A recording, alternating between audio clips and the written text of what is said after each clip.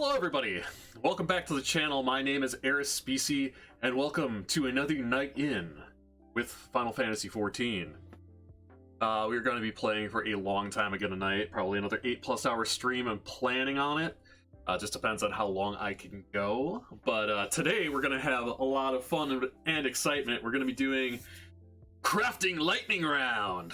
Basically what that means is I got my goldsmith up to 50, which was the goal for the other night, and now we're gonna get all the other crafting classes up to 50 tonight in this stream, and 50 at least. If things go fast enough, I don't expect them to, but if they do, we might push them all up to 60 and start with phase 2 either tomorrow or the next day. Basically next stream we're going to be doing phase 2, which is going to be 60 to 69 in all the classes that we leveled up to 60. But, you know, we've got a lot of work to do today, so we're going to go right into it, as was the same as the other night. We're just going to be chilling out. It's going to be low intensity, nothing too crazy going on. We're just going to chill with chat, hang out. It was a lot of fun doing it that way. So basically it's just going to be a just chatting AMA with a side of Final Fantasy XIV in the background. But without any further ado, let's kick it in to the Thunderdome. Boom. Get logged in here.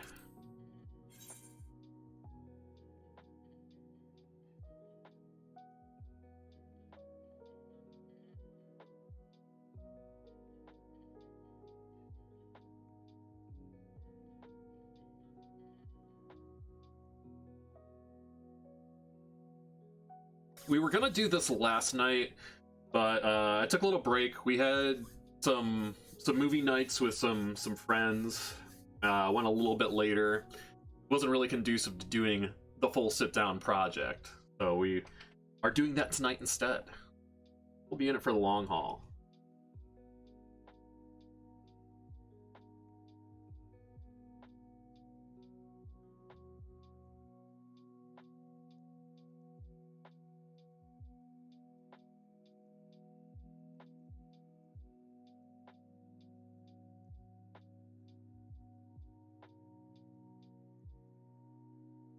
So first things first, the very next class that I believe we are going to do is going to be, well, it's going to be dual classing, because armor and blacksmith are right next to each other in Limitless. Yeah. Also want to give a big shout out to our friend 16-Bit Ferret, who gave me a whole bunch of melon corn to help with culinarian when I get to that point, which will probably be next. We'll have to see though.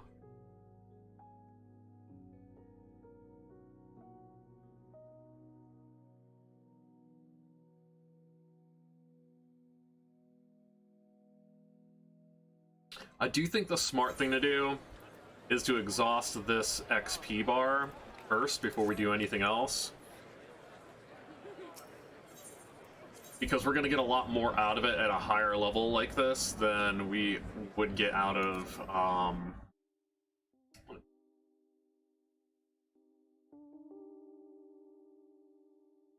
that we would be getting out of starting like a level 1 job, because that bar is basically static. It's a length, not a quantity. Weird how it works, but so what we are going to do is we're gonna pop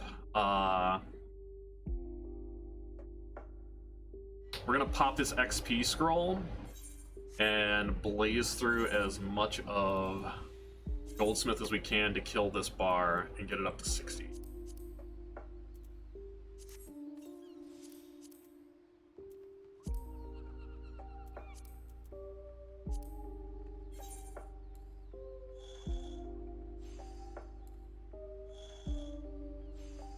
And beautiful, we can do it in two crafts. Alright. So we can use our 40 durability spam macro. So the chill has begun.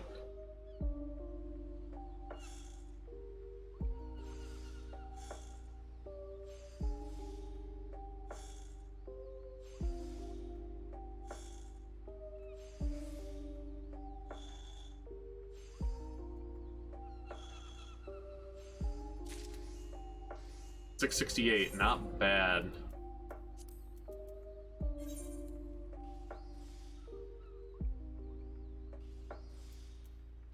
If we had a little bit better gear, we would have been able to push the quality up a little bit higher, and those gains would be exponential. But that's going to be something that we're going to do with following classes.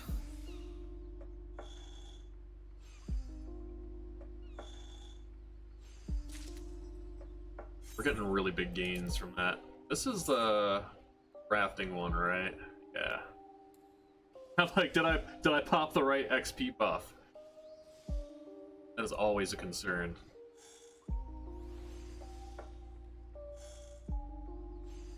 And honestly, this very well may take us all the way to 60. Which I'd be fine with, to be honest with you. I've got the equipment for it. Well, at least the,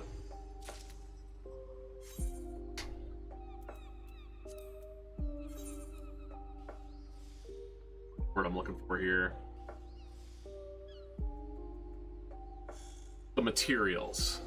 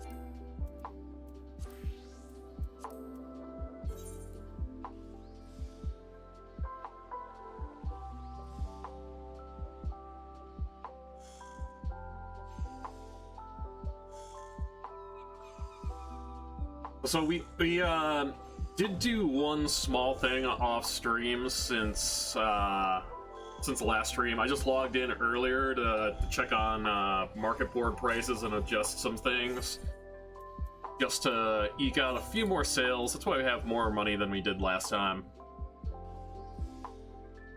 But nothing else has been done.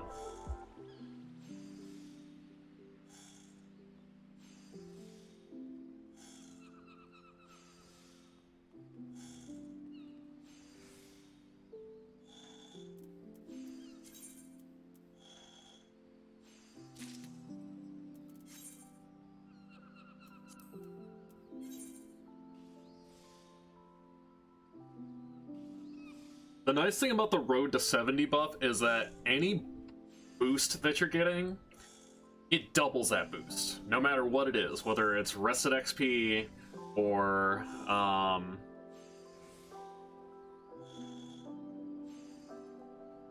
like greater XP for poor quality. Instead of going up by 1%, it goes up by 2.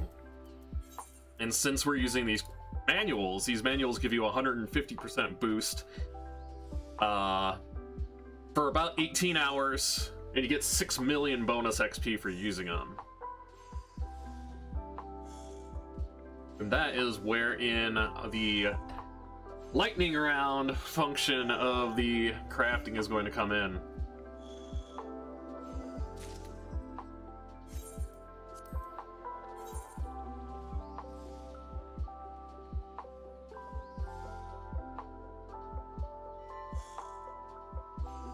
Getting like plus 680% experience is amazing, especially when we have such a minimalist gear.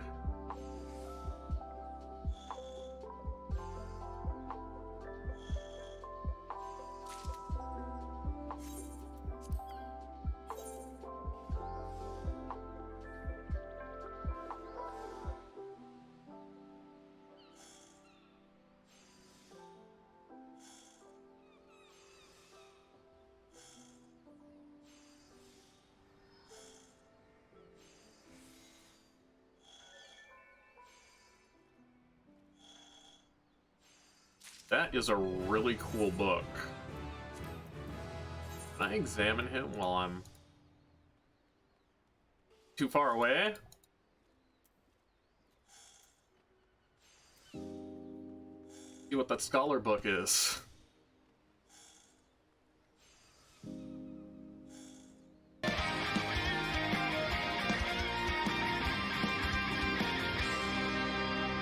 Hey, hey, Raid Hype Obsidian Eye! Welcome in! How's it going, man? Long time no see. How was your stream tonight, my friend? And also, welcome, Raiders. My name is FFXIV, and we are in the middle of a big March Final Fantasy XIV project where we are trying to level all classes to 80 within the month. So, yeah, we're just chilling.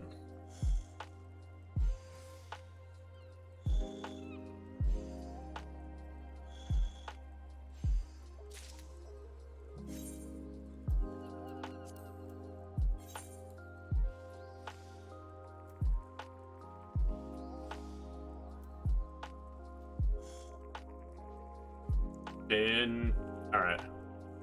There we go. But yeah, were you doing some Mega Man 2 runs tonight?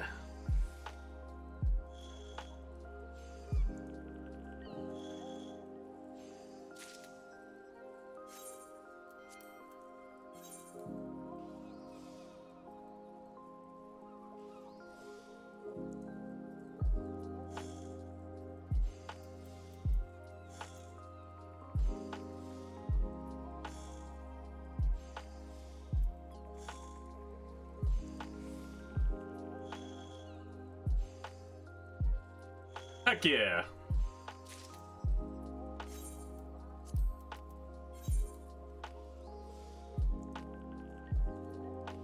How's your time looking these days? I think the last time I checked you were at like the low 31 teens, if I remember correctly.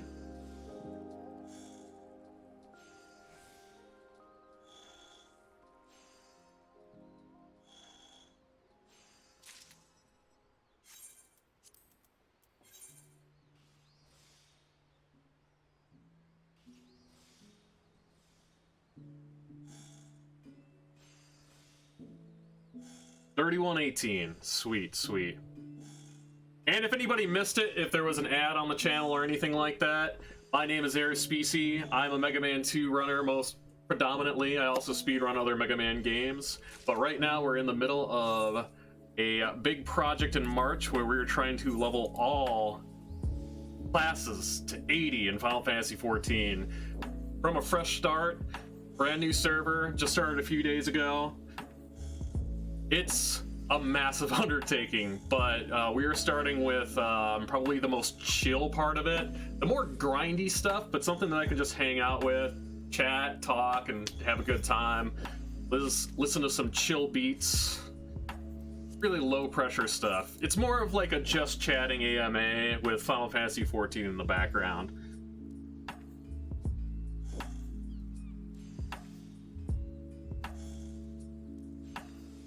I've even like pretty much optimized or like automated my crafting, so like I don't even have to do anything.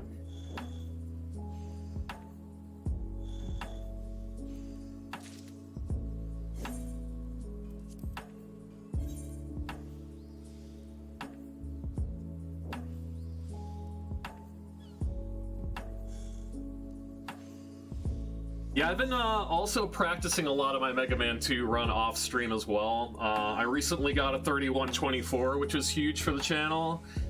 But one of the big strats that I was having a lot of inconsistency with, I found out where I was having inconsistency with it, so I think I can save about another 10 seconds. So that's always super cool.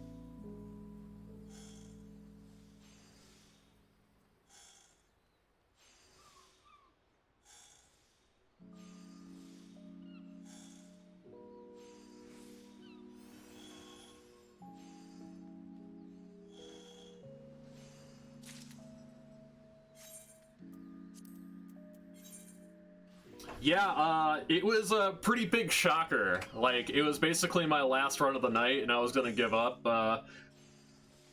Just like about half a month ago or so, and I was sitting at 31:48 beforehand, so like I literally got like a 24-second PB on my last run of the night. It was mind-blowing.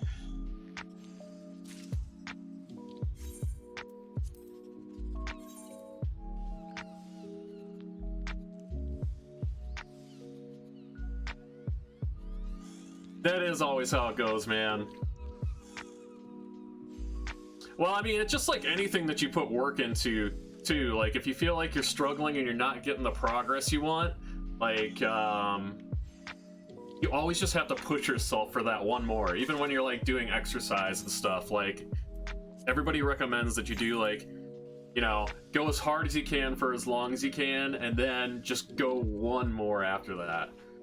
So that was kind of my thought process for the night. Plus, we had a lot of cool people by the channel already, and kind of like invigorated me. So I'm like, you know what? We got so many people here checking it out, cheering me on. Why don't we just give it one more go?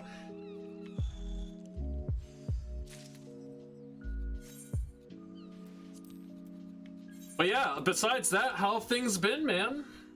How's life treating you?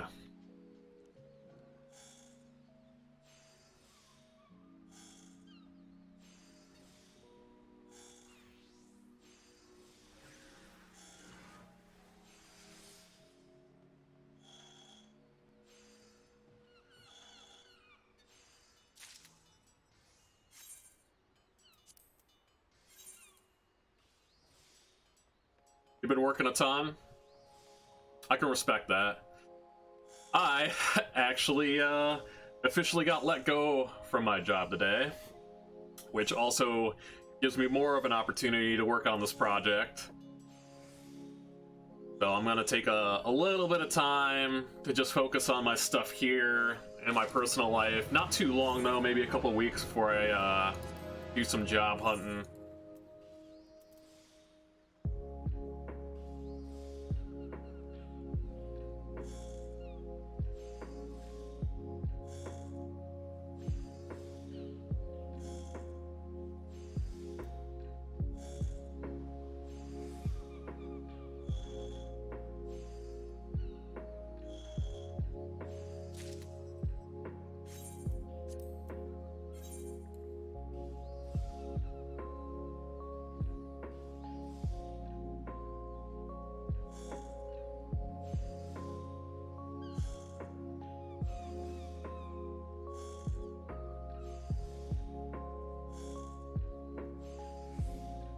Oh, I'm definitely using it as an opportunity.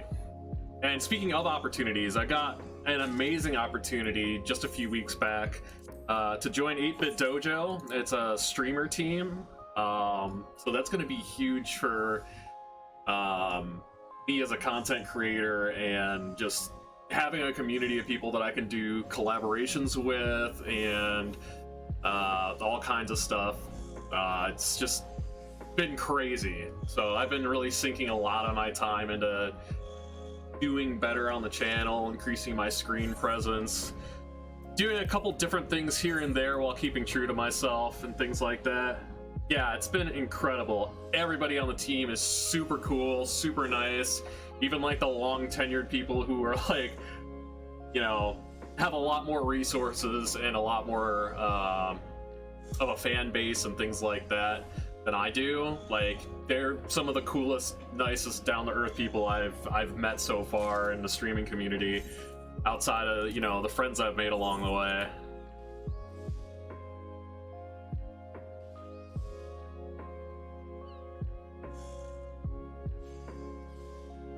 But yeah, that being said, there's a lot of cool things still incoming. There's a lot of side projects I'm working on.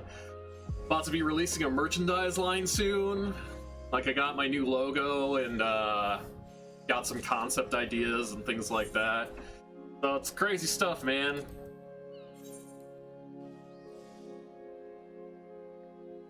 Oh yeah.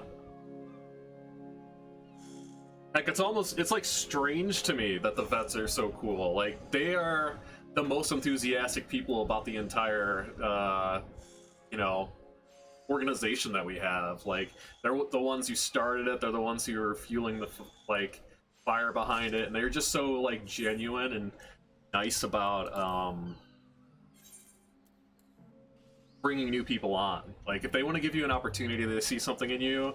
And like, I've already gotten so much support. I've had like so many cool people stop by the channel over the past few weeks since I've been working with these guys. So it's awesome. Can't say enough about it. So I'm gonna really try to lean left into my streaming and things like that as much as I can, while still you know, putting my feelers out there for some part-time work to get some supplemental income on the side. But yeah, it's an exciting time. And it's probably good that I got out of the situation that I was in anyways. Like, don't get me wrong, I don't dislike a lot of the people that I worked with at my day job, like personally, but professionally, yikes.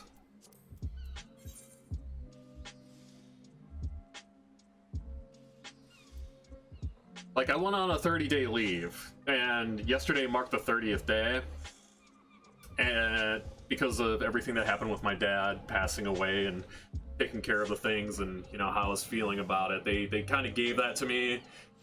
They knew I was going to step down, try to get another role within the company and things like that. And then, you know, after I got a lot of the stuff with the estate settled and things like that, I'm like, all right, I'm ready to come back. What do you guys have for me? Everything like that. They didn't want me back, so it is what it is. More time to work on something that I love doing.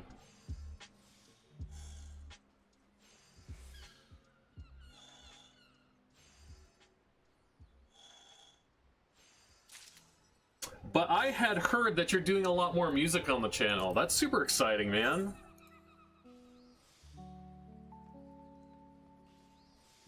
I know you were doing it a lot before I originally found you and saw your channel at first.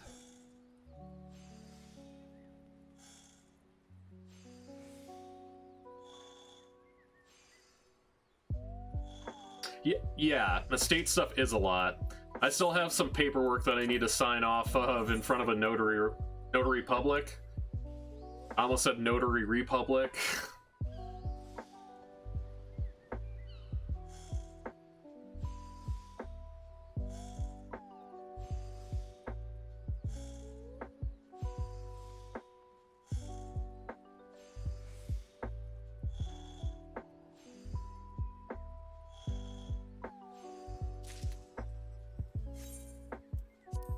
Alright, we got 61 crystals left.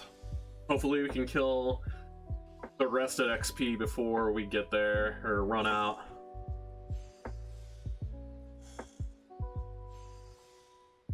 But yeah, it's gonna be an exciting stream tonight, man. I mean, as exciting as this gets, like, I'm working on getting 7 classes to level 50 today. So, you know, we're probably gonna be in for like an 8+ hour stream. But it's cool, I ain't got nothing going on. And plus, it, like I said, it's like the most chill thing ever. Like, I barely even need to pay attention to the game. I can just chill with chat and have a good time. That's really cool, man. I'm gonna have to make some time to check out your music stuff, because I haven't had a chance to do so yet. But yeah, being always Mega Man 2. Same for me too, man. Nothing's ever gonna fully pull me away from Mega Man 2 until I'm, you know, at least until I get the top 50. So I need to get a sub 31. That's my big goal for the first part of this year.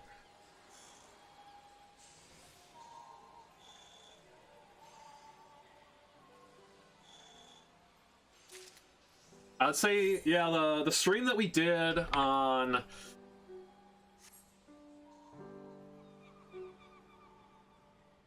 what was it? Friday night? Yeah, Friday night. We went for about 8.5 hours. Actually, wait.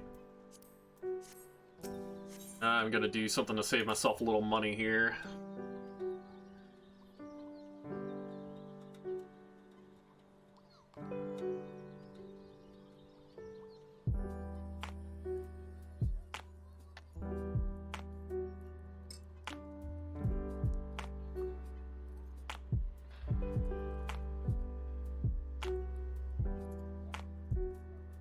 Yeah, man.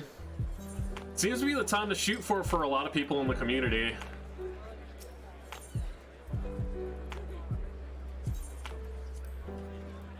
There we go.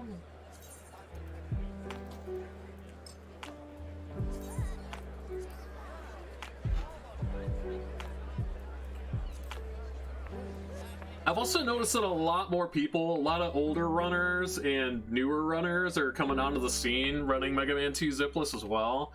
Or at least at the beginning of February they were.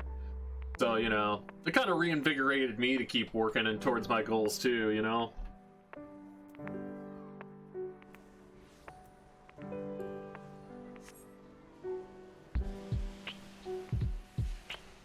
That is a big worm.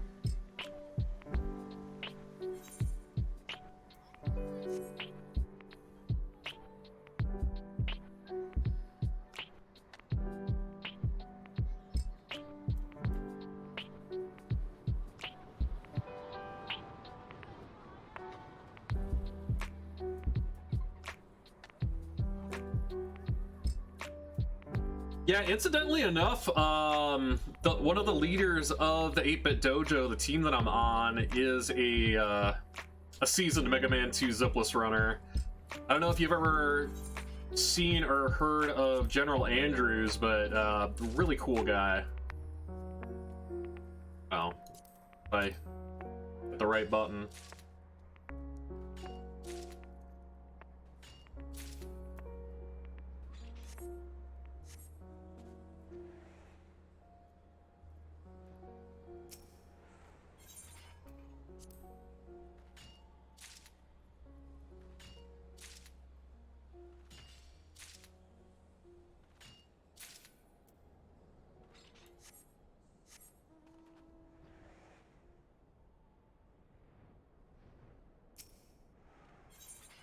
Yeah, once I start getting into that sub 31 territory, I'm definitely going to be picking his brain about, you know, how to tighten up strats and things like that.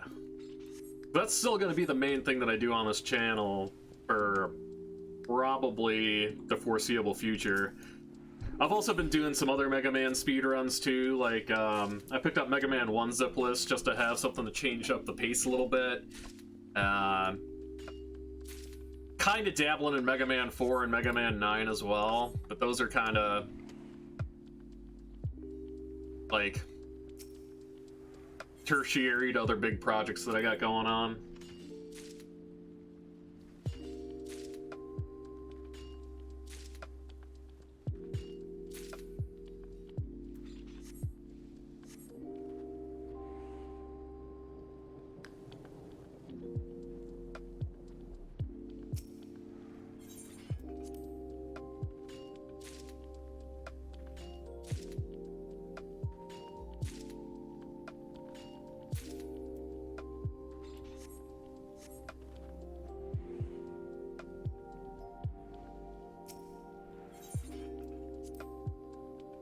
Yeah, but that's been like probably the most exciting thing going on for me, which, you know, is a pretty wide margin, to be honest with you, like, because it is super exciting stuff.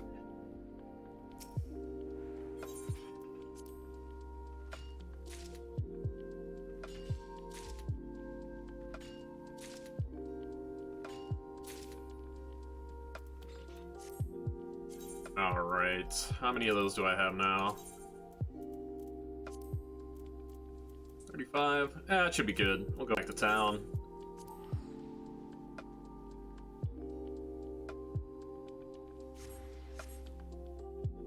Alright, man, well, I hope you sleep well. Hope work goes well. We will catch you soon. When is your next stream gonna be? In fact, let me do something for you here. We can have this on the record.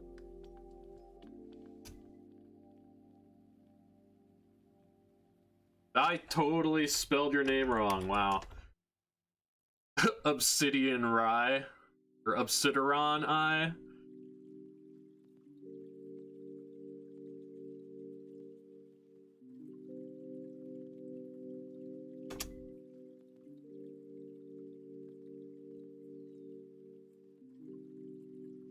There we go. Little shout out for you. Give you some love, man.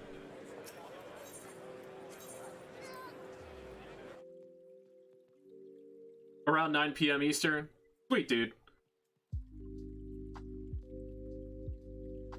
Well, if you're running tomorrow, I will set some time aside to come drop by for at least a little bit.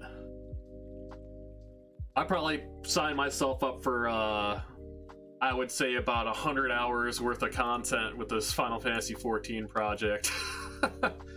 If not more, to be honest with you. We'll have to see how fast things start progressing as we go back to crafting mode. Yep, we'll talk to you soon, man. Thanks again for the raid, and hopefully everybody has a great night, and anybody who came by during that raid, if you're still hanging out, glad to have you here.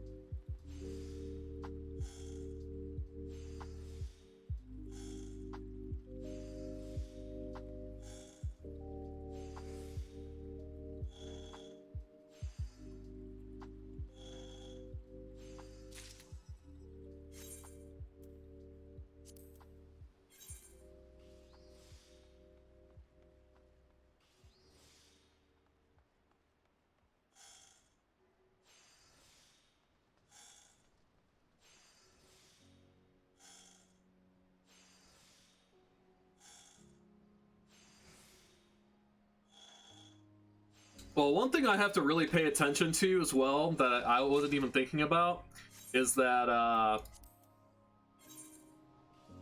the way they changed spirit bonding, where you can extract material without losing the item, is kind of huge.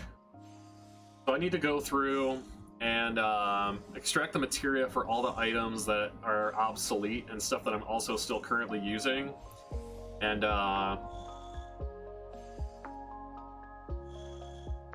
sell off that stuff to increase my inventory space a little bit.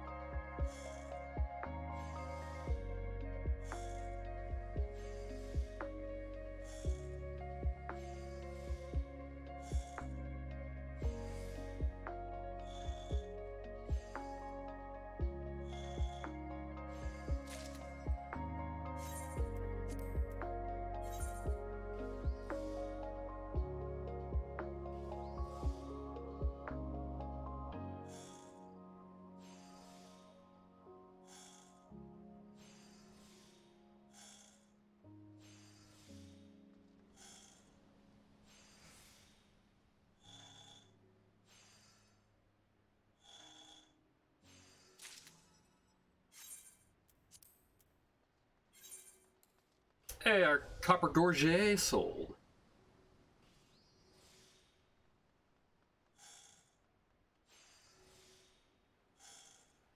Ooh, that should give us a nice XP boost in that excellent there.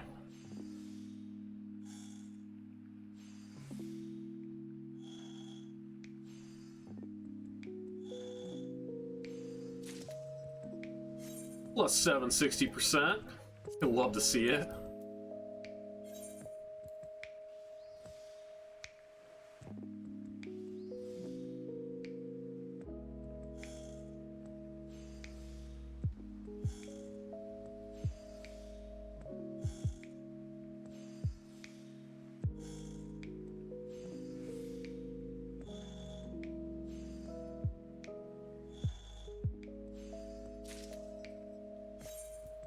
And another one.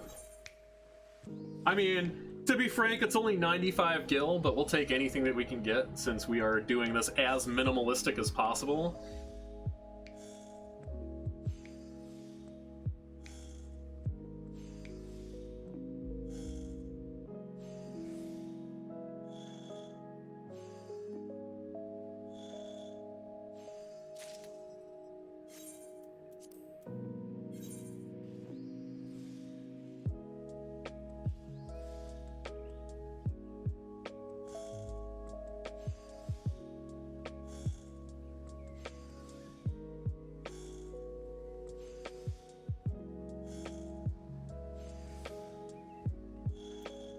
Calculations.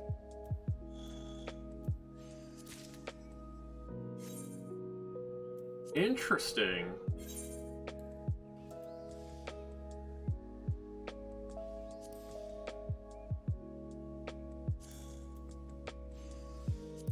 Nice. Yeah, as I was mentioning on our previous Final Fantasy XIV stream, they have changed crafting so much since I was like in the mainstream of crafting. Like, it's kind of crazy to think about. All right, we've got about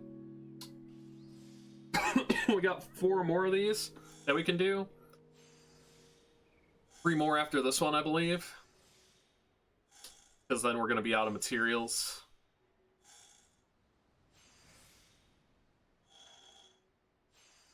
And we've eaten enough of the rested bonus that, you know, I feel more than comfortable moving on to our next class.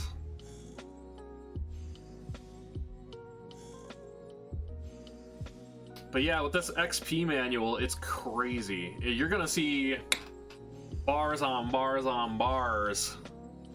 Lion. That's why we're calling it the crafting lightning round.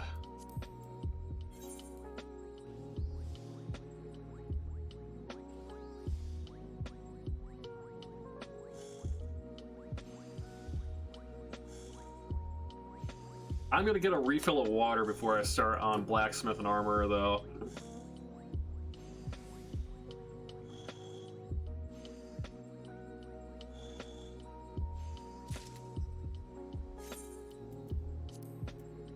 But before we do that, we do have to do what I had mentioned before, and that's some inventory management.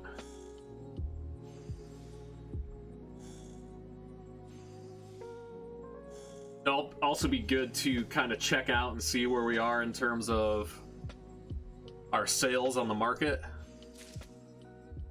just to see what kind of money we're going to be working with.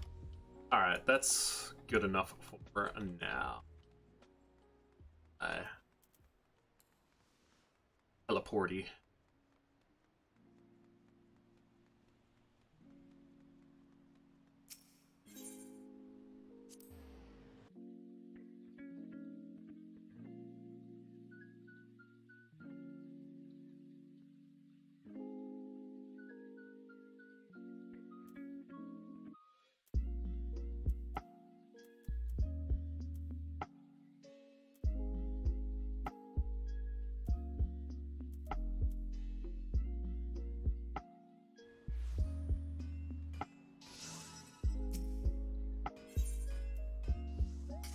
Cool.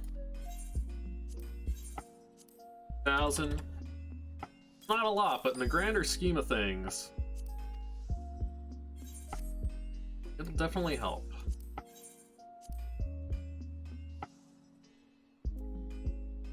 There might be times where we're gonna have to actually sell some stuff off, or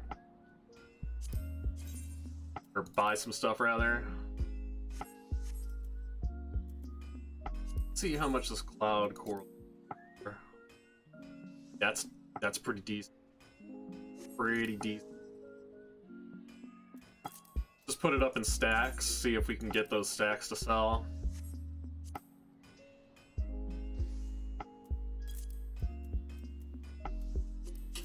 Don't need this malachite anymore. These aren't really worth it.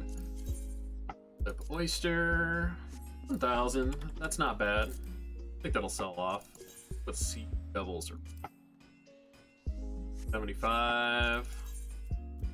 Sea devils are vendor trash pretty much. Marlin is going for 7.9. That'll sell. Not super worth it.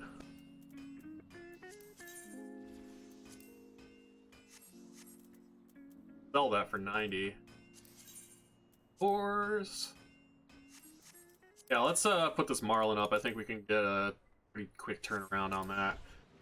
994. A lot of this stuff.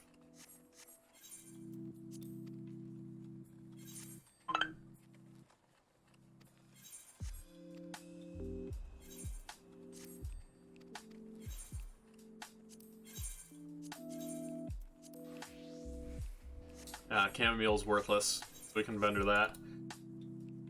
Okie doke.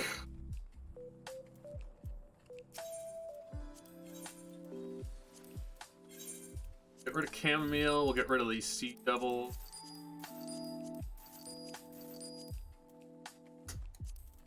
Up. Sell a piety materia as well. Piety, I always say piety. Okay, weathered, don't need that, that.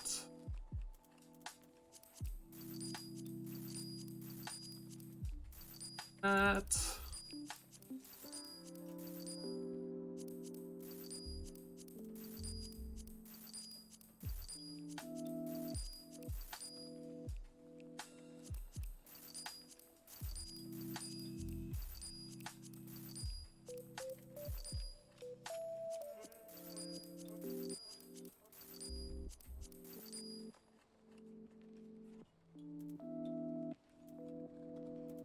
Oh, I'm equipped with the thing that I need. Alright. Keep the saw. Don't need that.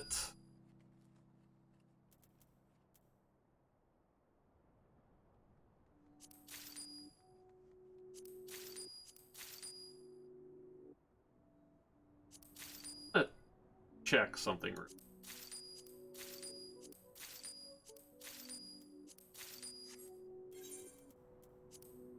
Or I literally sell all of that stuff off. How much is that going for on the auction? Probably check that first.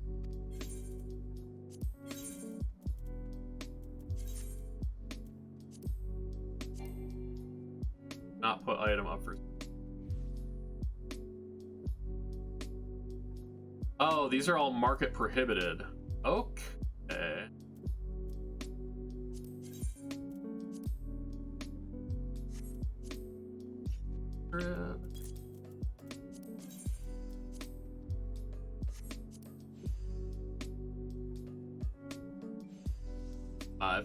So a lot of these are gonna be.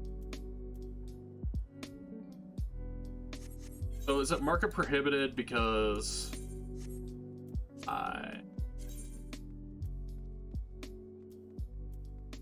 whatever. It's fine. That's extra money that we weren't taking into account, so I guess I can stickler about it.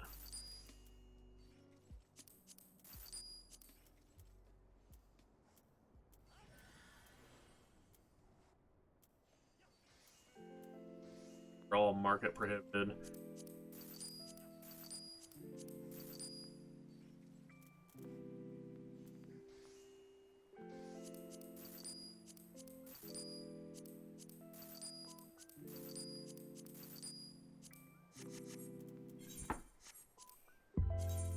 Said we were gonna craft the materia off of that.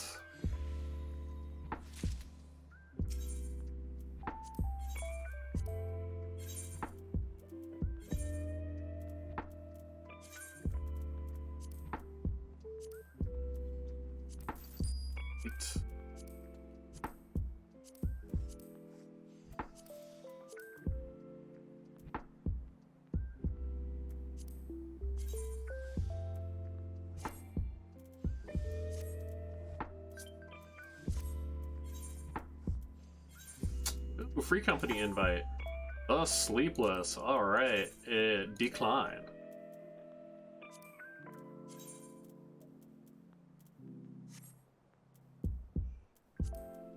One thing, if you are recruiting for a free company and you actually want quality members, don't send blind invites. Please send a tell. I'm not exactly in the market for one anyways right now, but if I was, I would be more willing to join someone that actually takes the time to say something.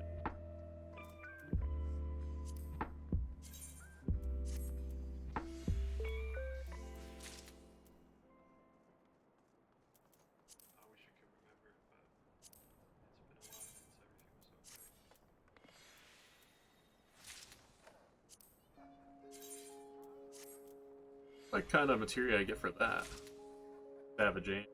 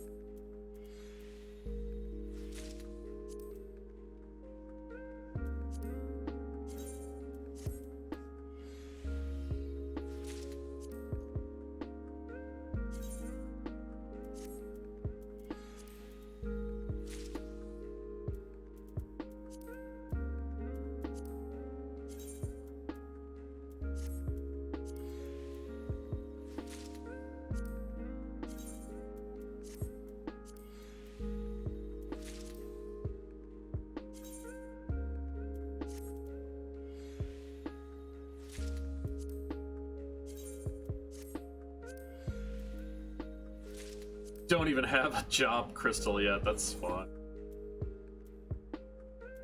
Okay, any of this stuff ready to go? Yes. Wow.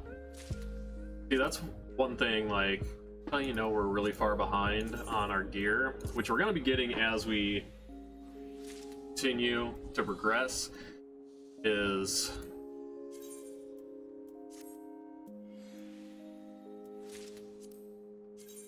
we still have level 5 and level 15 legs and on.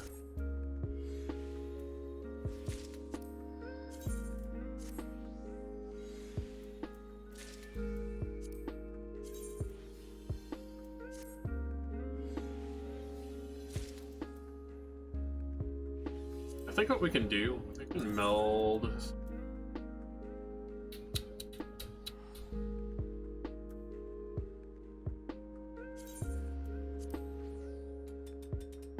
Going to be using them extensively. We may as well get a little bit out of it.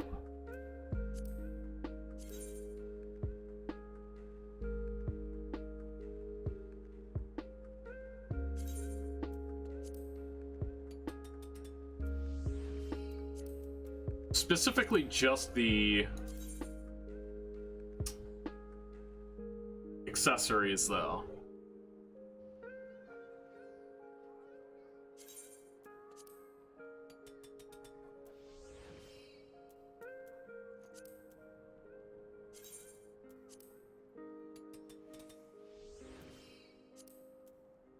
Gotta throw a little bit more. Okay, I cannot fix a fix.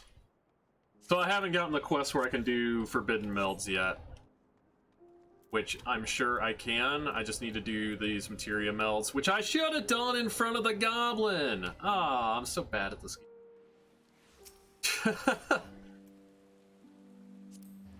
It is what it is though, it's fine. I ain't no crying over spilled milk, you know. So now, basically, because armor and blacksmith go hand in hand, we're gonna be picking those up and kind of leveling them next to each other. So these are gonna be the two first mega boofed classes to 50. We're gonna do like the first like 3 quests, I think, because that's stuff that I can get while just literally sitting right here. Because there is a vendor that has all of the materials on. Guild supplier. The rats in the... That's not what I want.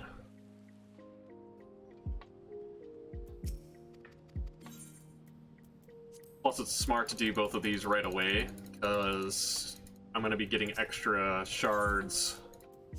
Do 150 there, 100 fire, 50 earth.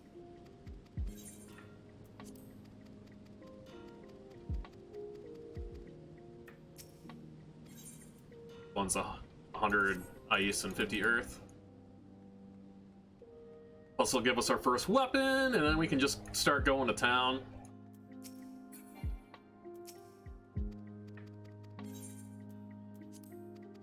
Swing a hammer for all Brithiel.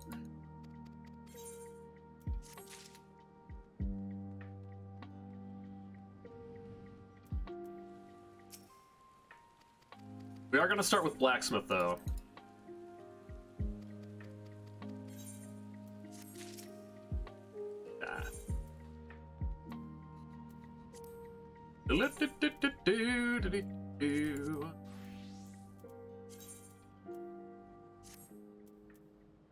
Right. Add that to our list here.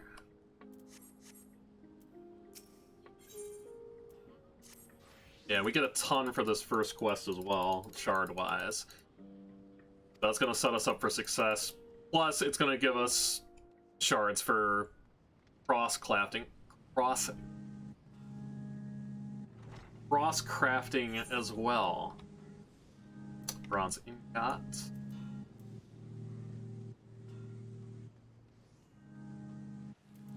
In ore.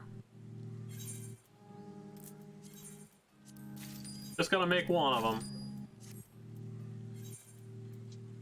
And after we do these first crafts here, then we're going to go ahead and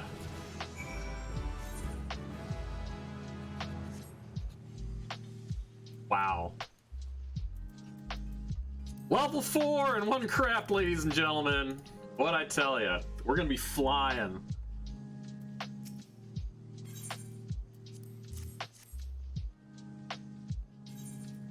We can already switch over to our next set of gear, pretty much.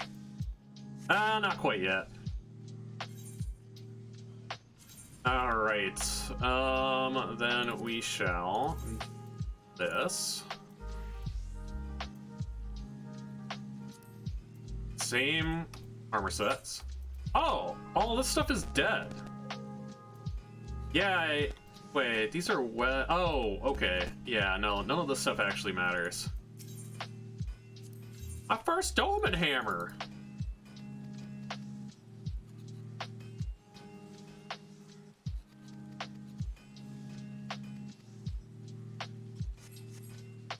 And then we need to make another bronze ingot. Super simple stuff.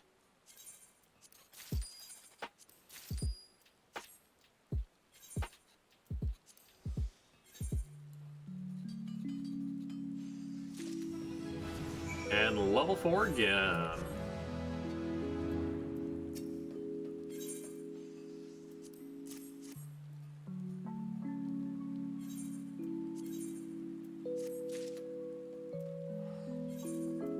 All right. Let's see, what do we want to make? I don't have any bronze ingot, but I do have 60 copper ore from that quest. So what we'll do is we'll buy 30 tin ore, and we'll just spam it until we're ready to go. Technically, I could do this. Yes. Let's do quick synthesis on 30 of these. And that way, I can go get some water while it's working.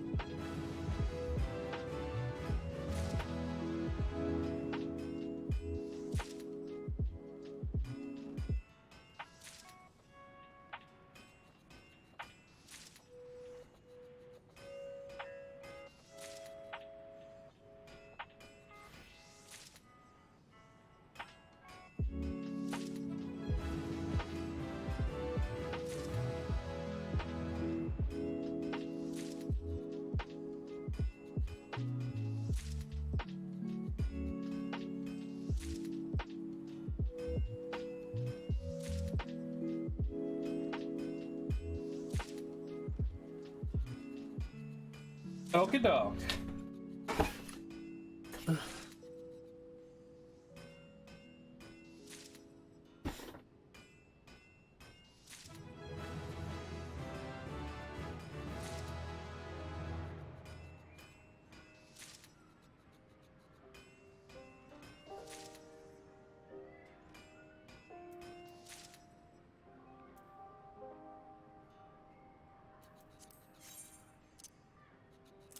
Get out of here, Master's Bend. Nobody likes you. And we'll do our next quest. I think we're actually gonna take the pin piece, or the bronze piece for this quest. Bronze cross peen hammer. Dyed hempen cloth. And maple lumber.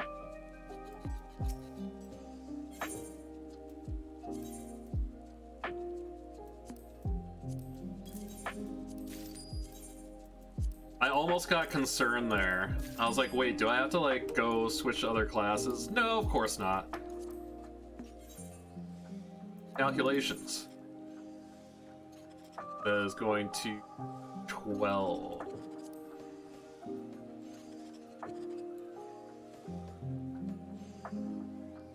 Wait.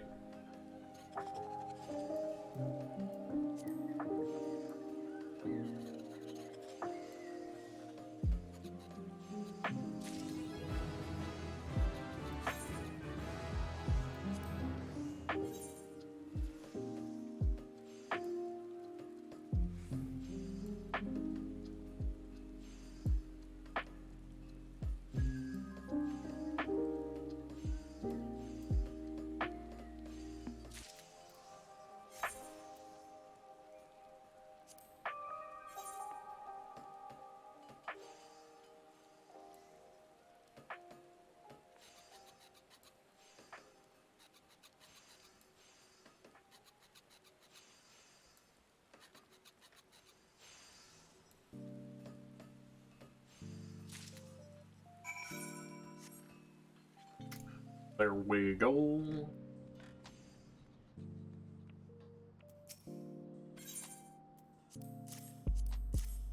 Also, I should have already swapped out like half of my gear.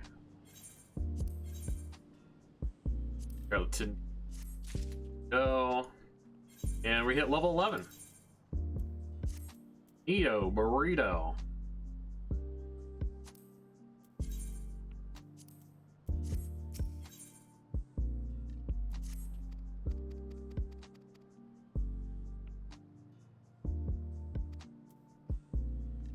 Bronze rivets.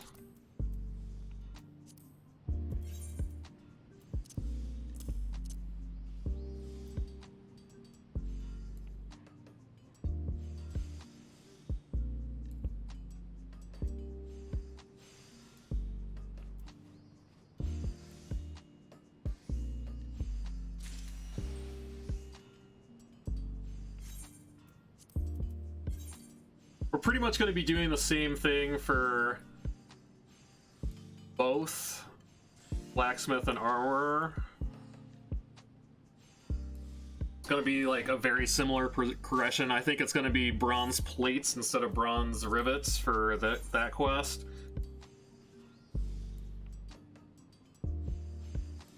Oh, that's good. That's going to be huge XP.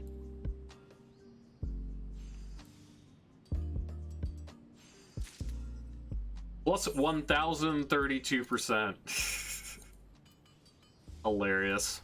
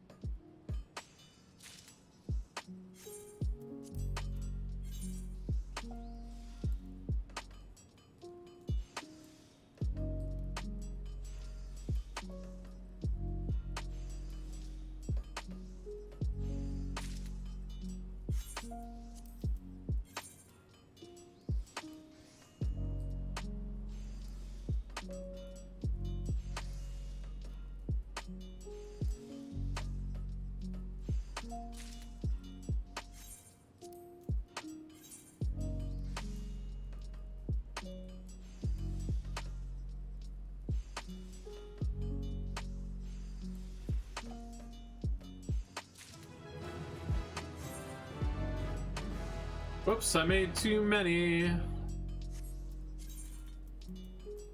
I'm sure I can use those rivets for something.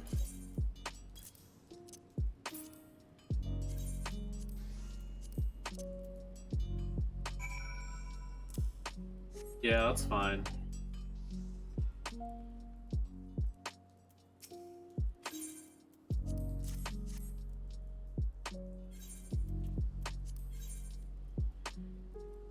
Oh, we don't have...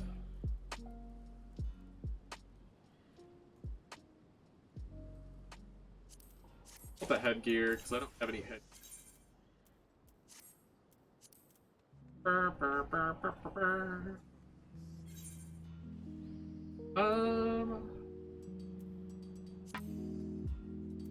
Stuff.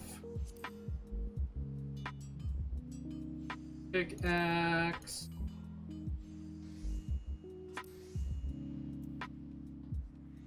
I get a ram horn from here. And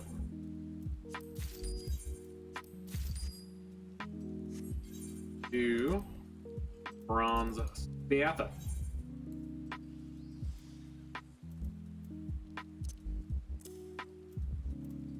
Calculate. 20. Uno. Dos.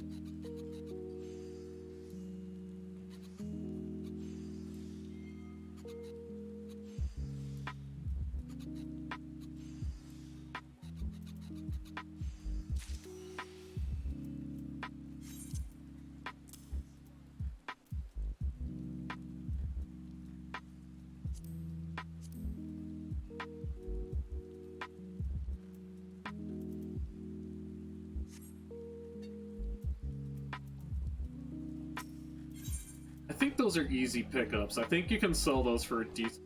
I could be completely wrong. But I know I can sell more than the materials cost.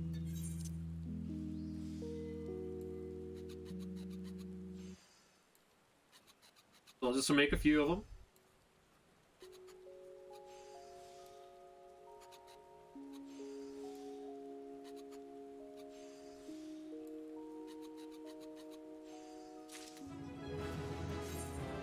Alright, and we got Waste Not, which is huge.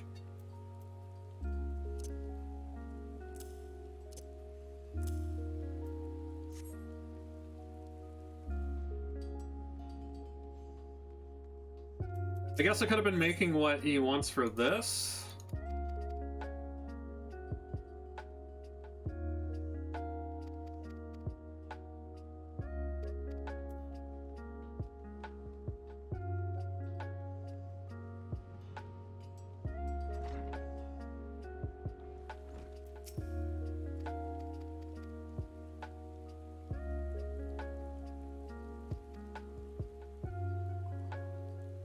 I think this is an HQ item, though, if I'm not mistaken. Deliver a bronze spatha. Okay, yes, that was one of them. And a bronze labris. But specifically a spiked one. Need ash lumber. Do I have access to ash lumber? I do. So basically, we just made an extra bronze spatha.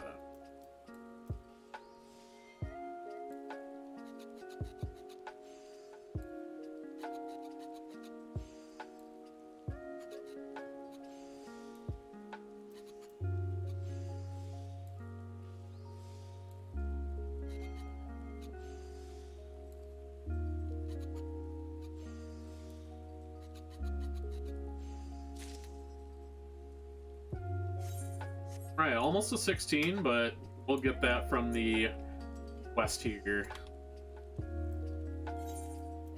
About gear as well.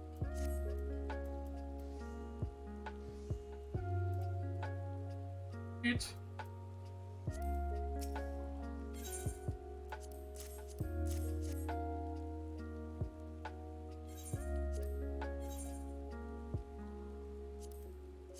And grab our first belt. Nice.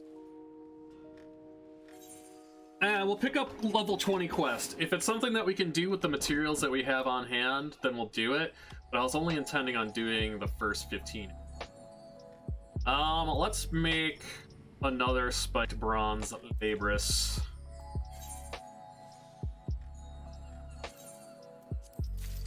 Put those up on auction for the quest.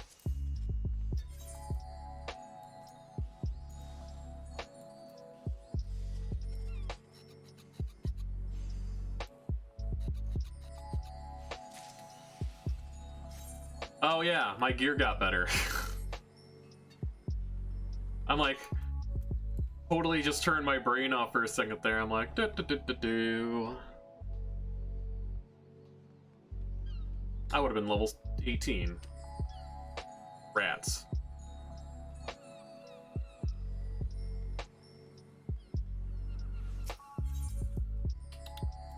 Alright. Hawker's Alley, we'll throw those up on auction because I got a few spaces open from the items that sold while we were working earlier.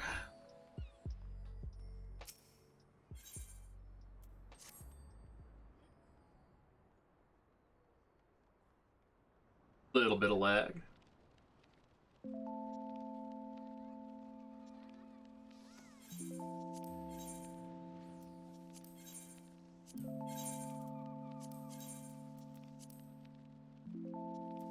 No items found. Right? I guess we'll do a solid 5,000 for that. $15.50.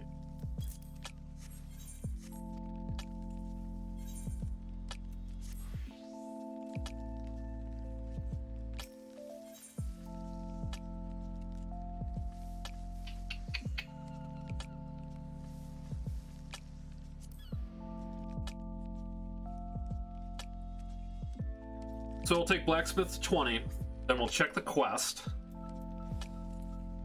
If it's something that we can make, we'll do the quest and move it on to 25.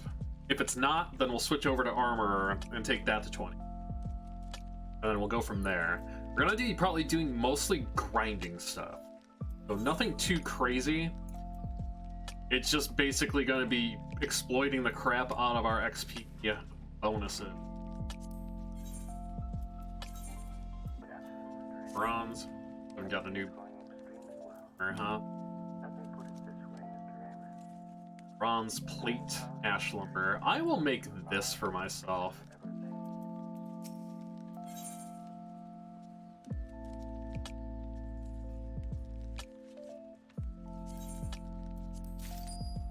That ash lumber.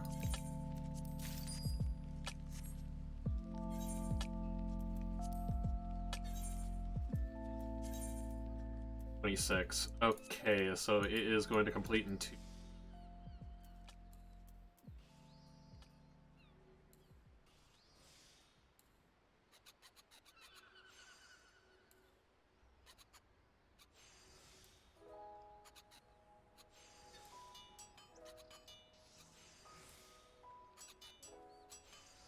Wait, is it going to complete in 2?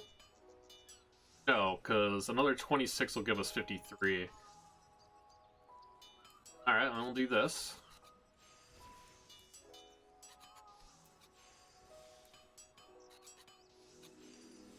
Neato. And we got an HQ armor hammer to use from 15 on, or 14 on, which is awesome. Plus it gave us level 18, so we got some more gear upgrades. A little more CP. Alrighty. Iron. I can't do iron from here. What's the highest thing I can do that's not iron?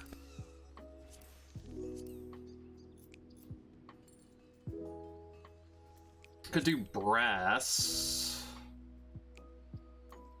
I think?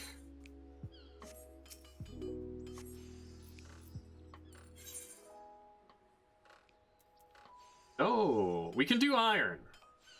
Okay. I was not aware that we could do iron. So we are going to grab 99 of these. We're gonna get to crafting some iron.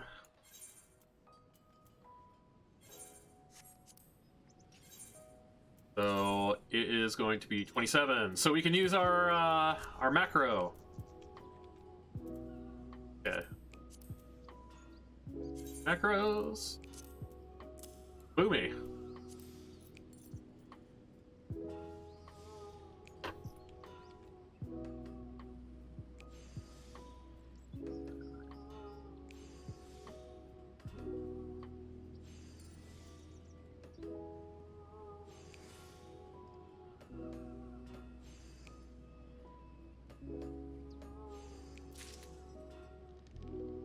Yeah, look at those XP gains. It's insane.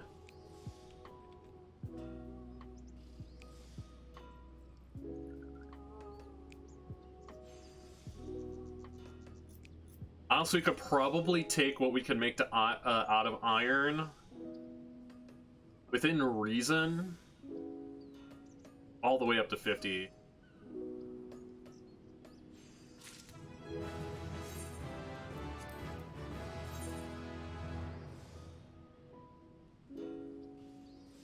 So I think the idea here that we want to do is that we want to...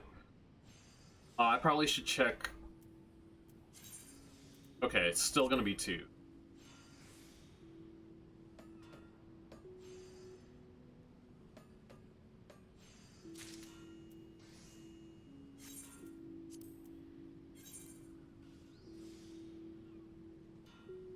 Yeah, I think we need to check how much exactly XP is going to continue to progress as we go along. With stuff that we can get from the vendor. Like I said, we're doing very, very minimalistic leveling to 50. Then we're going to go back through and do the quests with our level 50 gear. That way we can get more XP manuals, because we're going to get 3 per class that we get past the 50 quests. And we're going to be able to power level all the way up straight to level 69 with all of them.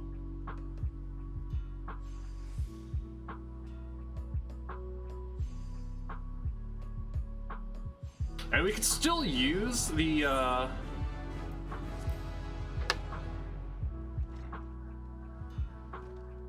what is that? We can still use the XP manuals after 70. They just aren't going to give us as much. But, I mean, if we already have everything up there, there's no point not using them.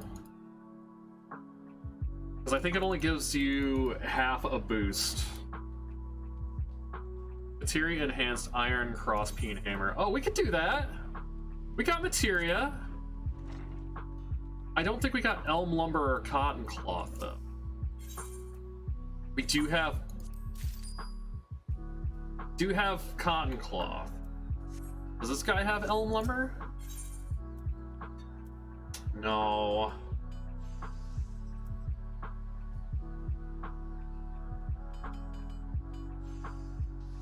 Well, here's what we're gonna do. We're gonna go ahead and get this, because I want to make that item for myself, I think.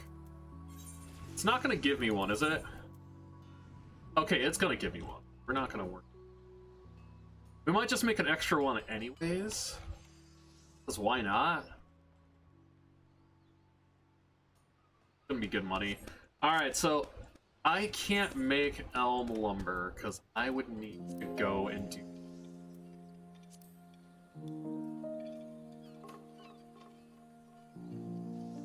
I don't like the idea of having to go grab it. Unless I'm missing something here.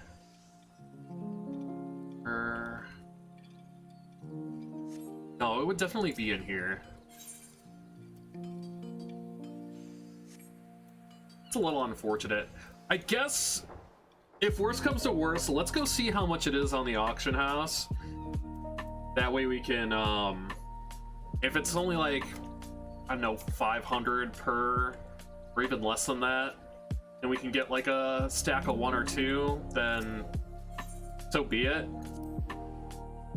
Because getting that iron hammer is gonna make things a lot easier on us, so we can get more XP per craft.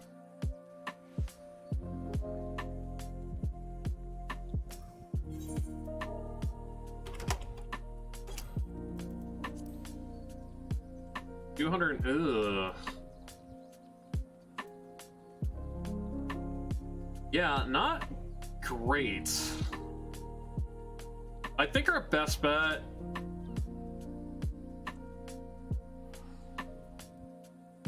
Our best bet is going to be to wait on that.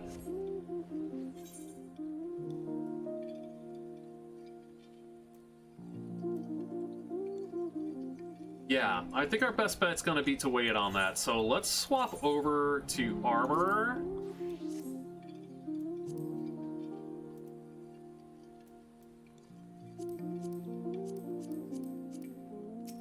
And power through those quests real quick. We already have a good weapon for Armorer, so we might be able to take that a little bit further.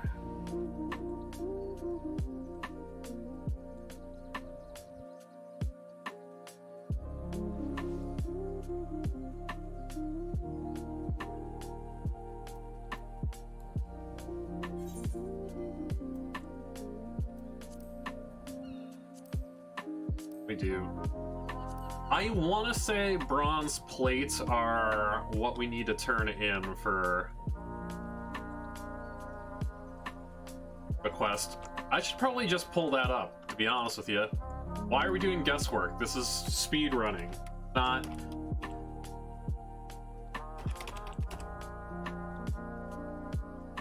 guess and be surprised. Bronze hoplins. All right, we are gonna need bronze plates for Armor 10. Hoplin. But we need to make bronze plates.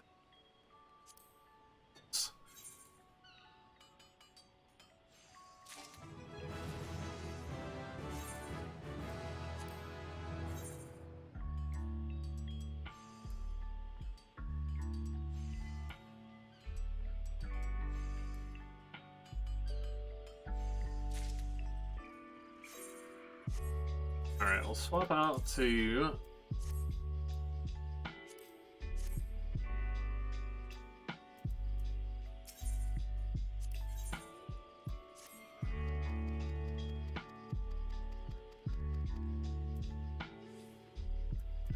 I'm gonna put this in our armory chest so it'll auto whip when we hit recommended.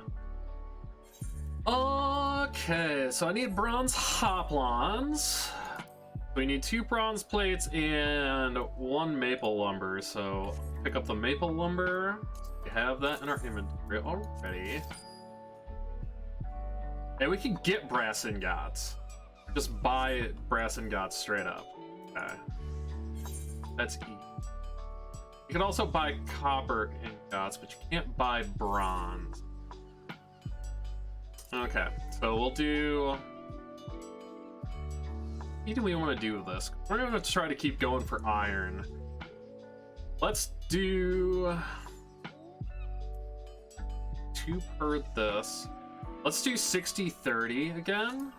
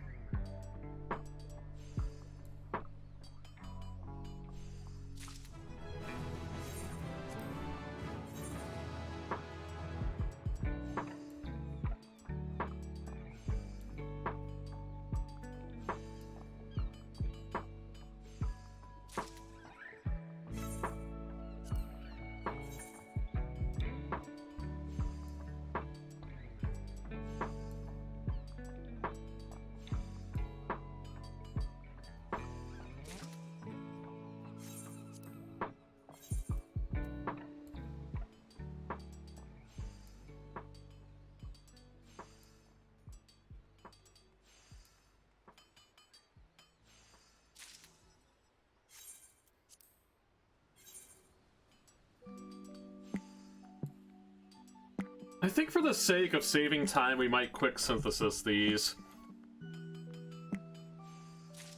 Because we're making just such a large quantity, and it's going to be turning around to making something else.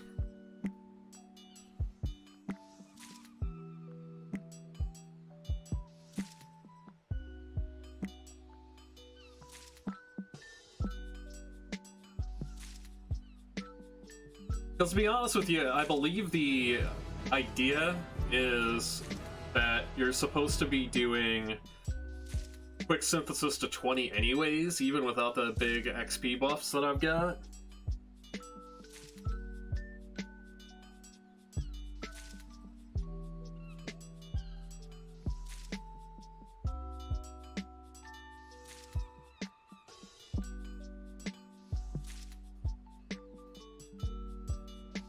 I do need a mender. Let's see, can I cannot repair these. Yeah, no, I can't.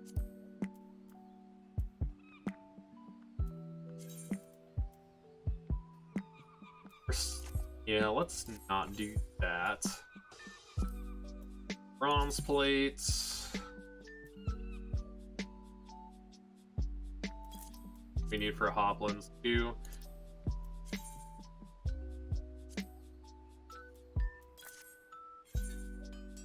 Because we'll all of a sudden, just in a hurry, have some really quick turnaround on XP.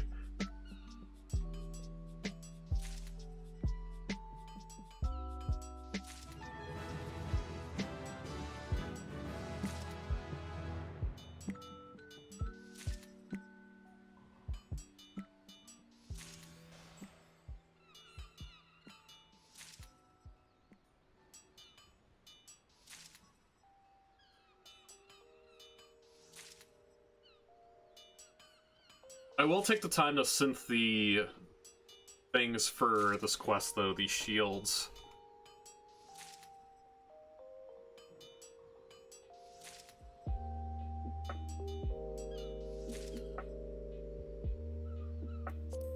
Synthesis.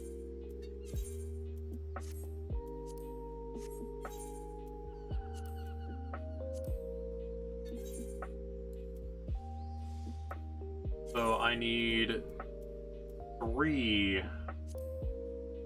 hits to complete.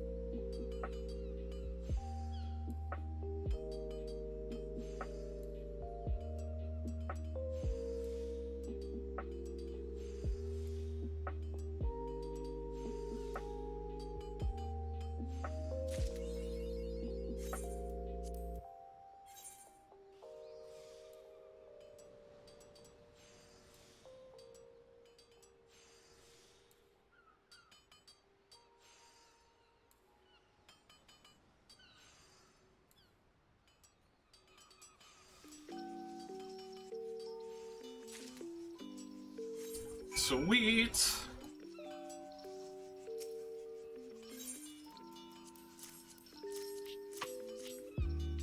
And I should be just short, like, maybe 2 plates for the next quest. Like that. But we got all kinds of shards now, so we're in good shape.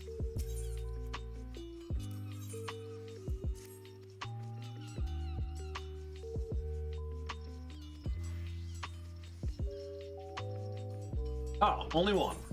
Wait.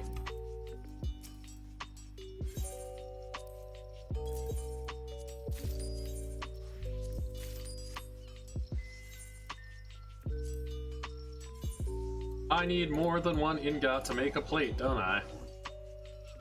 Just thought of that.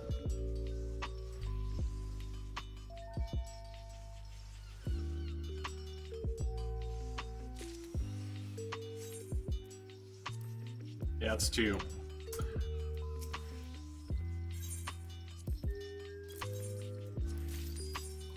Not like it's breaking the bank or anything.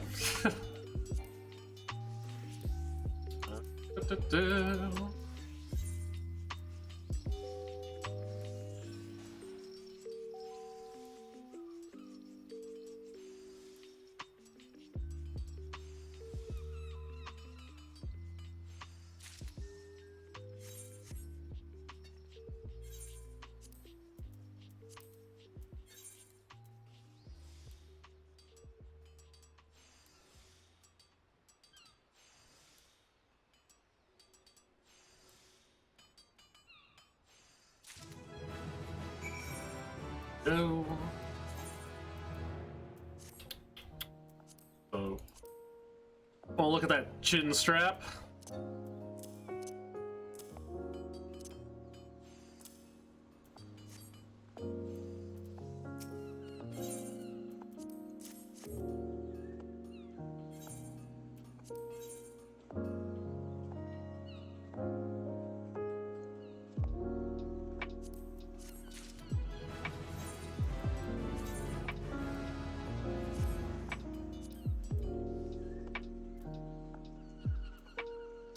Nice.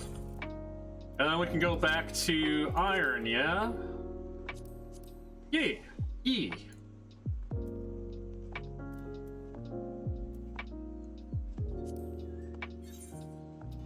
Stations 23. All right, so we can use our crafting macro and go back to just chilling.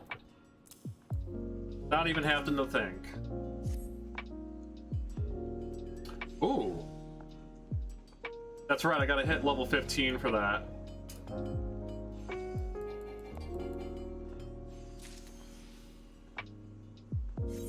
Nice. I was able to save it.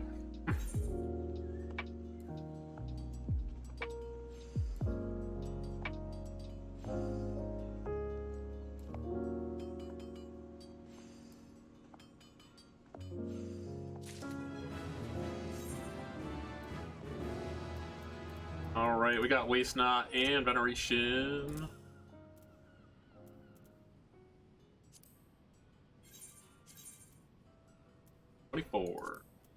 Wait, there we go.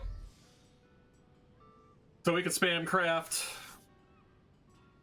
this up to level 50.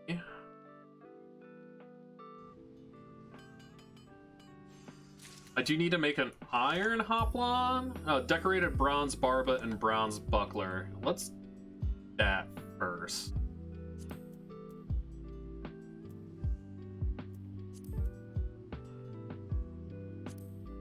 I need a bronze plate, bronze ingot, and iron rivets. Iron rivets right here.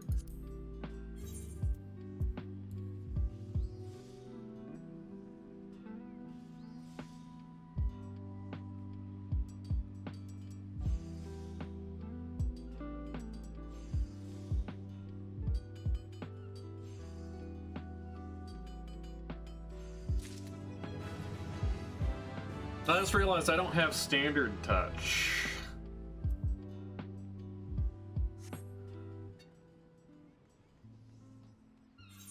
What do I need exactly? So, decorated bronze barbet.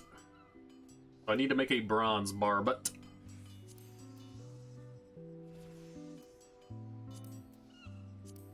Which is bronze rivets, bronze plate, copper ingot.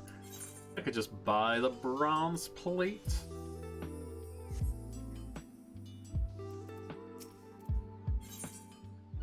Yeah. Oh.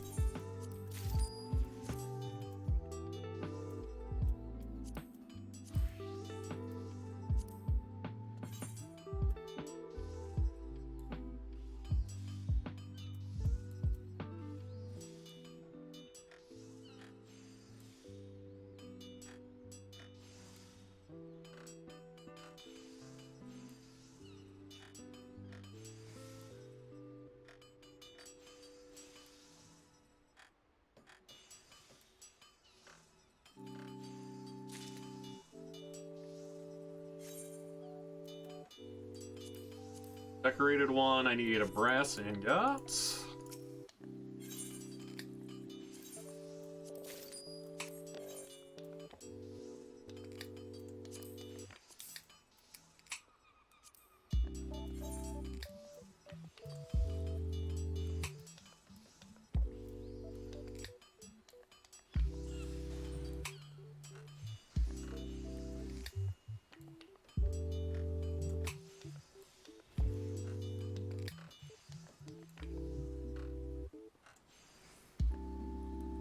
So, 22.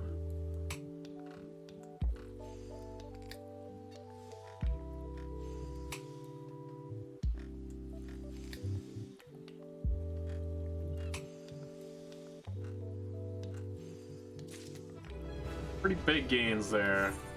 Didn't HQ up, but that's fine. We didn't need to HQ. It is a quest item after all. Okay. And then we need bronze buckler, right? Yeah. So I just need one bronze ingot.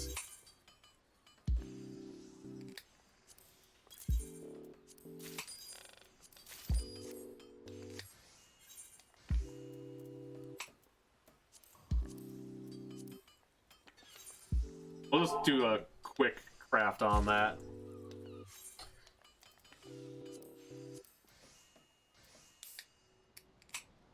Buckler.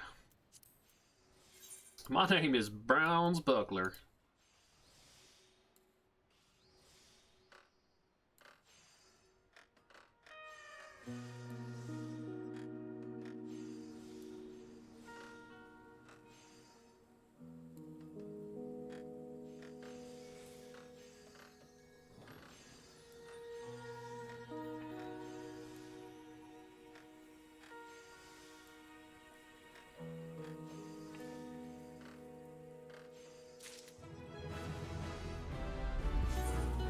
Nice, and there's our standard touch, and we have access for TP gear. So we'll pick up this quest, then quick turn around and get level 20. I don't know if I can technically make an iron hoplon. I might. It probably needs elm lumber, which I'm missing.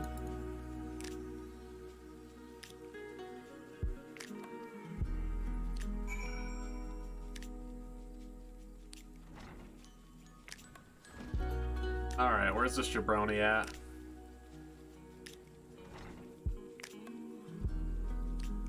All the way over here. Bon bon be bon bon. Or banan be bon bon. I like the other way better.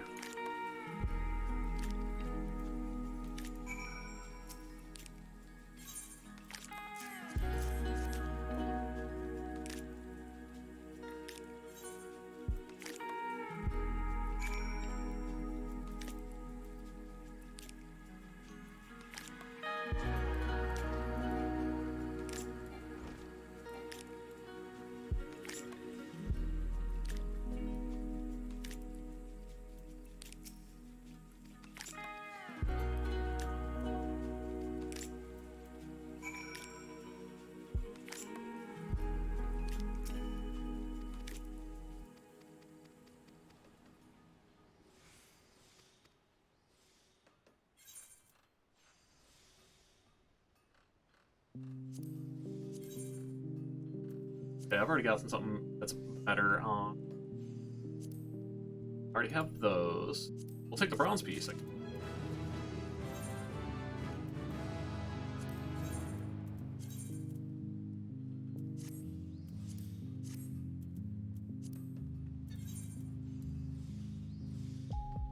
All right, back to spam crafting.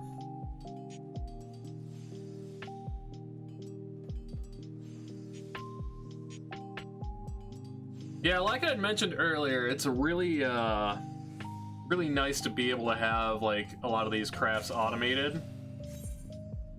I need to make a new macro. So we'll do this. We'll change the macro name to Ah. 240 durability spam, 2 hits. 2H, 2H. Alright. Copy. Paste.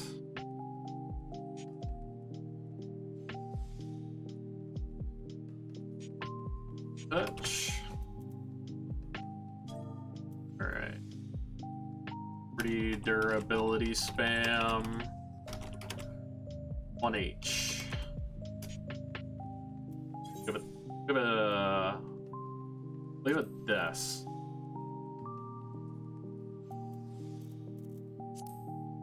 Push these around.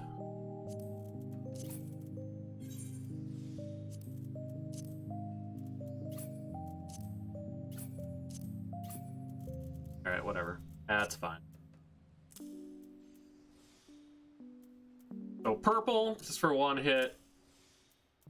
Yellow is for 2 hit. And if we need one for 3 hit, then we'll do...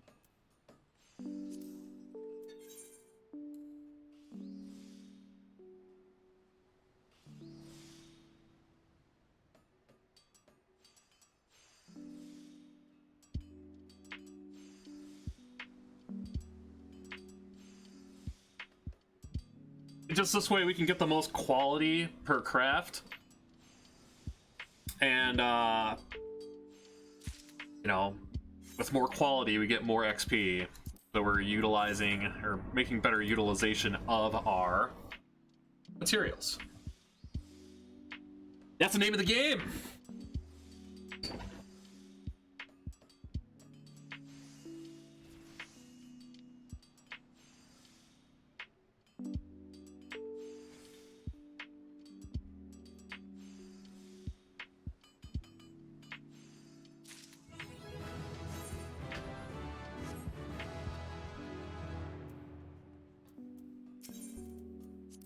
Alright, this one's gonna ask for an iron shield.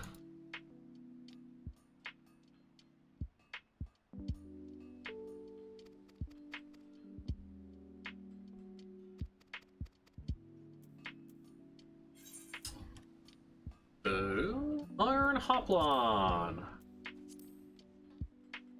Where's that at here? Yep, it needs elm lumber. So we're gonna be stuck for a minute. I will make the iron plates for it though, just to get that out of the way. Because we're gonna have to double back and do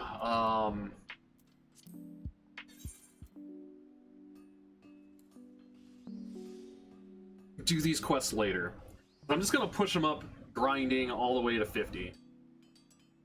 Because we're gonna make the most out of the XP boost without doing a lot of extra effort. Why we're chilling. Why it's a chill stream. Trying to reinvent the wheel here. Good time.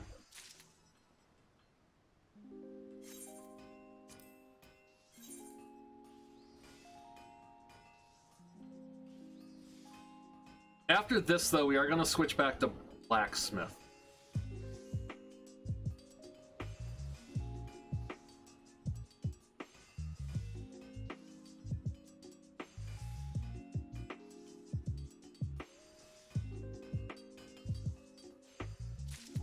We'll probably try to do iron until 35. If it ends up not giving us a whole lot of useful stuff, then no, that is what it is.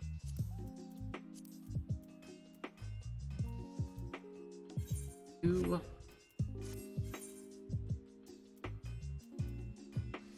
Yeah, we can't make that though. Problem.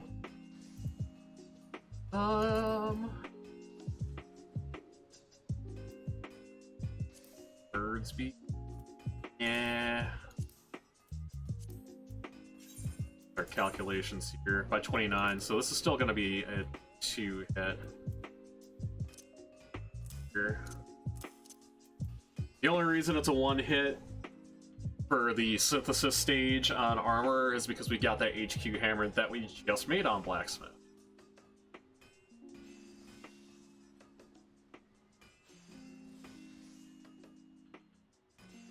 Oh, you love to see it. You love to see it.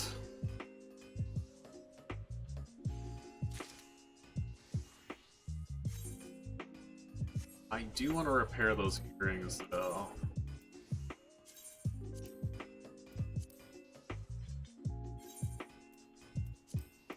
We want our XP boost. Want all of our XP boosts to be working in tandem.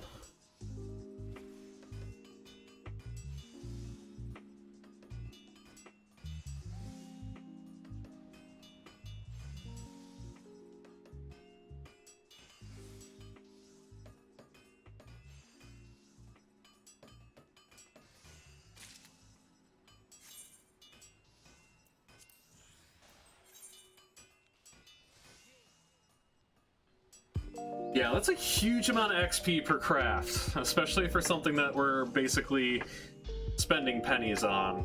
And we could definitely turn a profit on a lot of iron as well. But I think what we're gonna do is we're gonna make as many iron ingots as we can, and then we're gonna turn around and make the highest level iron item that we can afterwards.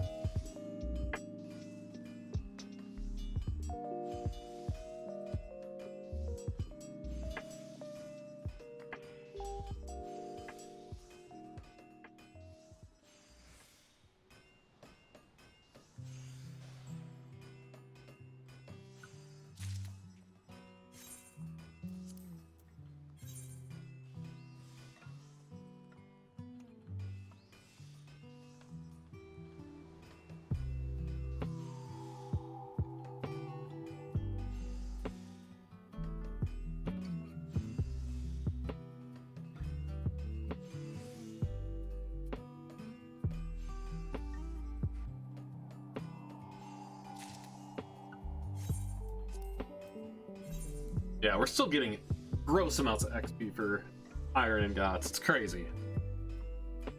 It only takes one fire shard per, like, on now.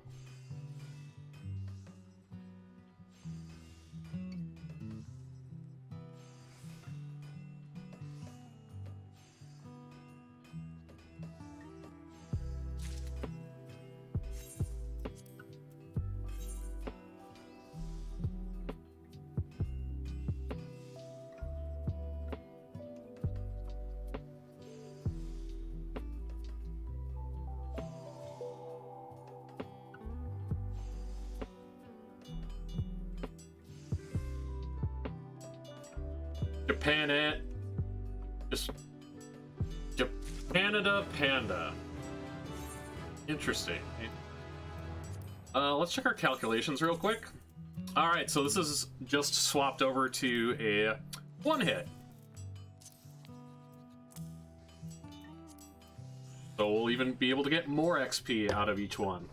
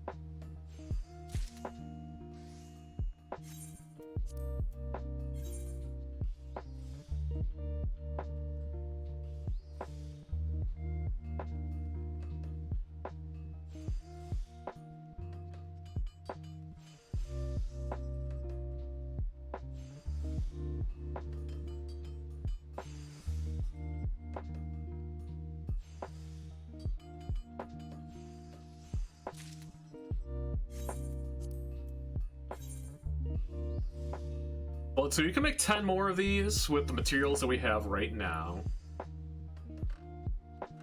See how far that gets us.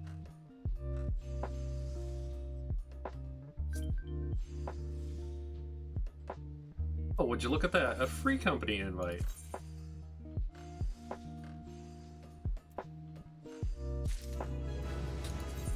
No thank you.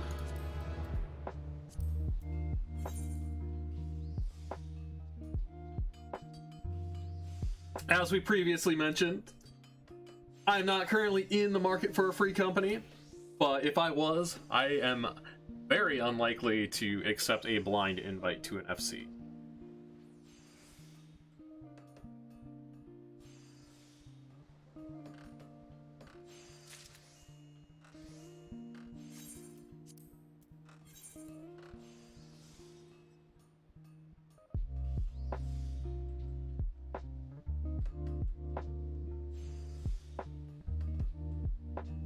Ooh, that's big.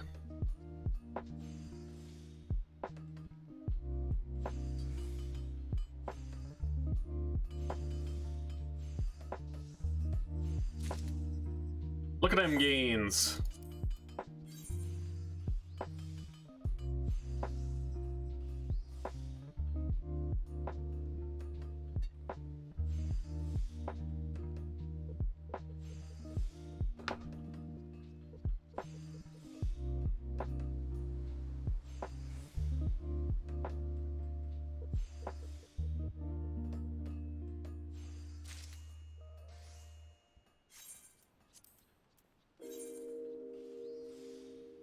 A diesel.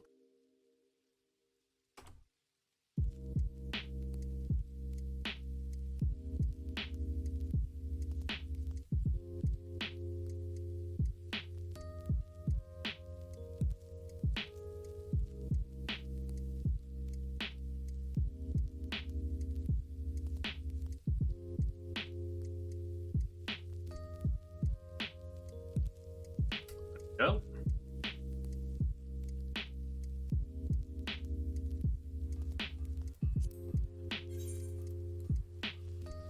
I forgot to include, which is probably the more interesting part of what I'm doing here, is that we are power leveling all of these classes.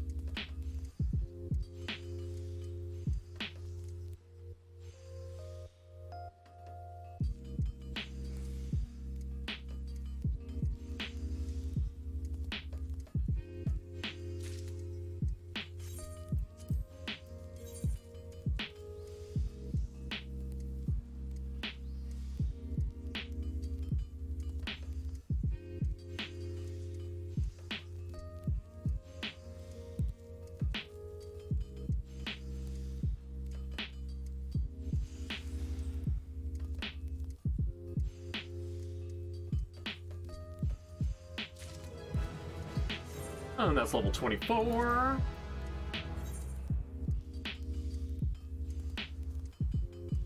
Let's see what we can make just with, you know, limited supplies. I think we're gonna need a lot of elm in this stage, which we can't get from vendors. And if that is the case, if that's the case and it's gonna be worthwhile, then I might end up buying some. I don't want to, because that's a money investment, and I'm not about spending money, I'm about making money.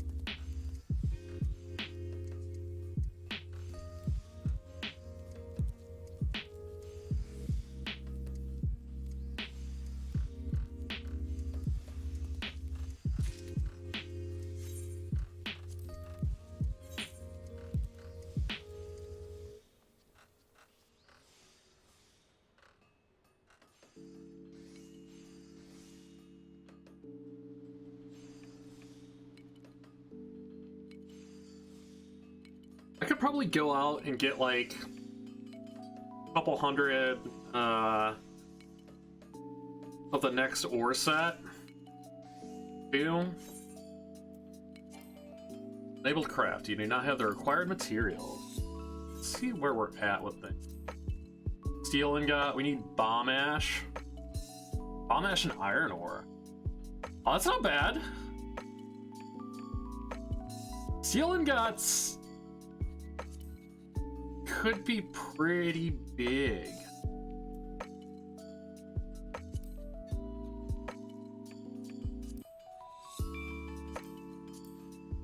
You lumber. Thank you. We only have maple and ash. Yeah. That's the biggest thing holding us back. Brass hatchet. Huh? What's the initiate's hatchet? Probably in that here. Ah, it needs elm lumber. Everything needs elm lumber. Steel ingots aren't going to be hard to come by, though.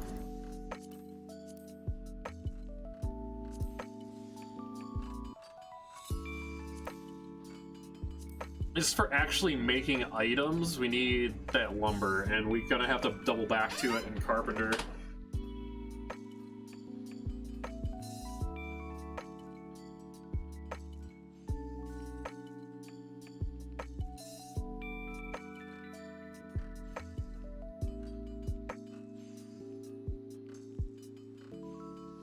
Really wondering, is that the way to go? Do we take this to 30 and then go to Carpentry? Well, let's go ahead and get it up to 25. So we'll grab 30 more.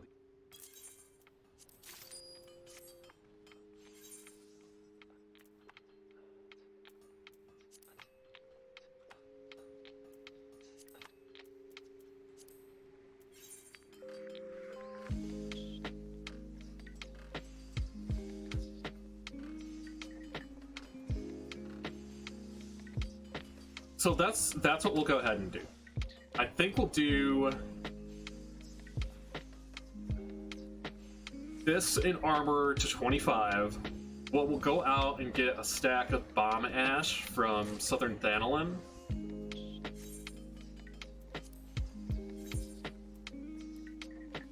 And then we'll use steel ingots to get up to 35.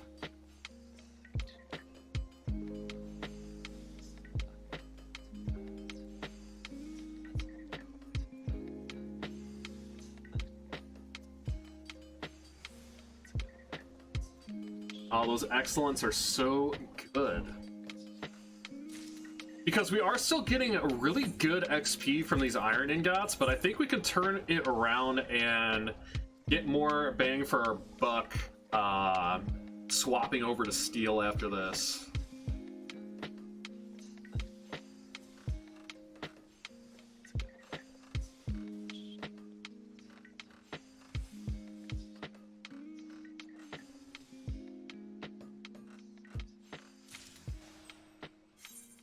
Alright, so one more.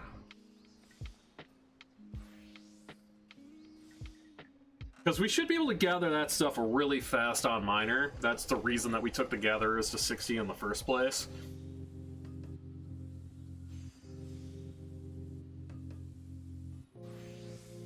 And we'll have all these extra ingots and materials laying around for doing our other crafts. There we go. Then we'll swap it over to armor.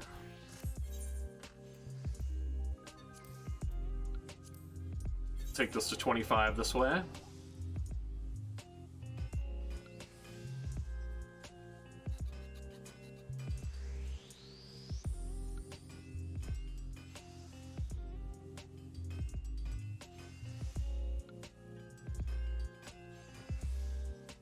So what we'll need, we need one bomb ash per.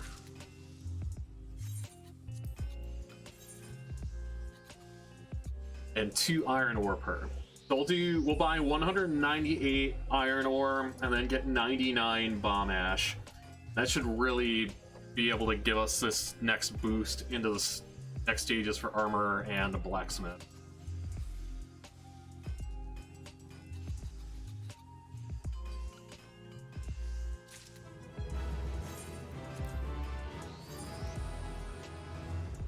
And to be completely frank with you, I don't think we'll need, we'll probably need a weapon upgrade for...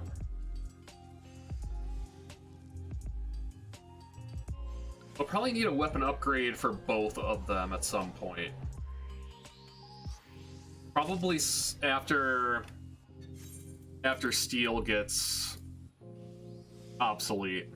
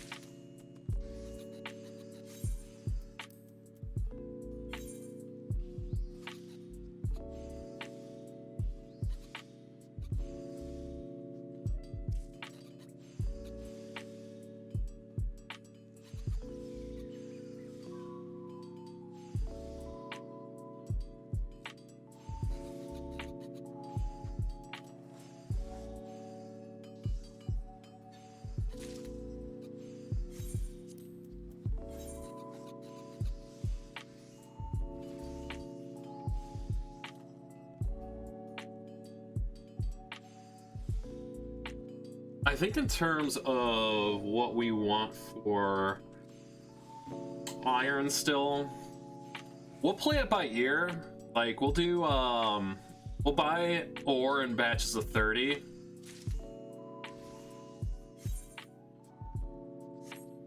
Because I don't want to overdo it on any one thing, you know what I mean? I don't want to be sitting long on a lot of stuff.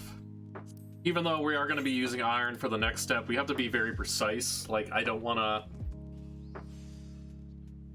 to over-invest in time or money. Because that's not the point of what we're doing.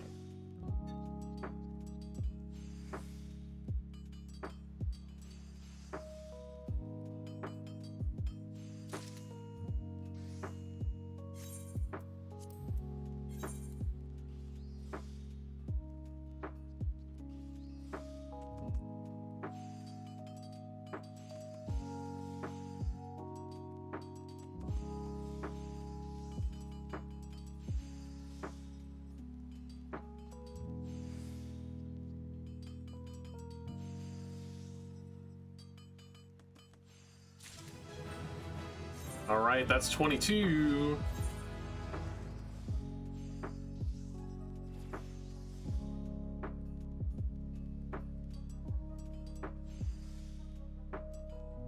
So steel ingots are level 26.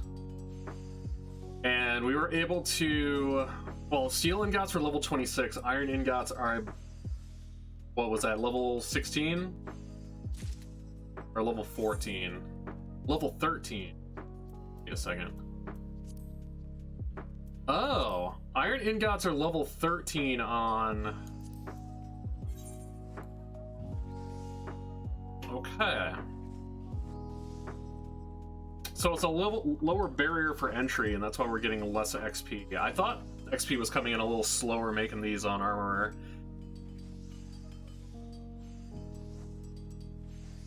I mean, truth be told, we can make more plates, but I don't want to invest in plates because they're not very versatile. I'd rather just spam these. But if the ingots are lower level for armor than they are for blacksmith, because blacksmith was level 26 for steel, would that mean that steel will be level 23 on armor? Let's... that real quick.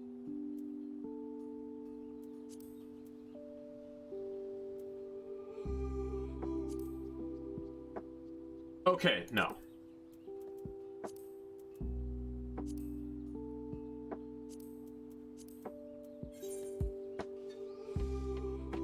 So it would be safe to say that it is level 26 for this well.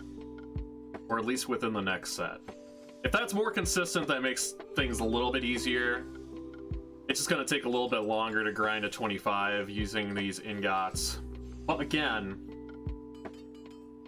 they are something that will sell. People will buy them in pretty large quantities.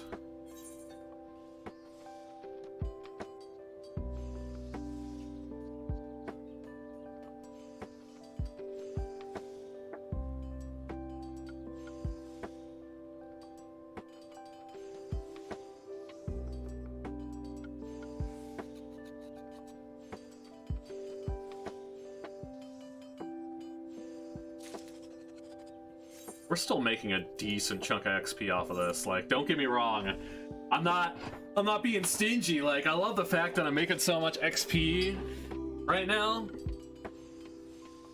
and those gains are going to be very consistent as long as we keep progressing with our material crafting. That's why we're doing armor and blacksmith first, because they share a lot of the same materials and the same leveling routine. You know, going from ingot to ingot to ingot.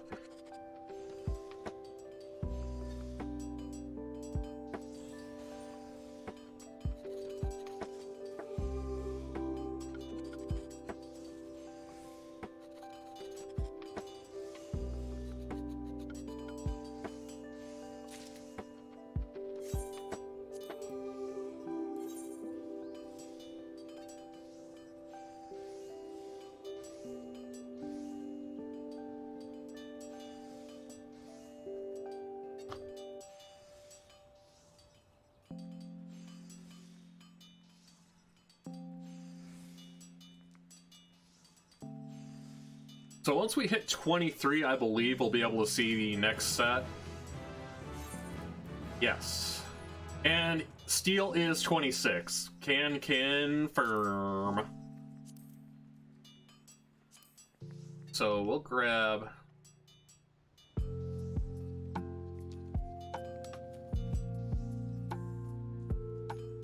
Now that we have that unlocked, you know what? I want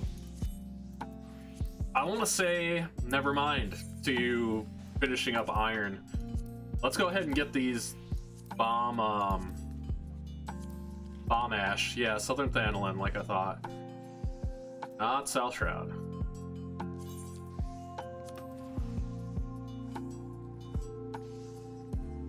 So it's 1 per craft. So we'll get 99. And that way we can make a big old chunk of them.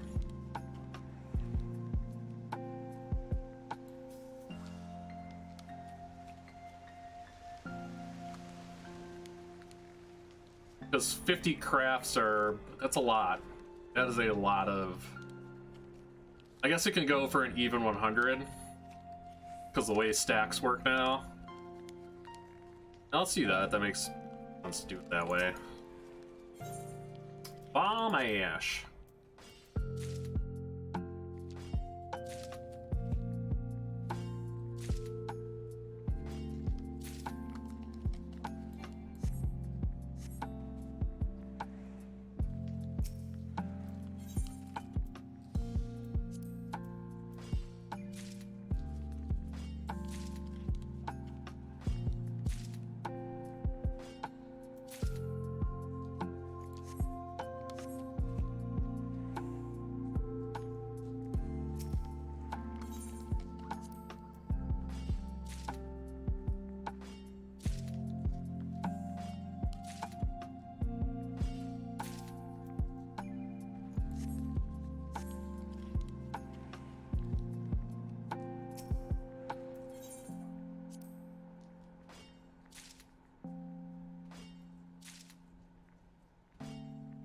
So for the sake of inventory, when we go through and do these, always use the HQ first.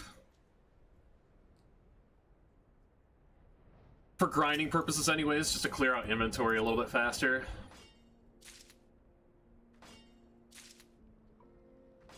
unfortunately, using HQ items doesn't actually give you an XP. Like, you get an XP boost based off of, you know, quality gains per... What's that guy doing there? Quality gains per...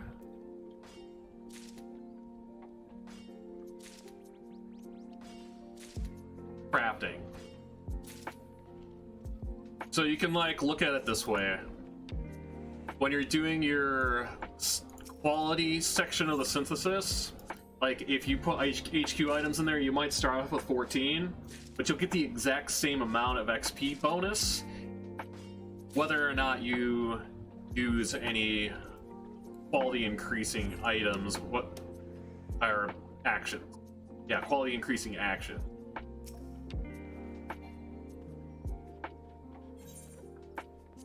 I think I explained that pretty poorly. It's more of like, the way that I can say it is, it's not based off percentage, it's based off of how much you put into it.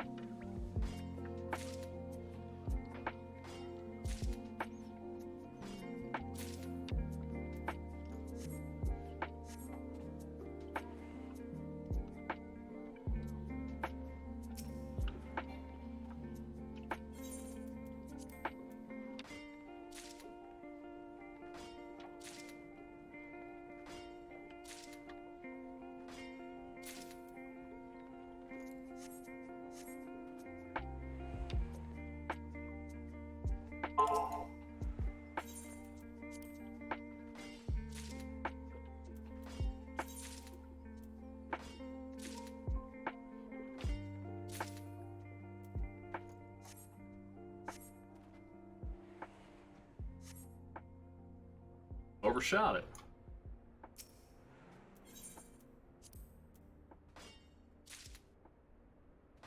But having more HQ items, it's only going to help with, you know, actually making gear and stuff when we want to try to make weapons and things for other crafting classes.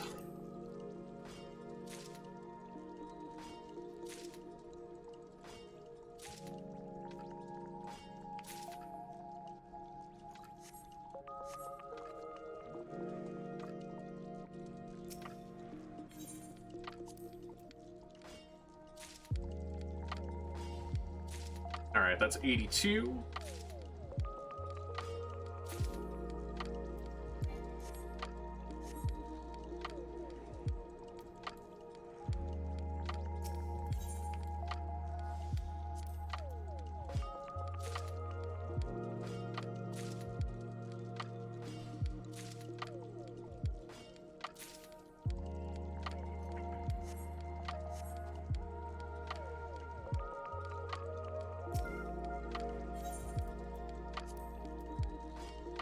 I think I already gathered. Oh, no, not quite.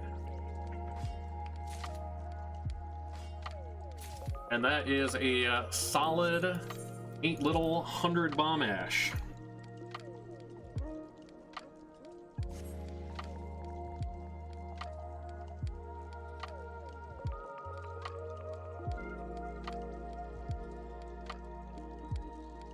So the nice thing with our gear loadout as it stands right now is that we should be able to do the 2-hit macro.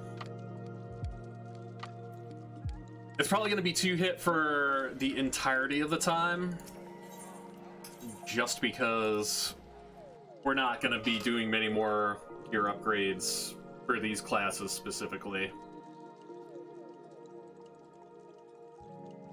We may, if it gets a little tight up in the later levels. Like, basically the goal is 35. Then we'll reevaluate, see if we need to upgrade any gear.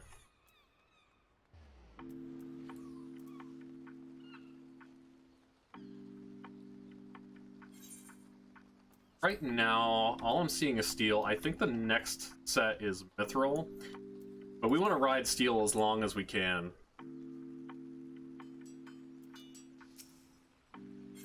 We'll grab 200 iron ore. Okay.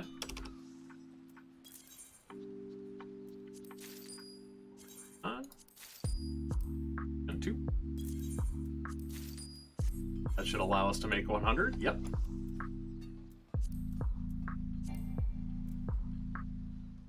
Well, that helps if I switch my class. Blacksmith first. Okay.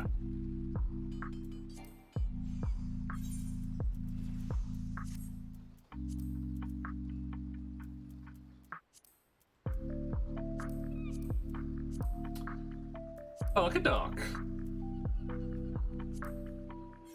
So 45, 24. All right, so yep, it's gonna be bam 2 hit.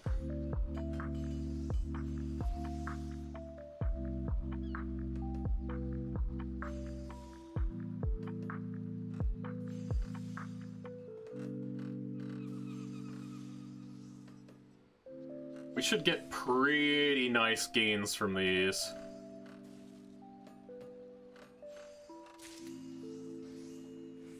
E.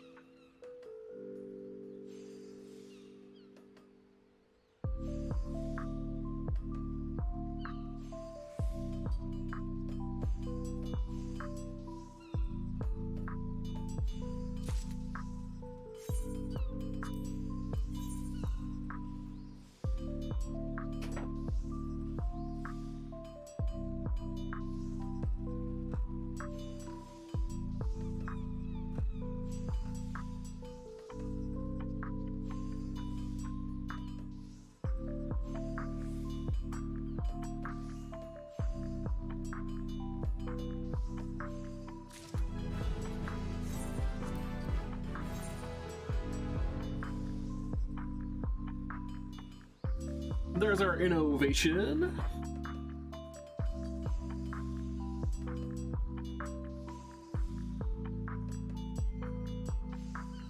The really key thing about this whole strategy that I've put together is the fact that once you get past the level 50 quests, you get access to 3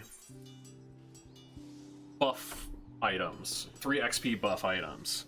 And we're still only on our first one from when we got Goldsmith to 50. I mean, that's pretty substantial. Almost, we're gonna get... I don't know how much we're gonna get out of this, to be honest with you. We did use quite a bit of it early on to get our Goldsmith to 57 while we were using up our rested XP. So I'm actually really interested to see how long this buff stays on. Now, granted, we are definitely not gonna be going for the whole 15 hours that the buff still has left on it. That's for sure. But we do want to make the most of it, so we're at least going to be popping 2 tonight.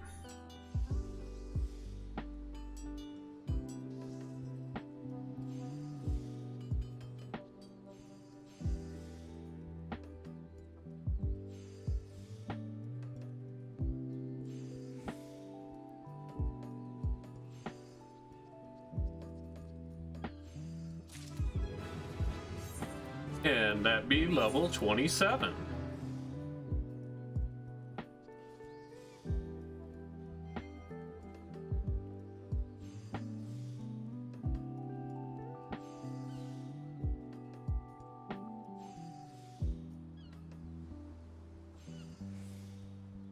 So the XP bonus that we get per craft is gonna vary from craft to craft, based on the procs that we get, the condition procs. For example, this excellent. Not ideal, because we're starting off with a poor.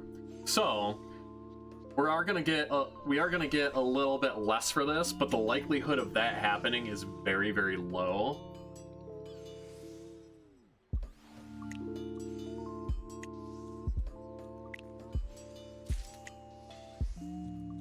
So pretty much 780 looks to be potentially the lowest that we can get in terms of an XP bonus for this particular craft. Generally, though, there's a good chance that we're going to get good conditions throughout, so it's never going to, or like, it's probably likely not going to be 780 plus very often. Like there, we got 2 good procs, and that's 808. I mean, in the larger scheme of things, it's very minuscule, I guess, but that's XP bonuses that we're making use of. That's the entire idea behind doing this.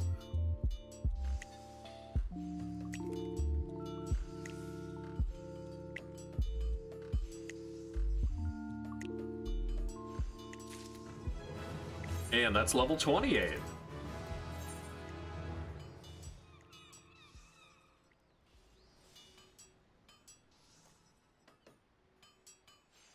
Get a big boost from that.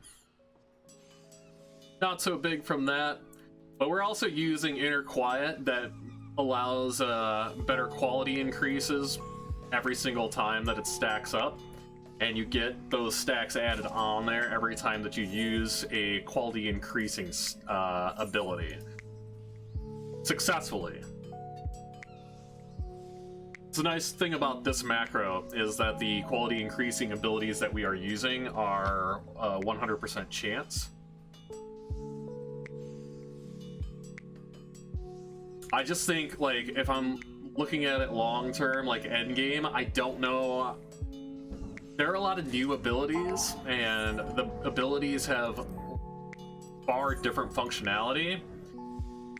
So it's just gonna be really interesting to see, like, when we get up into the upper 60s or even start like on our 70 to 80 phase with a lot of these classes, what kind of abilities are going to be available to push our quality up as high as it can get using macros.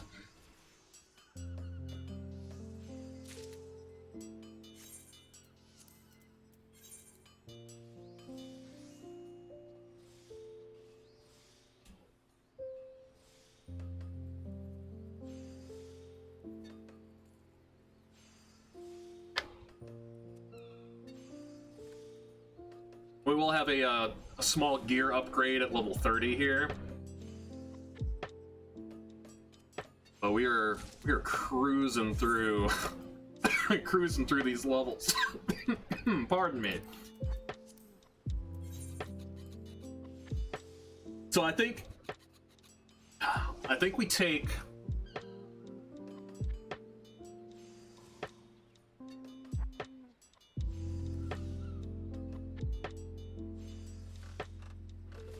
we'll take this to 30 and see what we have available to us. Because I want to keep blacksmith and armor on par. Because again, we're going to be making a lot of the same stuff with it. But we're definitely focusing on blacksmith first.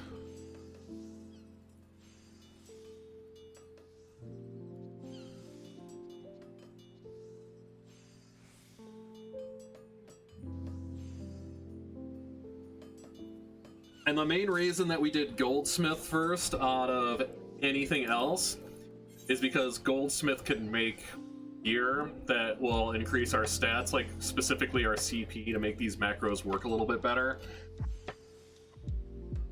And as you can see with my gear set, we have already done that. Made by FFXIV. Can't see it because my face is blocking it, but HQ'd all of those.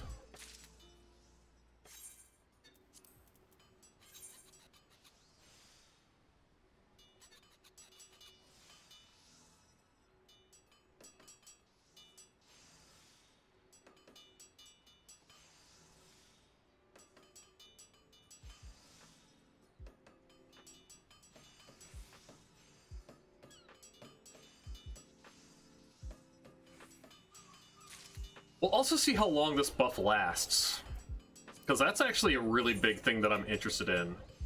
Like, how much I'm getting out of each item that I'm using.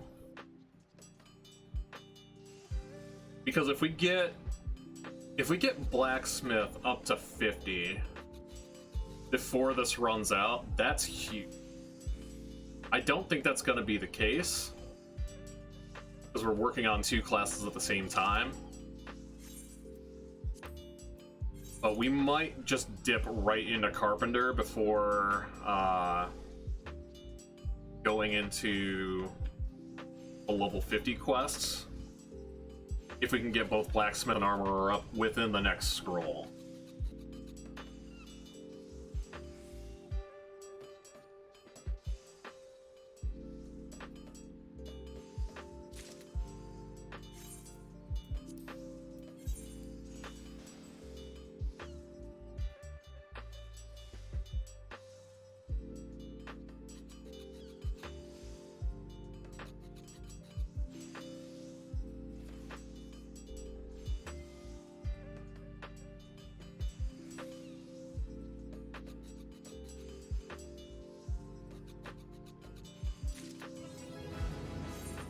Here we go. Let's see what we have available to us now. Okay, so we want to at least get to level 33 before we move on to any. Alright, that's going to help us gain a little bit more XP.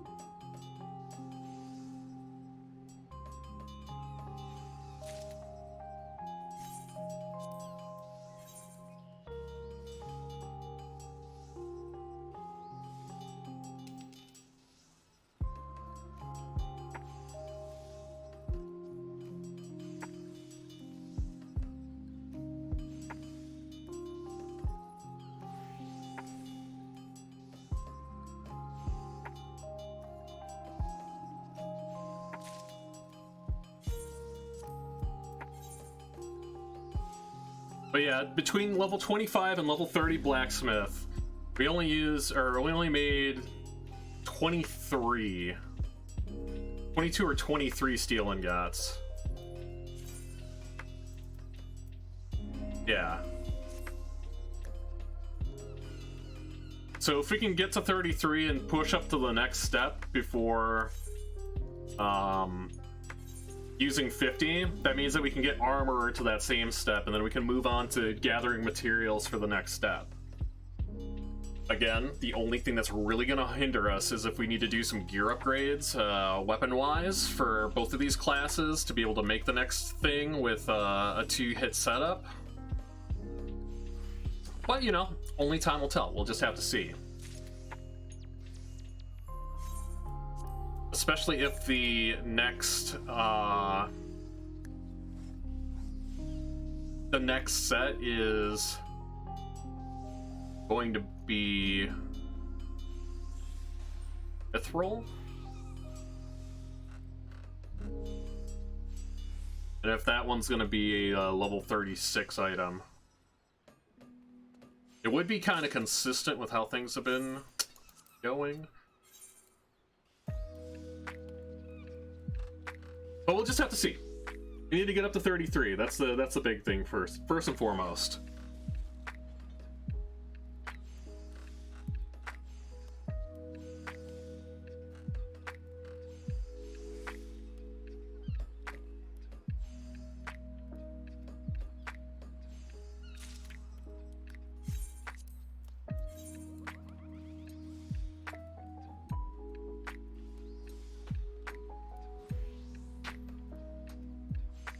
Boom.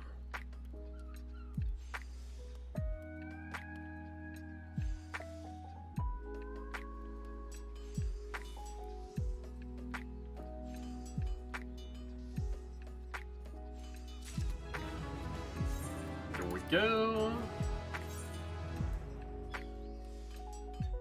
Basic synthesis mastery? What does that do? Oh, it gives us 120%?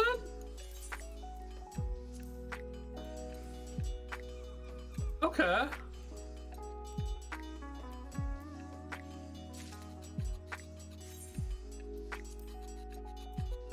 Progress increased by 42. Okay.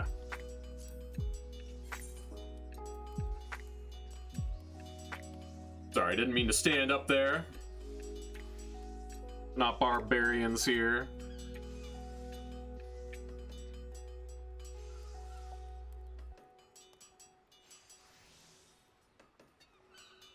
I wonder, like, a fun little game that I thought about doing this, like, anytime that we, stand up from crafting, we actually stand up. That'd be fun. But I don't really have the, I don't really have the setup for that, and hunching over is gonna be weird.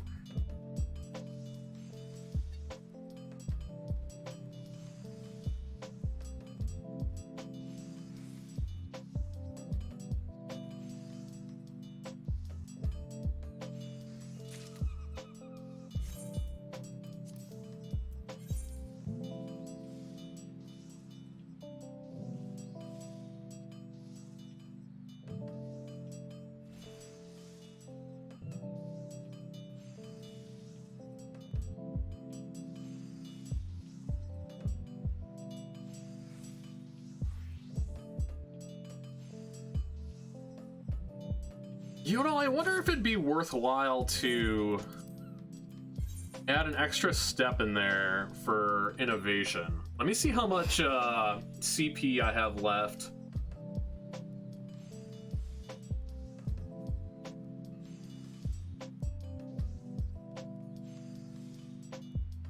Ooh, that's huge.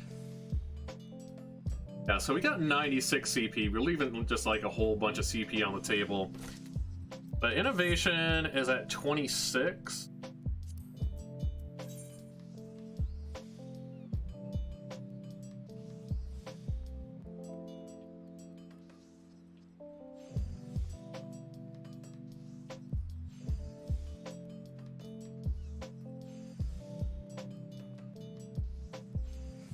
I could probably get away with that.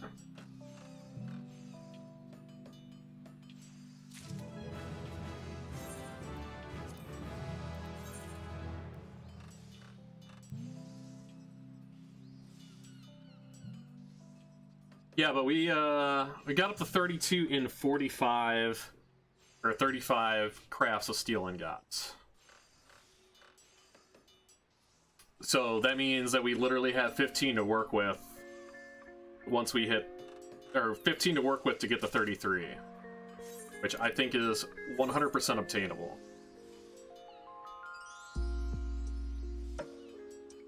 We might be a little bit behind when it comes to armor,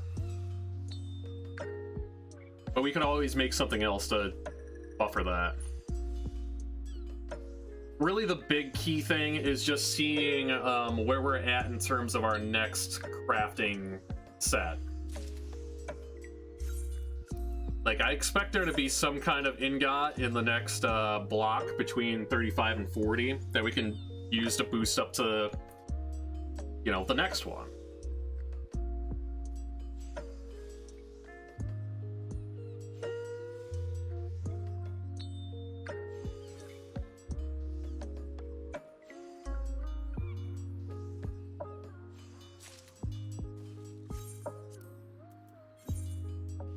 Really, my biggest concern is as long as we can get the next phase within 2 synthesis hits, we don't need to do gear upgrades. In theory. We're not going to get as much gains in terms of percentage based, but that's just something that's going to be a give and take with the way that we're trying to level while using the least amount of money, because this is a low percent grind.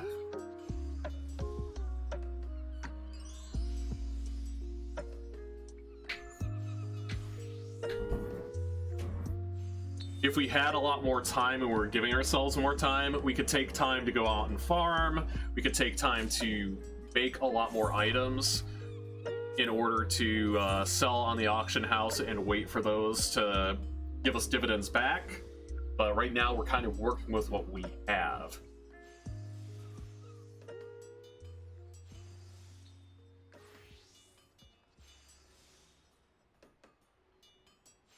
But, you know, that is all completely subjective, because we honestly do not know what we're looking at in terms of our next thing. I want to say it's mithril, but I don't know if mithril is goldsmith only.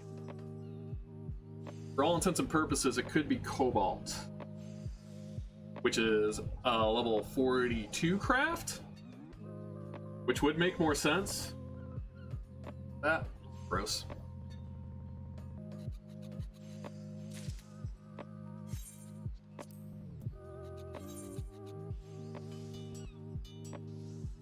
We're just kind of evaluating as we go. That's the coolest thing about this, is like I'm just adjusting and using my experience of the game to kind of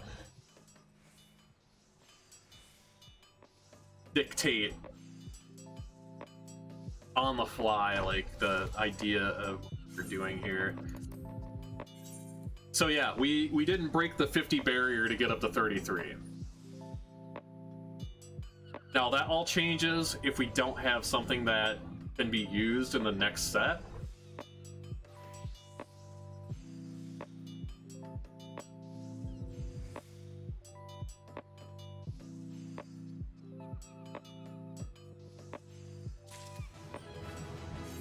Alright, 36 to 40. Yeah, mithril ingots. So we do need to farm up a whole lot more, but we'll go ahead and switch over to armorer, because I believe that is going to give us mithril ingots at 38 well.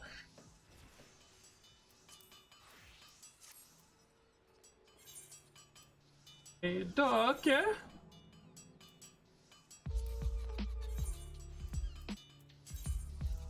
$27. Alright, yep. So we can still do the 40 durability. 2 hit. We're going to take this up to 33. We should be able to do that. What am I doing on Not Primal? What's up, Huey? Long time no talk. How you been, man? I'm working on a project. We are speed leveling all classes to 80 within a month. Plus, I have some members of my streamer team that are on the Crystal data center on Goblin. So I'm just making myself self-sufficient on here. That way I can have something that I do when I come back to Hyperion, and something that I can do on here when we do like big streaming events and stuff like that. Yeah, Crystal, it's the other North American, or one of the other North American data centers. Got like Diablos. I'm on Goblin currently. But yeah, we're exploiting every single XP buff that we can possibly get right now. So I leveled Goldsmith to 50 to get the crafting manuals, and we are exploiting the hell out of the road to 70. So we're basically going to be taking all classes up to 69.9 before we let that buff run off.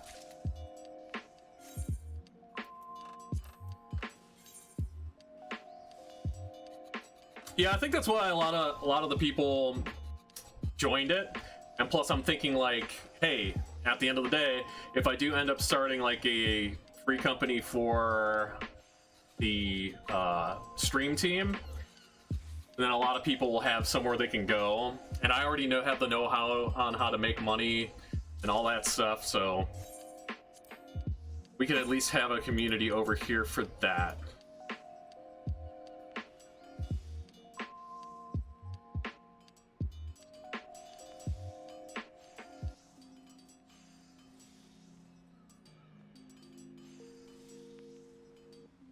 I'm at like 40 plus? 40 plus what?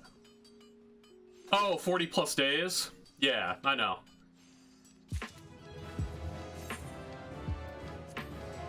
Don't worry, I'm never gonna let that run off.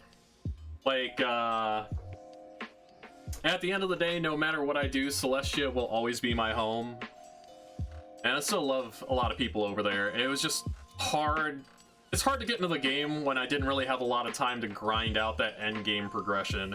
And this is something that I really feel like I can have as part of the stream. Something interesting where I can just literally do like very minimal stuff and still interact with chat and have a good time and kind of explain what I'm doing and show people how you can become self-sufficient in a very short period of time if you start a new character.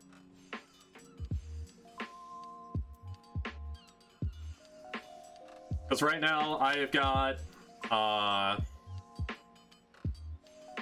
let's see. Yeah, we got 20 hours of playtime, and I've already got my botanist, miner, and fisher up to level 60 plus.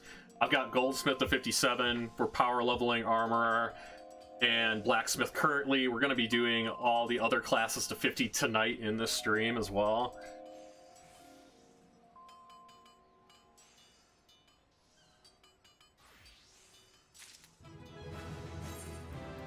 Depending on how long that takes, because we've only been going for about 3 hours, a little less than 3 hours, and we already pretty much have everything set to be able to get most of these up to 50. So if I'm not tired by the time that I'm done with that, I might end up taking a couple of them to 60 before we end the stream too.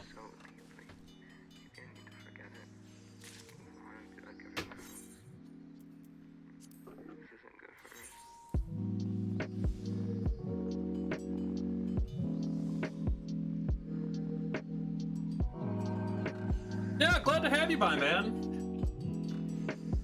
Like, been far too long, my friend.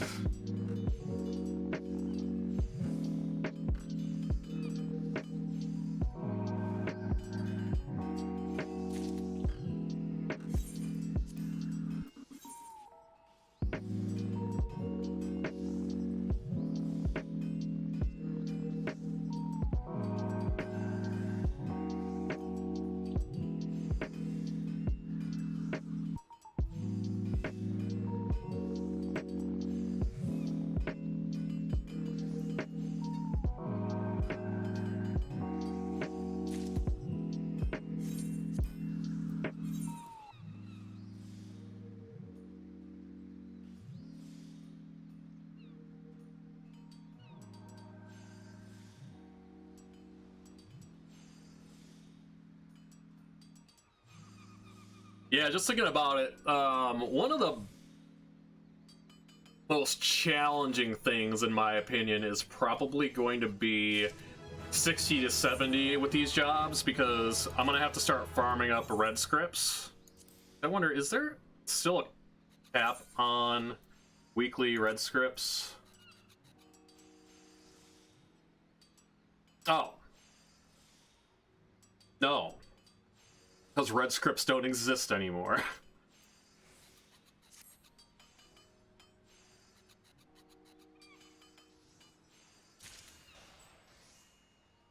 Alright, I do need to take a quick break, go down and repair my gear.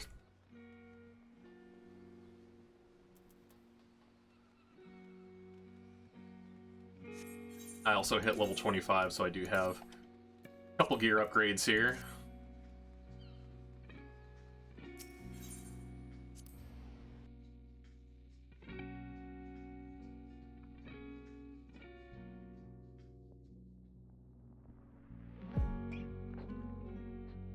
I think the Mender's over on Hawker's Alley area. Yeah, yee.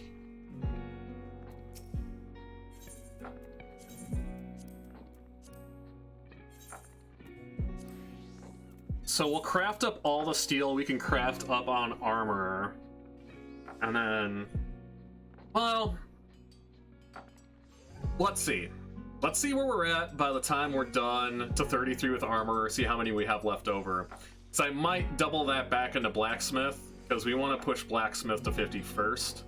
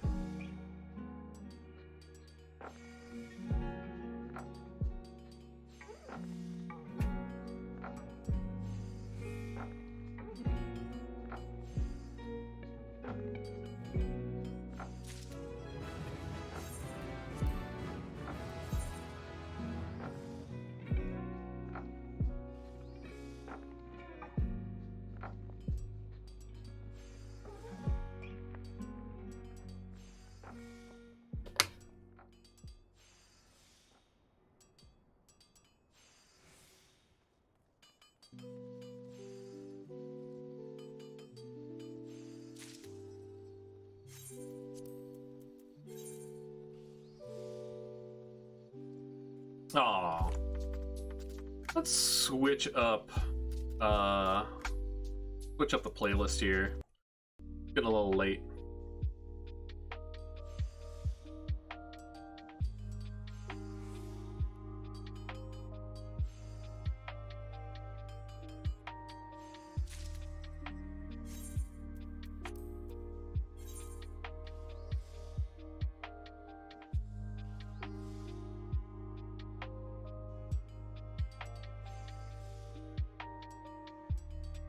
These are more focusing beats. The last playlist was a little sleepy, tired beats. Considering it's 1:24 a.m. and we have a long way to go tonight. I'm gonna try to keep want to keep things chill. We want to keep the vibe going, but you know, maybe have a few upbeat ones here and there.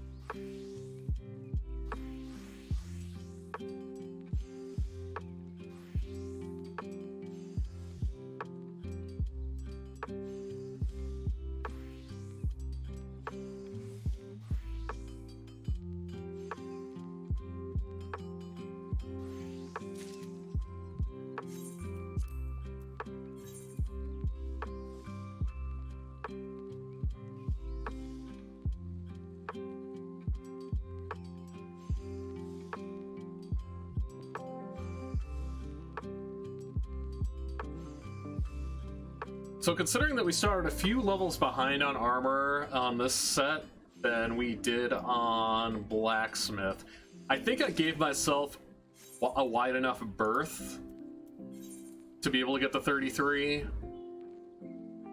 because I didn't use all 50 that I was thinking that I was going to need to use to get to the next step on blacksmith. But we'll just have to see. We got 33 more of these that we can make. And the nice thing about doing it armor and blacksmith is that they use different items for it. Whereas blacksmith uses fire shards, crystals, and clusters, armor uses ice shards, crystals, and clusters. So we're not depleting our material supply at double the rate. Just nice. Very nice.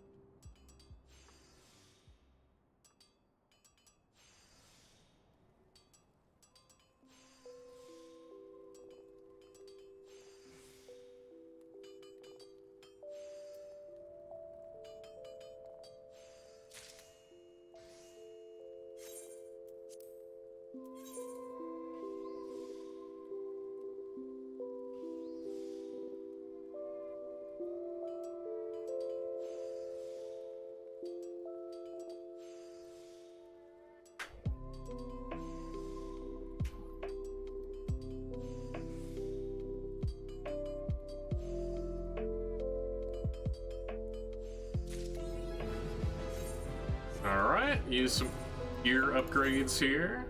Got at least one, we just got the gown. But every little bit helps.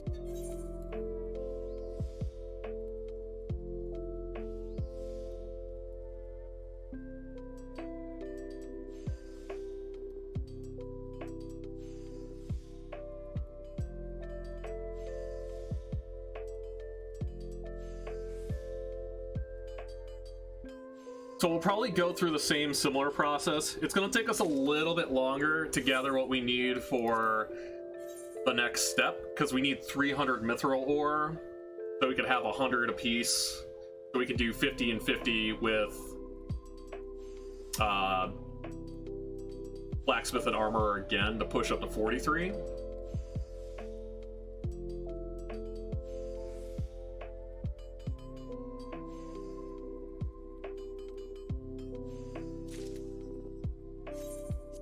But it will be a little bit of a change of pace, you know. It is a little monotonous having to see the same thing over and over again, so getting a change of scenery and gathering some stuff up is never a bad idea.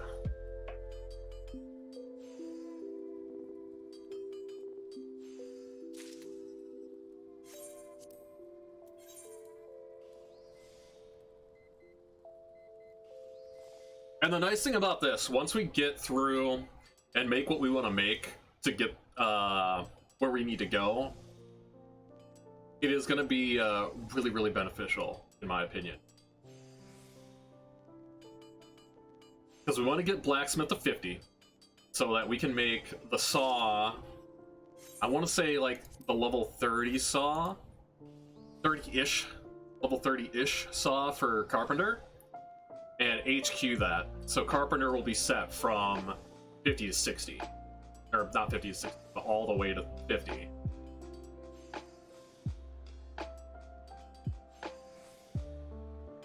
And we'll try to see how far we can go with these buffs.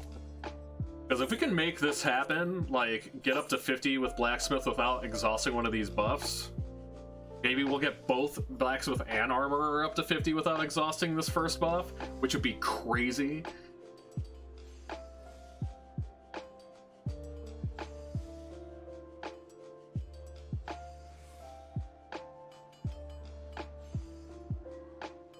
Would be absolutely bonkers.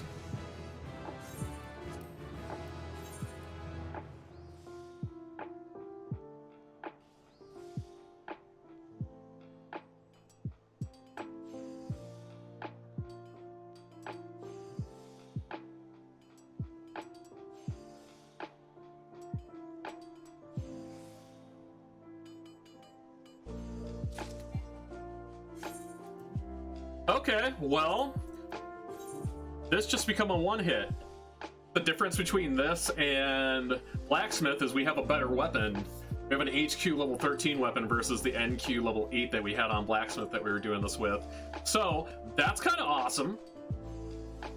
We can get a little bit more bang for our buck out of this between 31 and 33. That means we can utilize just a little bit more for blacksmith to make up that gap. So we do want to use the items that we gathered. It's not going to be too many. Like, I think it might be at most like 5 to 10.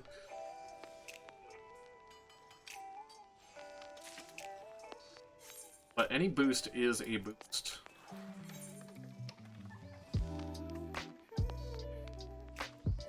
So we got 20 more that we can craft of this. And luckily we already have a starting off point because we gathered mithril ore for mithrite.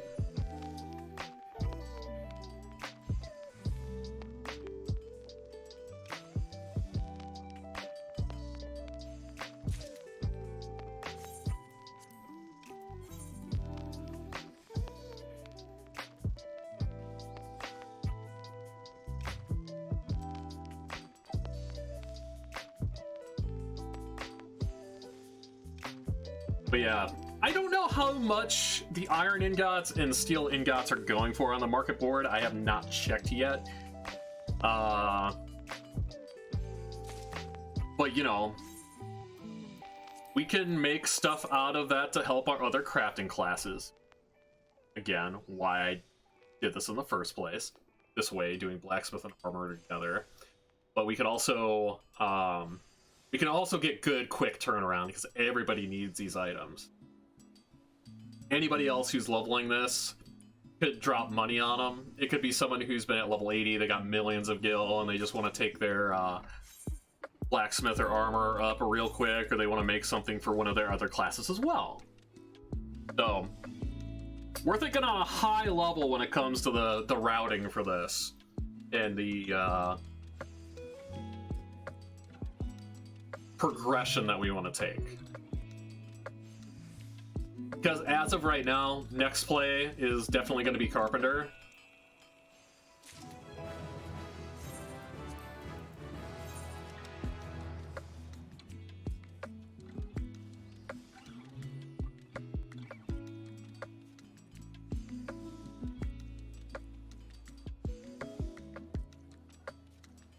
And the main reason being for that is that a lot of these class quest items do need lumber that we can't get access to.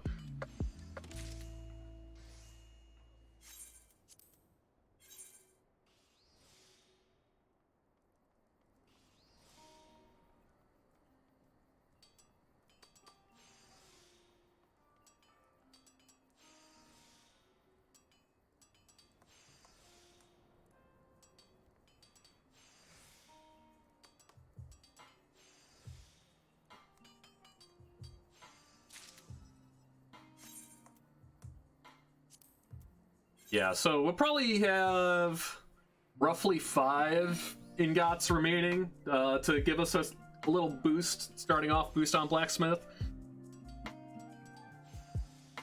And then we'll get that mithril ore, we'll go out and farm that, and then we'll be able to do another 50-50 with mithril ingots for armor and blacksmith. And that'll put us up to 40 something. Because I believe we should still be able to make mithril with the equipment that we have, while still only using 2 basic synthesis, which is still going to be within our macro.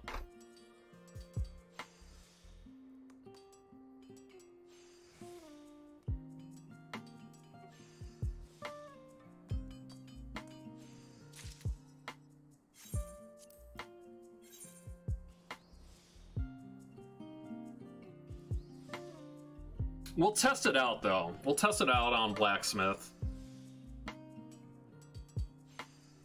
Because, yeah, this is going to be a big evaluation point on whether or not we need to do a weapon upgrade. I know we're going to need to do one for the next step.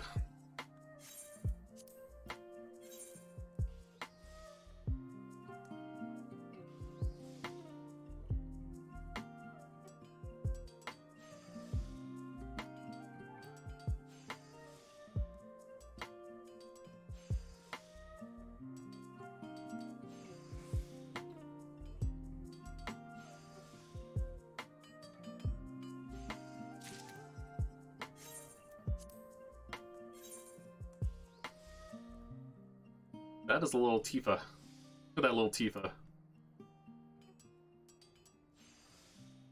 I want one.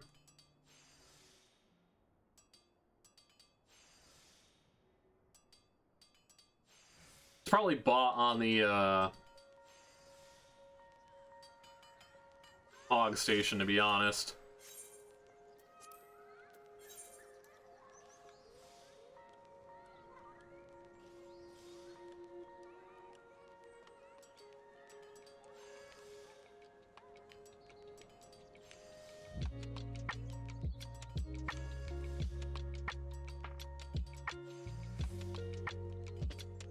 Aw, they ran away.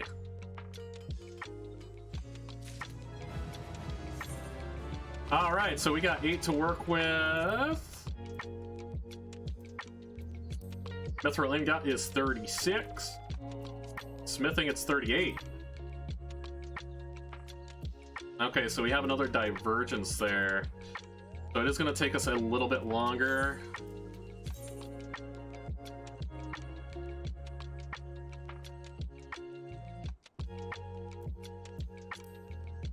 If we're gonna get less XP out of mithril on armor, I think the play is to make these last couple of ingots on armor instead of blacksmith.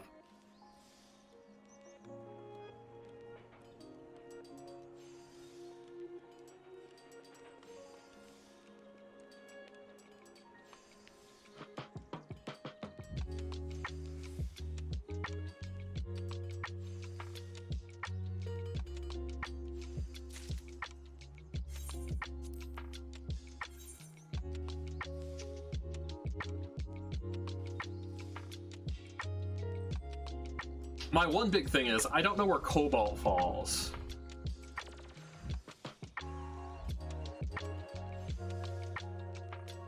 I can't remember what level craft that is. If it's up in the 48 or if it's lower.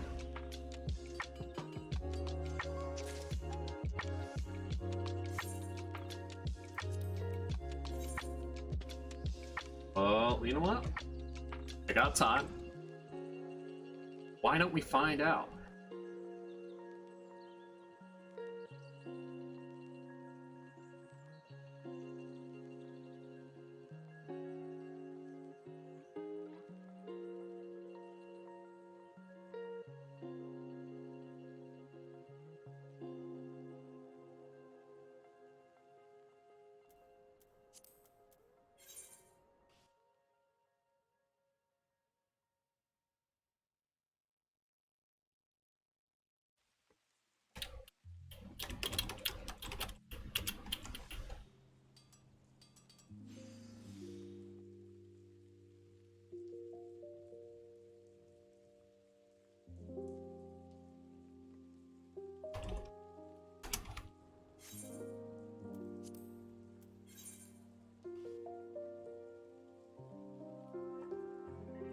Okay, so cobalt ingots are level 42. Interesting. So what that tells me is that we need to get to 38 with these classes, not 43.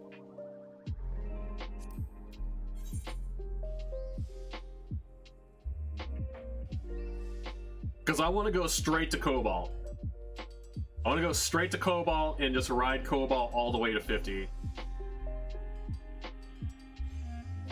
We need cobalt for a lot of things. And it's definitely going to be... It's basically... It's the Electrum of Blacksmith Armorer.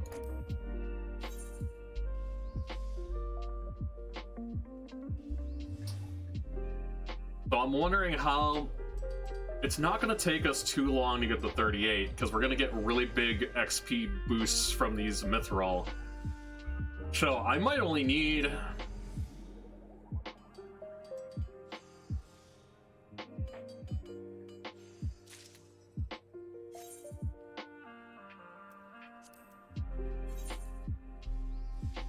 Interesting.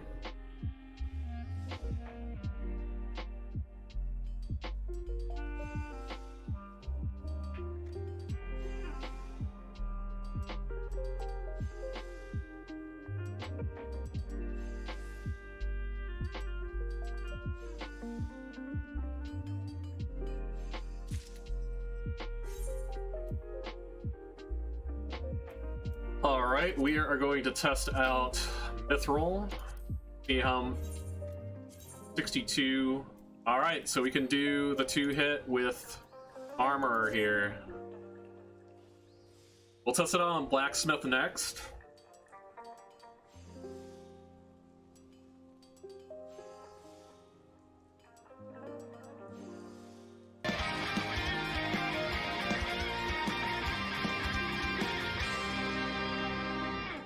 Sword or Sorcery coming in with a spicy raid.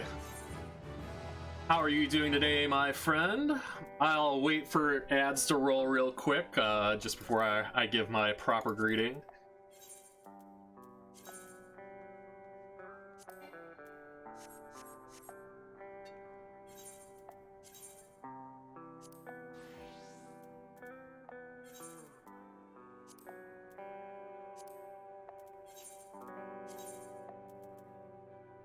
Awesome.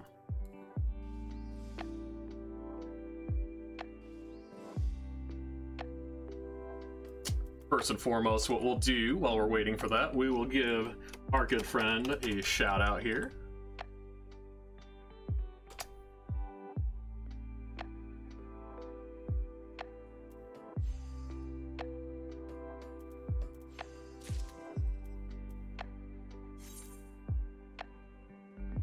Yes, welcome on in. My name is FFXIV, and we are in the middle of a big March project trying to get all Final Fantasy XIV classes 280 within 30 days from a fresh character. How was your stream tonight, Sword? Hopefully I waited long enough for the ads to roll.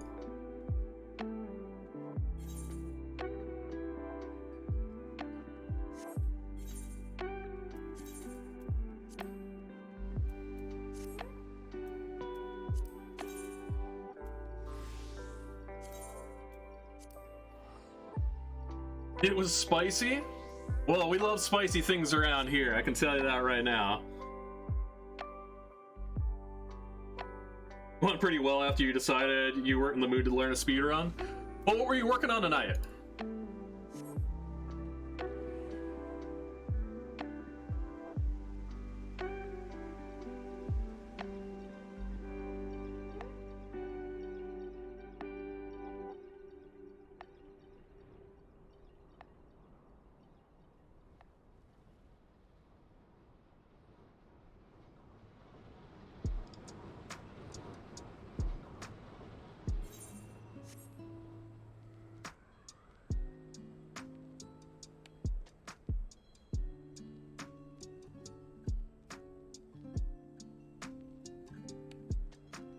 Alright, sweet.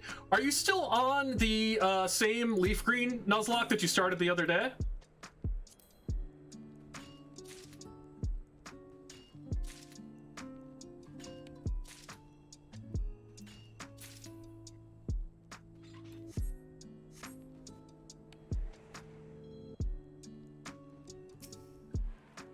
Sweet, how's it going? How far have you gotten in that? I haven't had a chance to check up on the VODs. I was really excited when I saw you first start it. Like, Pokemon Nuzlocks are like one of my favorite things to watch when I have some free time because like they are so interesting and can get a little hectic.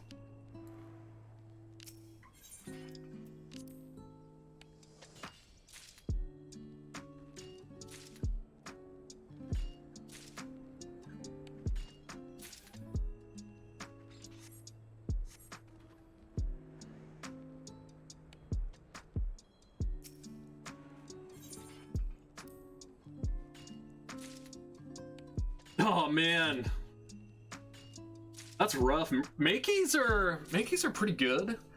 That's a good solid rounded fighting type for a Nuzlocke. That's rough that you lost it. I mean, that's the big thing in Nuzlocks too, is like those crits, they will get you out of nowhere. But yeah, 2 badges, that's awesome. Are you planning on doing any archives for this run, like on YouTube or anything like that? Because I definitely want to promote it and get it out there.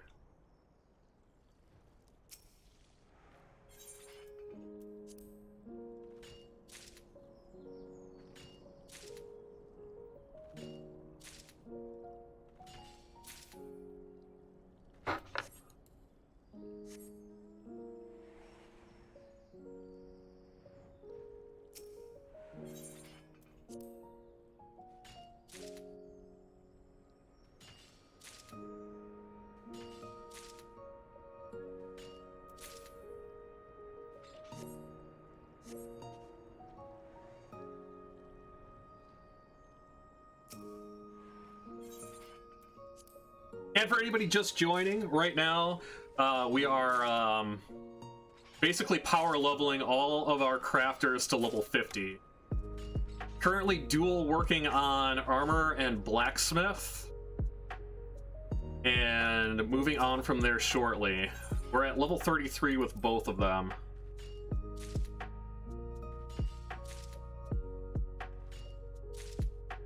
It's pretty much really mundane, grindy stuff, so essentially what this stream is, it's gonna be just a long stream of... The way I kind of look at it is, it's a just chatting AMA with some Final Fantasy XIV in the background. We're chilling, listening to music, interacting with chat, just having a good old time. Things will get a little bit more exciting once we get into the battle classes, but we are taking all of the gatherers and crafters up to 69 before we do our first battle class. Because right now we are making we're pretty much exploiting every single XP buff that we can, and the really, really big one that is helping us do this in a short period of time runs off once you get your first class to 70.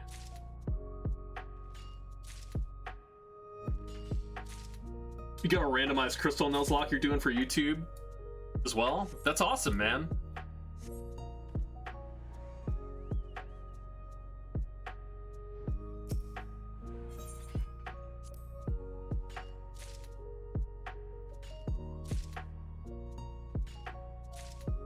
Well, it's something really, really cool to have someone in the community who does...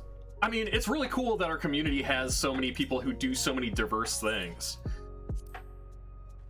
Like, I know we've got a couple people who do play Final Fantasy XIV. That's actually what gave me the idea to start this new character on this server and just work on this hugely ambitious project that I'm in the middle of. But, yeah, just getting those clips out there and having those archives is just... It's nice to be able to have the extra advertisement and having people who actually support each other in this team. Because I'll tell you what, like, I am not afraid of, you know, blasting the horn when I see that someone's doing something that's really involved, takes a lot of work, and is super interesting.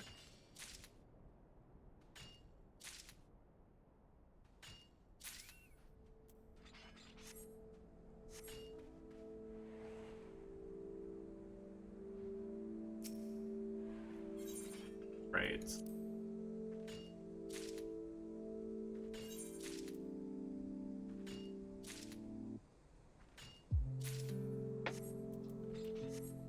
So once we get enough mithril here to craft 50 ingots, then we'll go back to town and start working on that.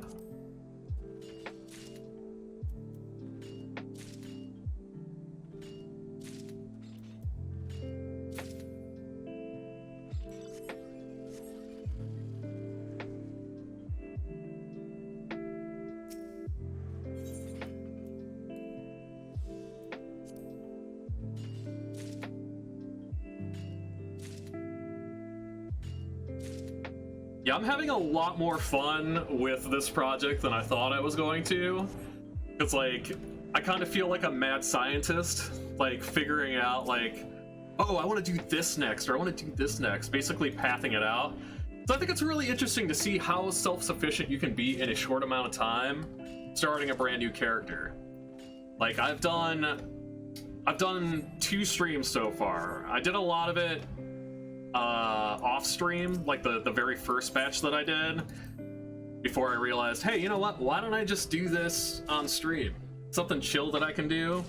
But between those 3 sessions, I've got about 21 hours. I've already got all of my gatherers up to 60. I've got my goldsmith to 57. We're gonna have armor and blacksmith up to 50 within probably the next hour and a half, and then moving on to the next crafting class. So yeah, pretty ambitious stuff.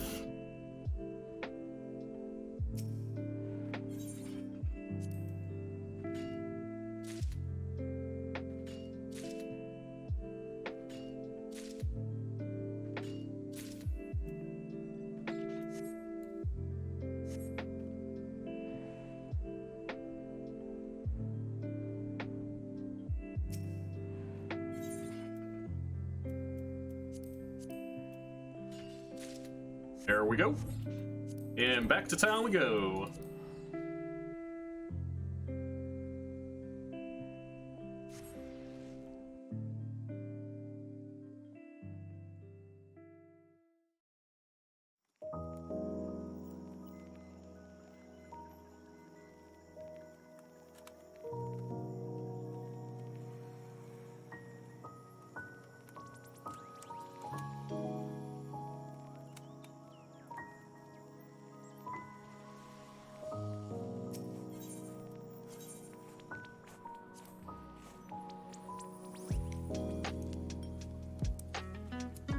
Has anybody in chat had a chance to play Final Fantasy 14 or any other MMOs of the like?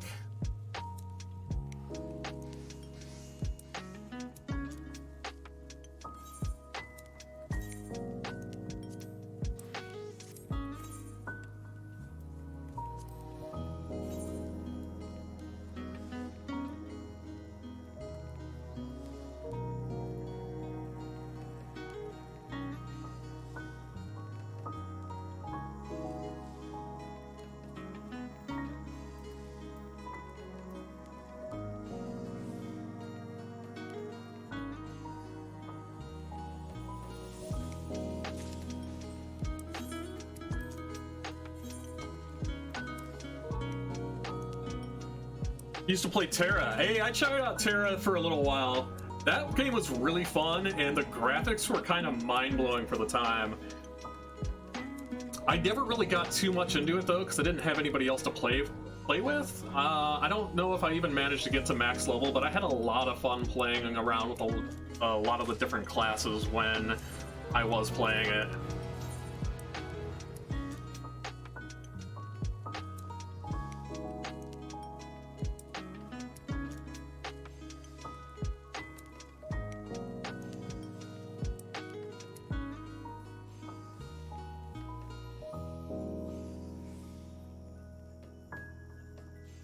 Like, I think there is a lot to be said about those more action-oriented MMOs. Like, I tooled around with Black Desert Online a little bit as well. That had a very similar feel to Terra. But, again, that was another thing. I didn't really have too many people to play with. And have a short attention span.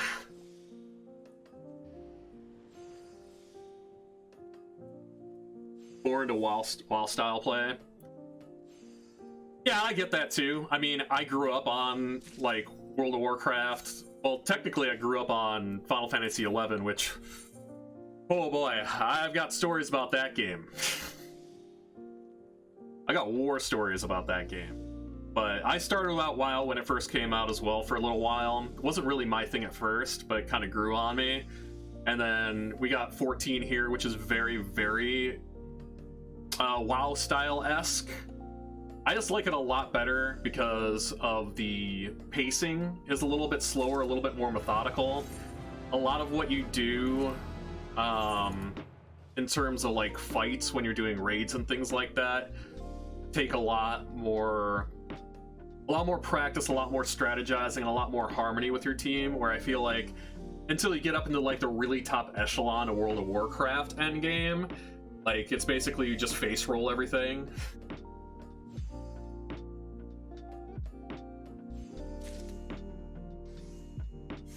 But when it comes to MMOs or any games like this, I feel like the best part about it are the memories that you make with the friends that you have.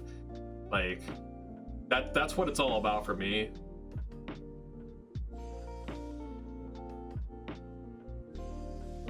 Final Fantasy IX was your favorite? That is a solid choice. I can't say anything bad about a lot of the games in the mainline series. Like, they all have things that I like about them. Like, for example, Final Fantasy XIII. A lot of people don't like it because it was a little too linear, but I think it has probably one of the best ATB systems, like the battle systems, outside of maybe Final Fantasy X too. So it was fun and engaging. Story was crazy and a little contrived, but I enjoyed it. I can't say that it was a bad game. Final Fantasy XII, for example, completely different style. A lot of people didn't like it, but the story in that game was really good. And I was already used to the battle system and the way things work because it was very similar to Final Fantasy XI that I was playing at the time. But when it comes to like 7, 8, 9, and 10, those games pretty much shaped my life when I was a kid. Final Fantasy VIII being my very first real like RPG in general, let alone JRPG. But 9 had so much fun, so much charm. And one cool thing that a lot of people didn't realize about 9 is that 9 is kind of a multiplayer game. So that was one of the first Final Fantasy games that I introduced my ex to, was Final Fantasy IX, because you can actually set some of the players, like individual characters, to a second controller. So it's like when you go into battle, you could still kind of have like that multiplayer experience with someone that you care about. And it was really fun, like, you know, going through and doing all the secrets with a second person.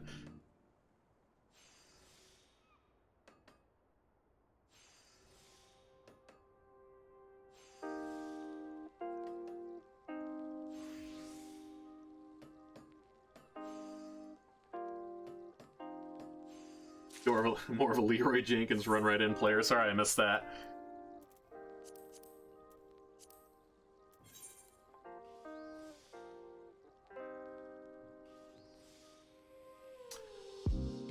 Now, Final Fantasy Crystal Chronicles. That game is... I don't know the best way to explain it. It's good. It's good. I think it's very underrated because it came out on... I think it was originally on the GameCube, and a lot of people at the time didn't have access to it, or if they were getting a GameCube, they were getting it for like the mainline games, like your Mario Kart, your Super Smash Brothers, Brawl, Zelda, Twilight Princess. Final Fantasy Crystal Chronicles was a gem.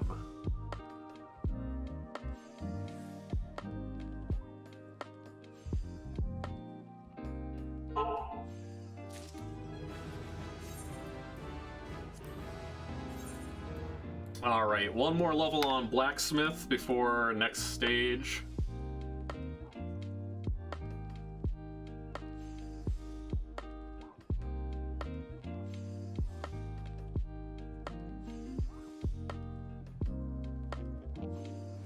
I'm pretty sure for the next stage we do have to get a weapon upgrade because I'm still using a level 8 hammer.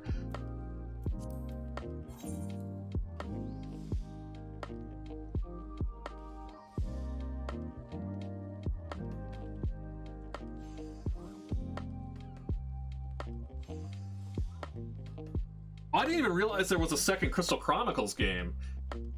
Goes to show how much of a fan I am. I do remember the original one being an amazing game, though. I'll actually have to look into that. Was that a handheld game? Actually, let's look it up.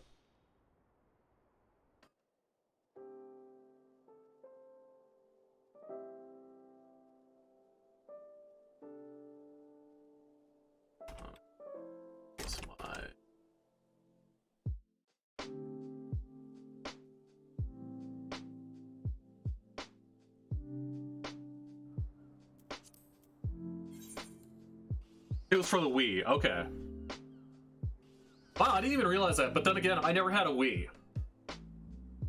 I was one of the unlucky ones, like being the unlucky person who can't get a video card right now to upgrade my system, that was never able to get a Wii for the longest time, and by the time that it was available for me to get, I didn't have enough money and enough of my friends had it that I would just go over to their place and play games. Alright. Alright, on to Cobalt Ingots. I thought this took 4. That's gonna save me time. Okay. And now we do the same thing on armor up to 38.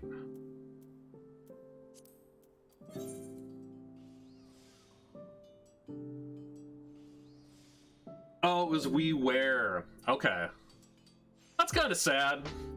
You know, looking back, like, you find these cult classics or games that you don't get a chance to play that people absolutely loved, that you just can't get your hands on anymore. I think one of the big examples of that was the PT demo. Even though that was just a demo of a game.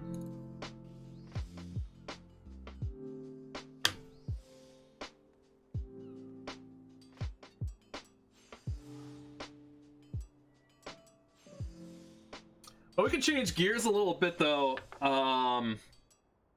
because I do want to ask you. I mean, you are obviously a seasoned Pokemon player. You run Nuzlocke and things like that. What is your favorite Pokemon game?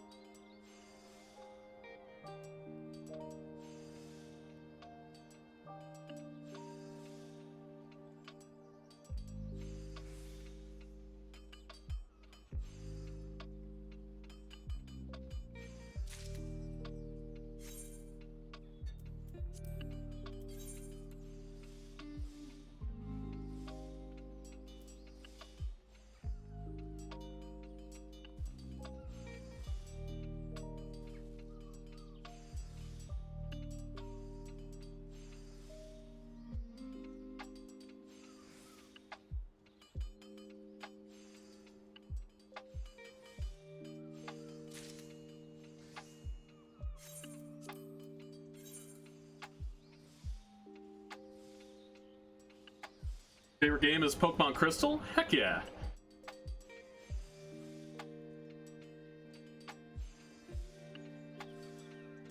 I honestly, and I'm gonna, you know, I am going to kind of not only date myself here, but also kind of show my Pokemon noobness. I have only played Fire Red, Red and Blue, and I believe Pokemon Coliseum and Pokemon Snap. Now, don't get me wrong, I know so much about every single one of these games, but because I've watched them and watched other people who are way better at them play them and kind of live vicarious through them, and I love them so much. I never really had a lot of the Nintendo systems. I was mostly like a Sony player for the longest time. But I would say if I was gonna go by my favorite in terms of what I've seen, like the sets that are available, I would say Silver and Gold. And maybe not even so much Silver and Gold, maybe the re-rate releases like Soul Silver. Because you not only have the Johto region Pokemon, but you also have the Kanto region Pokemon that you can catch in that as well. It seems like a really like long and involved game. Like there's a lot of content in one sitting. But I can't really downplay any of the other ones too. They all have really cool things, really cool charm. Like I watched Nuzlocke play through a Platinum, which was super cool. Sun and Moon as well, like having that first like real 3D step before Sword and Shield came out on Switch.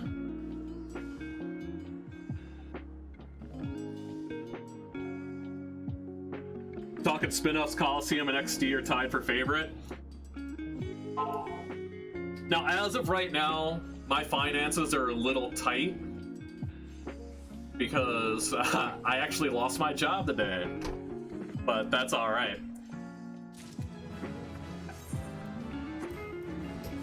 But I do kind of want to get my hands on a Switch so I can play the new Pokemon Snap and the remakes of the Sinnoh region. Because that new game that's coming out was Legends. Yeah, Legends looks so cool. Like I like, that's like, as a kid, I always wanted a Pokemon game that looks like it plays like that. So I hope it does incredibly well, and I do want to get my hands on that.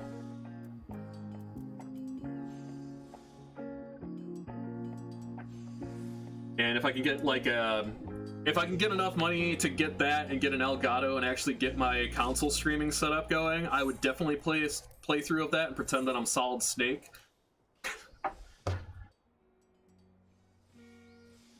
Oh, this is a Pokemon stealth mission.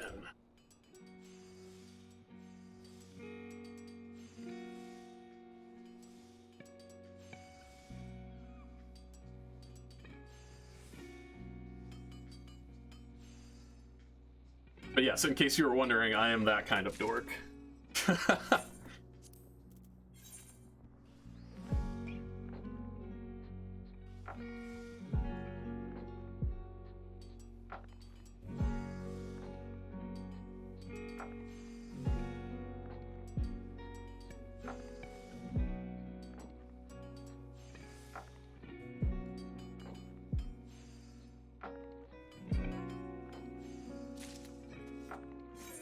All right, one more craft here and then we'll have Armored 38, and then we'll be on to our next farming session, which we're gonna farm like a whole boatload of cobalt ore, because we're going to be pushing both blacksmith and armor up to 50 in our next crafting session. But we're going to need probably, I would say, about 400 cobalt ore to be able to do that.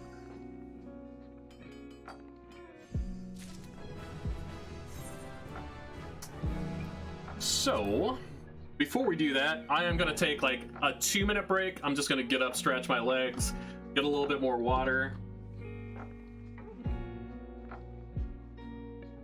Hey, that is A-OK, Griffin Lord. I was half expecting it to happen anyways, just because of the situation. It wasn't anything that I personally did wrong. I just kind of got a big life situation came up that put me out on leave, and it just did not work out that I was able to come back to it. But I've got other projects in the works, and I've got my channel here, which is what I really love and want to focus on anyways. But I hope you have a good night. Thank you for coming by in the raid, and sleep well. Inconceivable. And also thank you for the follow. But yeah, I will be back in just a few minutes.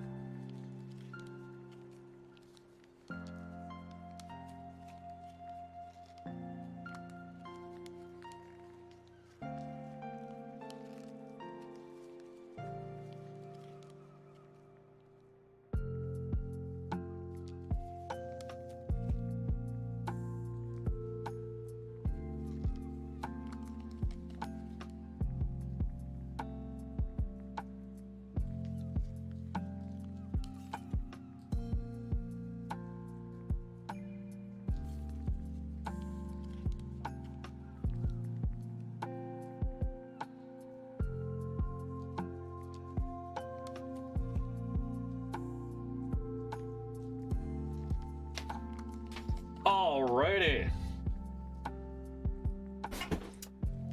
Well, thank you for wishing that I have a good rest of the stream. Thank you so much for the raid. Hope you have a great night and sleep well.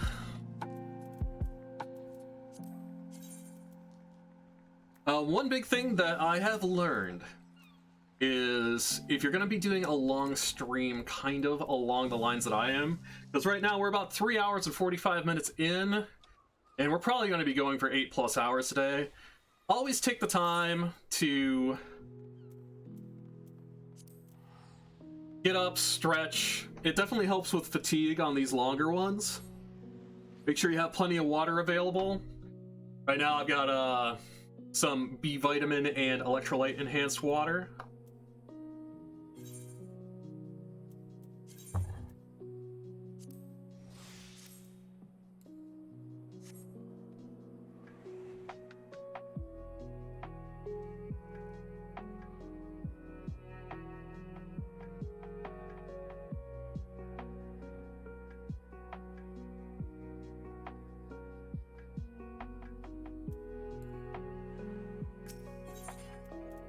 as we chill out and farm cobalt ore forever. Oh, quick gathering.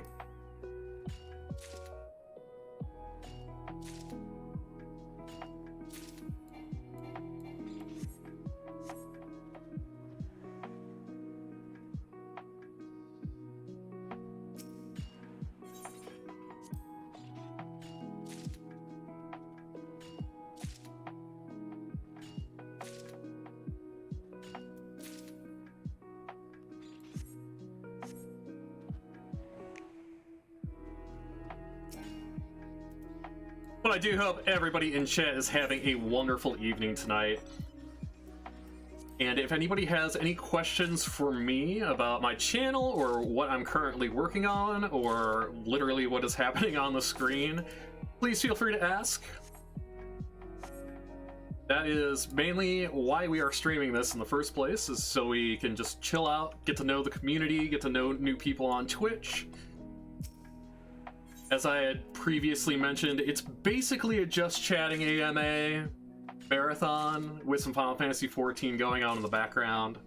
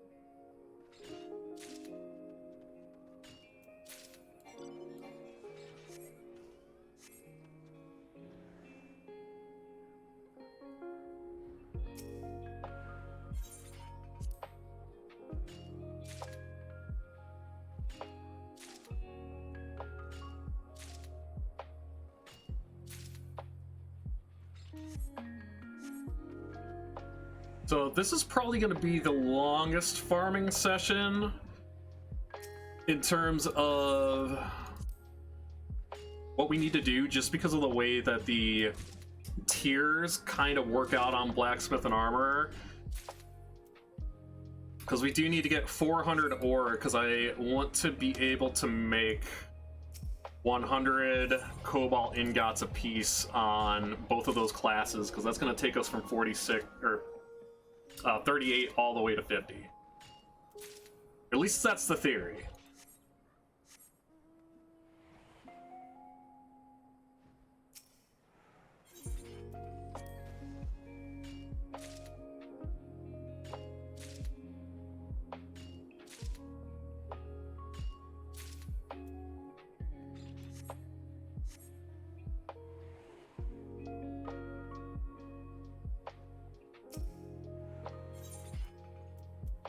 Mm-hmm.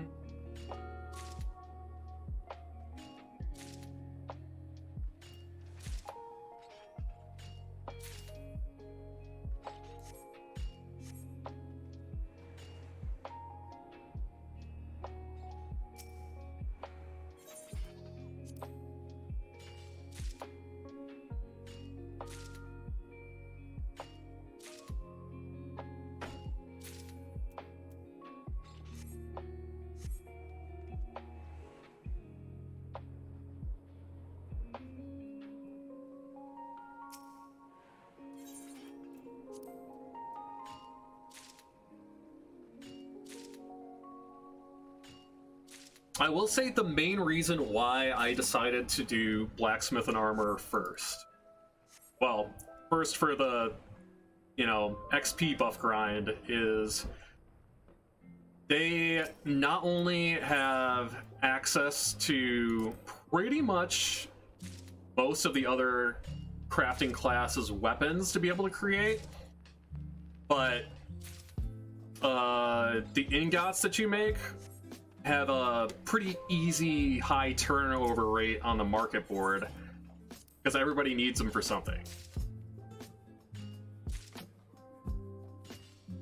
So that's going to help us with money when we start getting up into the higher 60s or even really 60 plus, because we need to get a new crafting gear set that we can only get by buying at the point that we're at, and that's gonna cost a lot of money.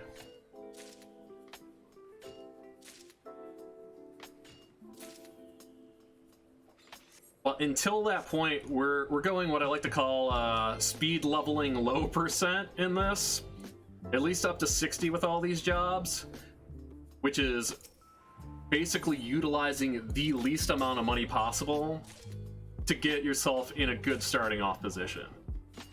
We've already gotten the plan here, which is the first step is getting all of our gatherers and crafters to 60. Step 2 is getting them all from 60 to 69, and then following that, we are taking our main battle class, which is going to be Arcanist, up to 69, and then working with pretty much all the other battle classes throughout that point.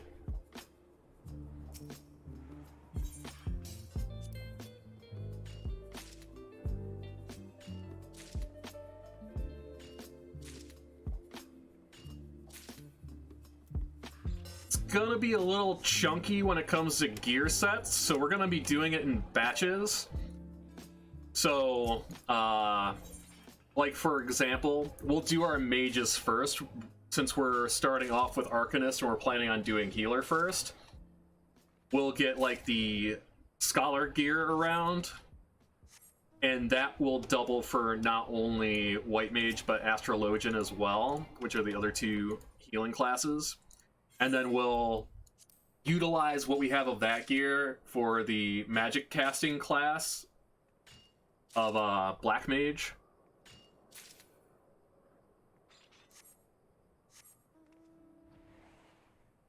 And then we'll go to tanks, because we can double up on that gear between Warrior, Paladin, Gunbreaker, and Dark Knight. And then we can double a lot of that gear, can be used for the melee DPS classes, and we'll probably round out the rest with the ranged classes.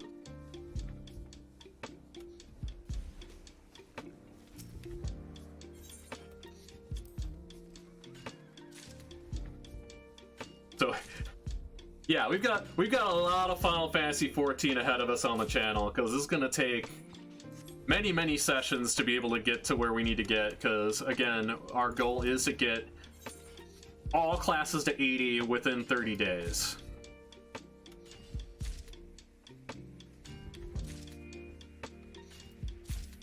It very well may not be possible, but we're taking it one step at a time.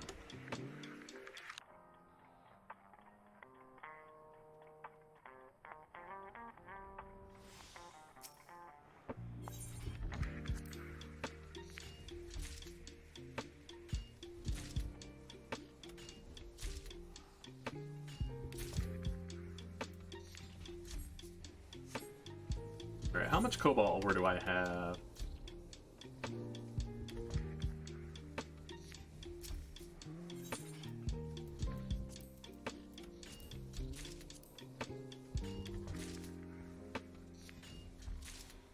Alright.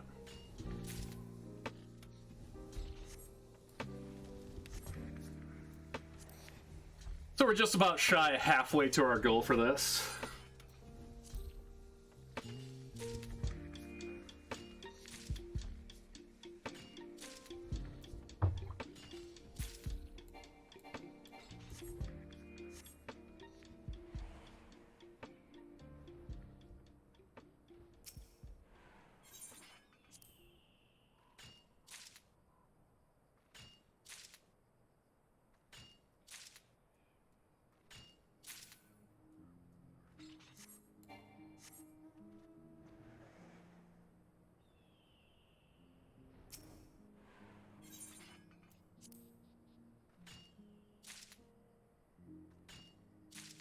So pretty much the idea is we made a whole bunch of steel ingots as one of our phases for armor and blacksmith.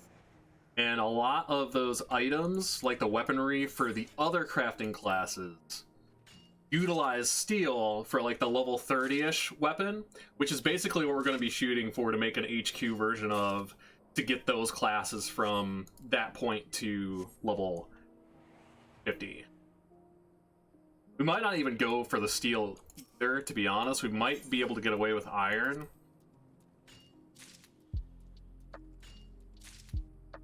But that is the reason that we're doing carpenter next, because those items use lumber that we can't buy from a vendor.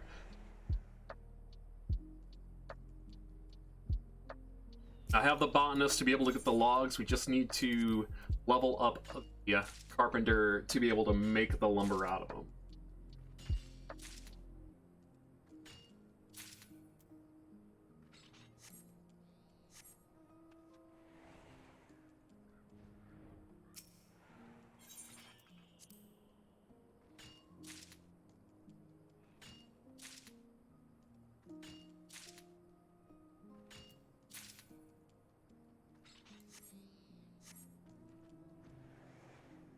But one question that you might ask is, why is stage 2 of our plan getting the classes up to 69 versus going all the way to 70?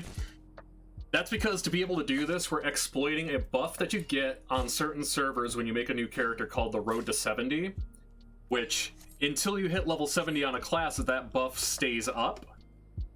Or I think it wears off within 30 to 60 days of when you make your new character as well. So it's either or when that runs off. But until you get your first class to 70, that buff remains, and it literally doubles all XP from any source.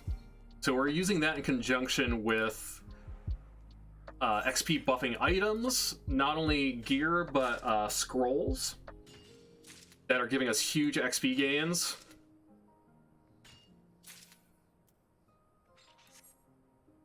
That is how this is all possible.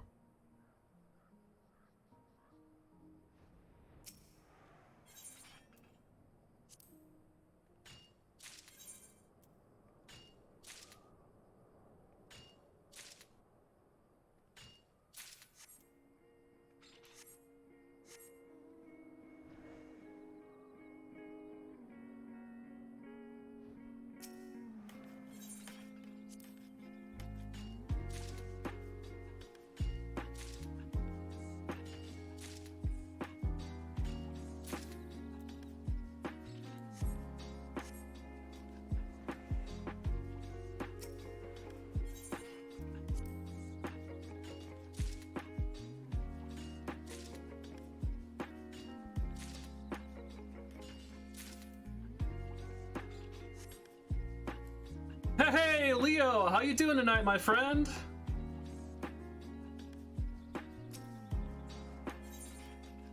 We are back on our 14 grind again tonight.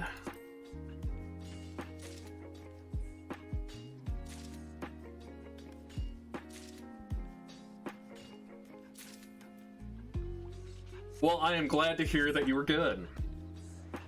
I'm doing quite well myself.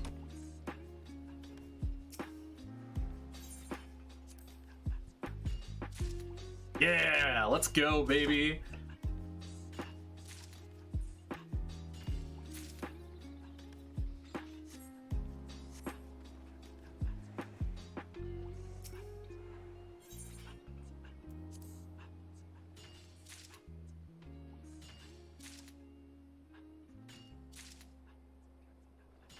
Yeah, as I was mentioning earlier, I am having a surprisingly good time with this. It's a lot more chill than I thought it was gonna be, and to be able to take that time and really interact with viewers and the community has been real good. It's been real good.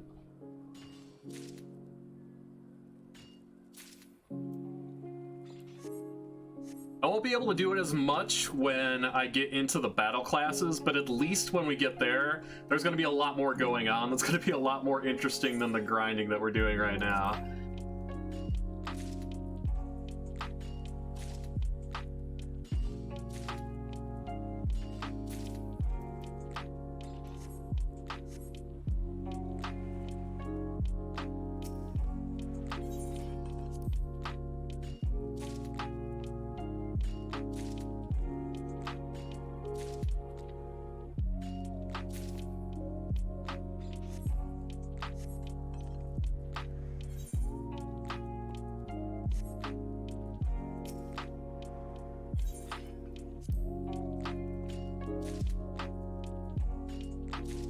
So once we get up to 400 cobalt ore here, we will be getting our next 2 crafting classes to 50 in one straight shot. Or at least we're hoping one straight shot. But I do believe 100 cents per class is more than enough. It might be a little overkill, to be honest. But we can use the cobalt ore for things later on in crafting it as well if we overshoot it. Because there is some stuff that I believe is in the high... It's either in the high 50s or the high 60s that uses cobalt ore as part of the craft to make the ingots. So I'm taking that into account as well. Because I think, yeah, I think we're definitely going to have more than...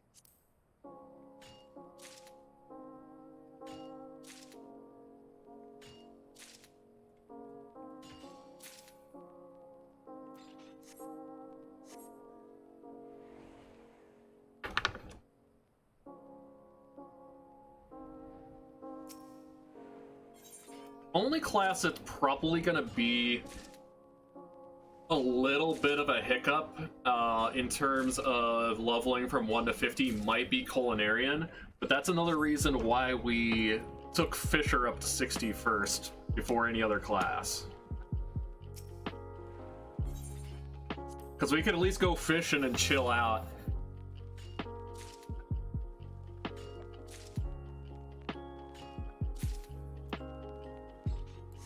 Hey, Shadow Catfish. That's a big gain.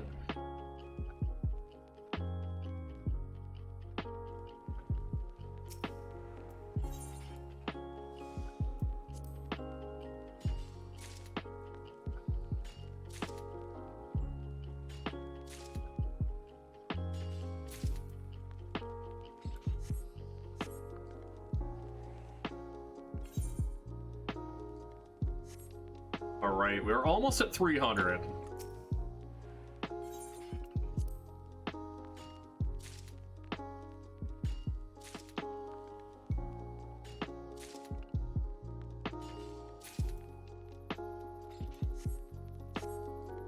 But yes, Leo, do you have a stream coming up yet tonight?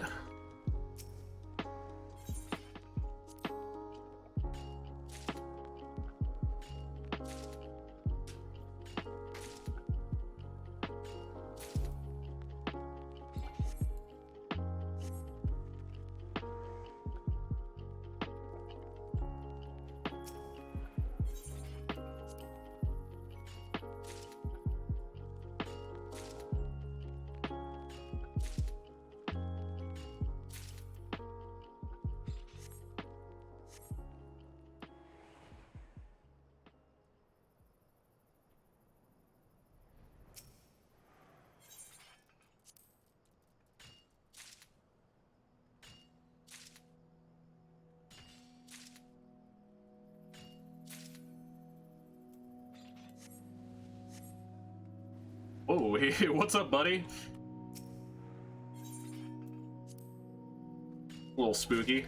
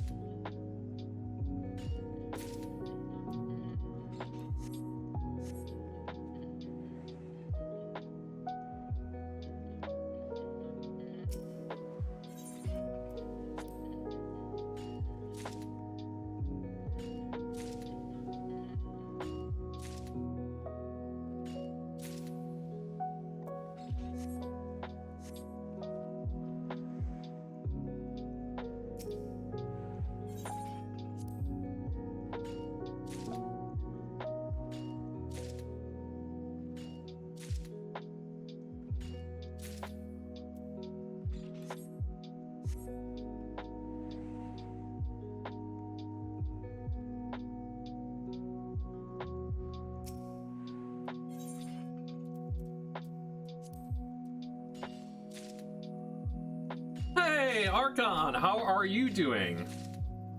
Bah Notch. I hope I said that right. I hope I'm not gonna be another meme on the channel.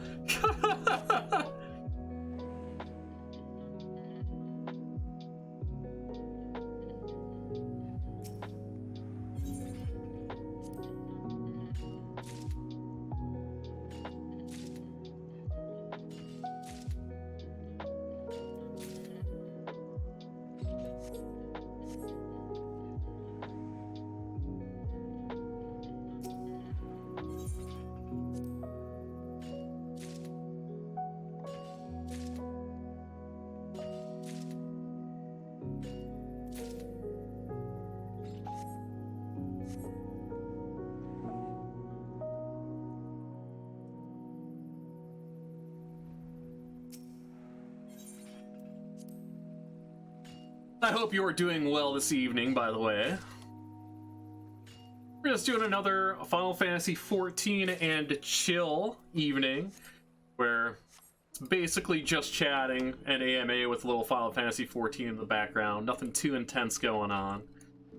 Listening to some lo-fi hip-hop and just hanging out with chat.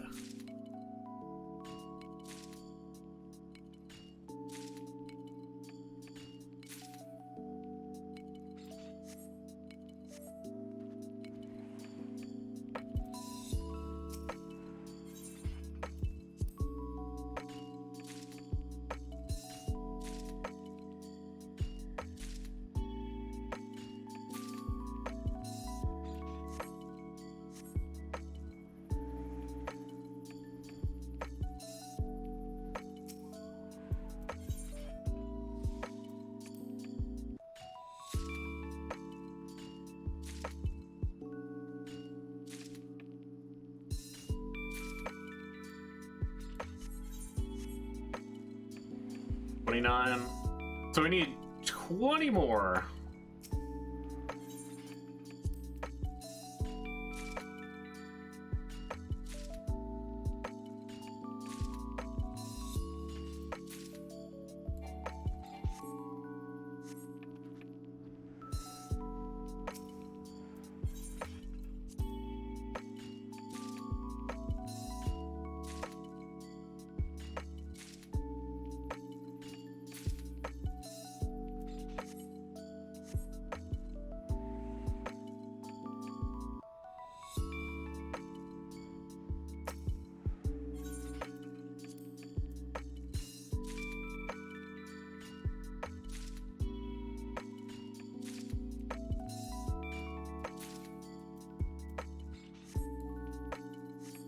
All right, only 4 more and then we are good. We are gonna power level these 2 classes from 38 to 50. I'm excited. The only thing that could stop us, the one thing that could stop us, and that's if, and that's a big if, our gear isn't good enough, which we can work around.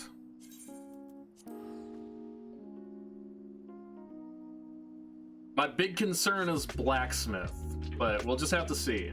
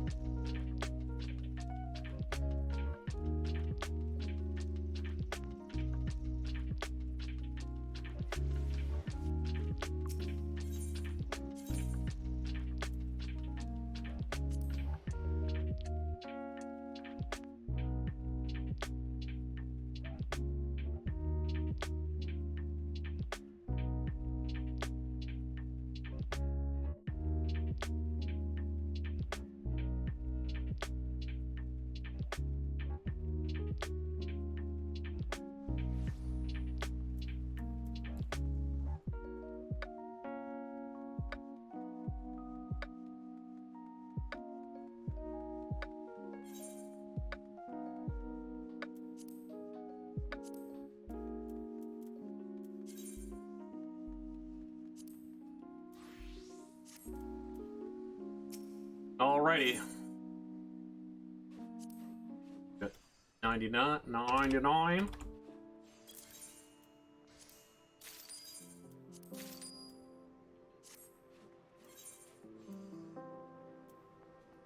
I think I might want to save the HQ for...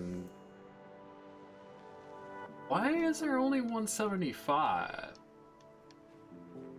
Oh, because of fire shards. Okay. That's fine. That's well within calculations. 32, 32. Okay.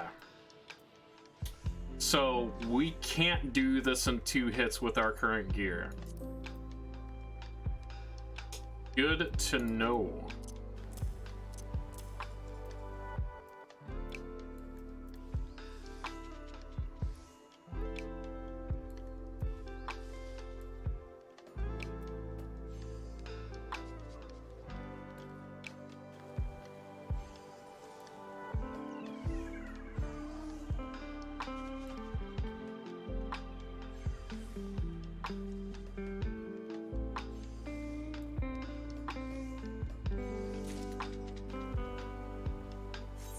We'll check and see, because we are under-leveled for this.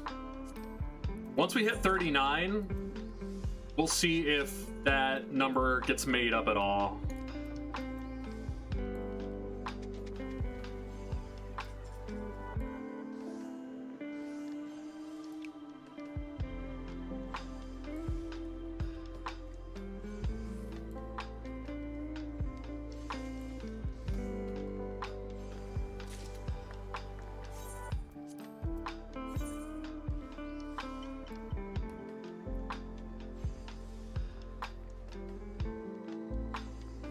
Basically, if that isn't the case, I messed up, but I can salvage this.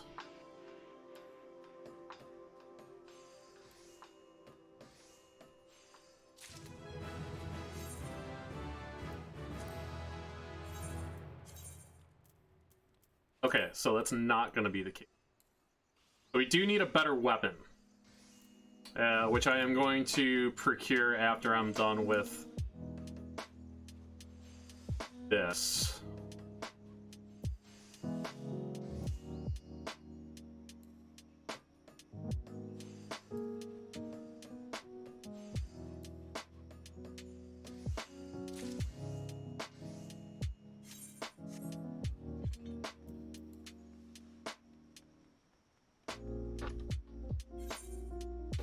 Guess there's really only so far you can go with a normal quality level 8 hammer. But if I was correct, I do believe that there should be something relatively cheap on the market board. And when I say relatively cheap, I say maybe within like 1 to 2,000 range. File 5,000, 26,000, 17. Okay, we'll get that.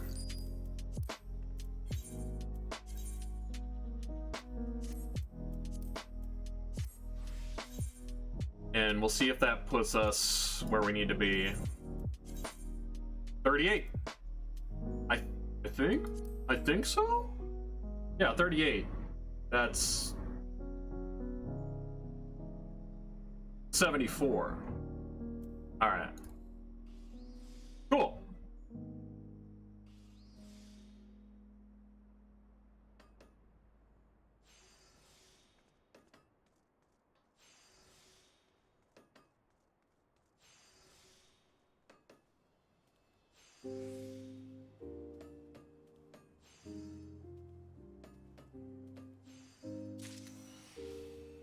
Awesome.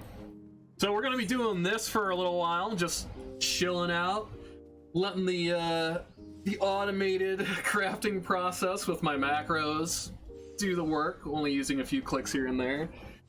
But I want to say I hope everyone is doing a great night, or doing a great night, having a great night tonight in chat.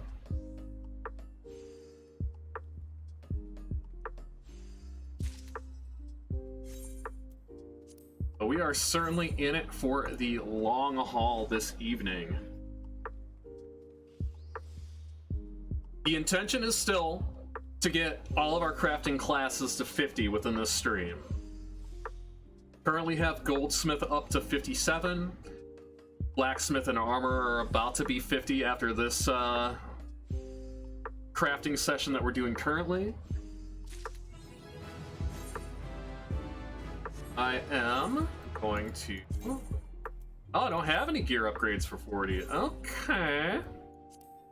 Fine, be that way. I'll have to pay attention to that when I go double back and do the class quests.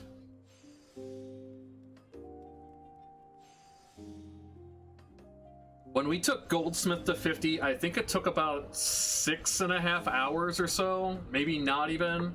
I'm not really sure. I kind of got lost in a haze last session, but that was also doing all the class quests as we were going, the best that we could, because we needed to get past the level 50 class quests, because the last level 50 class quest is what gives us our XP buff that we're subsequently using on all of our other classes.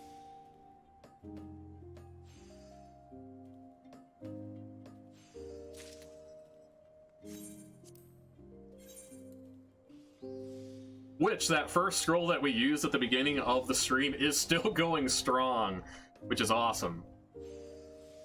It's an 18-hour buff per scroll that gives you 150% XP buff for a maximum of 6 million XP points. And we've gotten 2 classes to 38 with no problems without that buff falling off. I'm kind of interested to see how far it goes. And since we're doing in conjunction with the road to 70, we're actually getting a 300% XP buff for that that buff, on top of the boosts in XP that we're getting for using this macro and bringing the quality up a little bit. That is why each one of our crafts is giving us 750% XP, which is crazy.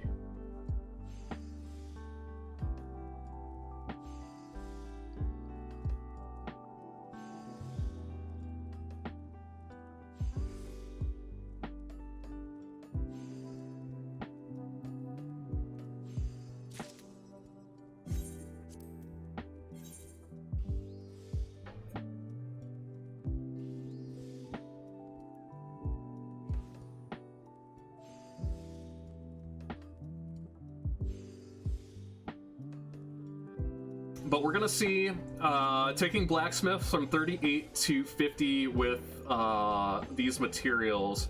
We'll see how much that I actually have to make to get there, because it's gonna be a similar amount for armor as well. And I don't want to overbuy on the iron ore because we're trying to spend the least amount of money possible. If we do have like a surplus of cobalt ore afterwards, like I had mentioned before, there are crafts up in the, I believe, up in the earth, or like higher 50s or even maybe 60s that utilize cobalt ore. So spending a little bit of extra time with all that gathering is only going to benefit us in the long run.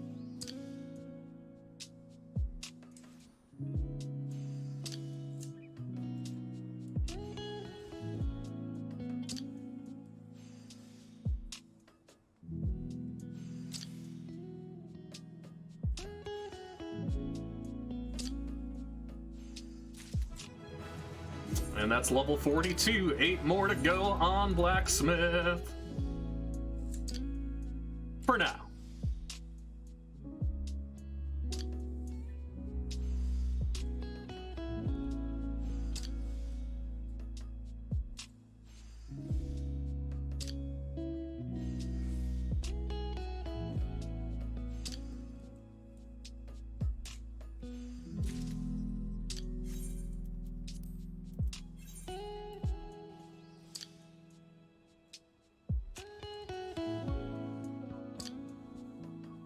So basically our natural progression as it is going to go is we're going to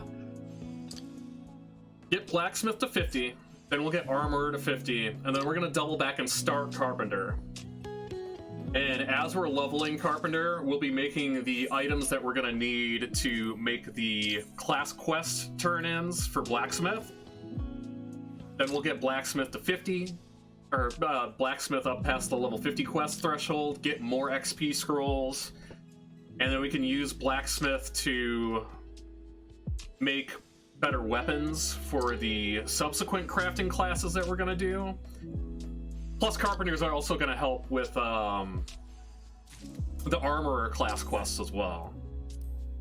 So we're kind of doing like a twofold attack in terms of our progression here.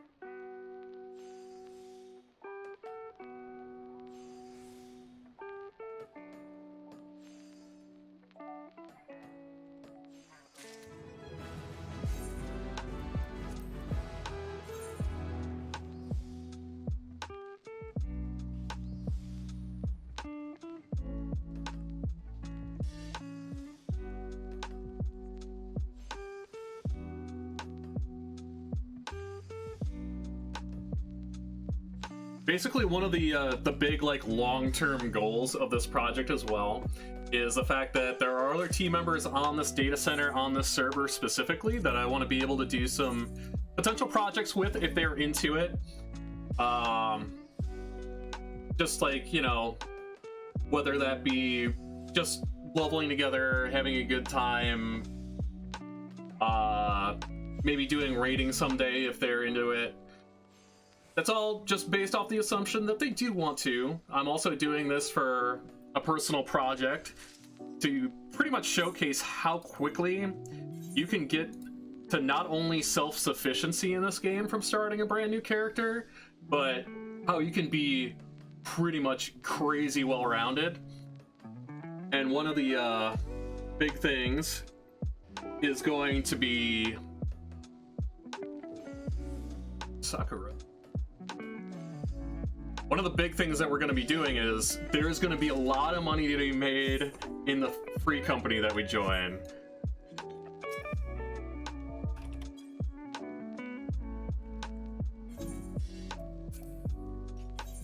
Hey, FB Black and Gold, how are you doing today?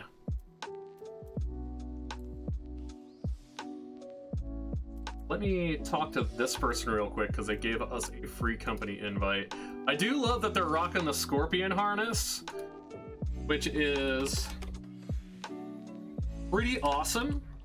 It's an old school Final Fantasy XI piece of gear.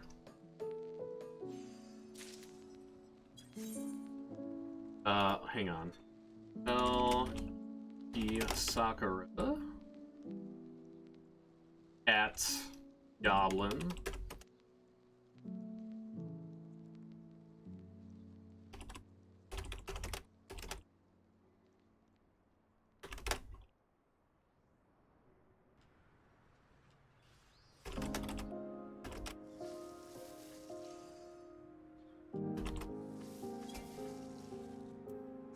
Hang on. Have to send them to tell directly because I forgot how to send tells.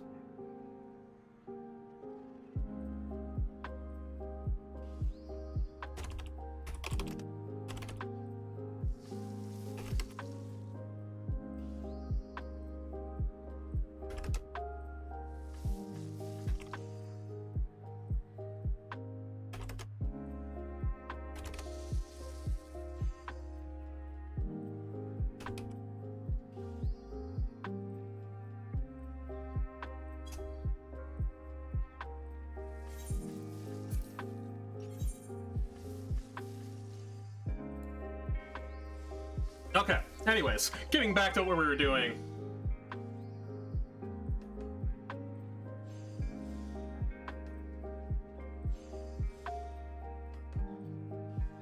Hope you're doing well tonight, FB Black and Gold.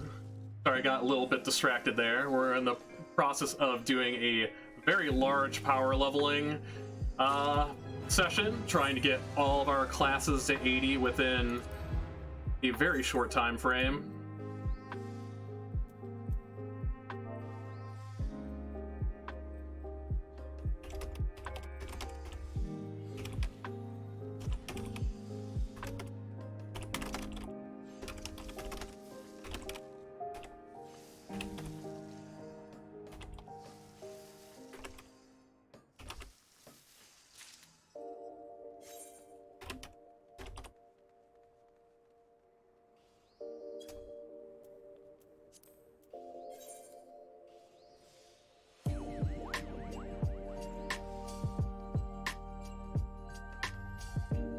Chilling, listening to some Bad Religion. Oh, what's up, Kyle? I forgot that you changed your name.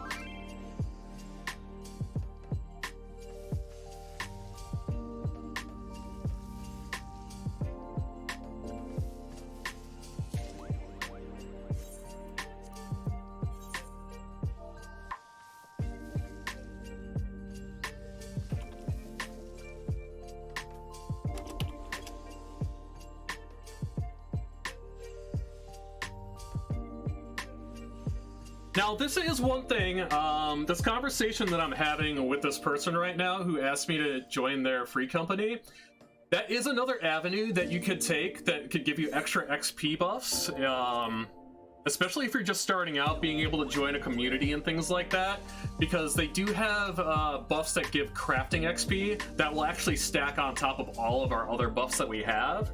I'm just specifically doing this FC list because there's not a really big guarantee that you're going to be able to get into a group right away, and I wanted to showcase kind of how to be very self-sufficient.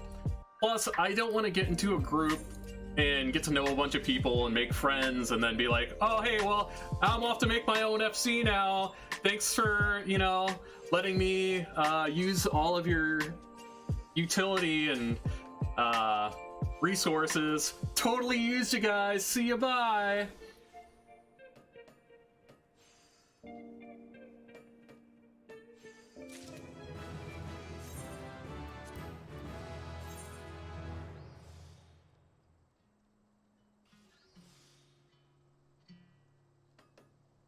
You needed to change it again because Facebook was a joke?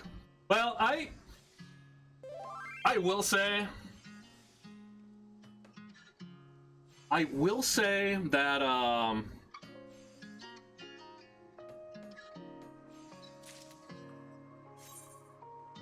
don't want to bash social media like that. Let's just say I deleted Facebook a while back.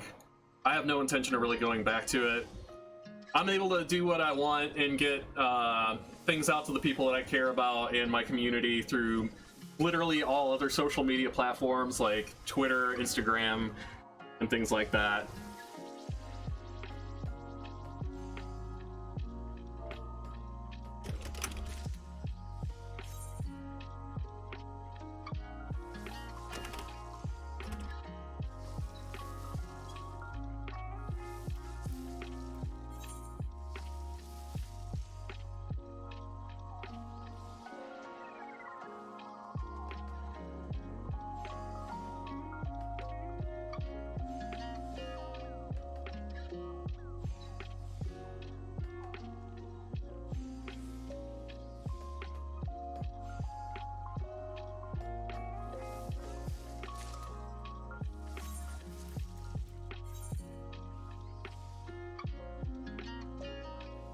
Yeah, we haven't talked in a while, man. You've missed a lot. A lot of crazy things going on in life. How have you been? How's work? How's the family? If you don't mind sharing live on the internet, that is.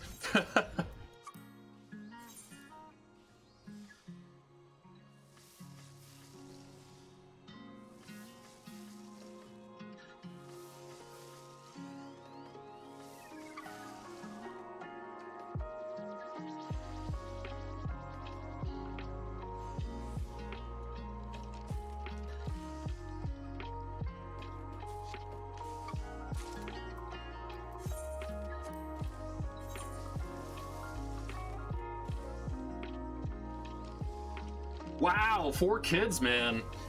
You're really... I don't want to say, you're really churning them out, huh?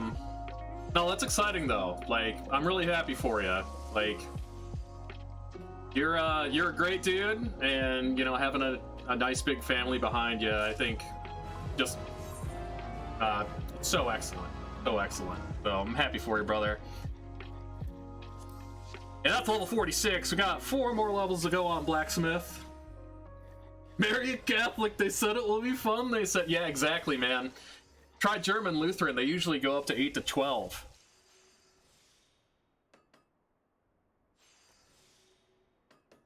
Not to be discriminatory about religion, just being very, very clear on that point.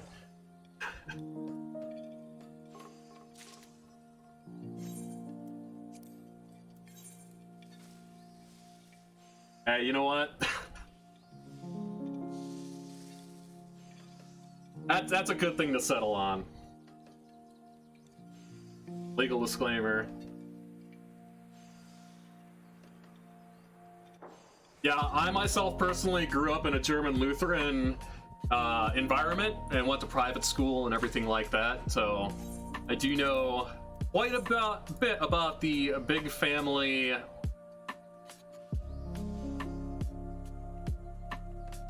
feel, the big family vibe.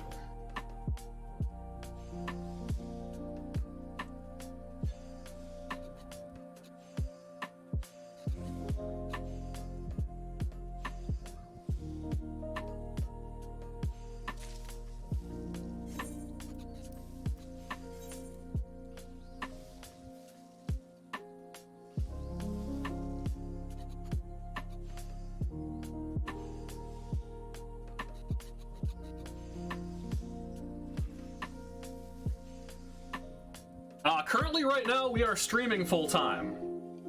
I was working on securing a part-time position at work just to get a little bit of extra income. Just because it always helps, and it's nice to get out of the house and have a reason to, you know, drive back past the gym and everything like that. But,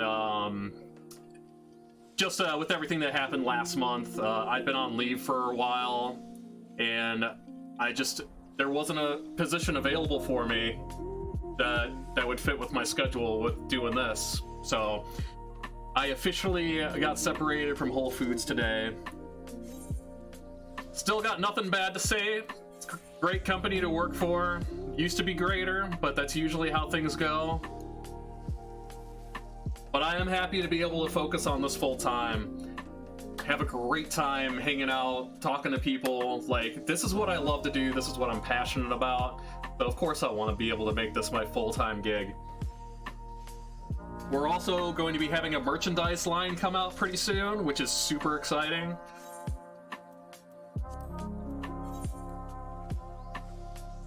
Still working on finalizing the designs and details for that.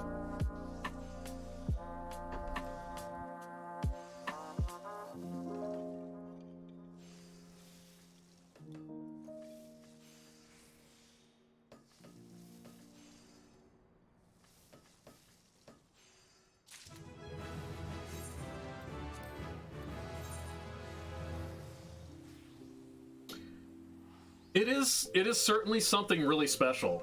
Like, I never thought I'd be able to do this with my life. Even to just be able to get this level of and support that I have. And just recently joining the 8-Bit Dojo really took me into the next step. Granted, I'm not gonna say like I'm making a whole boatload of money. Like, I'm not sitting here like Scrooge McDuck swimming through piles of gold or anything. I am making a little bit here and there. That's why I still want to do something part-time to just have a steady income on top of it. And again, to have a reason to get out of the house. But Twitch has been good to me. And a lot of the people that I have been able to meet and work with have just been so incredible and amazing. And currently right now, a lot of the people on the team have been so nice. I've gotten to meet a lot of them over the last couple of weeks to chill out and just talk with them and have a, yeah, God, I'm old. I never said I was young. But, it's just, it's been a really big blessing, the best thing that I can say, that I've been as fortunate as I have been over the past couple of weeks, especially what had been going on with my life prior to this. But, you know, I've got a lot of cool things that are going to be happening in the future.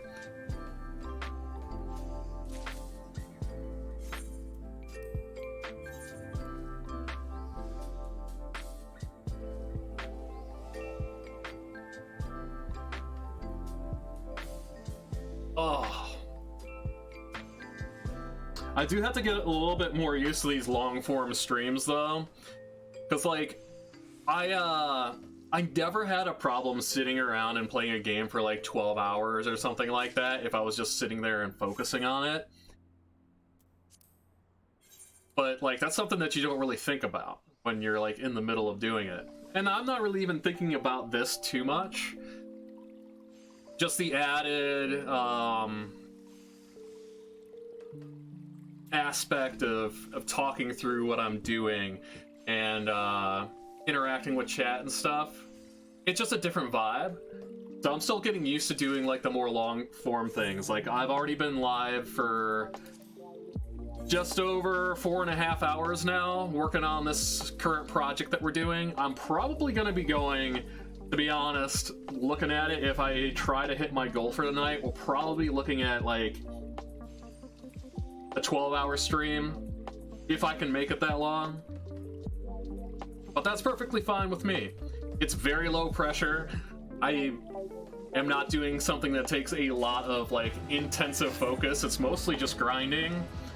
As I've said before, or like earlier when a couple other people came in, like basically this is just a just chatting stream or like an ask me anything kind of deal with Final Fantasy XIV in the background and some chill music.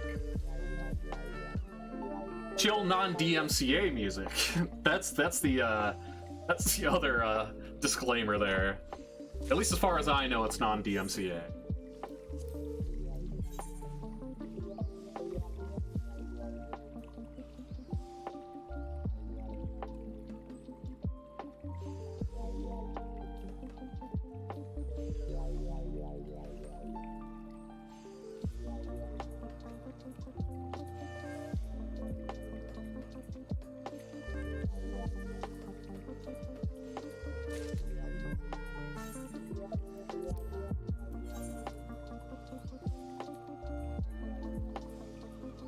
Yes, currently right now I'm still up north. I was actually going to be moving down to Alabama earlier last month, but with everything that kind of happened, that plan got pulled out from under me a little bit. I could still very well do that, because I'm not really tied down to this location, besides the fact that, like, I have probably one of the coolest roommates ever. One of the just a good dude, and he's been really gracious letting me rent this room for so long out of his house for, you know, a very, very reasonable price. So at this point, especially with joining the team and really trying to invest more money into upgrading the quality of the stream so we can have, you know, more eyes on this, more opportunities for sponsorships and things like that, because they, you know, they want to see things like really crisp, clear video, really crisp microphone work. So I still have a lot of more investments to make, but we're kind of doing baby steps and we're on our way there. So instead of spending a couple $1,000s trying to move right now, it just makes more sense to be here. That still could change, but still very subjective.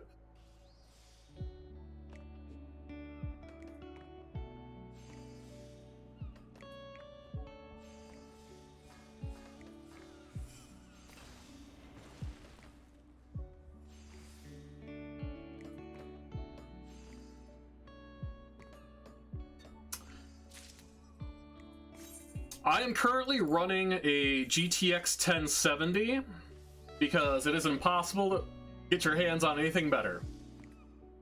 It's the old GPU that I moved over from my last system because it was literally the last thing that I upgraded on my last PC. I tried to get the RTX 3060 when it dropped last week, but literally every outlet was sold out within 10 seconds of launch. Or 10 seconds of when they became available per those outlets. So yeah, that didn't work out for me too well. I kind of got beaten out because I don't have the fastest internet speed. That would probably be the only reason why I would think about moving at this time with how things are going. And that's level 49! One more level to go on Blacksmith. But, just to go somewhere that has better internet speed available. But for now, this works. I can still do everything that I love on here. Play my games, do my speed runs, hang out, talk with chat like we're doing tonight.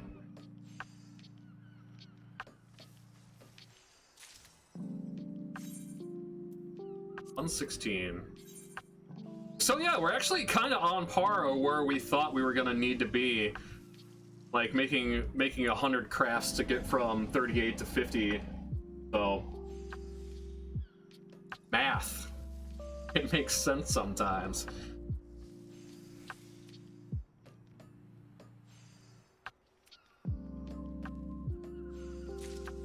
I'm frankly still astonished that this XP buff hasn't worn out. We'll see if it can carry armor all the way to 50. That'd be dope. This means we'll have more to use later for the higher level crafting.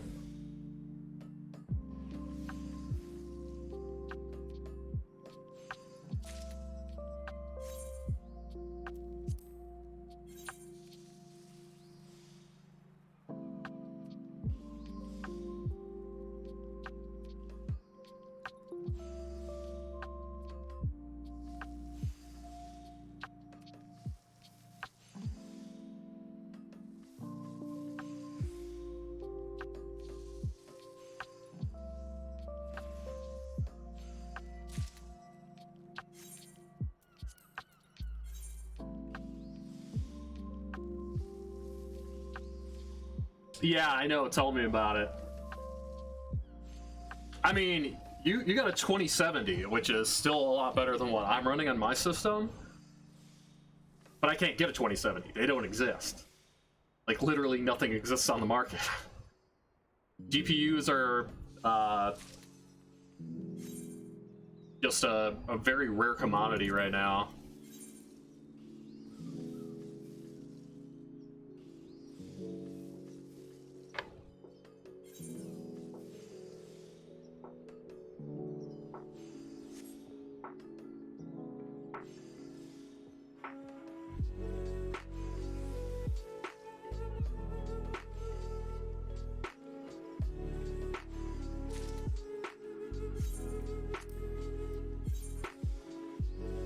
I would say, and I hate to be like the person to say this because I've always ever built my own PCs, but if you want a top of the line video card right now, like anything in the 30 series, like the RTX 30 series of GeForce, your best bet is literally buying a pre-made computer.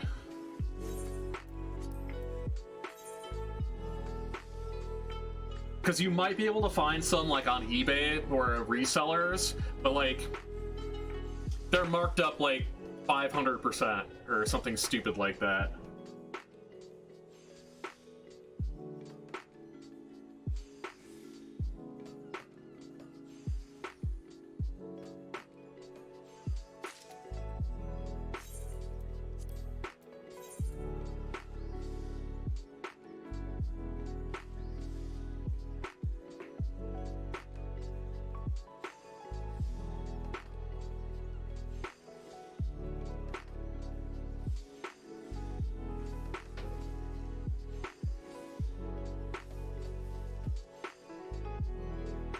Oh no, Best Buy did. They released it at, what was it? At 12:30 on the day that it came out, I believe on the 25th of February. Oh, the PNY brand. Yeah, okay. It's something you can try. Something I might try. Because literally, that's the only thing that the system's really lacking is a heavily upgraded video card. But ladies and gentlemen, that is Crafter number 2, the level 50. That gives us access to some better gear.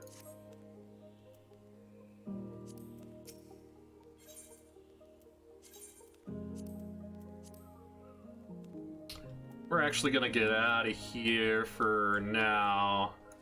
That person's still hanging around, they're not really doing much.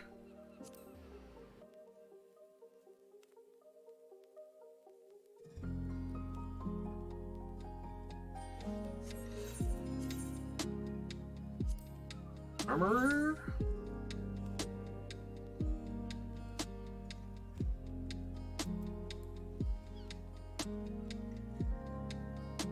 And we're gonna do the exact same thing again on armor.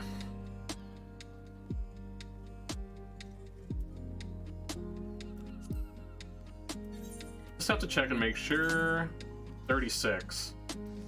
I think... No. Math. 36 plus... Oh, that's gonna give us exactly 72. Alright, cool. We can already use our macro for it, so we don't even have to think about it.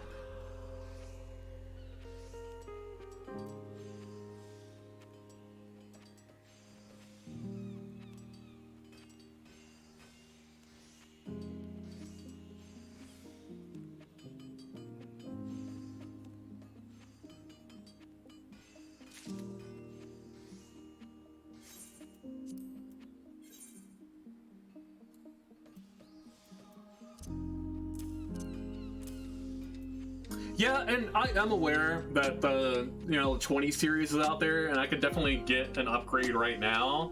But in terms of overall quality, I don't need it for what I'm doing. Like, there are a couple games that are gonna come out that I am gonna definitely want a video card upgrade, and that may be where I bite the bullet to go for something in that range, but I do really want to get my hands on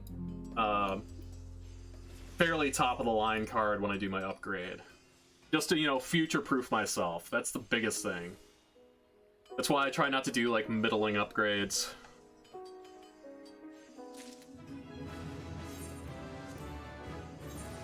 I do have the money still set aside for it, but with the research and everything that I've been doing and what I would need things for,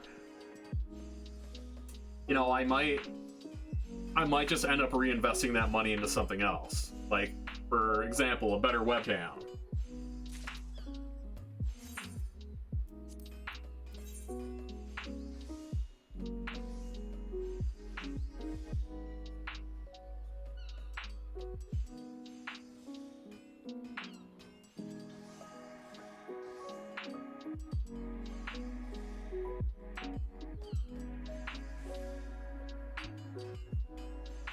Yeah, no, not even remotely.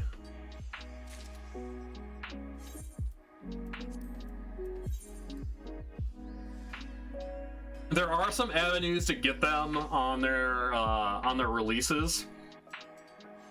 So basically, I'm keeping my eyes peeled for the next series release, because when they redo the supply or whatever, they usually give an idea when that's supposed to be coming out. And there's a few chances that you could get one in there for actual retail price. That's kind of what I'm hoping for. Again, when push comes to shove, which it's not even remotely close to that yet, then yes. We'll pretty much upgrade to the best thing that's available, but as of right now, it's not looking like we're gonna need to do that.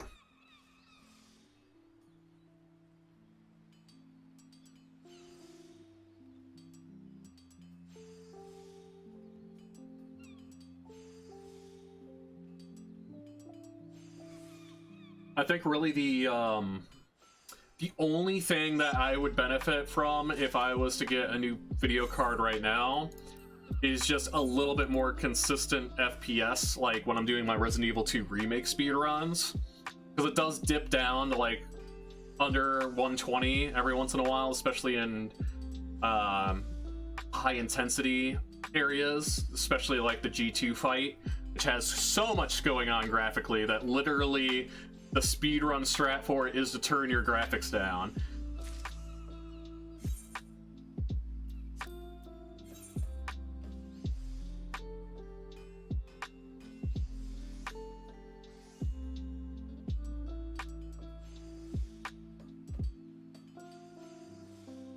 But we're kind of at the point with that speedrun specifically where that's minor.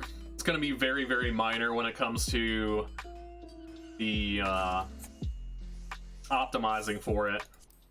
Like maybe if I get into like the top 10 in that game or something, and I'm like, okay, well, hey, I really got to push to get world record here, then yeah, then there's, you know, something to be said about that. But right now we're not even remotely close.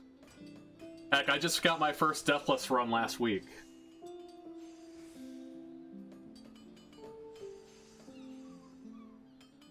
And I still screwed up some strats in that.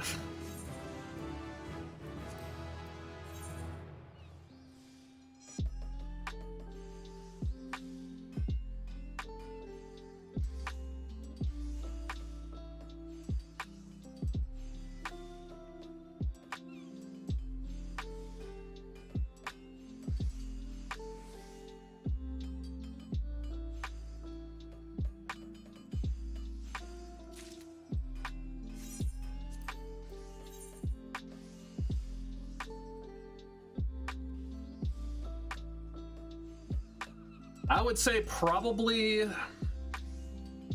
in terms of equipment. Now, I'm kind of on the fence about doing upgrades right now because I don't have a steady income outside of the channel. And I don't know how long it's going to be until I get one. But there are definitely avenues to go out there and get it. I just want to make sure that I am choosing the right thing for me that's not going to take away from doing this.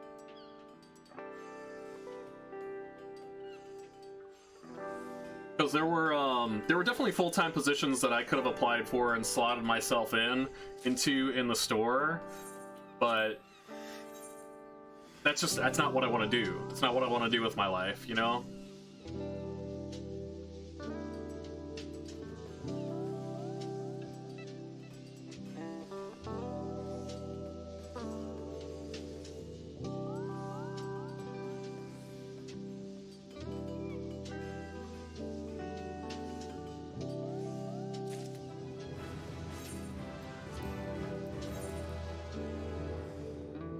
Alright. 8 more levels to go on armor until we start our next project. I probably got about another 25 minutes to go until that happens.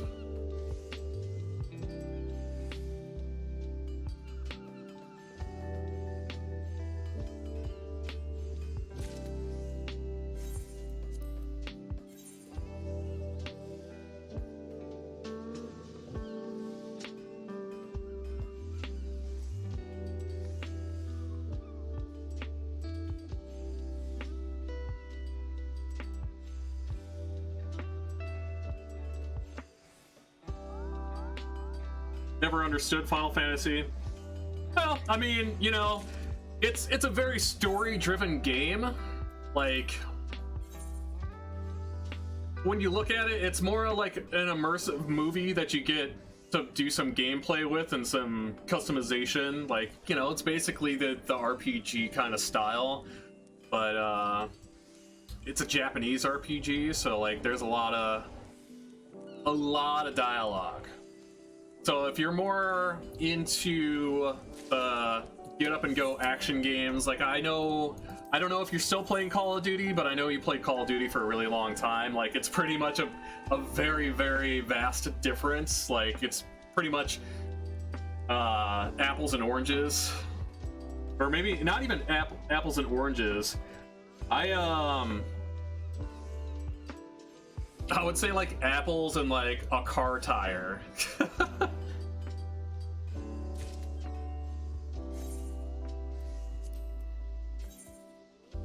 Yeah, that's cool. Yeah, I was just wondering. Like, I was just trying to make a comparison between the Final Fantasy and those kind of games, which I do dabble in. I don't really play Call of Duty much, but I still do play Counter-Strike quite a bit. You're surprised that I've never played Guitar Hero. I played Guitar Hero. I played the butt out of Guitar Hero. Like, I learned how to do Through the Fire and the Flames on Expert without failing. I never got, like, perfect all the way through, but I think I got through it with, like, only missing, like, 10 notes on my best run for Guitar Hero 3.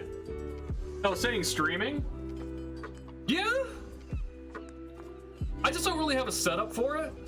I mean, if I ended up getting, like, a PC version of the game and did that, I might do it someday. We do have to do our a 200 follower stream that probably won't happen until April, just because we're working on this big project and it's going to eat a lot of time up. But I am taking recommendations for that to see what the people want to see. Could do something completely different than we normally do. It's really up to what people are wanting. Like, I'm going to put some suggestions up in a couple of the Discords that I'm affiliated with, and we'll just kind of see what happens from there. But that's definitely something that I want to do.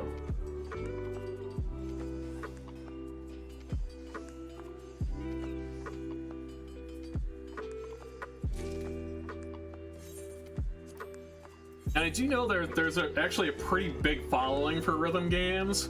I think there was...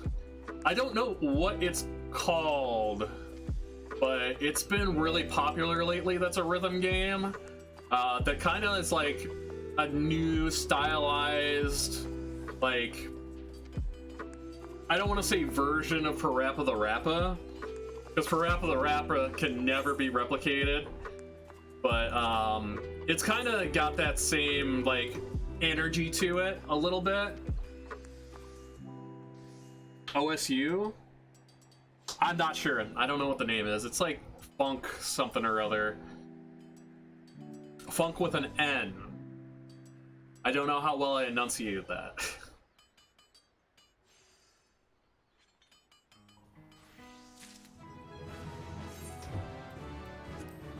Yeah! Kick, punch, it's all in the mind. If you want to test me, I'm sure you'll find.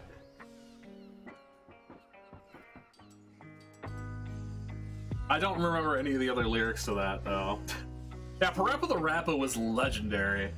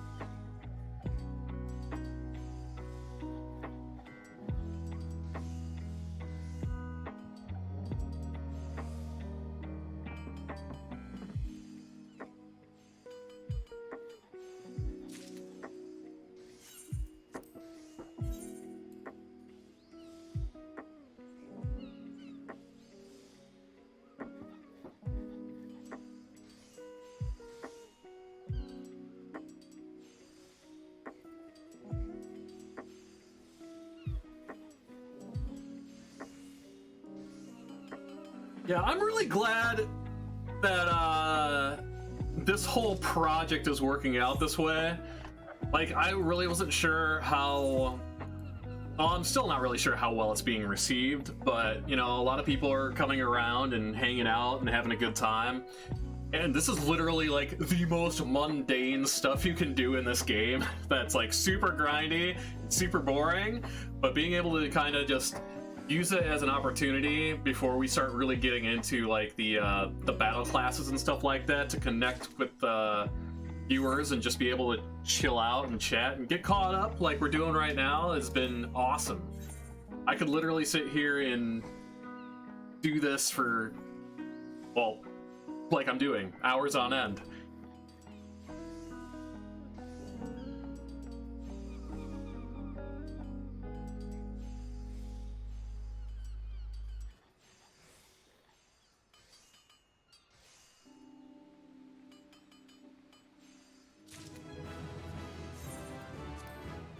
There we go, level 45.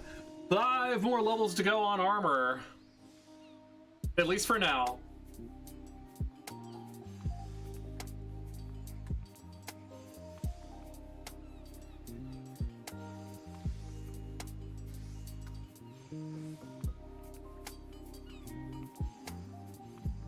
The really big thing to note that the reason I am showcasing this as a project is basically we're doing all of this work here at breakneck speeds. Breakneck speeds for in terms of leveling in this game. We're exploiting, well, not like exploiting, but making use of every single XP buff that we have available to us to just really condense all of this work into insanely short time frames.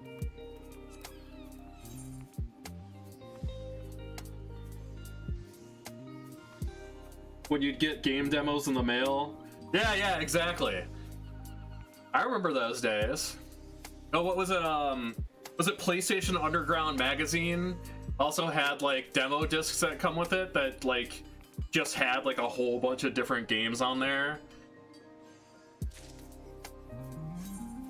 Velveteen gown is 0%. Well, that's a no good.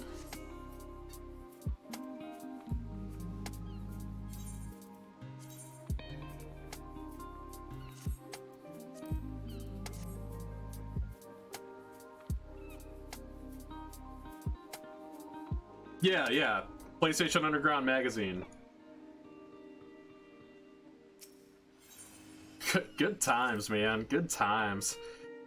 Some of those demo discs were so cool. Like, it just, it kind of reminded me of, like, gosh. Just, like an edgier thing. It was like, almost kind of what MTV was when it first came out, but instead of for music, for gamers, in magazine form, of course. Like, I think the only thing that was out there... I think the only thing that was out there at the time, really, was Nintendo Power Magazine, if I remember correctly. So it was like a completely different kind of vibe to it. I love PlayStation Underground magazine. You all of a sudden have an urge to find Twisted Metal. Oh man, that game was so good. Speaking of games like Twisted Metal, did you ever get down on Vigilante 8?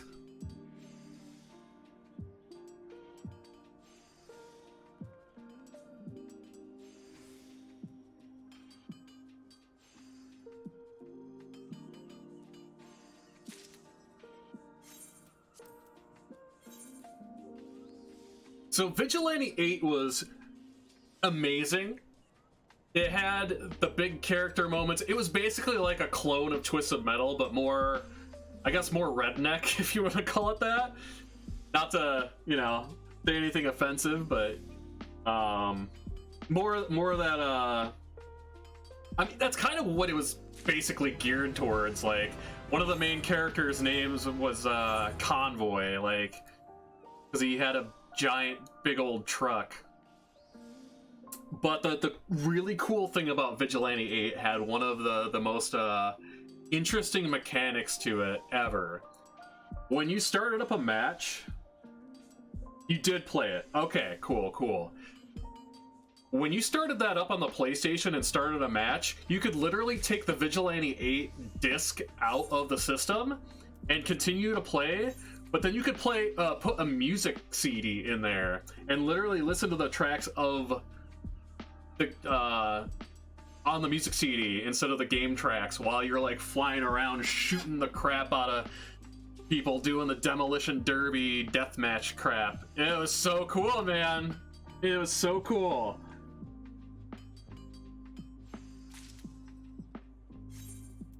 I just remember being blown away by that, and it's like, how does this even work? How can we play the game when the CD's not in the system?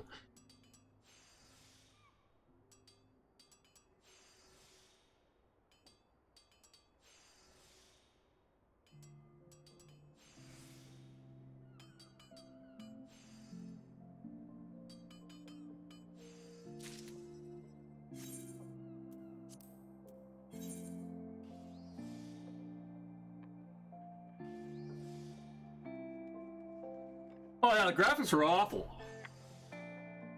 But if you think about it, the graphics for all those games back then were pretty bad. Like, honestly, even thinking back to the original Twisted Metal, like, I kind of look at those games, even the old Final Fantasy series, through, like, nostalgia glasses. And then when I, like, go back to them, I'm like, wow, yikes. Especially considering like the kind of games that we have now and like how beautiful and like uncanny valley some of these games are, like almost to real life aspects. Like for all the glitches that it has, just look at Cyberpunk 2077.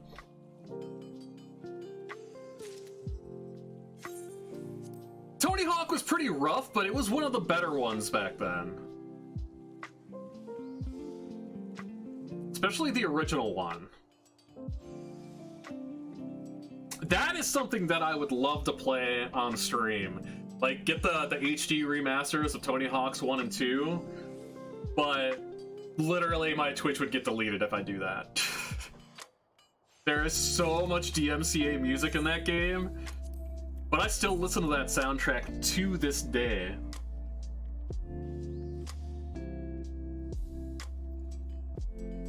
Is it on PC? I'm sure it's on PC.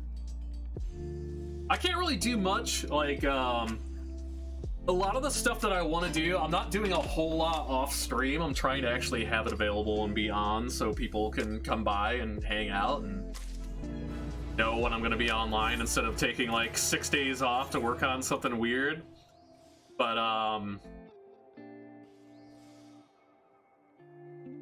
yeah.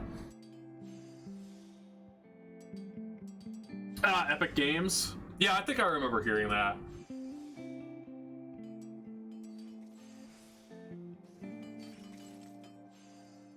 Yeah, I had a buddy of mine who was streaming it, and like, it did not go well.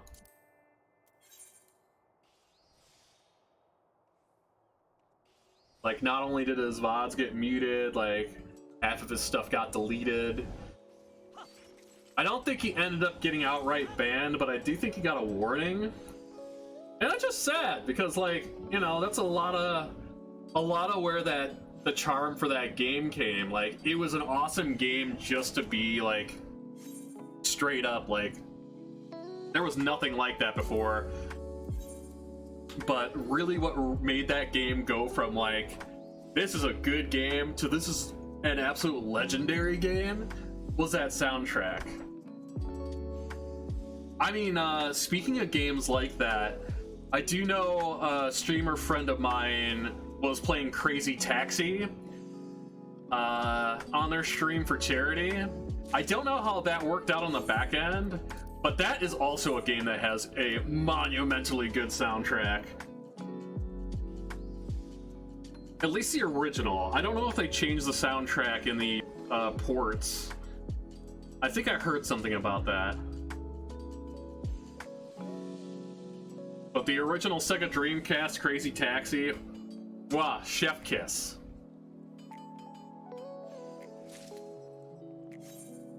One and two is $39.99. Okay.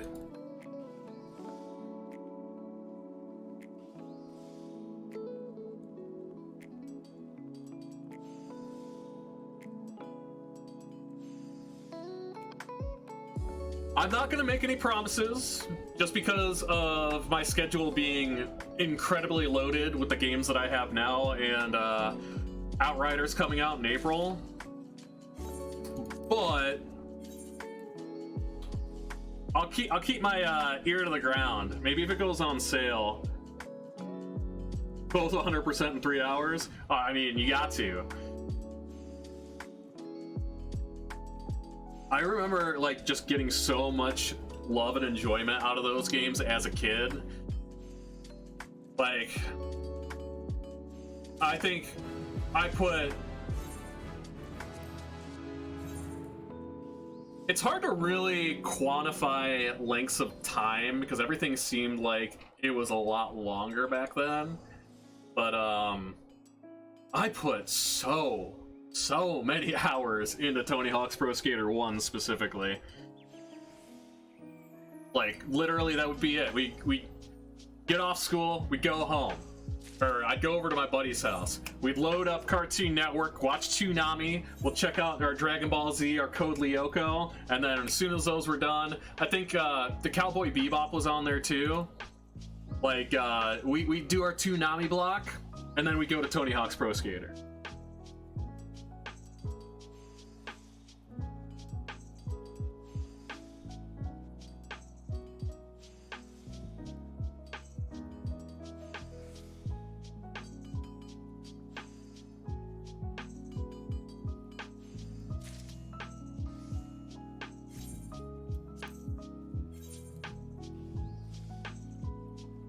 You know, I'll tell you, my love of punk rock definitely got cemented with Tony Hawk's Pro Skater. I got introduced to a little bit more, but I was actually already introduced to Bad Religion before I ever played Tony Hawk's Pro Skater. My best friend growing up, Joe, his brother Mike, had a cassette of the album Generator, and tooling around on the skateboard on the boombox listening to that album was just like, that's basically how my life started.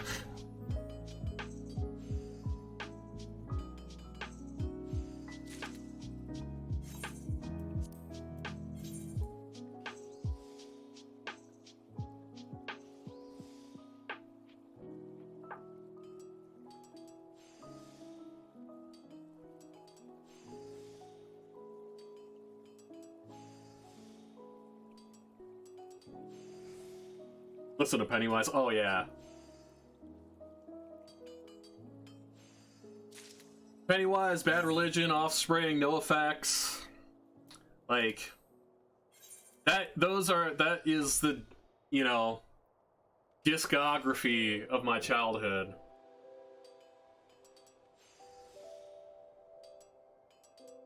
Like pretty much all those albums, just I ate them up. Like, you know, I'm a very musically motivated individual, or at least I used to be a lot back in the day.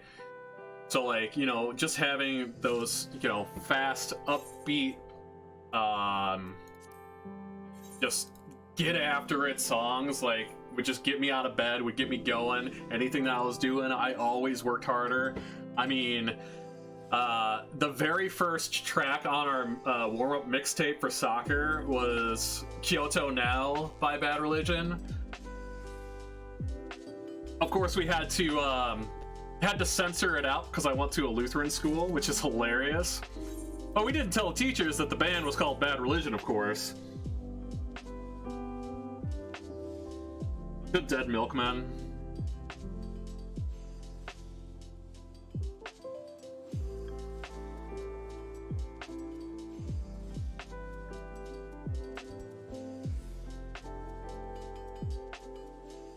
Oh, of course. U is classic. U is basically the seminal Bad Religion song. I mean, obviously it's on that Tony Hawk's Pro Skater 1 soundtrack as well. I think I first heard U when playing Tony Hawk's Pro Skater, and I picked up, I'm like, hey, I know that! Because that's how I sounded as a kid, apparently. I know that band, I know that voice!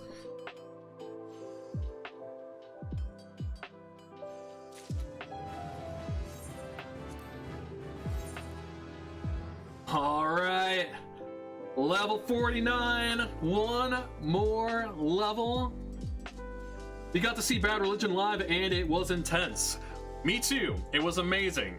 I went to the Riviera Theater in Chicago, and it was the tour where Bad Religion and Rise Against were on tour together, and Bad Religion was headlining for their 30-year anniversary.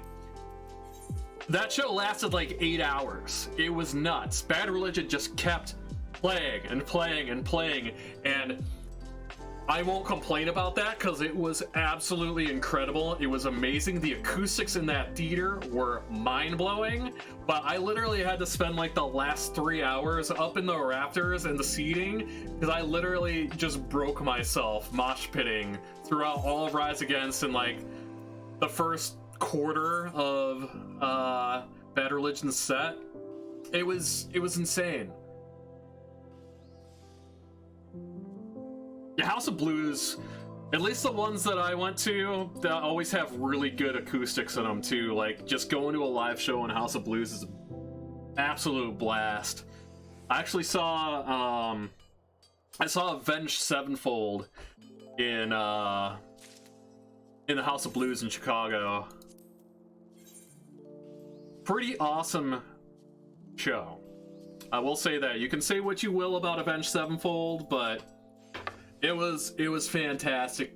Like, just as a live performance, especially considering like all of the stuff that they do in terms of like their music in their album work, like their studio albums. Like, you just kind of get this thing into your head, like, these guys can't possibly do this on point live.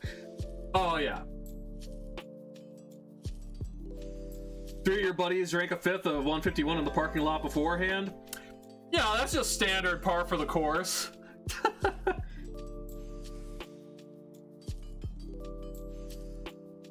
I hadn't drank anything back then. To be frank, as a kid, because kids have these ideas and goals in their minds that they want to, you know, push forward in their life because they think it's a cool thing to do. I was straight edge up until I was 19.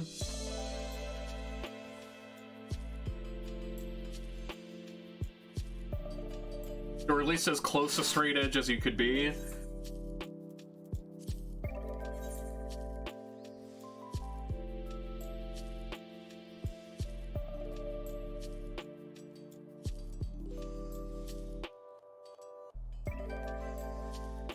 You're 100% sober nowadays?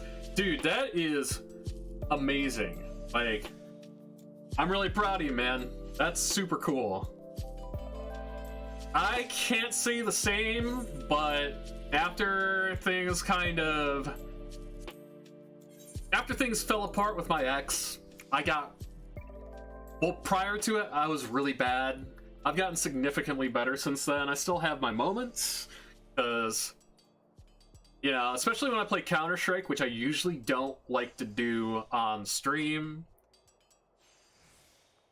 I take a few shots of whiskey here and there and get a little weird. But I have significantly calmed down since the within like the last couple of years.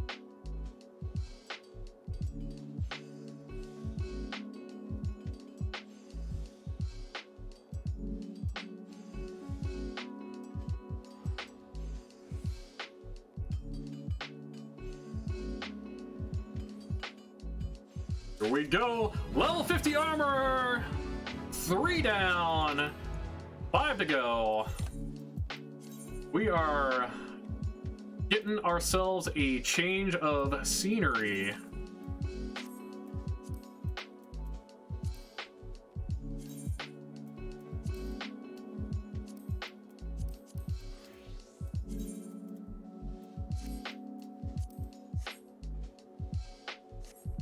I'll just go ahead and repair all this stuff, why not?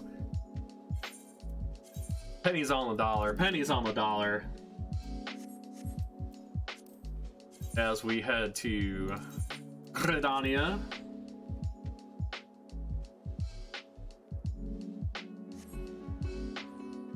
You're getting off at 7 and putting down a case a day by 11. Hey man, I get it though. I really do. But I'm proud of you, man. I really am. It's not an easy thing to do. That's coming from someone who hasn't been able to do it.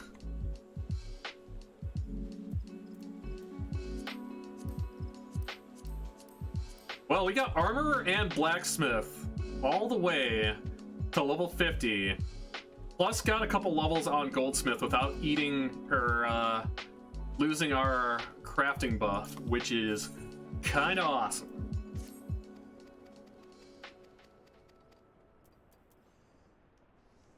Duck.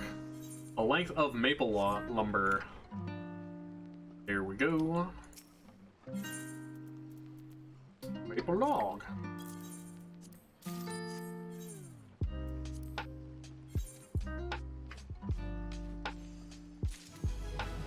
One craft and we're already level 4.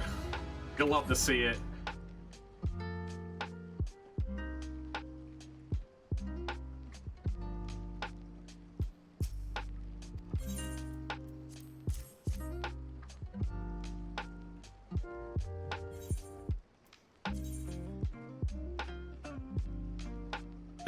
That's really good too, man. Like, that's awesome. I have not had I haven't smoked cigarettes since November 2018.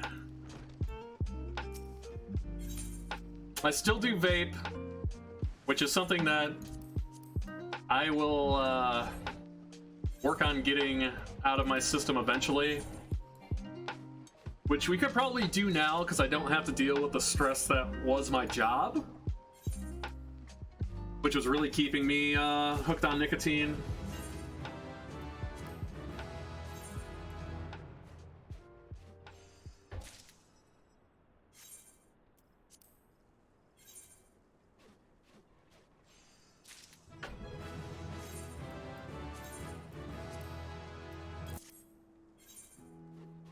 Ooh, baby, look at those levels pour in.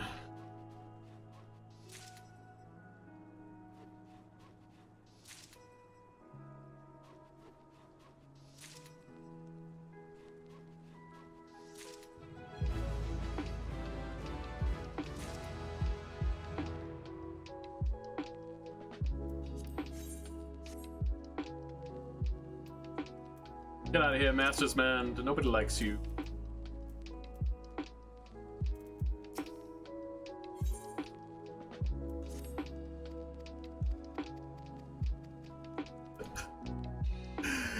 You know what? To be frank with you, that is as good of a reason to quit as any, to be honest with you. Really, what it all boils down to is, like, any reason's a good reason. As long as you have a reason that keeps you off of it.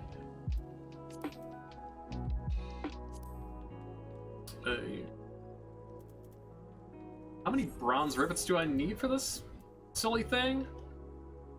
So I need to make 3 shields. And I need 5 more bronze rivets. Okay. That's perfectly fine.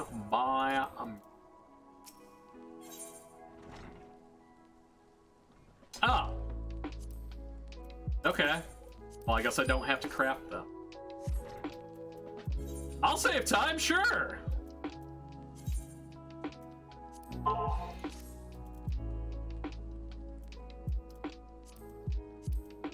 Well, maple shield.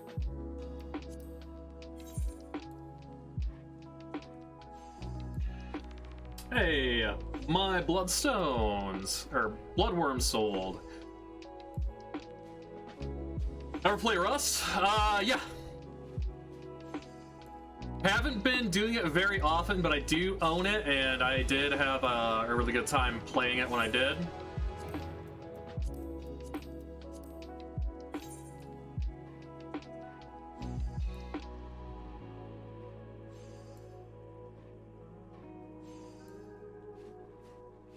It's a really cool game in terms of survival games and like your survival crafting games like that. It's top notch, it really is. It just when you really want to do, you have your own server that's PvE only. Oh, that's pretty cool. It's cool, but it's not why I love those games.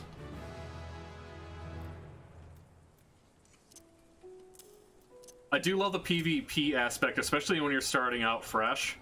I played Arma 2 for a while, the DayZ mod of Arma 2, and we did some amazing things starting off on a server that was already established, basically building from the ground up and taking over the server while dodging insane amounts of everything. We once had we had a base in the middle of hang on a second. Let me think about what I'm doing here real quick. We had a base in the middle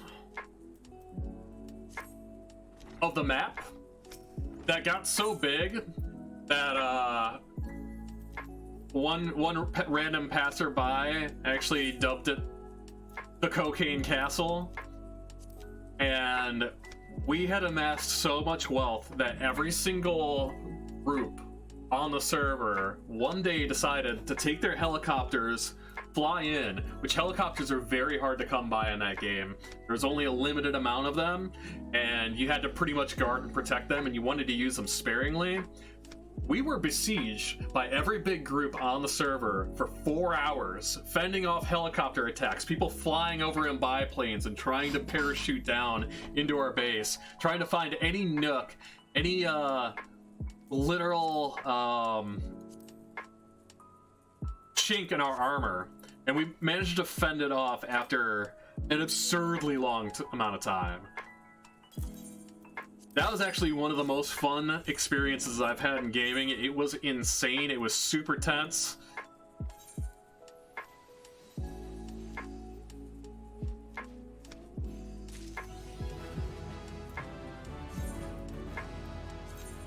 Alright, is this a good idea? Good idea, bad idea? It doesn't matter.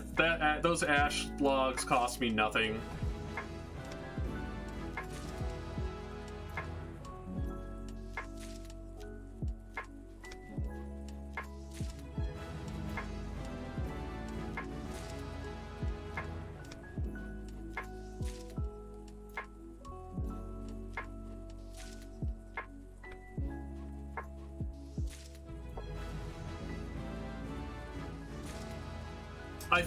I don't know if anybody was streaming. We weren't really streaming that much back in the day with my group, but I don't know if anybody was streaming during that siege, because I would love to just pull up the VOD and just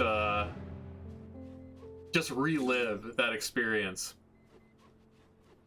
But speaking of crazy things that are out there, very specifically talking about Rust, were you following everything that happened at the beginning of the year, like the turn of the year, where they had the big streamer server set up, where 50 of like some of the biggest content creators got together and were just basically dropped in a Rust server and just had to figure it out?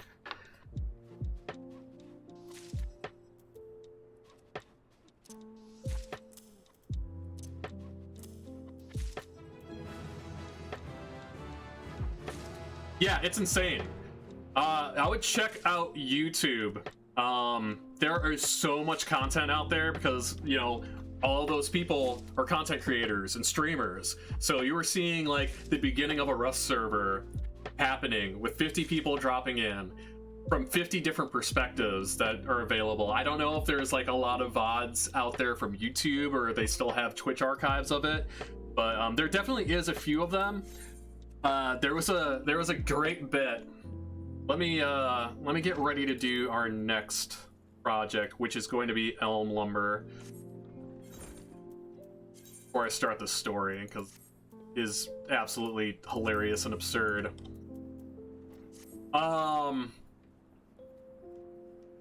Basically, you know, there was a decent amount of role-playing going on there, because, I mean, they're content creators. People wanted to get their content out there and have fun with it. So, hey, look at that. We already got the ash lumber. Big brain plays. But basically what it boiled down to was there was a police station that a couple of the players has set up, and there were also a couple of people working as reporters. Well, the reporting crew went to like the big bad group, like the people who would raid everybody and like cause havoc on the server, and like they were telling them like, oh hey, you know, these police officers, they don't really guard their stuff, like they got assault rifles and everything like that. Like I literally just went up to their base, knocked on the door, they all came out, we just walked out there, assault rifles, you could just go and grab them real quick.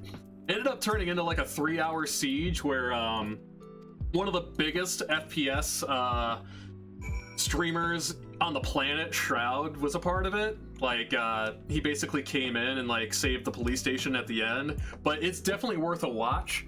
There is a compilation of the two reporters side basically reporting on the war on YouTube somewhere. I don't know exactly what the name of the video is, but I think it's called Rust War Correspondence with Ludwig and Jacksepticeye. Gold. Absolute gold. 100% worth the watch. I think it's like an hour-and-a-half video or something that just has like the hot clips. But man, that was one of the coolest things I've ever seen. It was amazing. You could literally watch what happened during that siege from literally every perspective. The people on the police's perspective were streaming. People on the raiding team's perspective were streaming. Obviously, the reporting team was streaming. And it's bonkers, dude. Just to think, like, people coming together, and it was very successful for a pretty decent chunk of time. All right, we need to focus back up on getting this done, though. So we need a feathered harpoon and an ash short bow.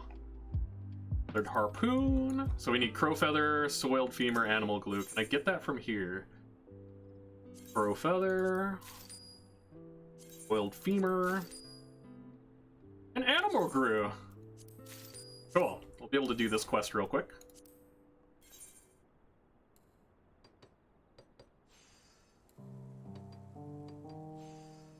Yeah, 100% do recommend checking that out. It is as funny as it is crazy.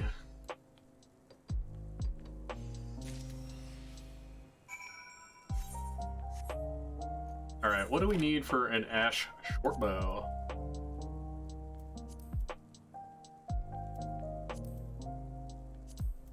Ash branch and hempen yarn. Sweet. That's the nice thing about just starting off a craft. Like, you can get up to like level 30 pretty easily while just sitting in your little base of operations here, because you can get a lot of these low-level items that you can spam quite a bit from your guild supplier here for literal pennies versus what they would cost on the market. Alright, let's go turn this in. We need to go to the Archers Guild and the Lancers Guild.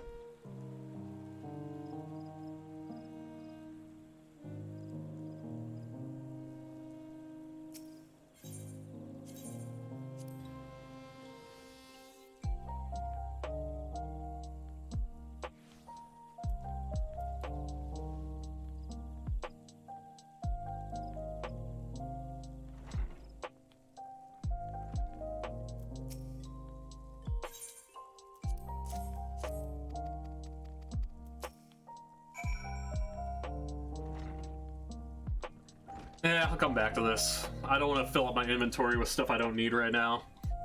But, yeah, I was actually gonna go, I don't know if it's still in the works or exactly what's going on with it. I'm pretty sure it's not gonna happen, but it's still fine. I was working on being booked as a special guest on a gaming podcast that I was going to kind of talk about not only that whole situation, but other things that were going on with content creators, and just how kind of bonkers things have been in terms of streaming since everything happened last year with, you know, the big bad in life kind of holding us down and keeping everybody quarantined. Like, I think it, not only for doing things like this, like just chatting and other stuff, but like even for sports in general, because honestly, really the only thing that was available competition-wise, especially in the first couple months of that, for those people who were missing out on sports, were like the Counter-Strike majors and a lot of other esports stuff. Like, for example, my roommate, he never really got into it, but like he was really wanting to have some kind of competition going on in his life. So it was like, hey, yo, check this out. This is some of the stuff that I do down there, but this is being played on a professional level. If you want some sports competition, here it is. So I think it really opened up a lot of eyes that normally wouldn't be checking things like this out. All right, so we need some elm lumber.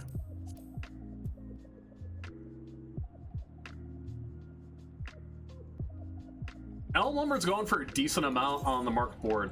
So we're gonna go farm some elm logs. We'll probably get about, how much do I need per? 3?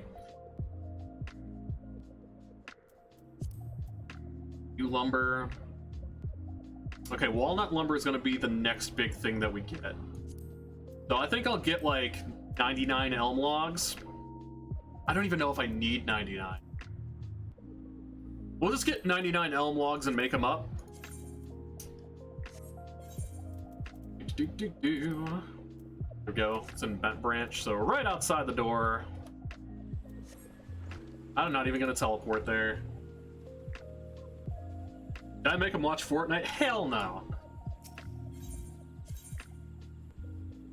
Not that there's anything wrong with that, you know? People like what they like. It's not something personally that I like. I think it's too chaotic, too much stuff going on. I like the more methodical, strategy-based games, and not the I have the, you know, I only have the best reaction time or like all that stuff. Like, I like the games that take that into account and definitely that, but also have strategy behind them as well. That is something that I do not believe Fortnite has, so it's not something that I'm generally pretty interested in. You play when your kid wants you to play, and honestly, that's probably the best reason to play, in my opinion.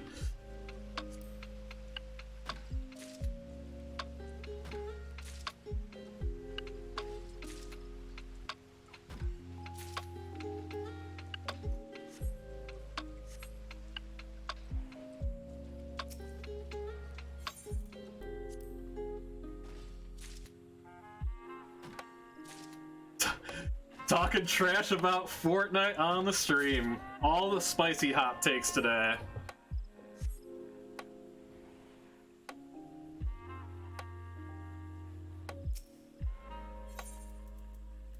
Like, I'm in a very small minority, I think, on that, though. Like, I won't in any way, shape, or form say that it's a bad game. It's an incredible game, especially, like, with what they've been able to do with it, the content releases, the the crossover events, things like that, that really kind of play up to nerd culture is really cool. Just not my style of game.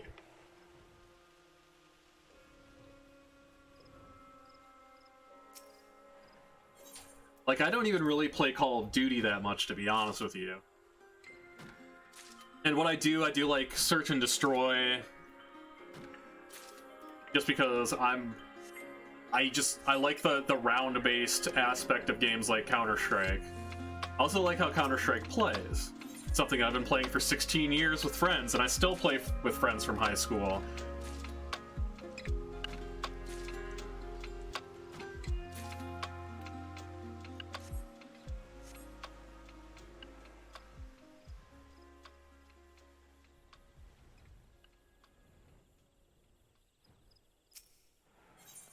But that being said, like, not even trying to, like, downplay or trash talk any games. Any game is good. Any game is good if you enjoy it, and you get enjoyment out of it when playing with others that you care about. Like, that is number one, first and foremost. It doesn't even matter if the game, you can look it up on IGN and it's got a 1 out of 10 review or something. If you like the game, then that game is good to you. And that's all that really matters.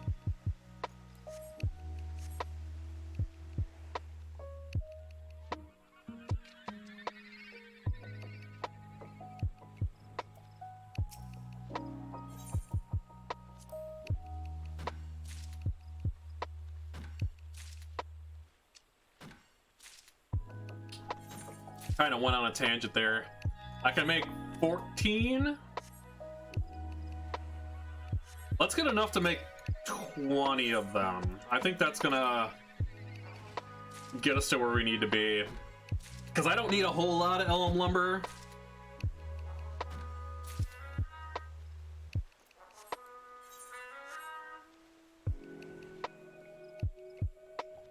Like, I'm pretty sure, like, my natural progression is gonna be elm, walnut, oak.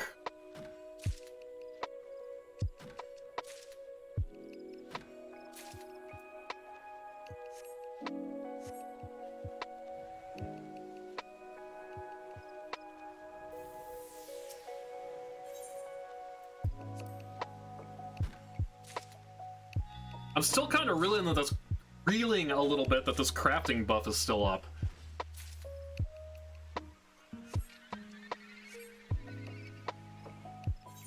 Alright. Let's head back to town here so I don't die while I'm trying to craft.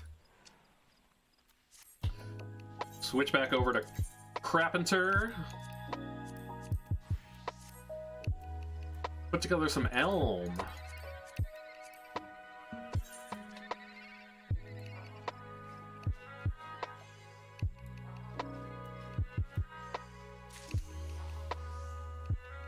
HQ right off the bat. Let me dig out my macros here. Just so I don't have to think.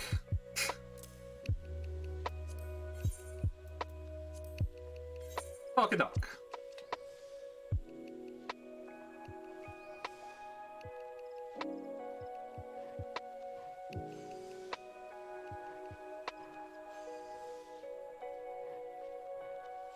Once I hit 20, probably what's going to happen is I can switch over to new gear set, and then I can switch over to my other macros, so I'll be able to get more XP per crafting synth here.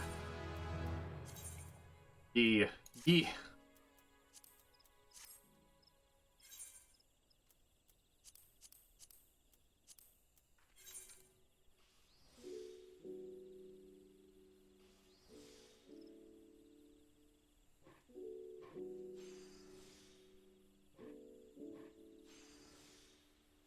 We're just over here sawing logs, ladies and gentlemen.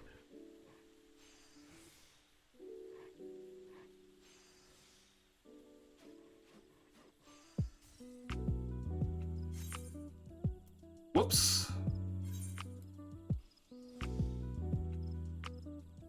Looks like I can't do that quite yet.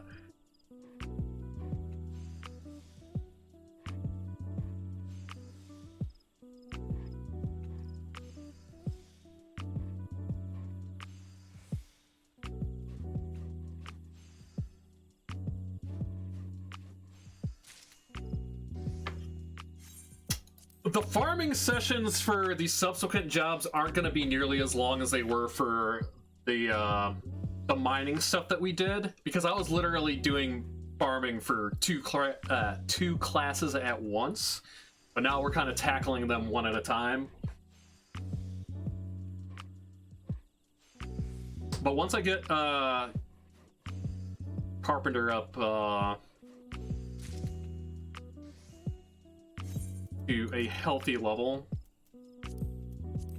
honestly, I do want to make one weapon in the higher range just to get through to 50. But with this elm lumber, I think I can make the saw that I need to get all the way to 50.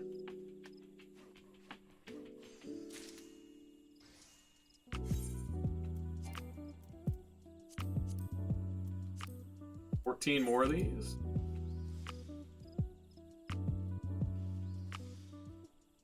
All right. Still rocking and rolling.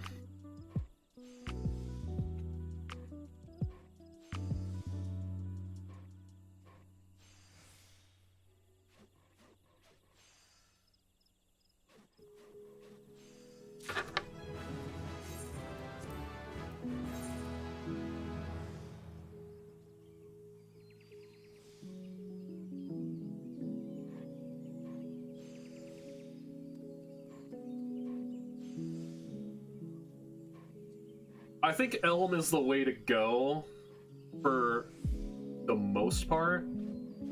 I am going to get enough to level, but I wanted to get some extra elm lumber just so I can make the weapons for the other classes a little bit easier.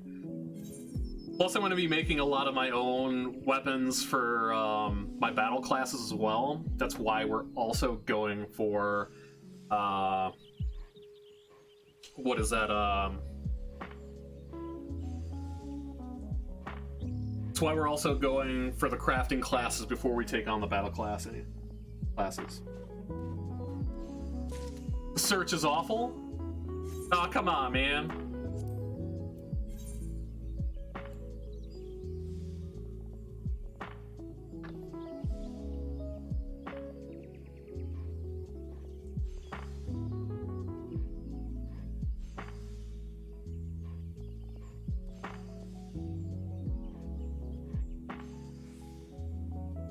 I just say I prefer it more only because I kind of grew up with the round-based games.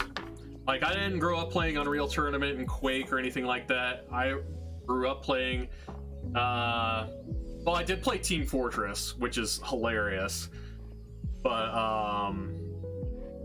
Counter-Strike was my main game growing up. I just love the aspect of the fact that, like, you had to change some strategies on the fly, like if things didn't work out. So you try rushing in somewhere and you lose half your team. Well, then you're there with just the other half of your team trying to figure out, okay, well, now we have to go up against 10 guys with only 5 people. How are we going to do this?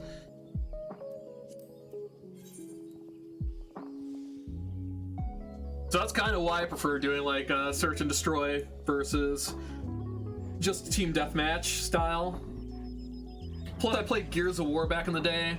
Like, the main Gears of War multiplayer mode for the first game was a round-based one as well.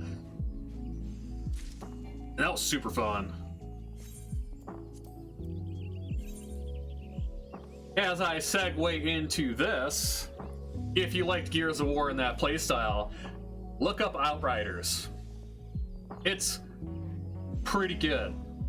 It's a looter shooter, so it's kind of in the same vein as like a Destiny or Division type game, but it was made by the original developers of Gears of War, so it kind of plays like a Gears of War game, and it's amazing. There's some kinks to work out still. I think there's some things that they could do better, but it's super fun. Running up on somebody, like sprinting up on somebody in Gears of War and blowing them into a billion gory pieces with a shotgun. is everything that I needed in my life in 2021.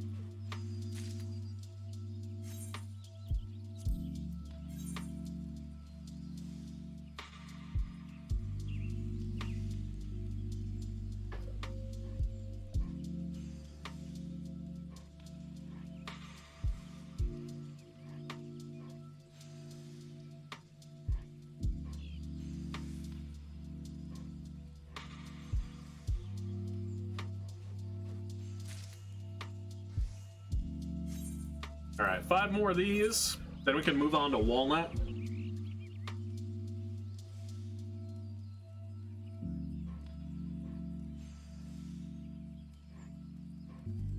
To be honest though, with how this crafting buff is staying up throughout like leveling all these lower level classes, I might not even... Nah. I was thinking about, I might not even bother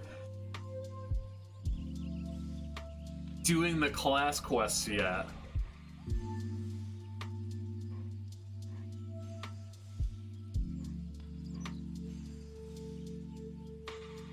I need a better weapon on blacksmith, so I'm gonna do blacksmith class quest at the very least.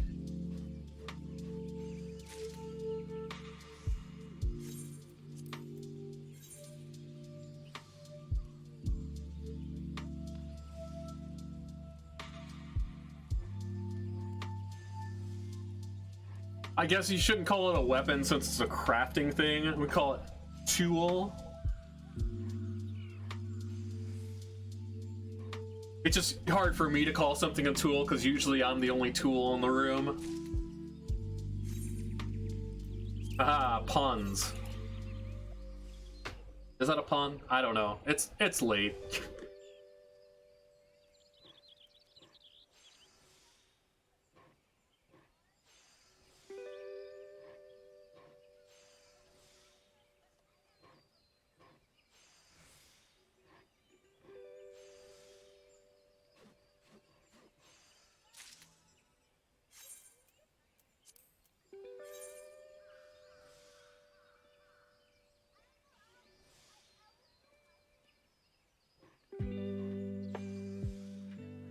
But I sincerely hope everybody is having a lovely Sunday night, Monday morning, evening, morning, everything in between. So glad that you are willing to stop in and check out my silly shenanigans and listen to me rant and rave about literally anything and everything.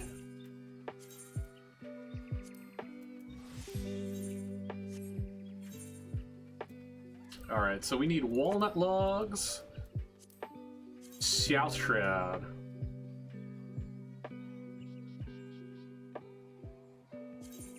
No, that's not where I want to go.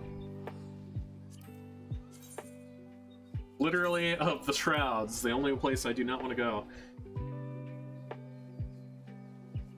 That is a giant chicken with a saddle.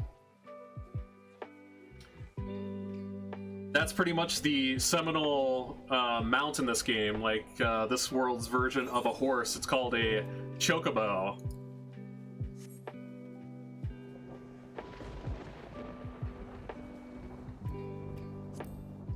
It's the upper pass and all the silent arbor. Do you actually get to fight in this game? Yes. Yes, you do. That's actually pretty much the primary thing that you do in this game. But in terms of the progression that we are doing to get all these classes up to 80 within 30 days, I am starting off with the more mundane stuff, I would say, like the gathering and the crafting. We're pushing those up first. And that way, you know, I can just chill out, have a good time, talk to everybody, get to know the community and the people who want to come through and watch this kind of thing, you know? It's very, very relaxing, to be honest with you. Granted, I will say, like, once we get into the battle stuff and running dungeons and stuff like that, I'm not going to be able to pay attention to chat as closely. but a lot of the stuff early on isn't super intensive anyways.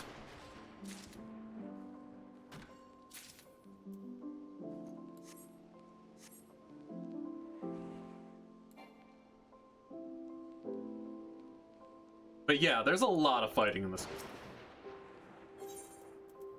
In fact, I can't I can't actually expect anybody to stick around until the end of the stream, because we still got a long way to go.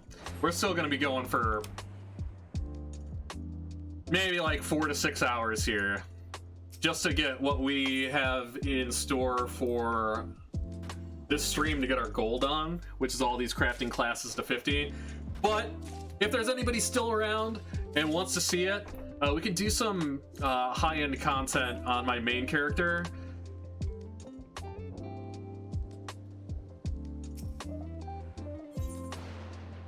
Just to kind of show a little bit more about what the game is all about.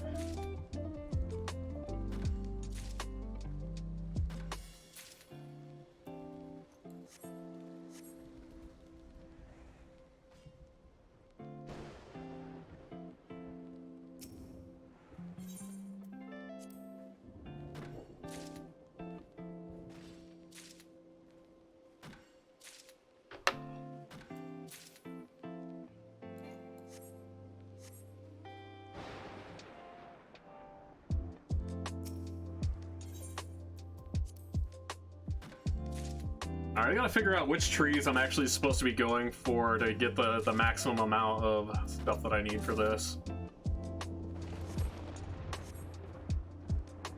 So we'll do this triangle loop because we want to hit this tree specifically because it gives us 2 per hit instead of 1.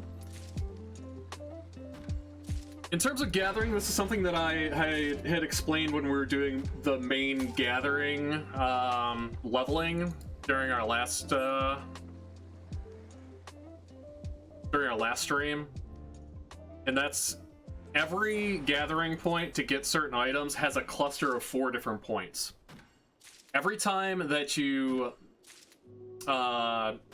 access 3 of them, the next one respawns. So you can kind of cycle and plan out which ones you want to go after, which gives you certain buffs for it.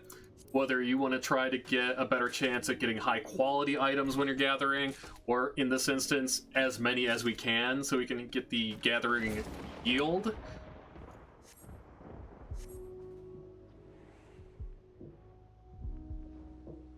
But we're probably not going to do this too long. I don't need a whole lot of wood.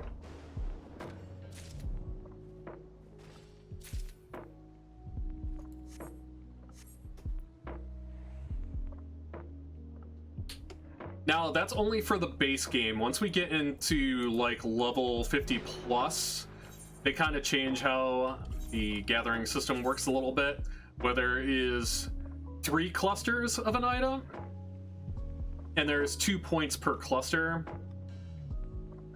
and you can still kind of manipulate that to get the points that you want at the highest rate.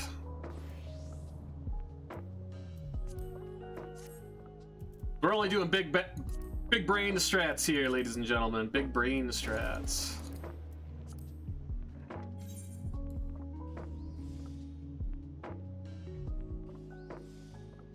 We're honestly just trying to level all of these classes as quickly and as optimally as we can, using every single buff that we can get in a hurry.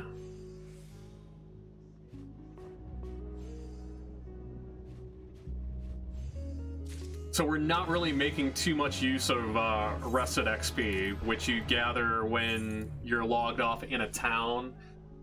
Technically, you gather it if you're in the town. That's what this little crescent moon means.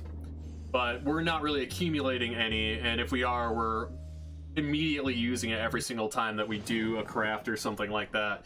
So really the only time I'll have any rested XP is like at the start of a new session.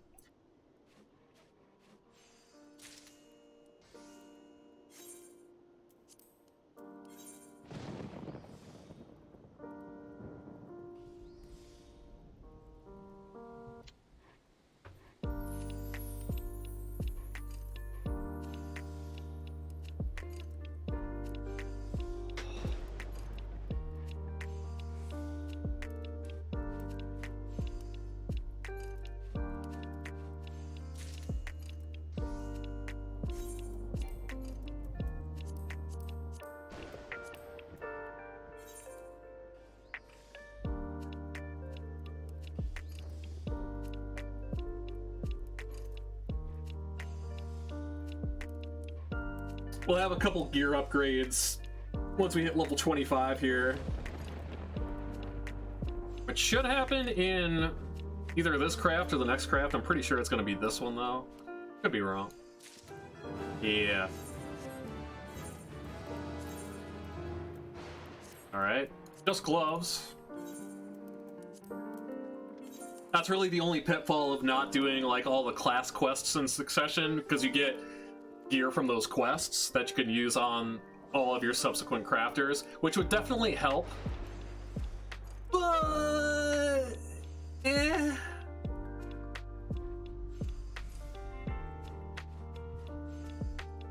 My whole thing is if I took the time to do the class quests as I was leveling up, like past the level 20 ones, it would take exponentially longer because I'd have to go out and either, well, one, I'd have to level up the other classes alongside of it to have access to those items for materials without buying them. And we're trying to do this using the least amount of money spent.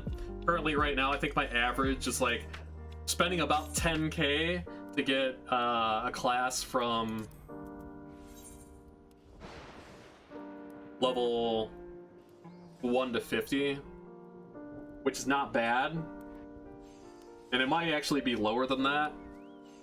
I wasn't really paying attention to my money.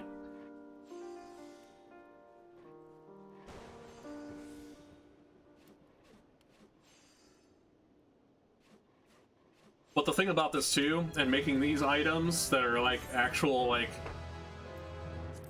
things that people want, like materials for their crafts and leveling stuff up and making things for their other classes, they're gonna get quick turnaround. So like I'm actually making a huge profit as I'm leveling 1 to 50 on all these classes. So I think it's like a 10,000 investment average, but I'm probably gonna make like, oh gosh, I don't even know how much back. I haven't checked the market rate on a lot of this stuff, but even if it's like only like 500 to 1,000 gil per pop, like I've made such a large quantity of them that people are gonna want to buy a ton of. So it's gonna be quick turnaround. So I probably am sitting on maybe, I don't want to say 500k worth of equity, but quite a bit.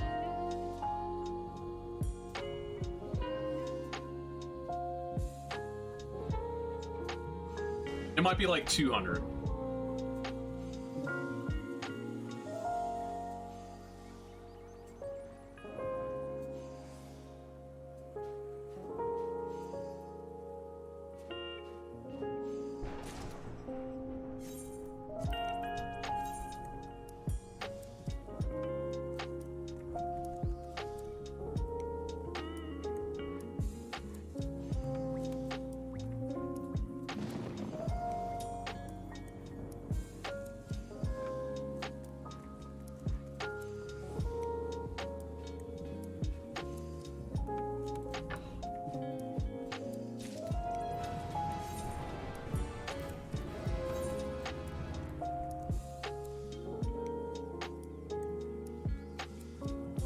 So we'll kind of see what materials that we have, what takes what, because I could easily get away with making an iron weapon and carry that all the way to 50 for every single one of these classes.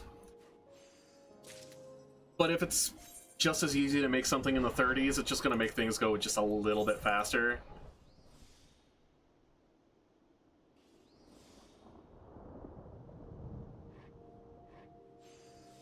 We'll actually pop into town, depending. I might check the market board just to see.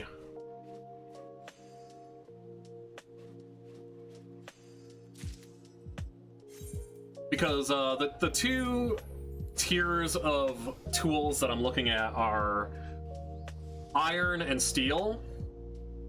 And if steel ingots are like worth a lot, I might just make the iron so I can turn a profit on the steel.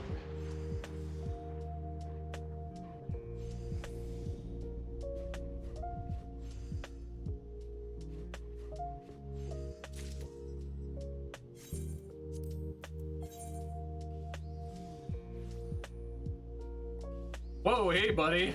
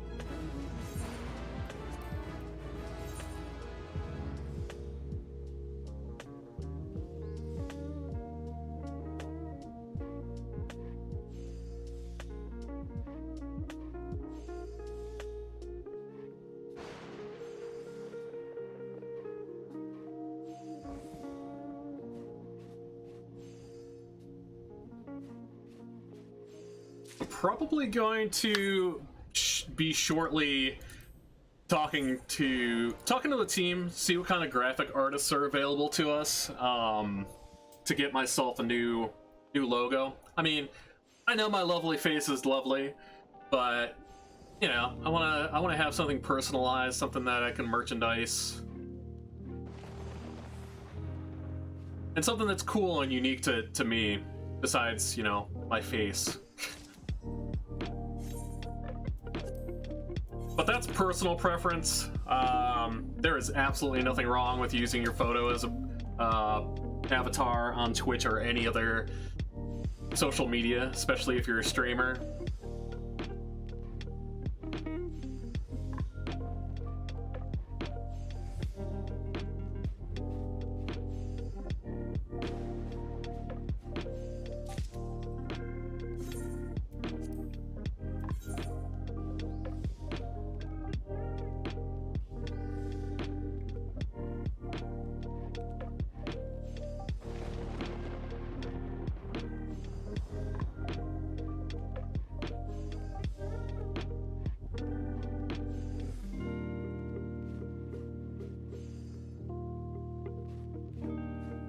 Alright, we'll move on to the next thing. I think it's oak? I think it's chicken. So you get a better look at it. In fact, my mount on my main character is literally named Sergeant Chicken.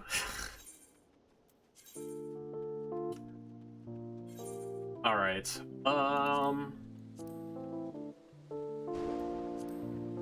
so I think oak lumber is next. Yeah, at level 32. Running pretty tight on wind shards. Not as much as I'd like to have, but it is what it is. Where did I just see that? Oak log, South Shroud Lower Pass. Oh, that's like right.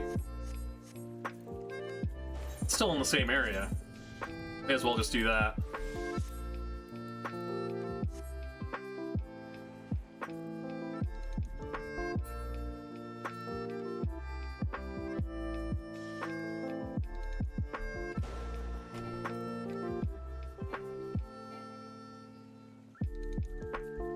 Where am I going? The absolute opposite way of where I need to go. Answered my own question.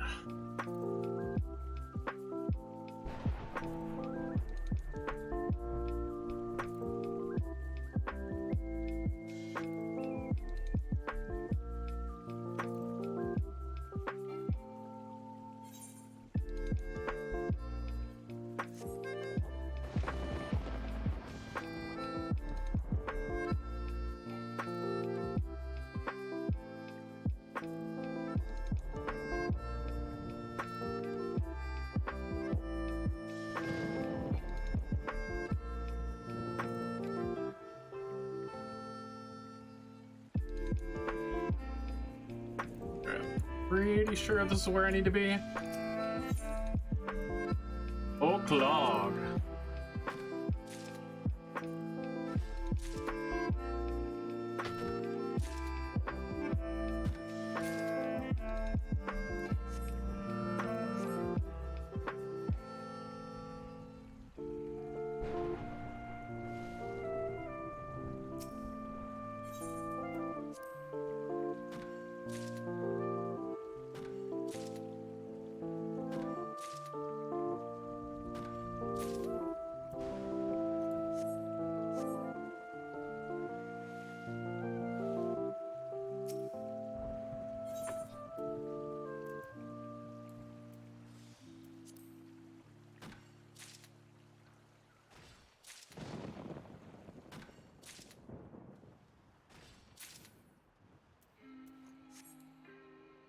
With the way that carpentry works, I think it's safe to do 20 crafts per tier.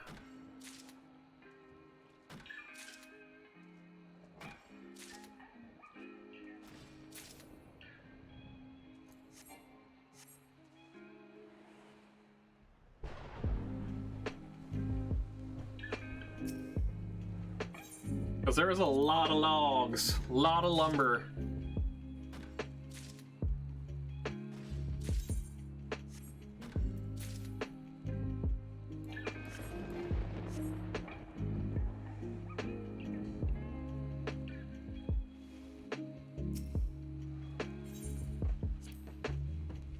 Alright, so that one down south is the one that gives us the double yield.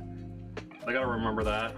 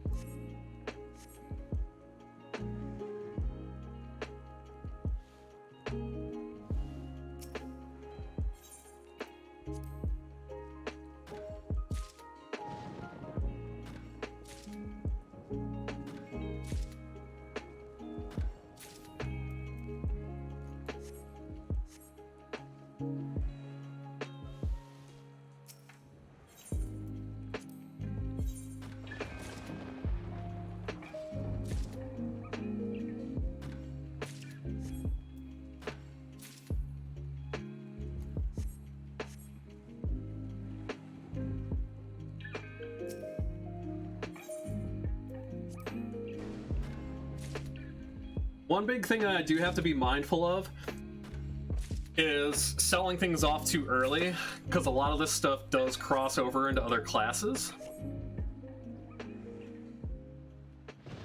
So like the lumber, for example, is going to be used to make items that I need for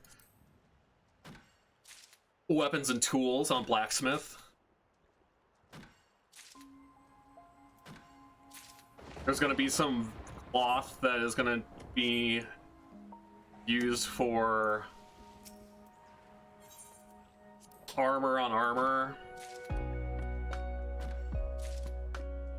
So I don't want to get too hasty until I get past the hump, so to speak. I started gathering too much.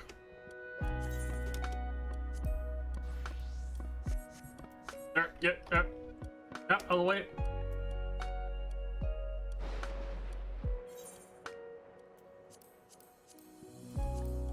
Alright, let's see where we're at. 55, so 24. So we are at a point where I can't use my macro for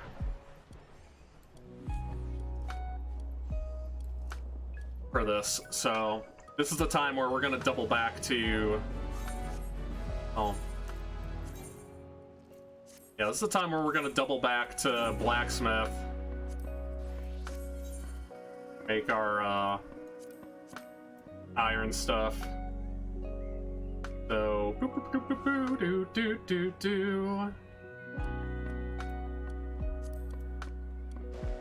I need to make an iron crosspeen hammer, which we have everything that we need for.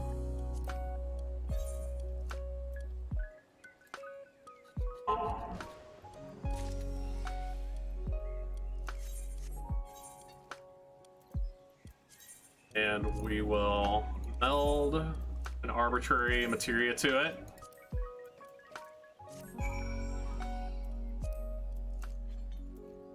Okay, we'll do armor at the same time because we need a hoplon, which now we have the plates and the L number for because we set that up earlier.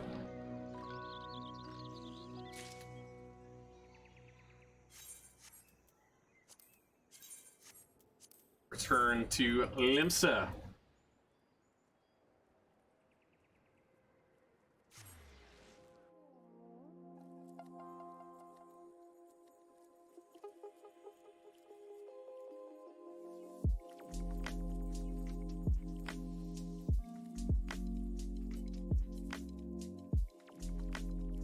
We'll take blacksmith as far as we can go quest-wise. See what we actually need to make here.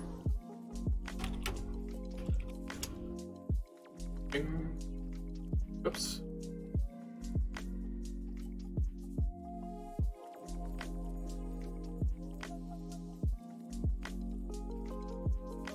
Kind of future-proof myself a little bit. Won't be too big of an issue though.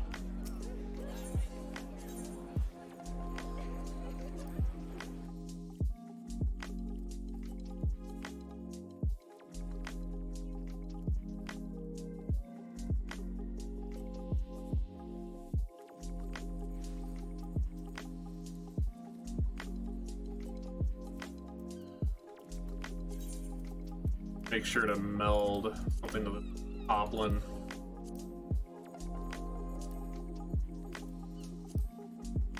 I went the wrong way. Wait, no, I didn't. Yeah.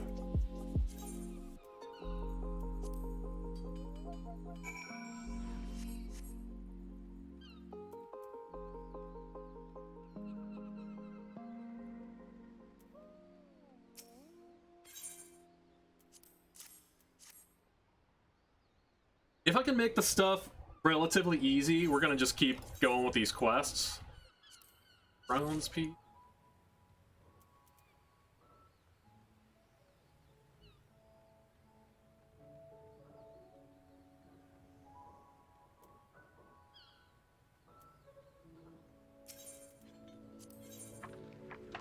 Oh, and you'll steal. Show me your moves.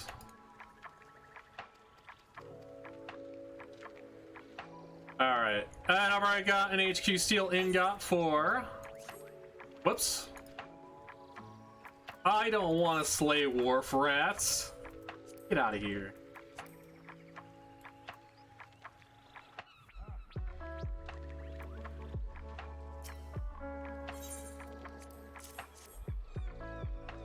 Well, but later.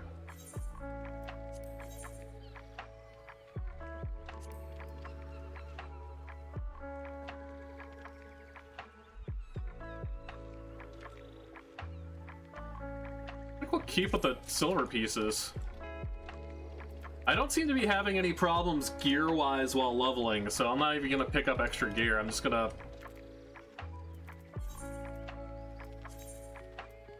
working on this.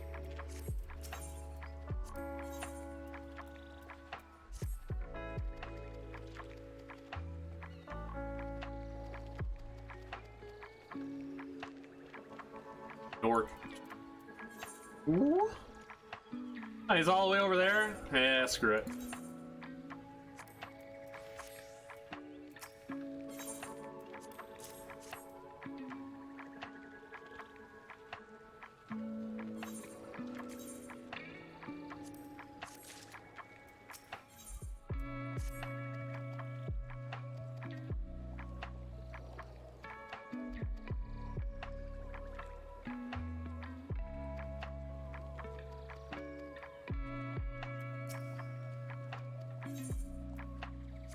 I need to turn it into the guy over here.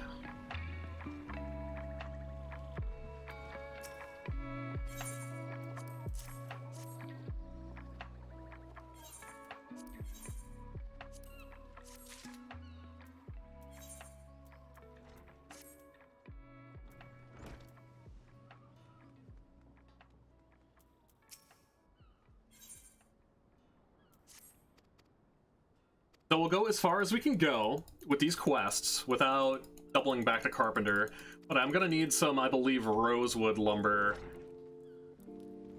for like the level 50-ish quest.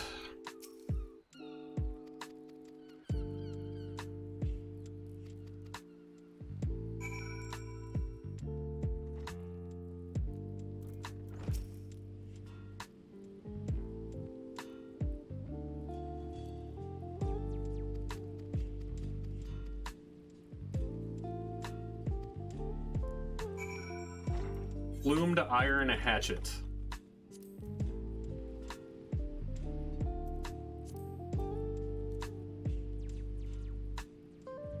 Okay. Oh, I just need a chocobo feather. Can I get that from my supplier? Probably not. Might be a little too much to add.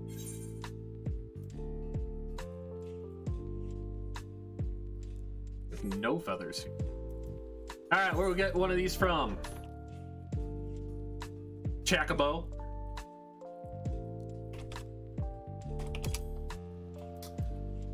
So basically right back where we were before. Alrighty.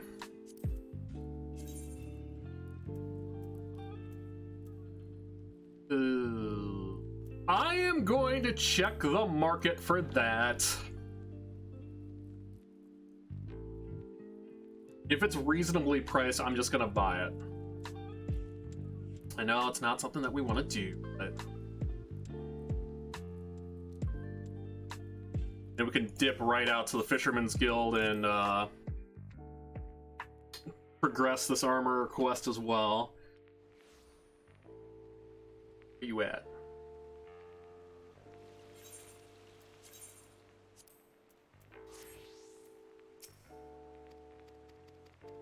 Greetings and salutations!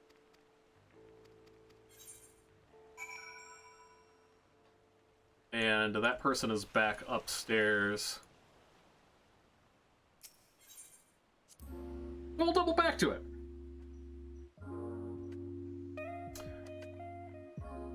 I don't want to have to go back out to South Shroud if I don't have to. That's basically how we're doing this. Chocobo feather. Ooh. Is it worth it? I think it's worth it. So I'll make 2, and I'll sell the other one.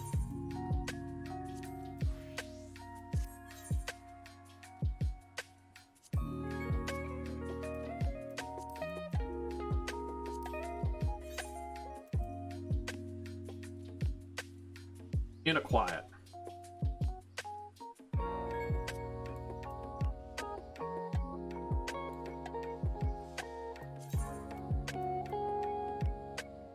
$76, so 2 hits.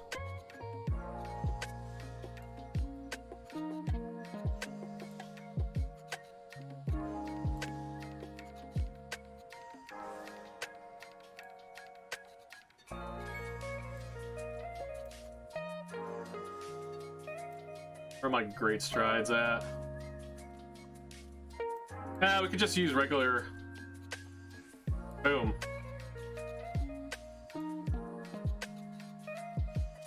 Easy peasy. Let me see. I have all of my stuff mixed up here. I'm probably gonna take some time to do that as well. I might do it off stream just to optimize my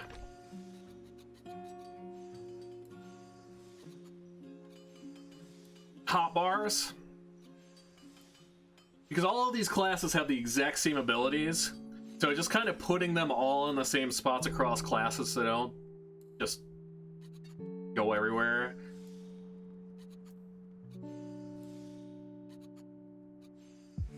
Beautiful.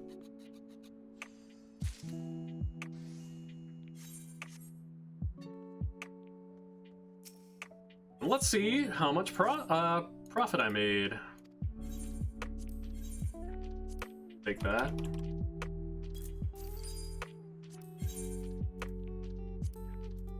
So I sunk about 1,000 into those two. Loomed Iron Hatchet HQ is 9k. Beautiful. 90-50.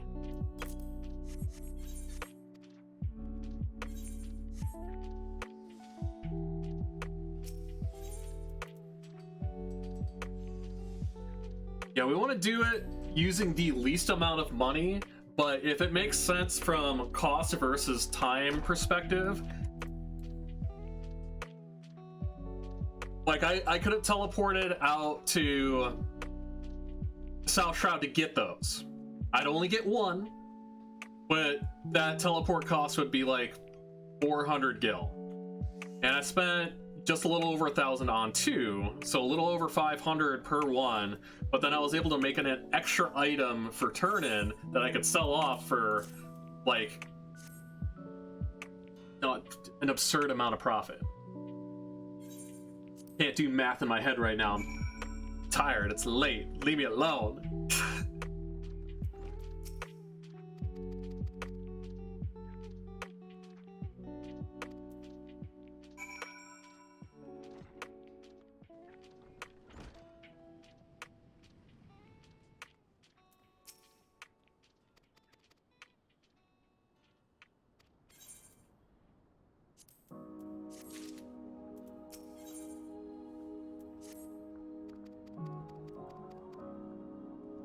Heavy Crowsbeak hammer? I will take. Oh, I didn't even upgrade my hammer yet. I was able to make that. That's pretty dope.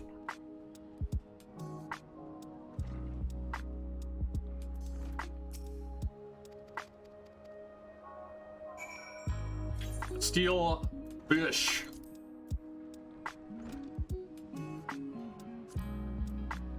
We already got everything that we need for it. You'll love to see it. That's why we did things in the particular order that we did them in, because it just makes sense.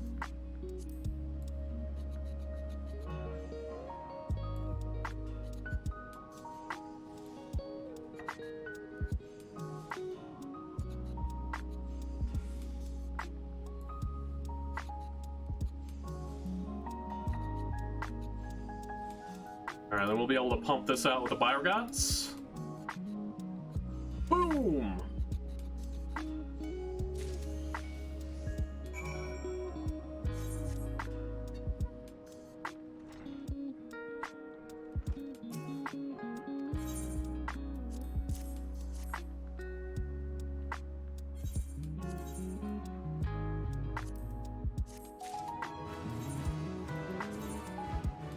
Oh, nice, and we got level 51 for our trouble on that, too. Sweet.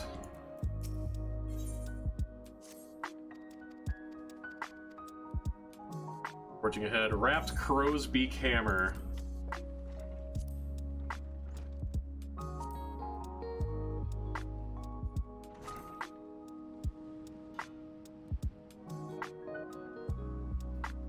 That's a hawk's beak hammer.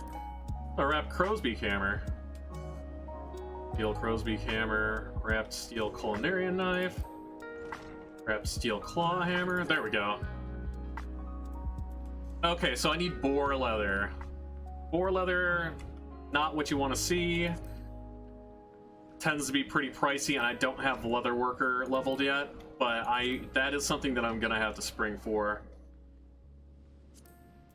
So we'll make the steel crow's beak hammer. Ooh.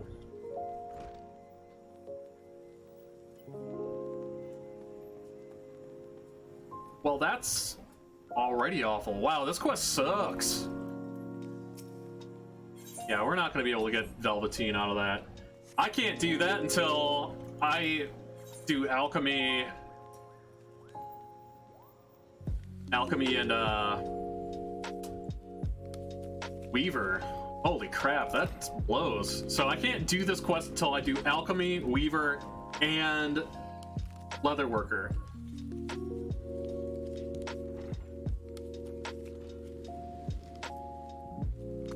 Leatherworker is going to be absolutely the last class that we do as well, because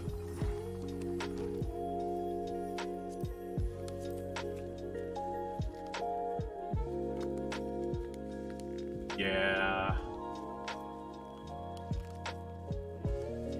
Fast relief iron saw. So I just need an iron rivet for that. So we're gonna make this and then continue on with carpenter. Yeah. Iron rivets. Iron rivets.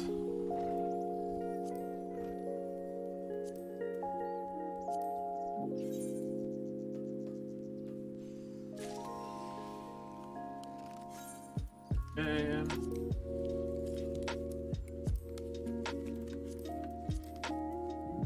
And of course we're gonna HQ it because we want to be fancy. Not gonna take too much time to do that.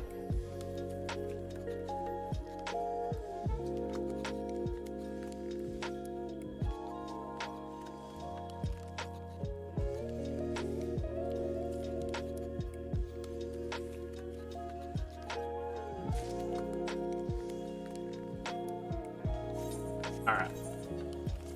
Now back to carpenter.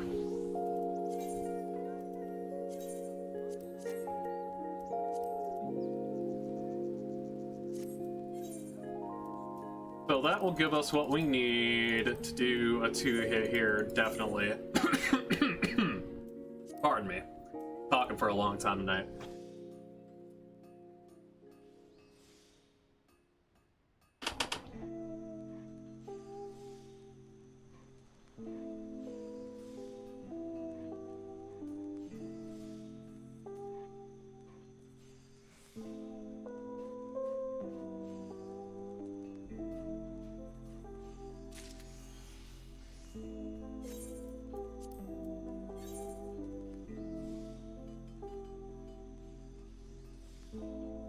It is going to take... It'll literally take so much money if we try to buy that off the market board. And we don't need anything more for our blacksmith right now. So... yeah, it makes no sense to do that. Especially considering the fact that the crafting buff lasts literally forever. Like, I'm still shocked that it has not worn off yet.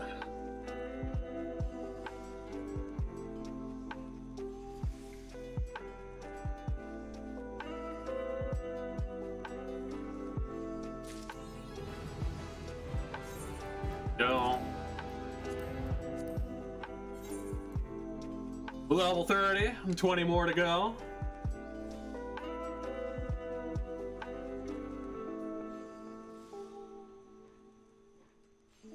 So it's probably going to be the same idea with the rosewood lumber as it was with the cobalt ingots. I'm going to get enough to make 100 craft.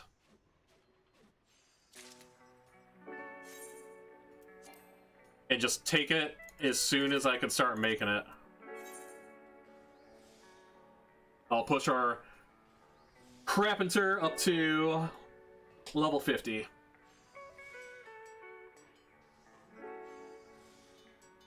Let me double check that.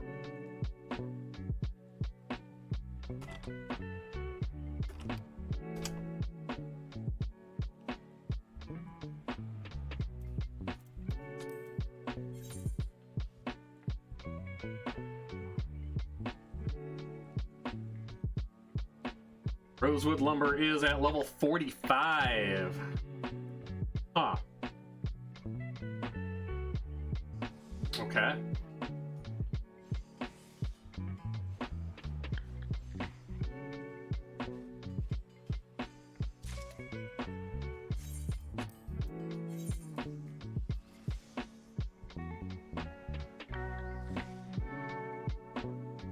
Probably won't need 100 then. We could probably get away with, I wouldn't say 20, maybe like 30.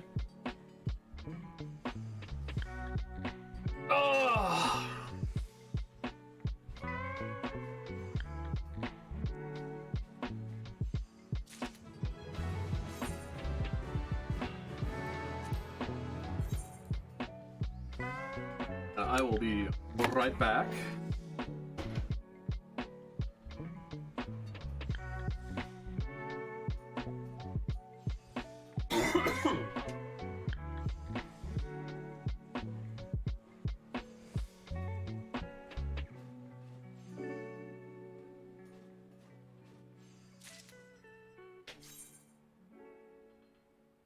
Rock. Neck's starting to feel a little sore.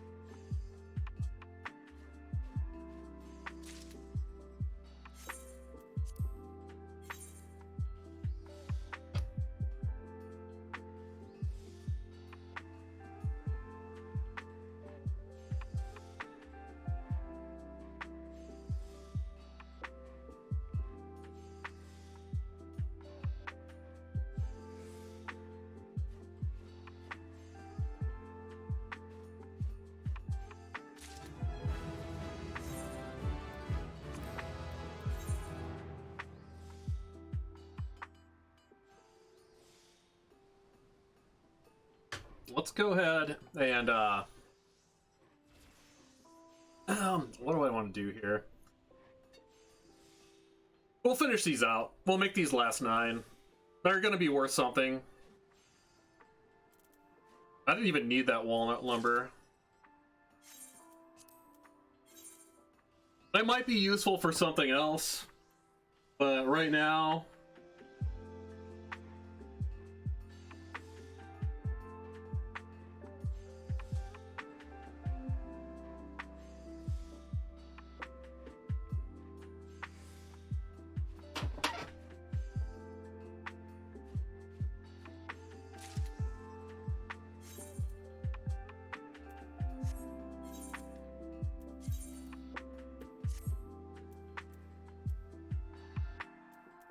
it's just gonna eat my control a little bit. I'm fine without it because I think we get a glove upgrade at 35.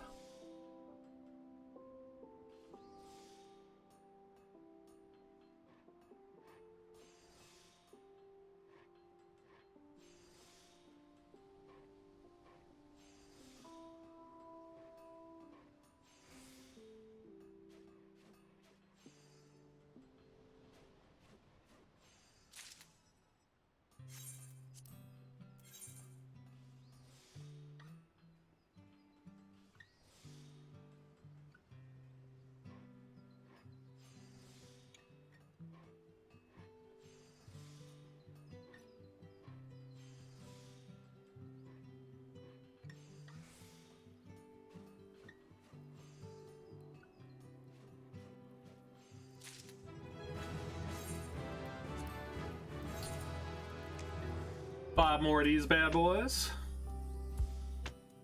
Then we'll move on to the next one, which I believe is...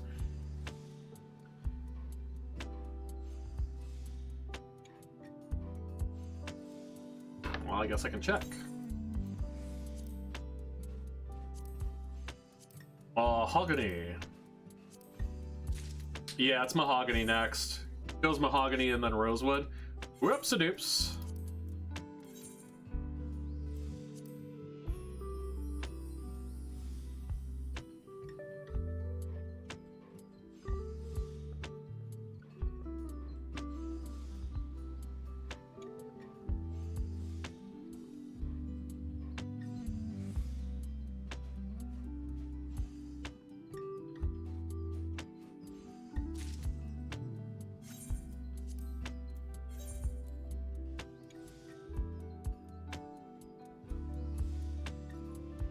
really trying to think. I think it would be more beneficial. I think it would be more beneficial to not do too much mahogany and literally just get to where I need for rosewood and just grind that out to 50.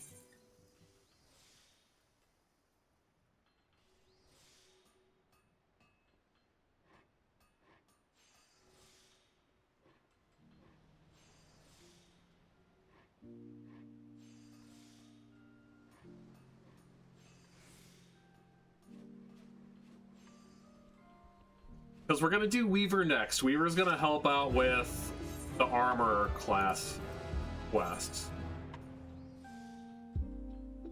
And then we're going to, I guess, go to Alchemy after that, because that's what else is needed for my blacksmith item.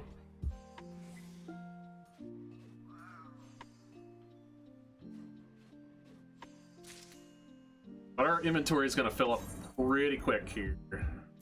Get out of here, Oak Log. I don't want you. Ugh!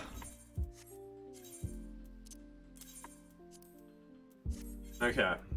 36 to 40. Mahogany lumber's 39. And we know that mahogany logs are in Raincatcher Gully. So we're going to go ahead and transfer out to Wineport here.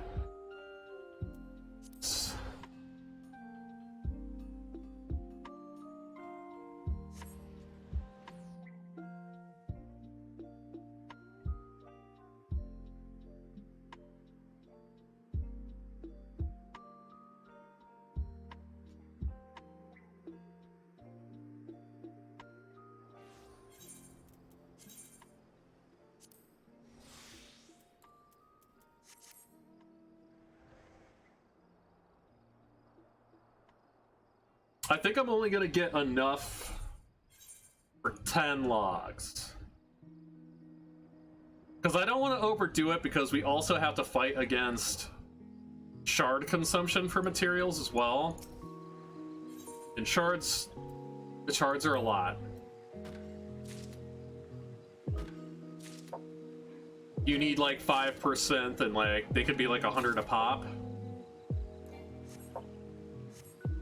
I don't know how much they are going for, because I have not checked the market board for these things, but that's why we're kind of just using what we have available to us right in front of us and just going forward with everything that we're doing. But I do know that we're going straight to Rosewood as quickly as we can.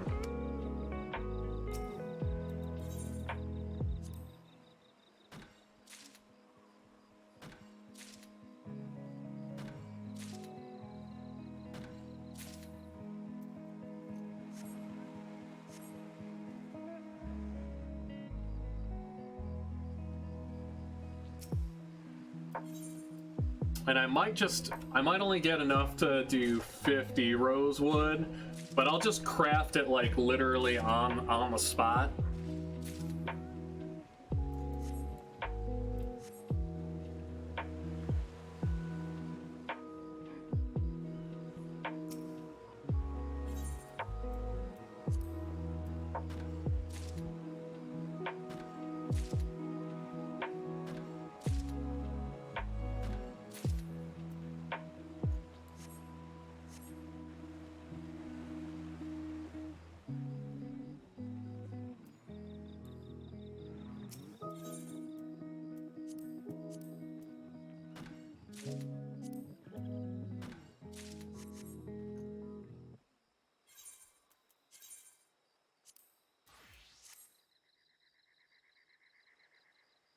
Alright, doesn't look like there's anything around here that's gonna kill us, so...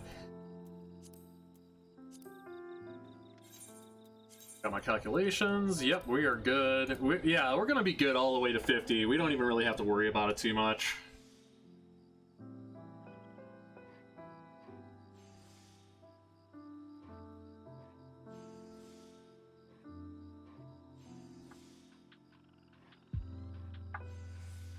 We were able to carry carry it all the way to 50 with a level 14 HQ item, so a level 24 in the bag.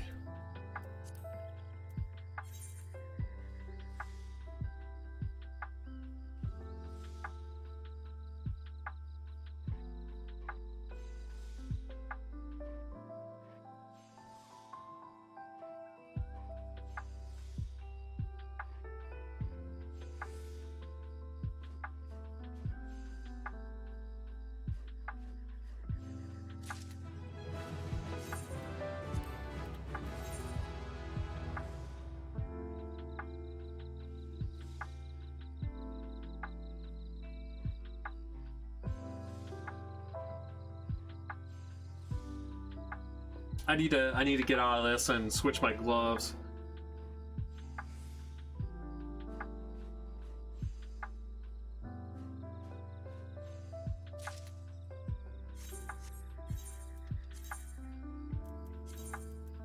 I don't have better gloves. Fine.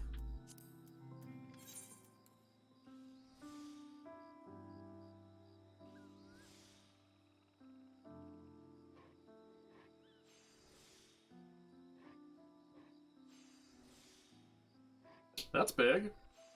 Always love to see those random excellence.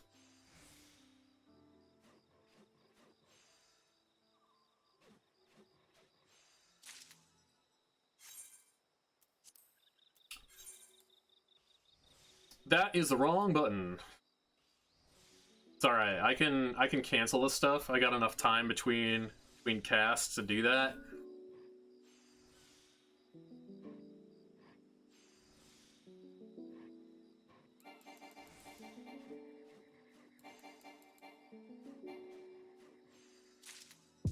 No.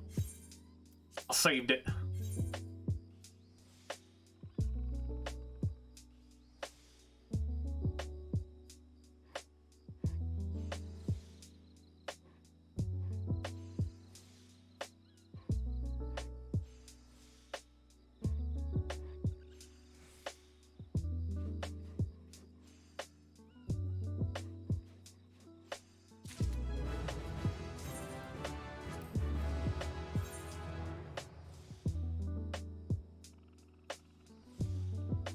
Yeah, and like I was mentioning before, the real big thing, like the really main trouble spot that we're gonna run into is shard consumption. Now I can get more shards by gathering them, but that is a very, very lengthy process.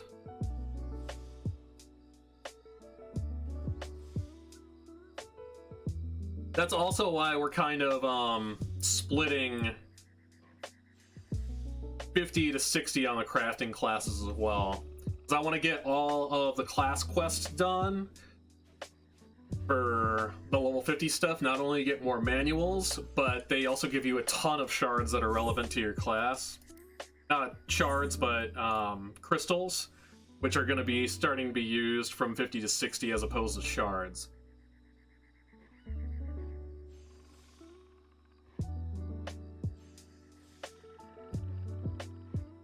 So 50 to 60 crafting classes are going to be at least part of the next stream.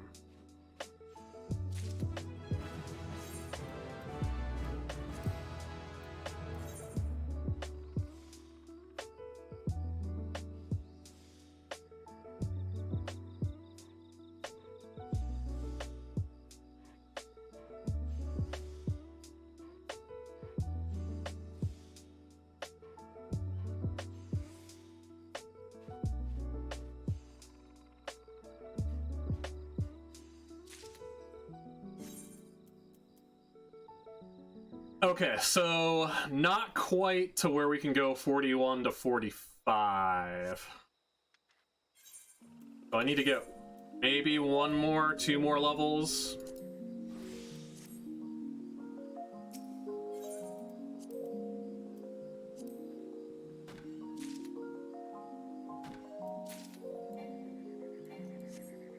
Which I kind of wanted to avoid, but it is what it is. You gotta do what you gotta do.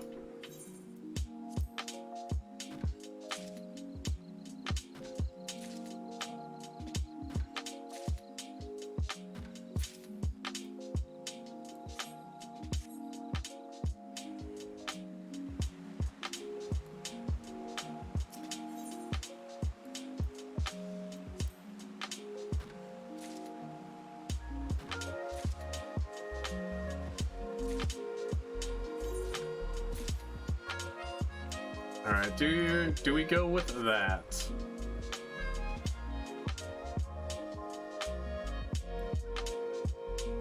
Let's hit enough to get 7. We'll roll with 7 of them.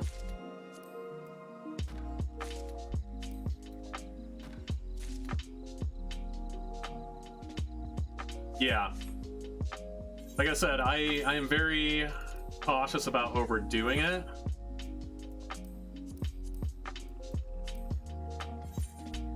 Granted, yeah, I can sell these materials back on the market for a pretty big profit, and they'll turn over pretty quick, but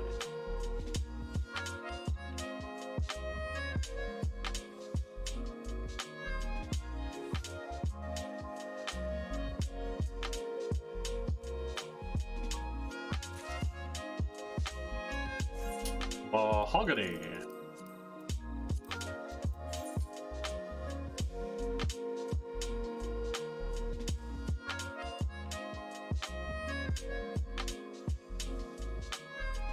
Oh man, but we're rocking and rolling. We're about to get our 4th crafting class to 50 in about probably the next hour, I would say, if not sooner.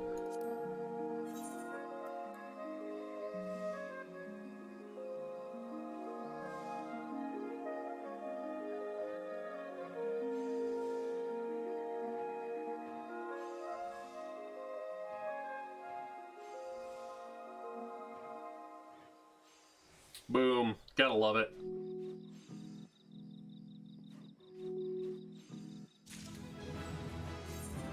Alright. Can we make... Okay, we can't make rosewood lumber yet. We need to get 2 more levels to make rosewood lumber. Alright.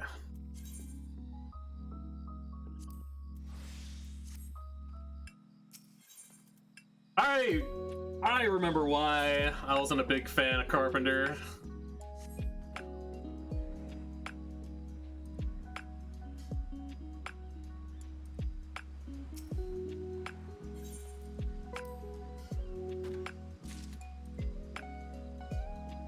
Oops.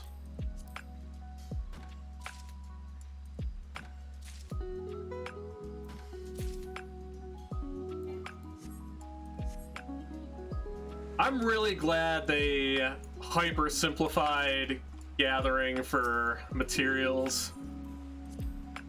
I remember playing back in 1.0 and the way that gathering worked was kind of a mess. Like it was like a really it was like a really intensive mini game and you barely got anything out of it. But we just saved that for collectibles later.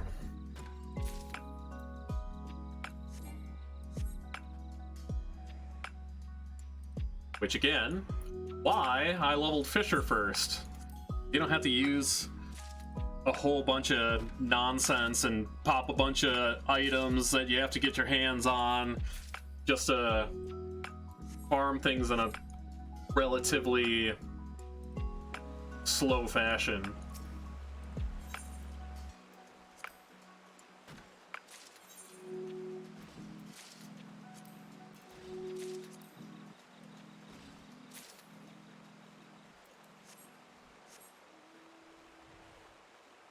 I think I'll try again at 15.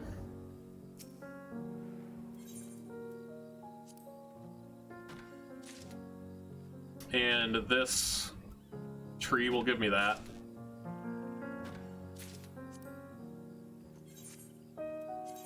Lucky duck.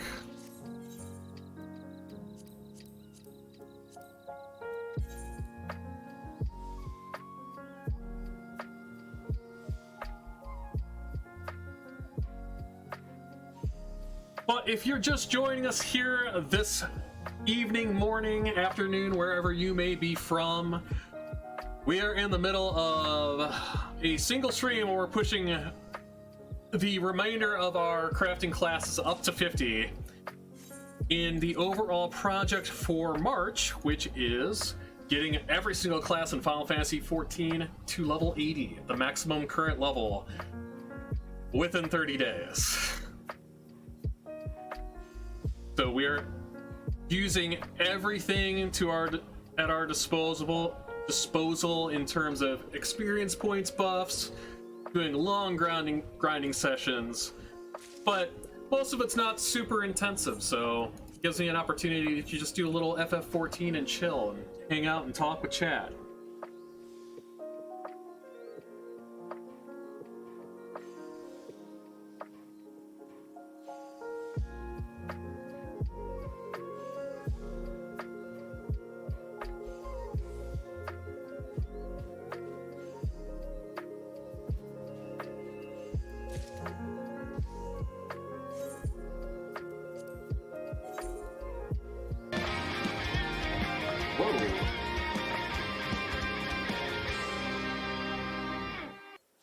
Hey, General Andrews coming in with a spicy raid. How is it going tonight, my friend? I'll wait until the ad rolls to properly greet everybody.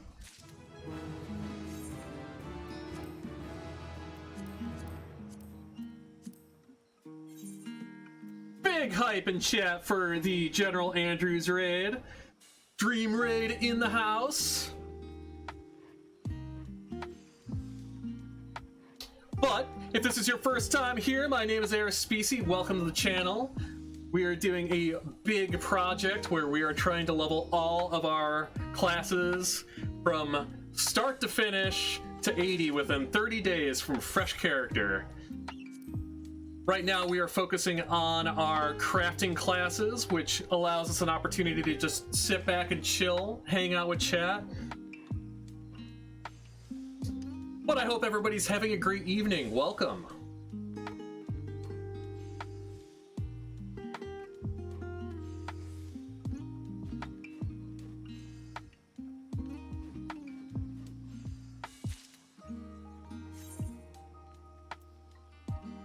And even though I don't have to do it, I'm starting to get a little bit more used to accepting these incoming raids and giving shout outs to people, even though I know most of it is your community already, but we want to give you a shout out anyways. How did your stream go tonight, my friend?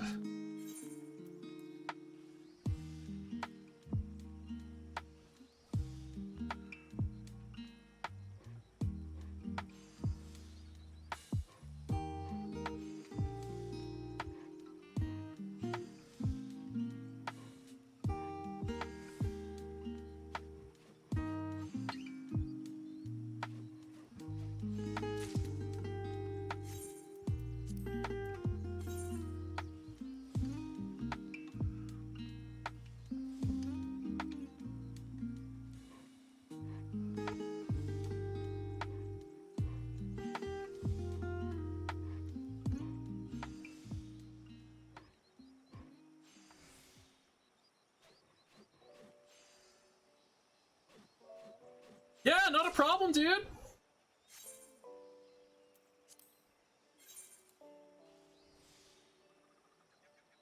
And I hope everybody who's coming over from the raid is having a lovely evening tonight. We're just kind of chilling. The best way that I could describe these streams that I'm doing, especially while we're doing the crafting portion of leveling all of this stuff, is basically like a just chatting AMA with some Final Fantasy XIV in the background and some lo-fi hip-hop to chill out to.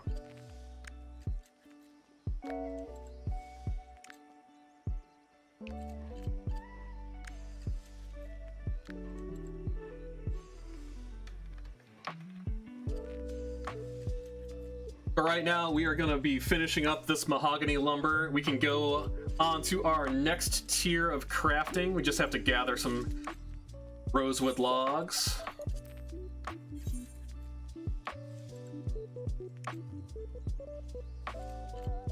Basically, what I'm doing this month is Final Fantasy XIV speed running, essentially. So we're doing speed leveling. with using the minimum amount of money spent and resources, because I kind of want to showcase how quickly you can become self-sufficient in the game in terms of making money and being able to play with your friends at the highest level within a very short time frame, and exactly kind of how to do it.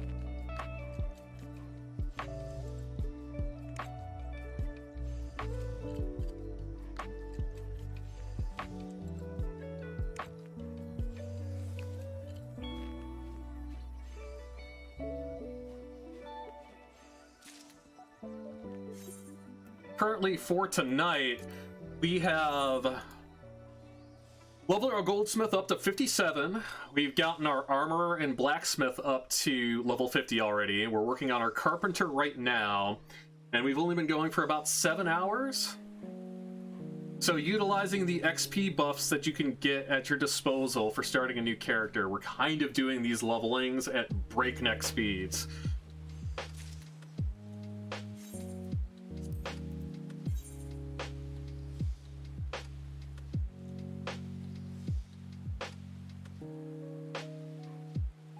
Hey, Retro Game Commander. Hope you're doing well. I haven't seen you in quite a while.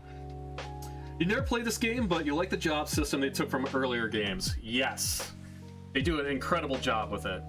And one thing that makes Final Fantasy XIV unique in terms of MMOs is that instead of going through and, like, for example, a game like World of Warcraft is you have, like, a whole litany of characters. So for World of Warcraft to be able to do everything, you have one character that is one job. You create a warrior, you create a priest, or a monk, or something like that. Whereas in Final Fantasy XIV, you create a character that's unique to you, and you can literally do everything on that character.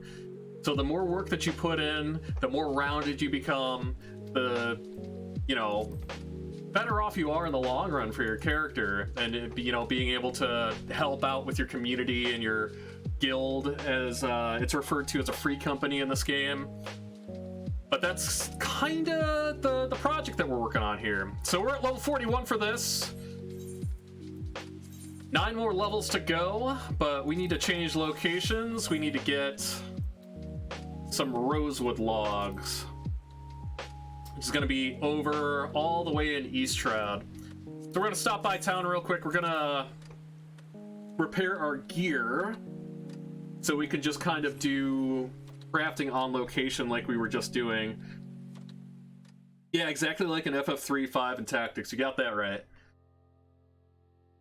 And there is a lot of classes to choose from as well.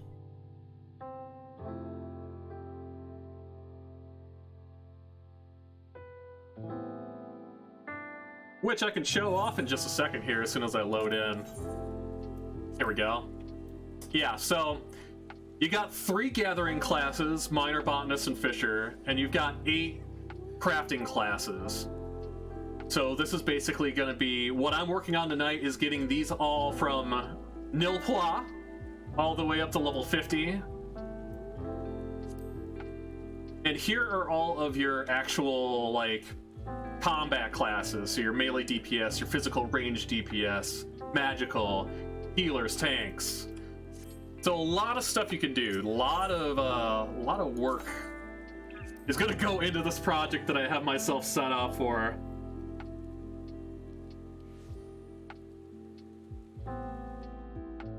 Oh, well, that's so nice, General. Thank you. Yeah, it's a doozy. It is quite the project that I took on for myself, but I have the time available. I want to do it. I'm really, like, kind of excited to dig my teeth into it. I mean, I've been really putting a lot of work into it so far, and there's a lot of work to come. This is just pretty much step 1. Alright, so we're gonna go out to East Shroud. Yeah, Blue Mage is cool. Blue Mage is really cool in this game. It's a weird class the way that they worked it in this game versus the others, because the all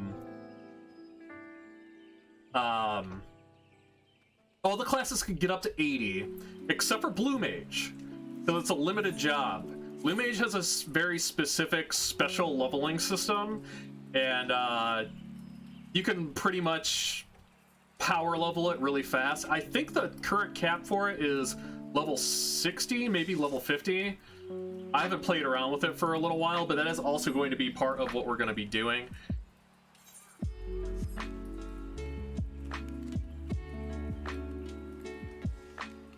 But that is a very fun class to play.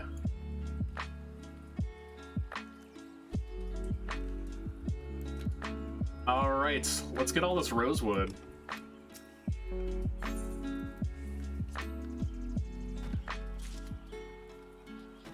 Yeah, and that's exactly how it works in this game too. Like, basically, you'll fight an opponent and you'll wait for them to use their special move. Once you see it, you have a chance of learning it. So you're kind of learning new spells as you go, while getting XP along the way as well.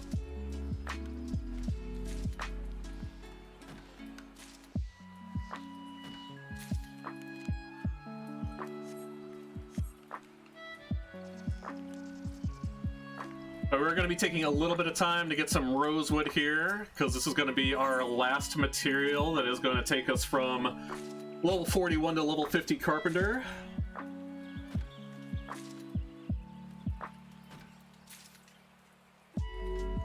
And once we are done with that, we are going to be moving on to weaver.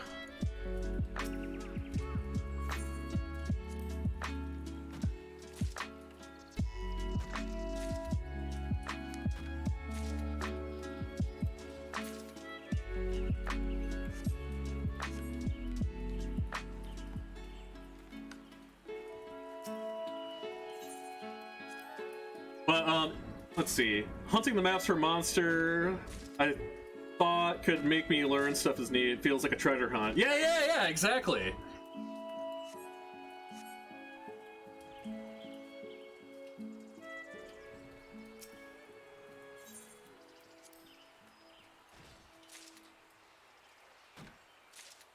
But the real neat thing about this game is there's just such a wealth of content. Like, there is, my goodness, well over 100 hours worth of content easily.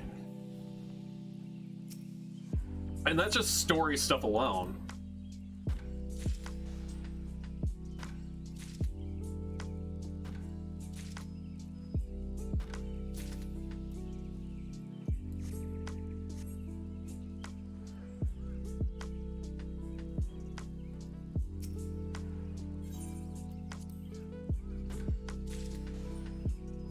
Yeah, a lot of free content.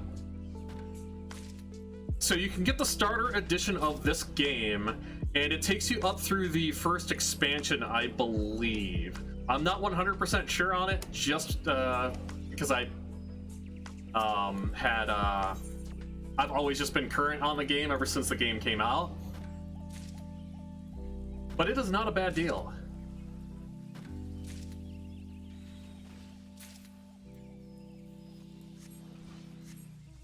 And if you are a fan of classic Final Fantasy games, this is literally a love letter to Final Fantasy. There is so much nostalgia.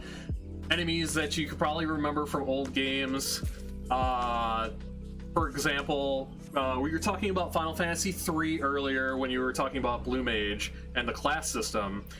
One of the main 24-man raids, which are very easily accessible at level 50, is the Crystal Tower from Final Fantasy III, and you actually fight Cloud of Darkness at the end of it, and it is super cool. Still one of my favorite bits of content, but there has been so much awesome, cool stuff. Like, currently, the current raid tier is going through a lot of Final Fantasy VIII-esque content. But there have been a ton of callbacks to old games and other crossover games too, like within the Square Enix kind of scope. There have been a lot of just like small crossover events, like crossovers with Yokai Watch, And even the old MMO, there was a crossover event with Final Fantasy XI, which was super cool. But one of the big things that they're doing right now is the 24-man raid is actually a tie-in with Nier Automata, which, if you've never played it, never looked into it, it is kind of like a, I don't know, it's a very, very unique game. It takes a lot of inspiration from a lot of different games, like Galaga, old school side scrollers, but like the main like meat of the game kind of feels like a Devil May Cry-esque game with like a really cool dodge system, which is like very action oriented. It has like one of the coolest stories, like hidden gems that I've ever found ever. And it actually has a really good tie into this game with some of the best Final Fantasy epic style music I have ever heard.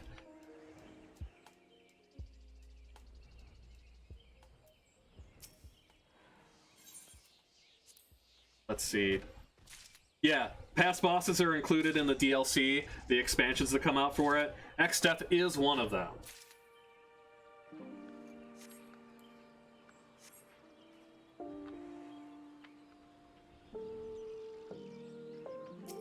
Actually, one really cool thing, if you're a big fan, if Final Fantasy VI is your favorite game, in that same raid tier, that, well, not tier, but that same expansion of raids, Kefka is one of the final bosses for it too, which that fight is bananas. Yeah, 2B is in Soul Calibur 6. Most people that know about 2B only know from the very, very naughty and NSFW cosplays that a lot of people like to do of her.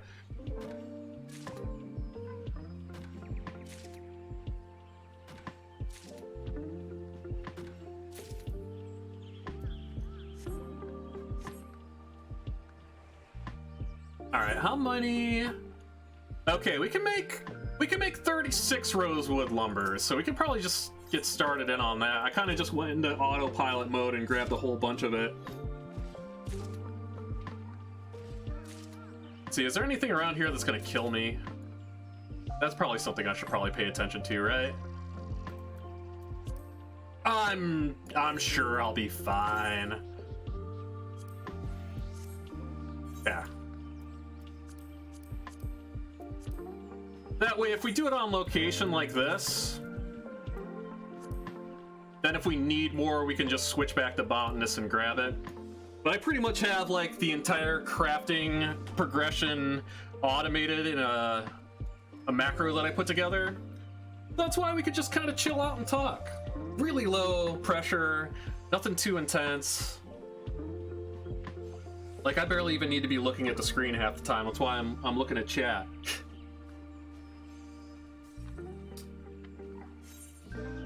Never mind.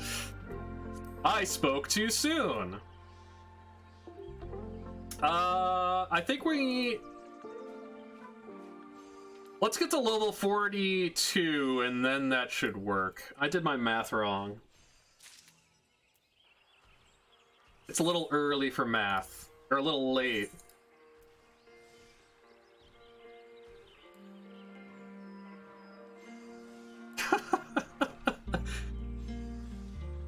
Alright, I bungled that too. That's fine.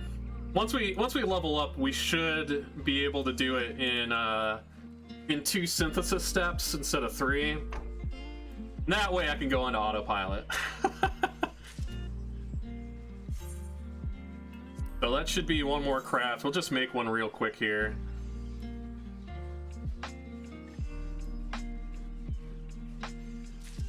The most underrated to you is 5, and the worst is 2.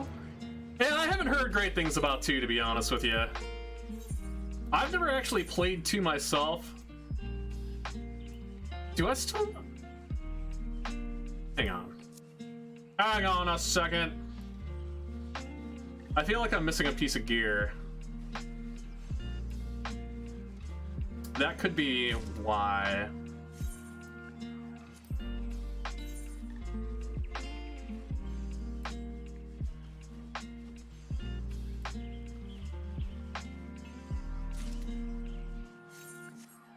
I've heard, I mean, it's got a pretty unique story to it, though.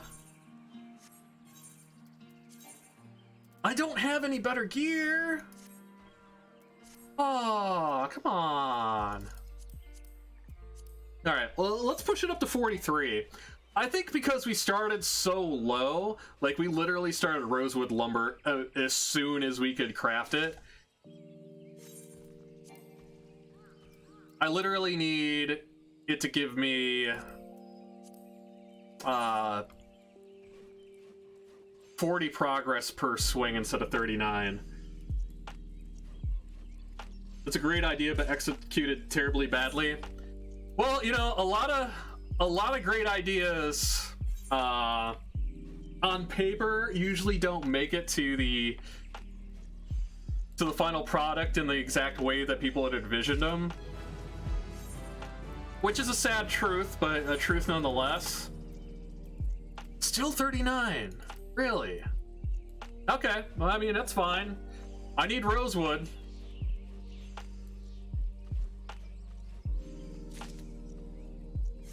I guess I'll pay a little bit more attention and actually try to do this right.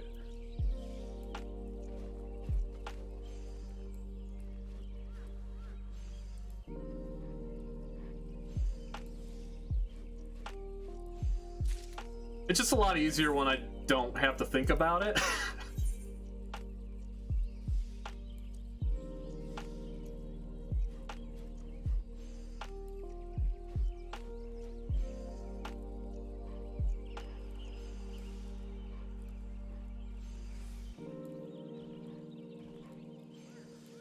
Okay. Yeah, much higher XP gains when we actually put some effort into it.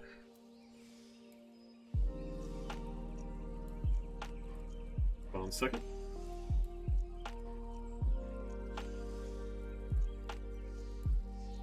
That's why they took the original XP system from 1 for 3 and never went back. I mean, that makes sense. It's fun to do unique things, but if it ain't fixed, don't break it. If it ain't broke, don't fix it.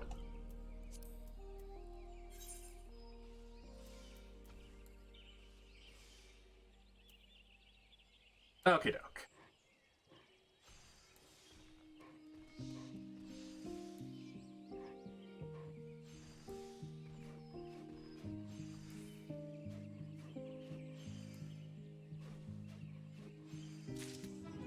Alright, let's see if this helps us with our progress on this now.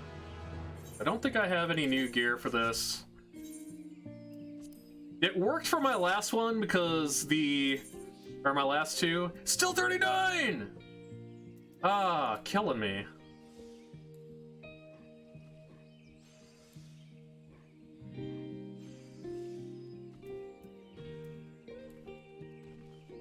It worked for the last set of classes because the item that I was grinding off of was level 42 as opposed to level 45. Belated Dream Raid! What's up, Kaiden? How you doing tonight, my friend?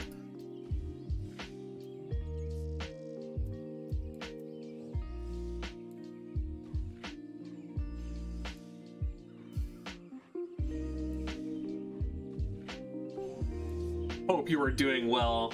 And as I said before, hope everybody who came over from the raid is having a great evening.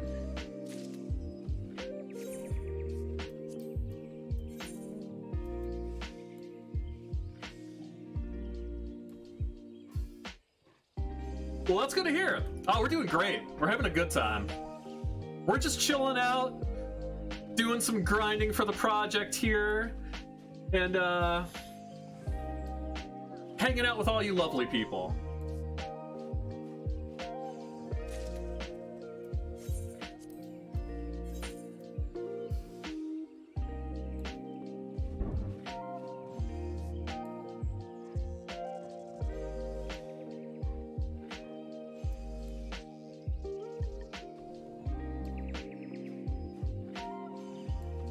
Yeah, when I actually started working on this, I had no idea how it was going to be, if it was going to be something that was really stream worthy, or something that I would even really enjoy actually putting up on stream. But kind of the way that I'm doing the progression with it, working on some of the classes that aren't intensive, like the non-battle classes like crafting, I get an opportunity to just chill out, listen to some cool music, and have a lot more time to interact with chat. All right, 40? Still 39! Okay.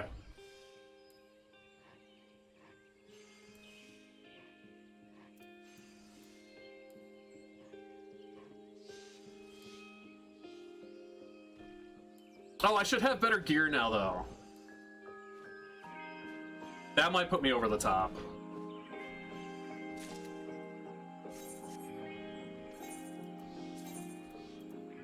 Still no. Alright, that's fine.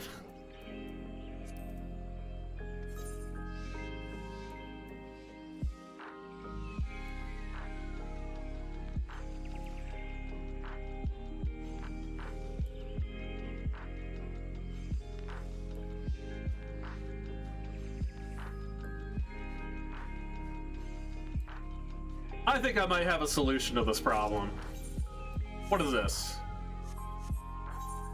This offhand. Level 16, that's actually not bad, but let's make something better. I don't have something to make something better. What's the next claw hammer?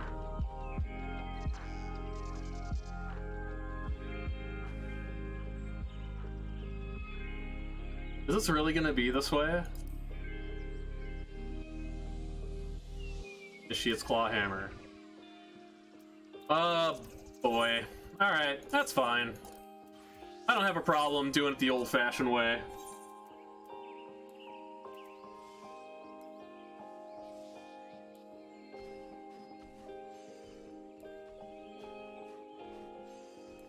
The only real thing that I'm concerned about is the lack of crystals that I have to craft with. That's the one big thing, because we can only make 16 more of these right now.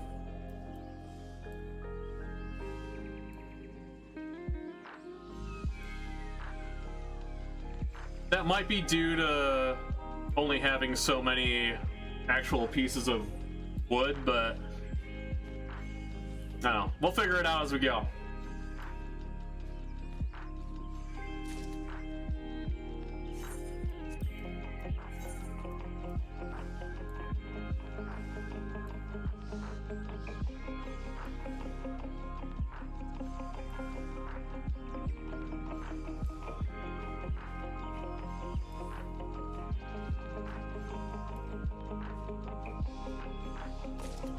There we go, level 46. Yay! We can use our macro now!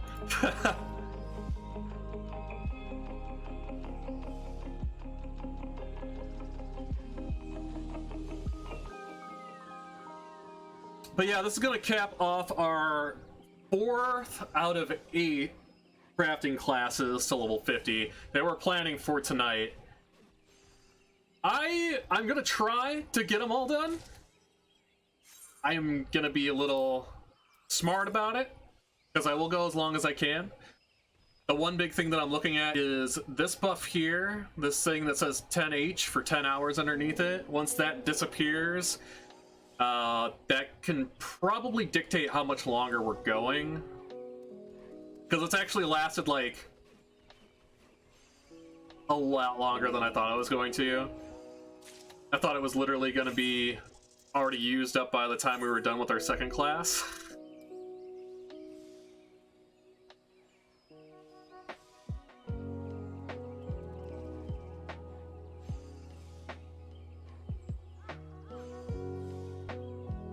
But hey, you know, we set goals for ourselves. We still got to be realistic, though.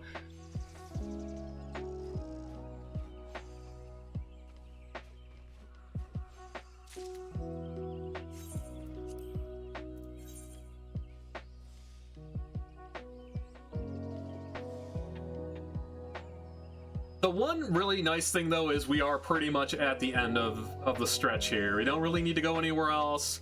We're just gonna get 4 more levels real quick. They should go pretty fast. And then we get to see how hilariously fast starting a fresh job is in terms of leveling. Needless to say, you're gonna hear a lot of fanfare.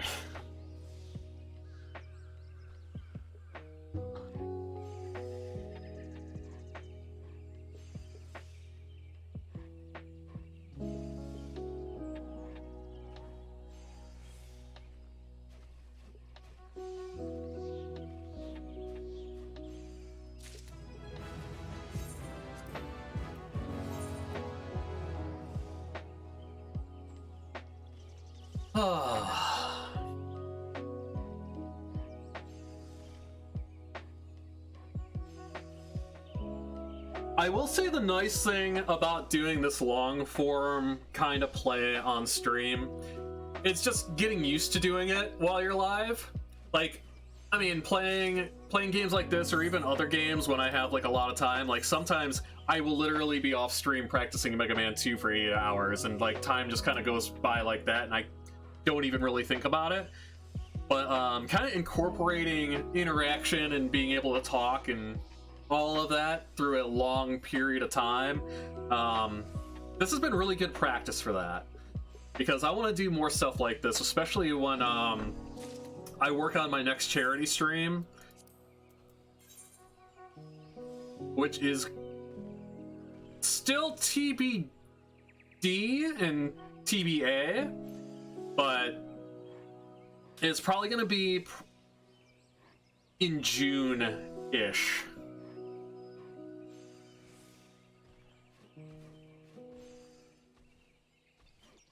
And for that, I do actually intend on doing a 24-hour stream. So kind of easing my way into it with these kind of longer form sessions in Final Fantasy XIV. It's kind of been helping out quite a bit.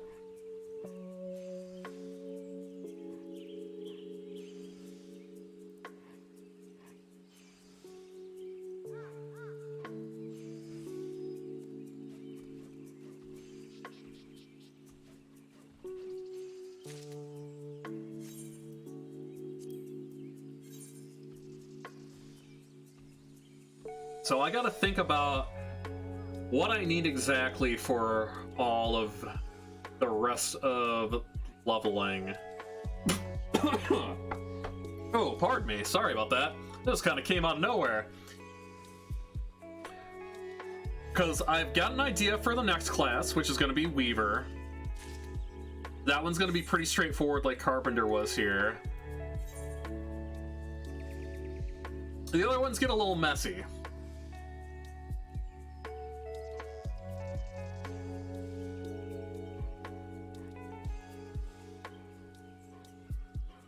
And that's kind of why we're doing like low percent, using what's available to us, spending relatively no money, putting money back into things, like selling off a lot of these materials so we can make a profit and turn that around.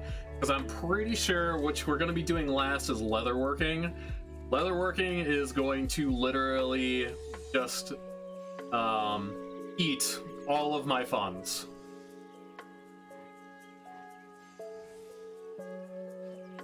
Granted, I can sell back a lot of that stuff for a good profit, but we gotta prepare for that mostly.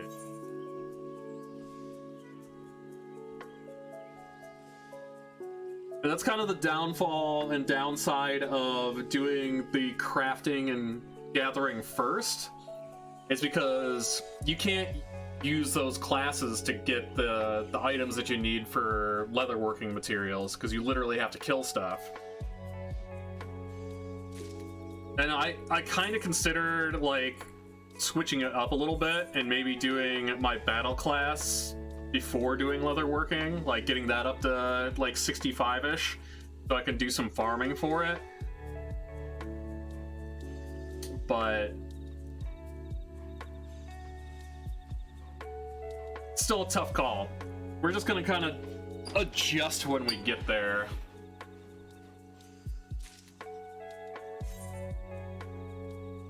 All right, looks like we're gonna need a little bit more lumber here. Let's go. Get on my flying Nimbus, which is the coolest mount. Don't at me.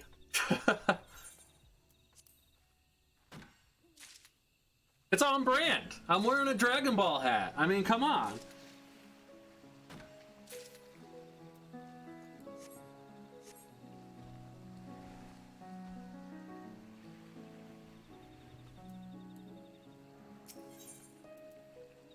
All right.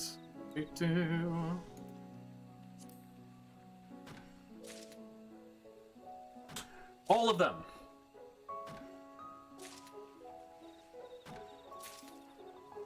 The first one we're starting off with is going to be Arcanist, because that actually branches. It levels 2 classes at the same time.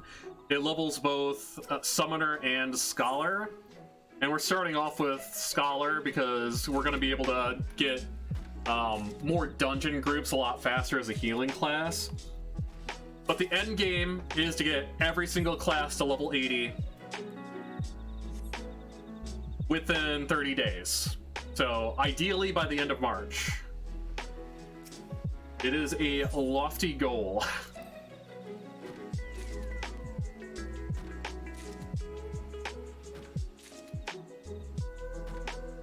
All right, how many is that? 8. Let's get enough logs to do 10 more crafts. Actually, let's get enough logs to do 11 more crafts, because we literally only have enough shards to do that. Hang on. Is there something that I can make relatively easy? Do cobalt rivets. You gotta be smart about this.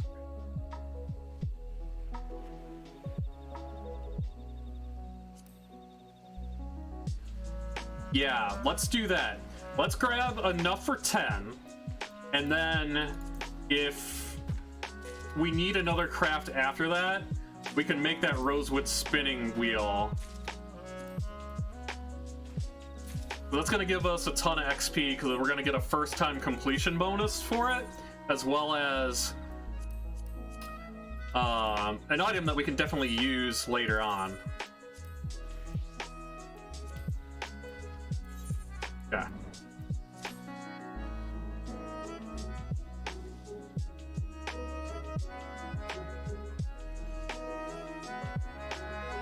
So, if you did miss it earlier when I was explaining it, really the goal of this project is not only just something that I want to see, like, how far I can push myself to do it, but also kind of showcase how quickly you can become self-sufficient in this game from starting a brand new character from scratch.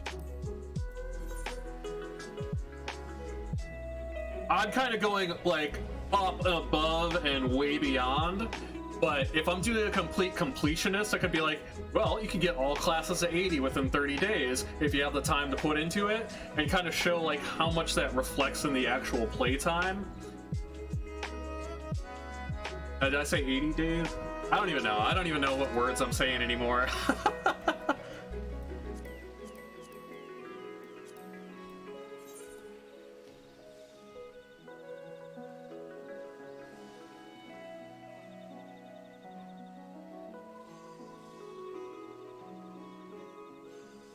But really, I do recommend, no matter what you do, is to, you know, spend some time doing your gathering classes, leveling those evenly, as well as your crafters. It doesn't have to be so, like, rough and tumble, throw your face against the wall like I'm doing it. And that way, once you work around, like, your battle class, pick the job that you like playing, go for it, and then branch out from there. I'm doing them all because I'm a madman, but that's just me. The real big key behind this whole process is this buff right here called the Road to 70. It is a buff that you get when you start a new character on certain servers that allow you to have the XP buff. And that lasts on 2 durations. One, once you hit level 70 with a class, it goes away.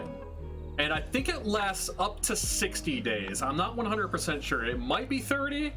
That's why I'm really trying to scrunch this down into 30 days. But that buff gives you so much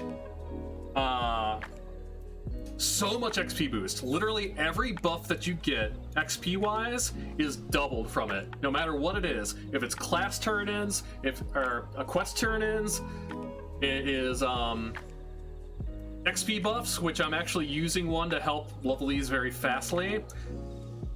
This right here would give me 150% XP for a bonus of 6 million XP normally. But since I have this buff on, it's giving me 300% for the entire duration of it. It's crazy.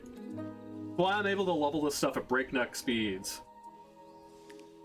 Crafting is boring, gonna kill all the things. Hey, you know what? I love doing that too.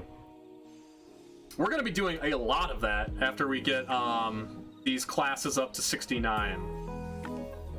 Giggity. It's not just a meme, it's not just a joke. It's 69 for a reason.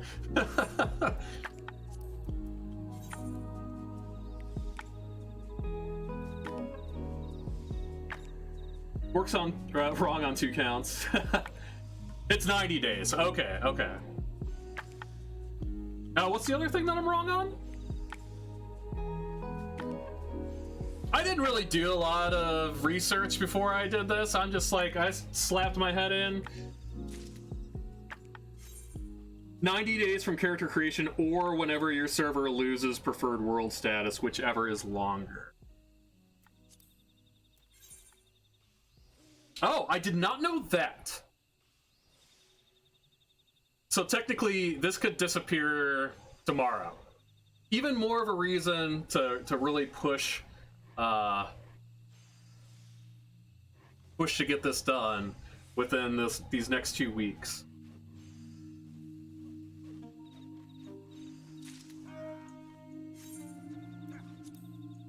All right, and hey, look at that.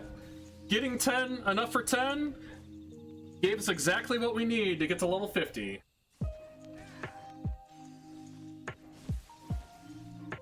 That it's not 30 or 60. Yeah. Okay. Like I said, I didn't look into it too much beforehand. That's why I was unsure about my answer. I just remember it disappearing randomly the last time I tried to do something like this when I made a new character. Okie-doke. That's Carpenter to level 50, ladies and gentlemen. On to Weaver, which I think is in Ul'dah? I think it's in Ul'dah. Oh, if you lose preferred world status tomorrow, it lasts until the 90 days is up. Okay, cool. Well, thank you so much for the clarification, Kaiden. That is super helpful. Now I can actually explain it right moving forward.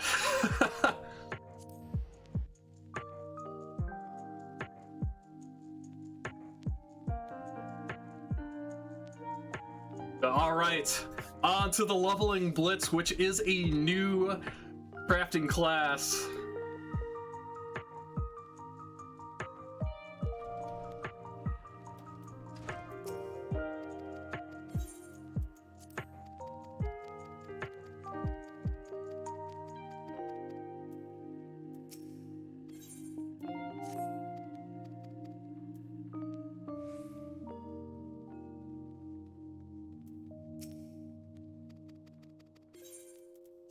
Are you prepared to suffer? Yes!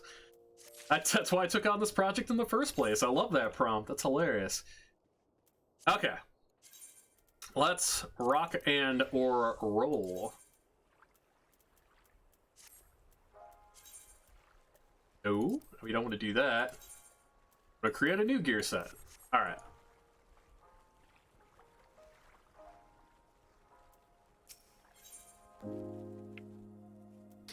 Bedtime? Alrighty, well, thank you so much for dropping by, coming on through with the raid that Jen brought over, and also, thank you so much for the information. It is greatly appreciated. I hope you have a good night. Sleep well. We need to make some hempen yarn.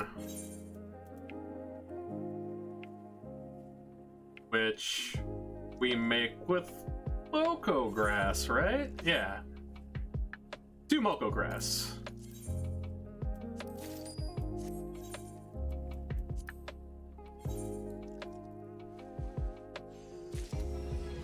And boom, just like that. Within a blink of an eye, you attain level 2, level 3, and level 4. Crazy. Inconceivable. Ah, thank you so much for the follow. Greatly appreciated.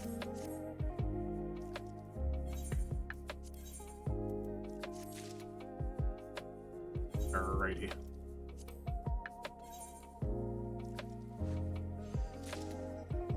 We can actually... Wait, that makes 2 spindles here? Oh, that's cool.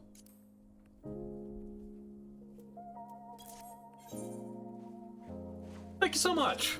Take it easy. I kind of swore that was only 1 back in the day. They've changed crafting so much since I did crafting mainline like a couple years back. It's mind-blowing. Basically, once I get up to like the higher levels, I'm gonna have to relearn the entire system on how to make some of like the best gear again.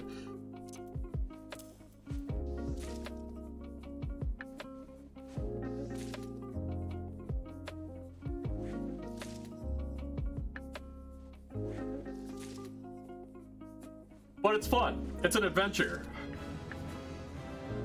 That's why I took this on.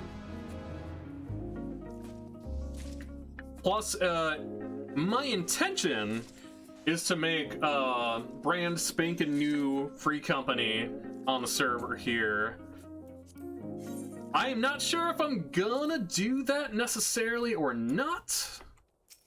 Just want to kind of see what kind of interest there is in it.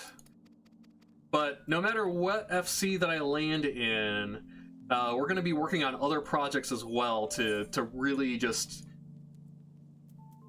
do some crazy levels of money making. Undyed hempen cloth and leather. We can make undyed hempen cloth. Gotta synth it first.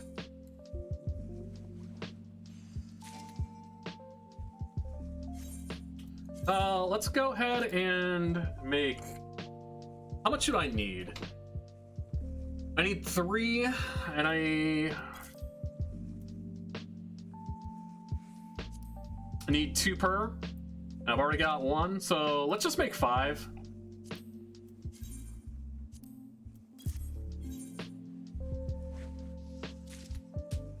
And I could buy the leather from the supplier over there for literal pennies.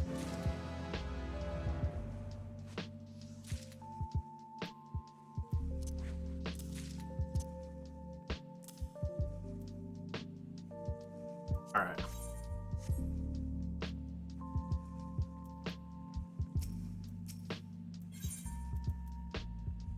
Grab 3 of those.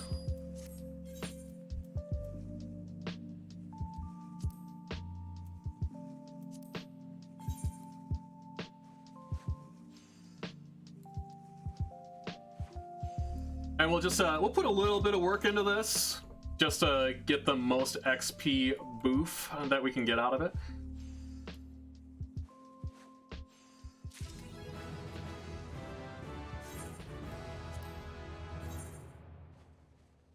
And that's level 10 Weaver already within a blink of an eye.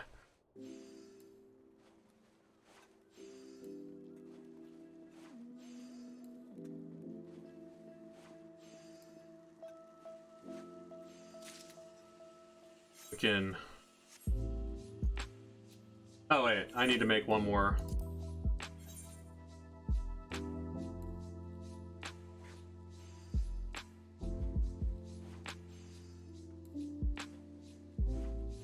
very burly gentleman wanted to walk in my view.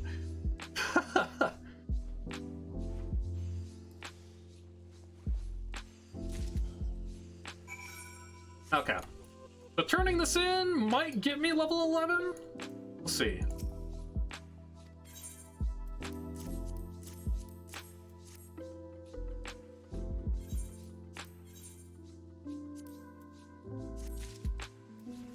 Yeah. You'll love to see it. Swap out some gear. So I need to make hempen cloth. Okay. And we can do that easily. We'll just do quick synthesis, and it'll be done like that.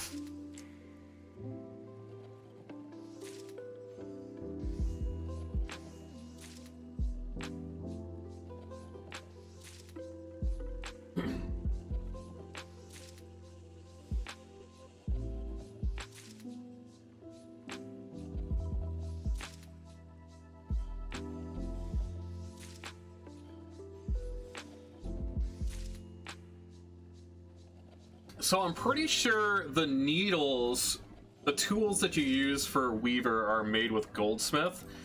And that's one of the big reasons why I did Goldsmith first.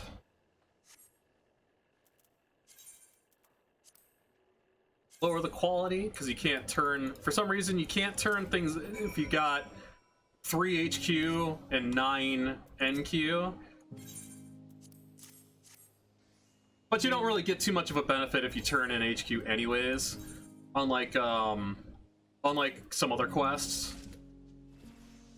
They'll literally give you double HP or XP, and that's what we're going to be abusing once we get up into 60 to 69 and post 70. Let's see. What are we making next? I think we're making cotton cloth. Or at least cotton yarn. So we're gonna get like a whole bunch of that. Let's do 98 so we got a nice round number.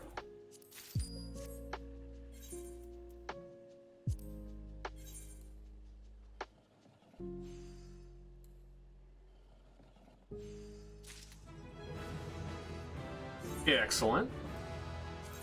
So we are gonna quick synthesize the rest of these. Just because I need to get up and stretch real quick, I need to refill my water, and it is a good opportunity to do that.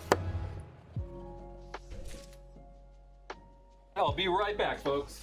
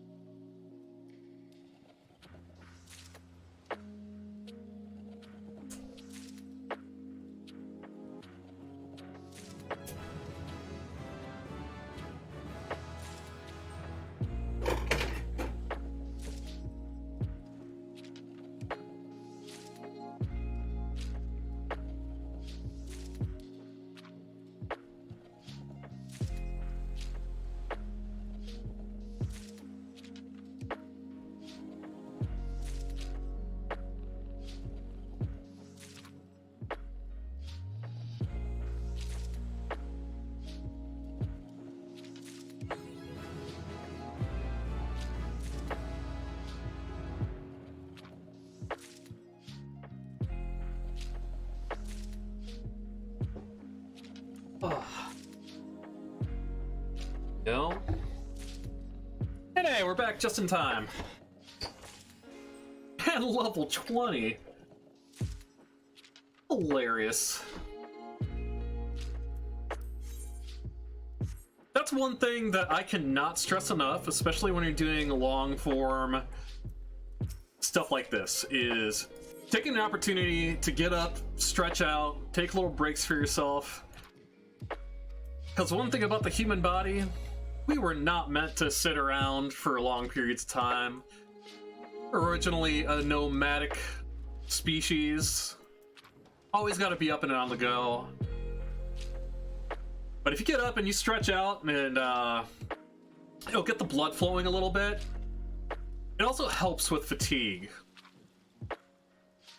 At least as far as I've found.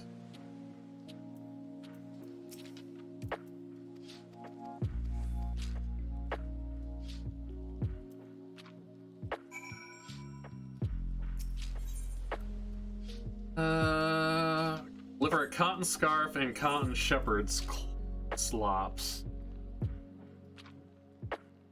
Scarf?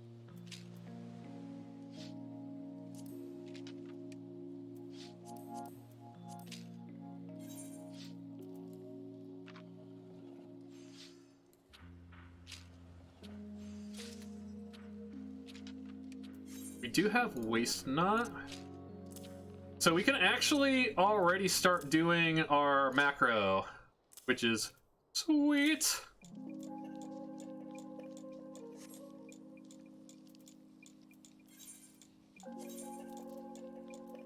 Pull these down here. So I've got two different ones set up, depending on how much shepherd's flops. Depending on how much synthesis step that we need to use. So if we can complete it in one basic synthesis, we've got this one, which gives us a little bit more quality, but the general one we're going to be using is the two-hit one. All right. Hey, look at that. It's asking for an undyed hempen cloth, and I have just enough to make an undyed hempen cloth. Amazing how that works out. Okay, how many of these? I need 4 in total, so we'll make 2 more of these, and we'll go turn this quest in.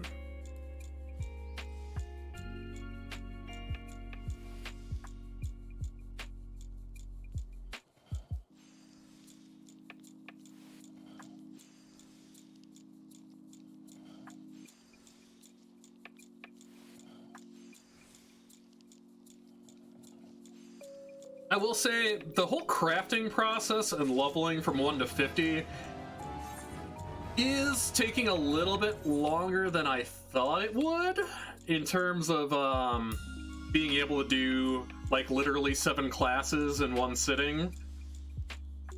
But we're still going strong, so we're gonna keep rocking and rolling as long as we can tonight. Or this morning, or whatever time of day it is. I think the sun's rising.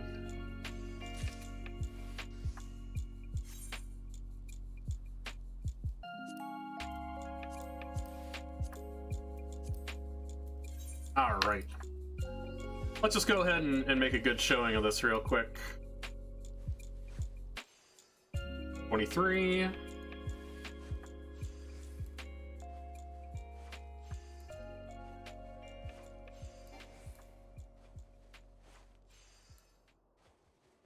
I just realized I have like a ton of gear upgrades that I can do real quick.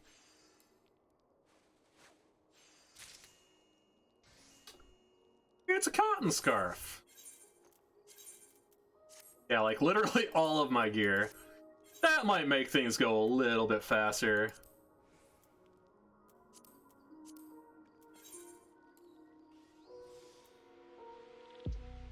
That's...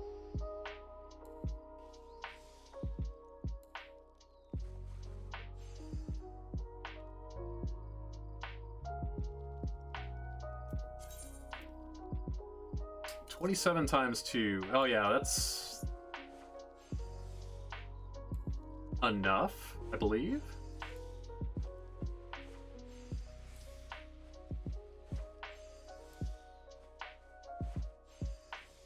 Fine, we're about to 100% HQ it anyways, so... Yeah, I thought I was gonna be one short. Glad it worked out that way. Nice. And that it was a 1046% XP boost for pulling that all the way up to maximum HQ. Crazy.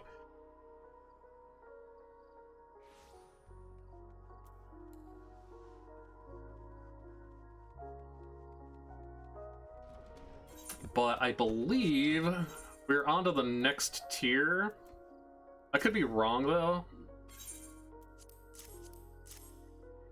Wait.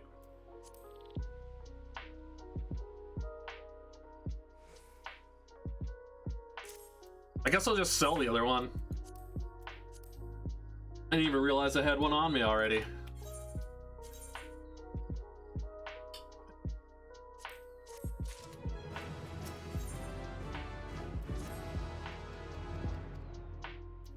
All right.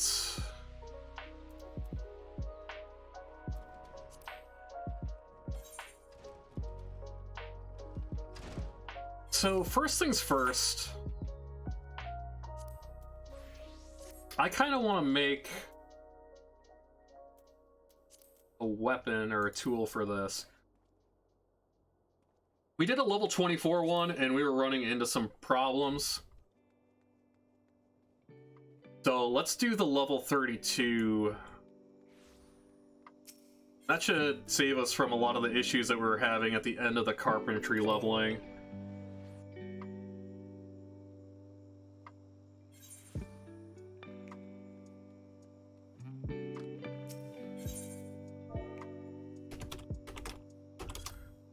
Bing. Yeah. It's like nothing. That siltstone. There's none. Ooh. Ooh, you hate to see that. What do... Where can I get siltstone at?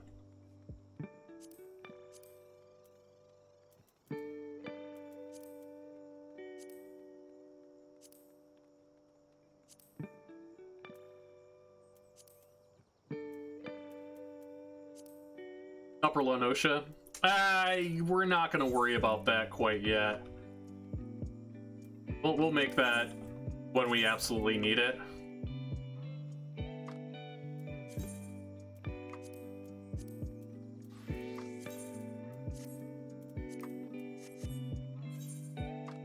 Just focus on our next task here. Dynamite webs. Oh, goodness. I forgot about that.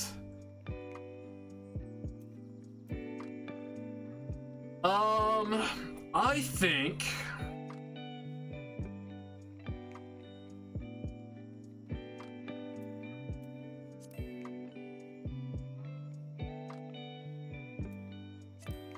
the smartest play is to turn this cotton yarn into cloth and just kind of burn it up. Make the most out of the XP that we have with the materials that we have on hand already. How much is 132? All right, yeah, so we can use the other macro. So we can get the most XP out of these.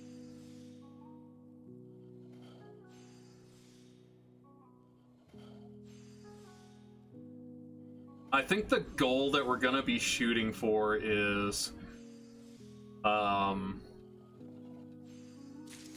level 26.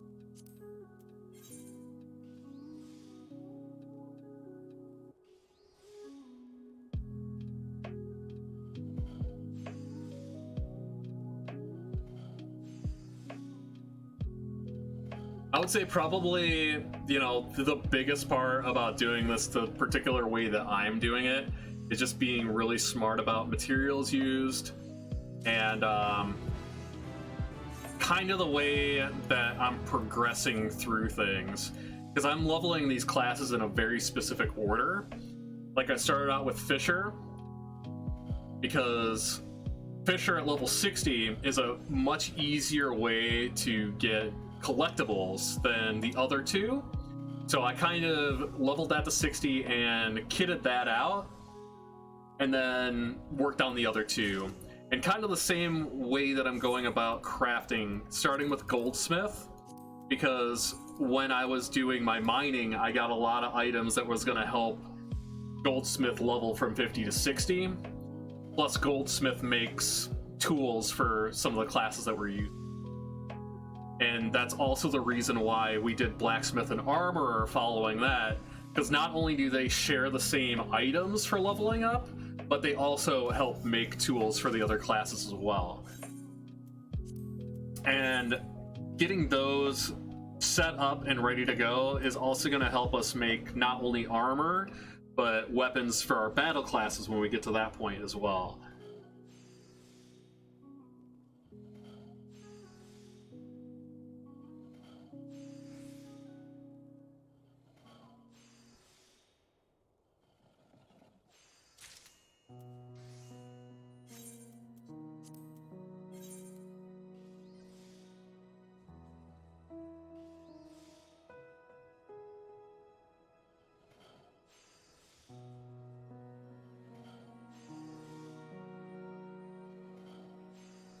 Another key thing to point out, just like you saw when I was finishing up with my carpentry, if you were around for that, is I'm being very meticulous about how much stuff I'm making per tier, because doing it this way, the actual like base material, the crystals and the shards that you need to make every craft are very limited.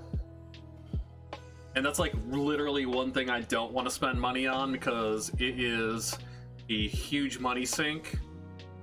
But if I'm doing everything exactly, precisely, and don't have any, you know, hiccups or mishaps, I should have just barely over enough per class to get up to 50.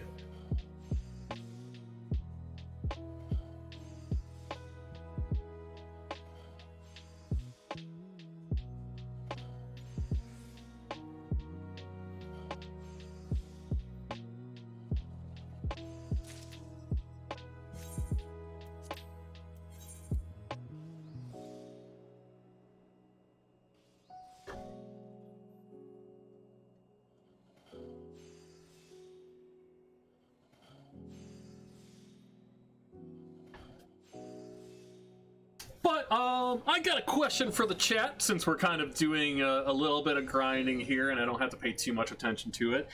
Does anybody have any favorite gaming moments they have? Not necessarily just from Final Fantasy, but like maybe a personal experience or something that they loved in a video game in particular that they could always go back to and be like, do I have a story for you? But to kick it off, I will share one.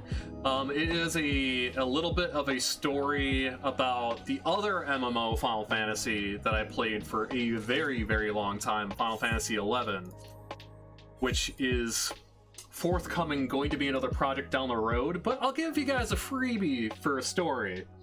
That game is wild.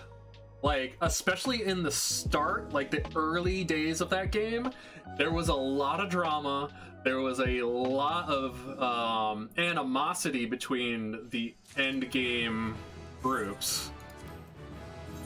Like, we, in particular, the group that I had, we were one of the like fresh batches of US players, because the Japanese players actually got the game first. They pretty much had a year-long head start on us, so like when we finally got up to the end game scene, they had a monopoly on everything. One of the big things in that game were monsters called HNMs, or Hyper Notorious Monsters, which had super long spawn times, and they were creatures that were just out roaming the world. So like any of them were anywhere from like like a 21 to 24 hour respawn time. Some of them had shorter windows to start, longer windows to finish. But if you wanted the best gear in the game, you were there and you were trying to get your hands on this. The way the game worked though was once someone from your group takes an action on a monster and it registers, that monster is 100% claimed. Nobody else can attack it. Nobody else can get gear from it besides the party that has claim to it, or like any item drops. So like it was basically a scramble where you would have legions of max level players hanging out around these and all trying to be the first person to get that first hit in, to be able to, you know, essentially take the fight home, try to get gear, which all had hilariously low drop rates, by the way. And needless to say, there was a lot of shenanigans that would go on in that game. One prime example was what we would like, or what we referred to on Fairy as the, well, by many names actually, more commonly referred to from my group as the Eye of the Tiger incident, but it actually had many names. It was the MPK, or Monster Player Kill, heard around the world, the start of the 7-month MPK War, and I think there was another name for it that I can't think of off the top of my head because it's a little late and my memory's all jumbled up, but it was something to behold. So the incident actually happened in a very small, like enclosed maximum level area, and there was a dragon that would spawn every 21 to 24 hours called Fafnir. But there was a chance every 3 to 4 times that thing spawned, it could spawn as an even bigger, even rarer monster called Nidhogg. And these fights would last a very long time. Oh, the other thing that was referred to was the 16-hour Nidhogg. But basically what had happened was we had all grouped up there. There was literally 500 players in this small enclosed area waiting for this thing to spawn. Like, it was mind-boggling because it was the absolute, like, 100% chance that Nidhogg was gonna spawn on this time. So we get there, and since all of the servers were Japanese side, everything would spawn like probably half a second earlier. But at that point, most of the endgame link shells in general, but the Japanese would always use bots that would auto-target and auto-use an ability as soon as the thing popped up on screen, and they would get that 0.5 second advantage. So like usually we'd always see these monsters spawn claimed. Now there's a way around that, and that's kind of where the crux of the story is. So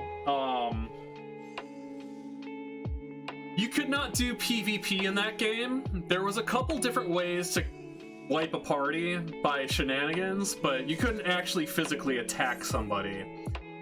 So what we did usually was there would be a lot of high-level monsters in these areas that would normally just attack somebody if they're just standing there, if they don't have like sneaker invisible up. And it was really hard to solo things in that game as well. Maybe you can understand where I'm getting at.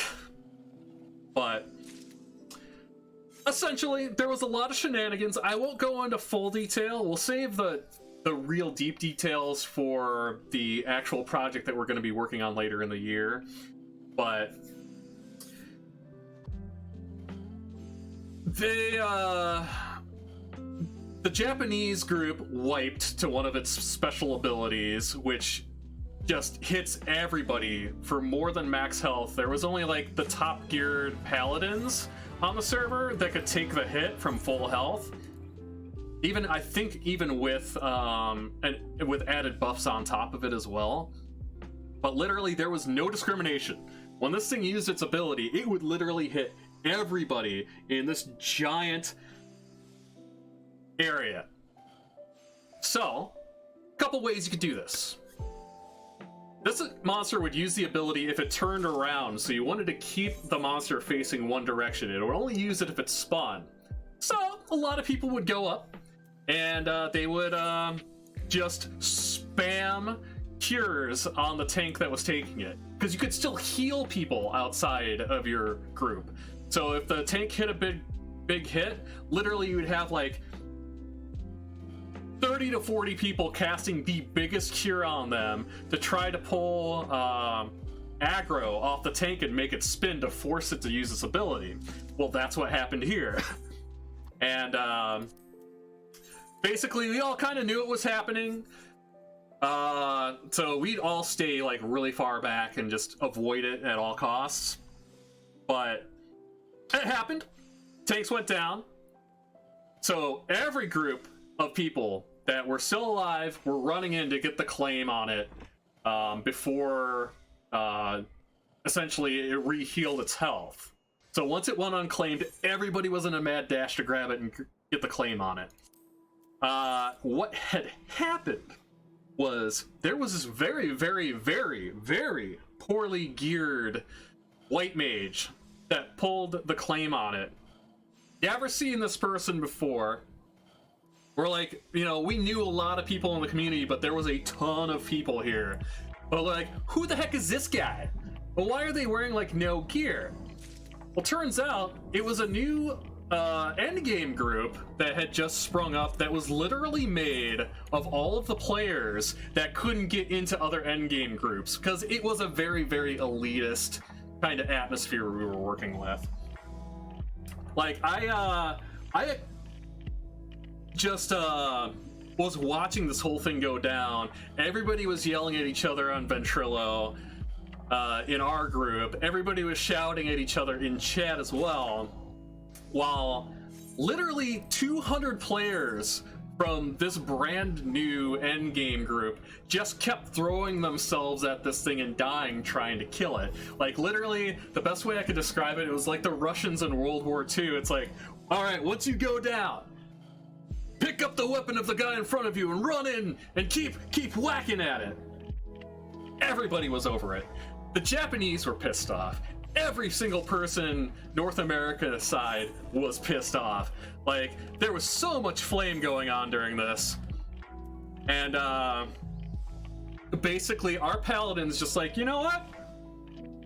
Check this out. Hold my beer. Ends up going through, collecting every single monster from the entire zone. As he is doing this, he has a macro setup to put the lyrics of Eye of the Tiger in chat as it's rolling. And then, like, everybody was so confused. They're like, oh, dude, shut up, blah, blah, blah. What are you doing? We know what was happening. Like, basically, my Link Shell leader was just shouting in Ventrilo, like, bleeding ears shouting. Like, get out of here! Get out of here! It's going to go down! And, before I even realized what was happening, I'm just like, yeah, nope, I'm out. Peace. This paladin pops his big special ability, which in that game you had like these special class abilities that you could only use once every 2 hours. And paladin was invincible. So that's why he was kind of able to kite all this stuff around and still get whacked by it. Ends up going mosh pit style right on top of the boss with like 30-40 creatures. Dies. All of these creatures become unclaimed, and then they start fanning out back to their spawn area. All of these creatures are very difficult and very aggressive, so anybody who was in the remote radius of what was happening was catching aggro and just instantly dying from things. It was havoc, it was mayhem. There was people dropping left and right. Unfortunately, the forum that we used to use for it, called Killing Ifrit, doesn't exist anymore, and I do not know if the picture exists, but there is literally a screenshot that was once on the internet that you could just see a landscape graveyard of players, all grayed out, just piles upon piles upon piles of bodies on the ground. Like, I've never seen anything like it in my entire life. But since we were the ones who instigated it, we had a plan in place, and we ran right back in there and grabbed the thing when it was at 2% health, finished it off, got full drops, posted it on the forums, and basically said, hey, you know what? You want to mess around? This is what you get. Literally made everybody hate us, hate the group that had all the poorly geared players. The Japanese hated all of us in the North American side. There was like pockets of groups. Like, we were actually referred to as the Axis of Evil after that. Like, everybody hated us, but there was a few who were on our side. And then there was that one group of many players that were very poorly geared, who were ostracized by everybody. And basically the Japanese were all against us too.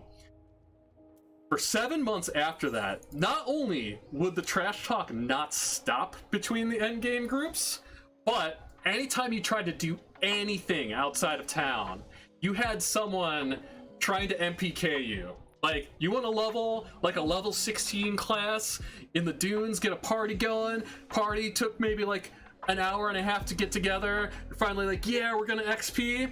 Oh no, you got someone running with a bunch of goblins, dying on top of you and wiping your party disbands. Couldn't do a darn thing about it. 7 months this went on. Like, I'm just like, yeah, I'm just gonna do endgame stuff. I'm gonna do endgame stuff and craft. That is all I'm doing. But it was a wild time. It was the Wild West of MMOs. So that's my story for the day. I have way more about Final Fantasy XI, but that was just kind of a teaser. We're actually going to be doing a big Final Fantasy XI project. It's not going to be as big as Final Fantasy XIV, and I'm not exactly sure the time frame in which we're going to do it. It just depends on what other projects we have going on at the time.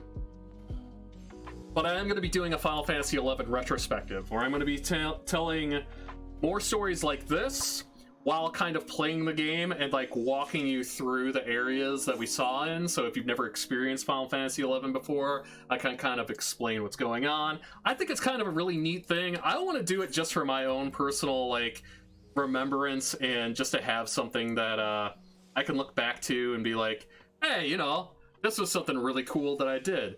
I don't have to tell all the stories over and over again. I'm like, hey, if you want to hear my Final Fantasy XI stories, gonna be up on YouTube archives. But that's something I'm really excited about. Like, I'm actually arguably more excited to do that than the project I'm currently working on. But I'm still having a blast do this. Like, when do I get a chance to just talk when playing a game and still make like progress towards a huge goal that we have set? It's just really cool.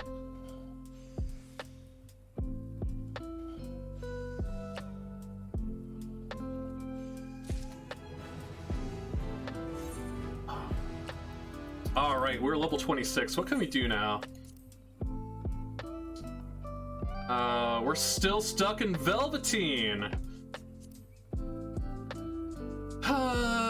Okie doke.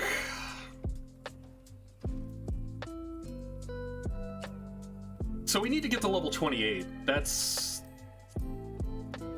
where we need to get. How many more of these can I make? 5?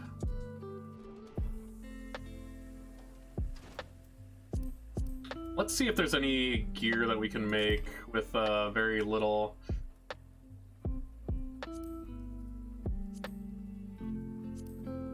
Cotton robe, dew thread, red. Hey, we can do cotton kecks. Gonna make a boatload of these.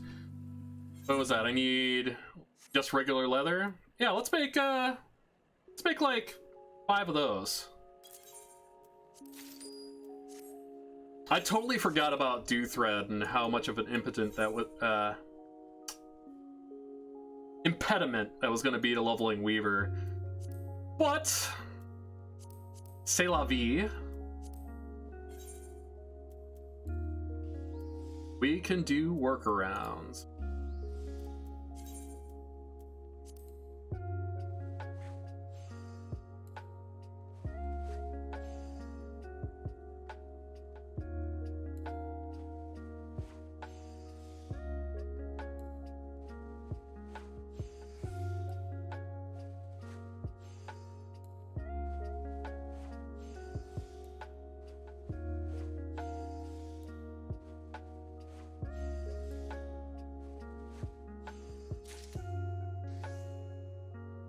Nice.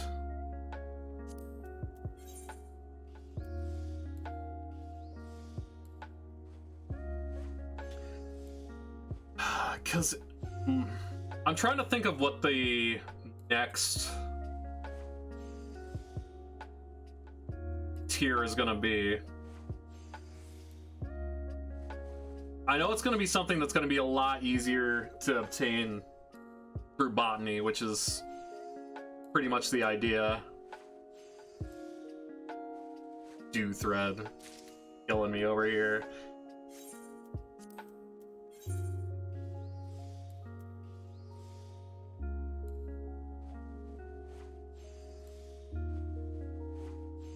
And the nice thing about it, these cotton kecks,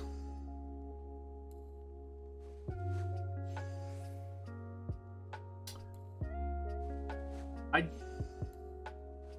pretty sure they are for crafting and or gathering, which means that people will actually buy them. Ah, they're for bleh. That's fine.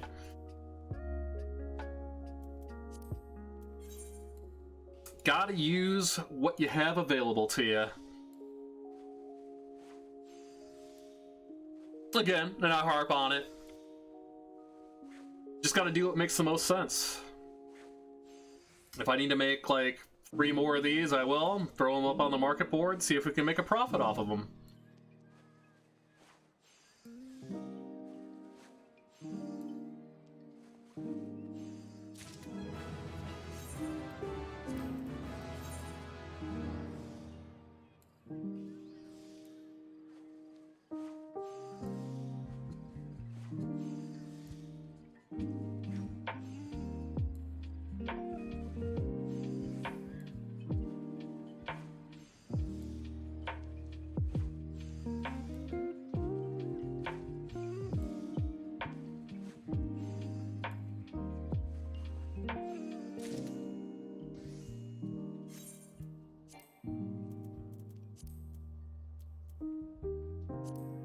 Oh. Wait, what am I missing? Oh, leather. I think 3 more will get us to where we need to go. And then I'll like look up and I'll be like, oh yeah, no, I can't make anything new yet anyways. It's fine. It's really, really beneficial that we're able to HQ these, because that's going to help our profit margin on them.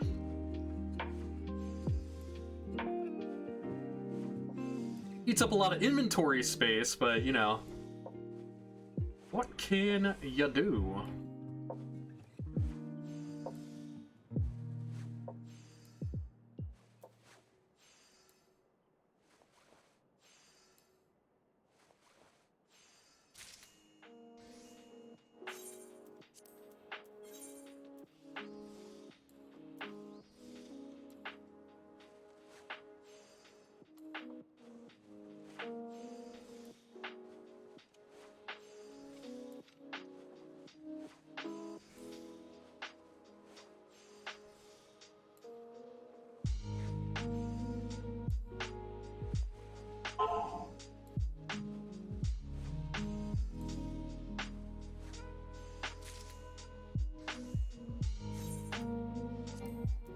Alright, am I gonna have enough? I'm might need to make one more pair of pants. I'm not sure yet. We'll see.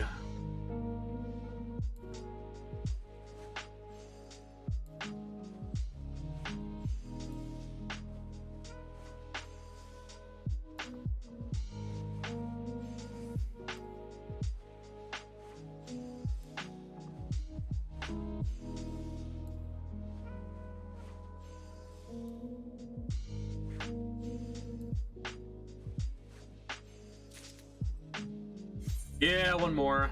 XP's coming in really slow for these.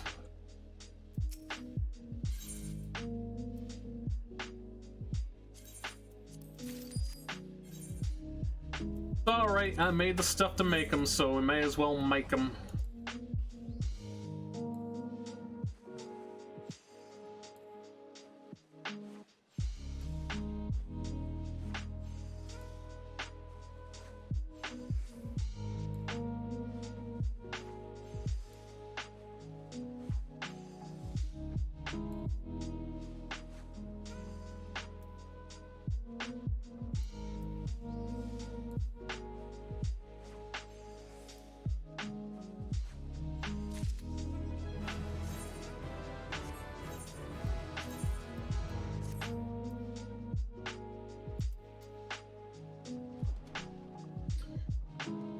Alright, what do we have available to us? Linen yarn! Yes!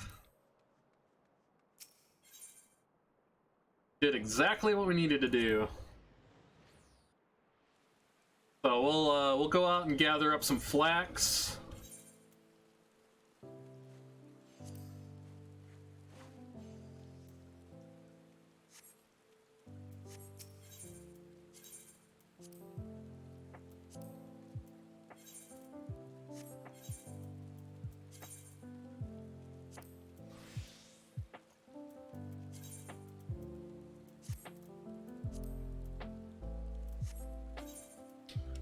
Alright, where is the flax?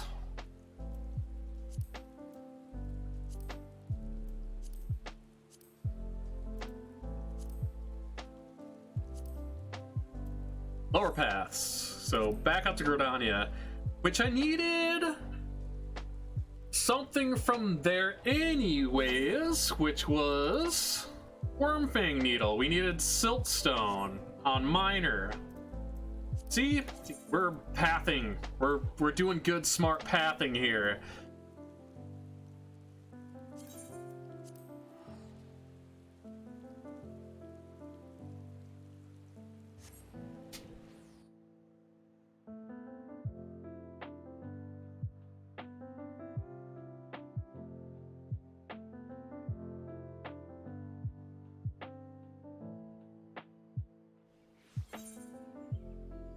Alright, let's do Miner first, because I think what I need is like right around here.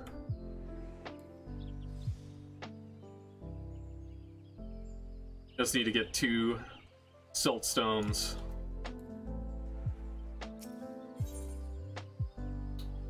No, that's not what I need. Where be the Siltstone?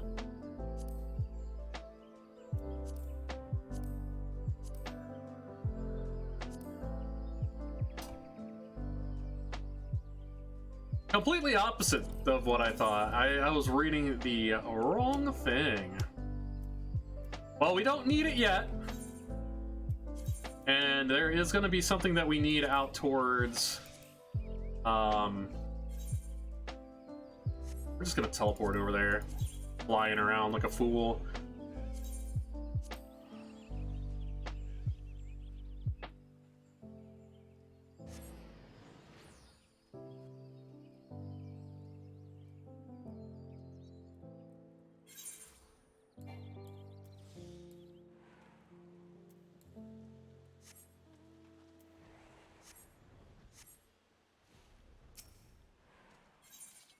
All right, initiate, get all the flax.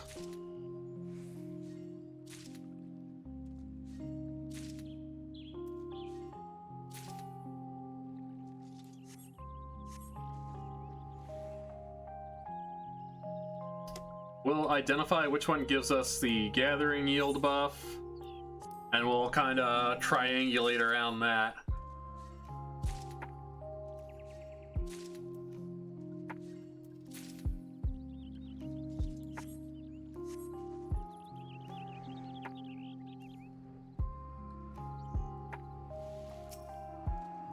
There it is.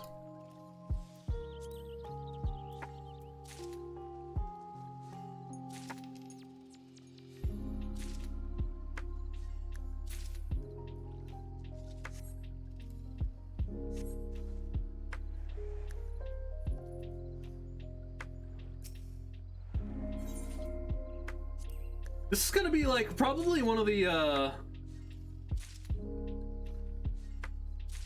biggest undertakings we've ever done on the channel. I'm super excited about it. And getting these classes from 1 to 50 is probably gonna be like the biggest like grind session that we're gonna do. Because 50 to 60 isn't gonna be too bad. And 60 to 69 isn't going to be too bad either, but we have a few things that we need to work on between there to kind of maximize how much XP we're going to be getting out of stuff.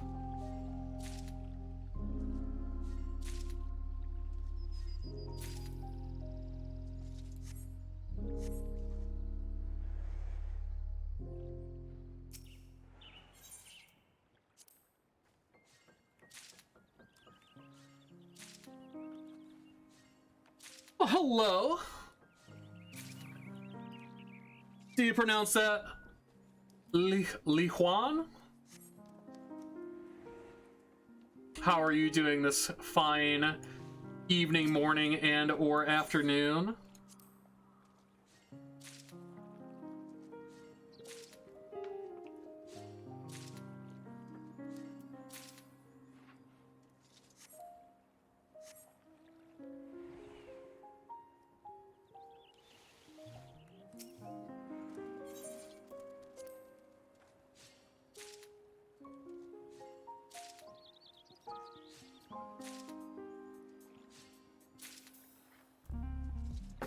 Regardless, I do certainly hope you are doing well. We were having a great time tonight. A lot of lovely people dropping by the stream, checking out what we're doing today. Aw. Well, thank you for dropping by my stream to Dote. Appreciate you.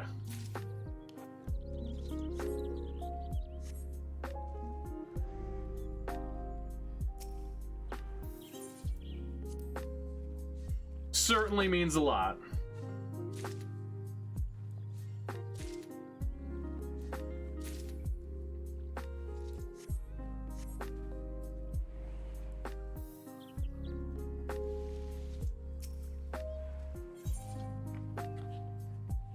What server do I play on? I got characters on a couple different servers. For the sake of what we're doing here, we are on Goblin Goblin on the Crystal Data Center. Because the current project that we are undertaking is we are trying to level every single class to 80 within 30 days. We are in the middle of our third session here. We already have all of our gatherers to up past 60. We currently have Goldsmith up to 57, Armor Blacksmith to 50, Carpenter to 50, and we're currently working on Weaver right now.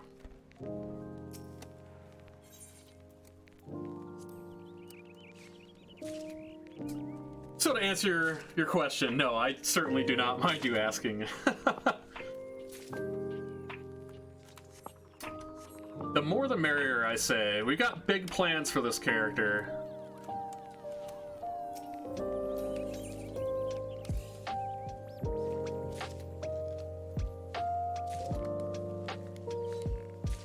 Yeah, absolutely. Feel free to come by.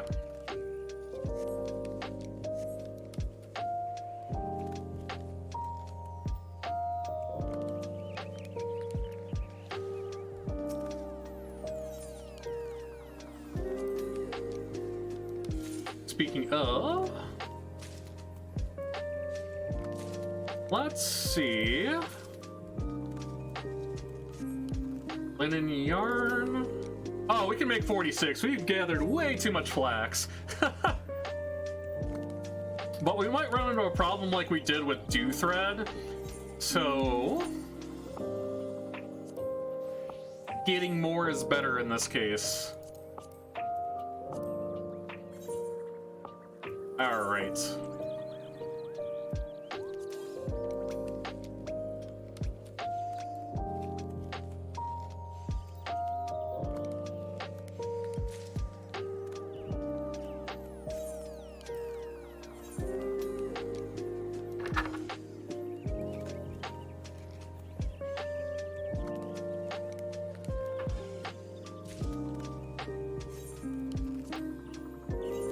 Just gonna kind of power this one up because linen is really useful. So instead of kind of tiptoeing around it, we're just gonna craft up a bunch of it. Still getting a 460% XP bonus.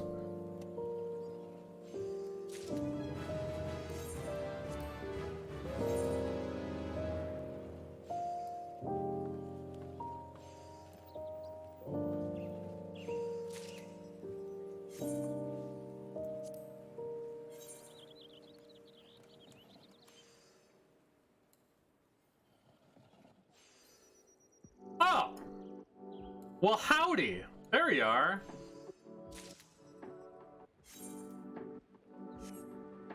Take a second to give you a nice wave.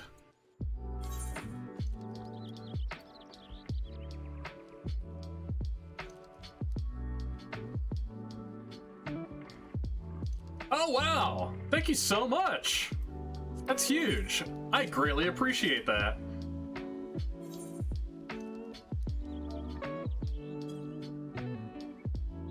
Very kind of you.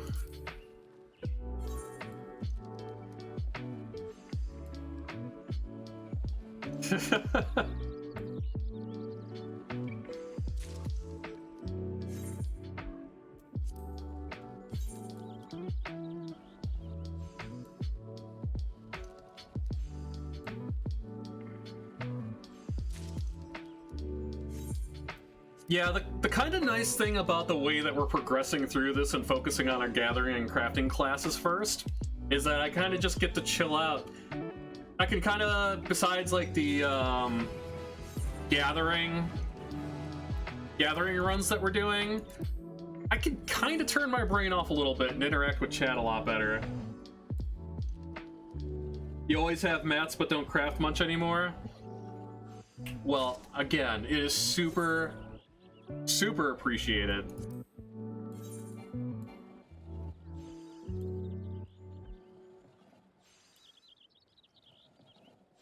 So I think since we have that, we'll just kind of power up to level 32, and then I'll jump over to Oakwood and grab some siltstone to make a new needle, and then ride this as far as we can ride it.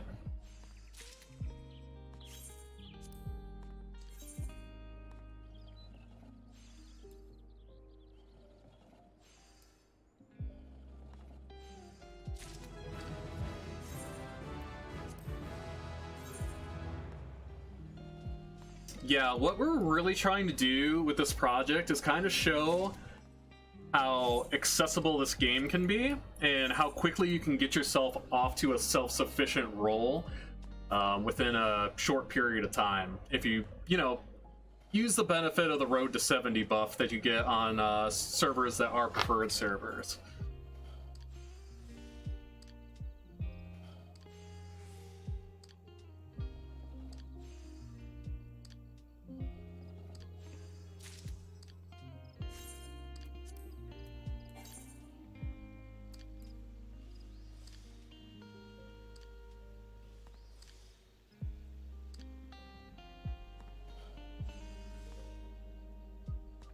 But yeah, it's really nice to be able to kind of Ah, you love to see it. It's really nice to kind of be able to do this now for people who are just, you know, getting interested in what we're doing here with this project. Starting with the crafting and stuff, because I can spend a lot more time paying attention to chat instead of when we get into some of the more battle-oriented things, which aren't super intensive if, like, you're a DPS, but, like, for healing and tanking, especially when we start getting into the higher levels, I could probably only check chat every few, or a lot less frequently as I could do this, because pretty much we have the crafting automated with macros, which is pretty cool. But since you're here cheering us on, do you have a favorite Final Fantasy XIV story that you'd like to share with chat?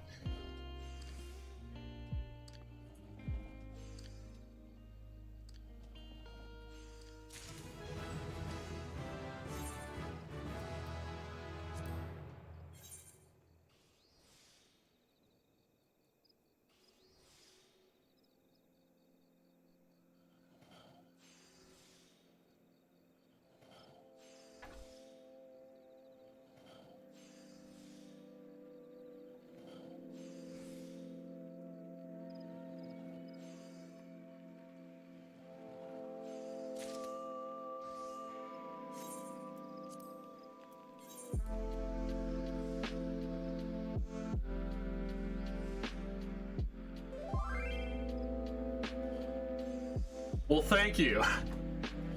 You can't see it on stream, but they just sent me a tell saying that I've got this. It is very much appreciated. I am incredibly thankful for the support.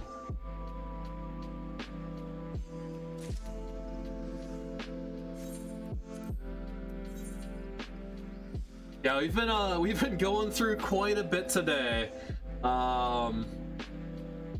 So we took Armorer, Blacksmith, and Carpenter from 1 to 50 already, and we're getting Weaver done. The idea is we're gonna go as long as we can. The goal is to get all the crafting classes to 50 by the end of the stream, but we will see. I'm still hanging tough, so...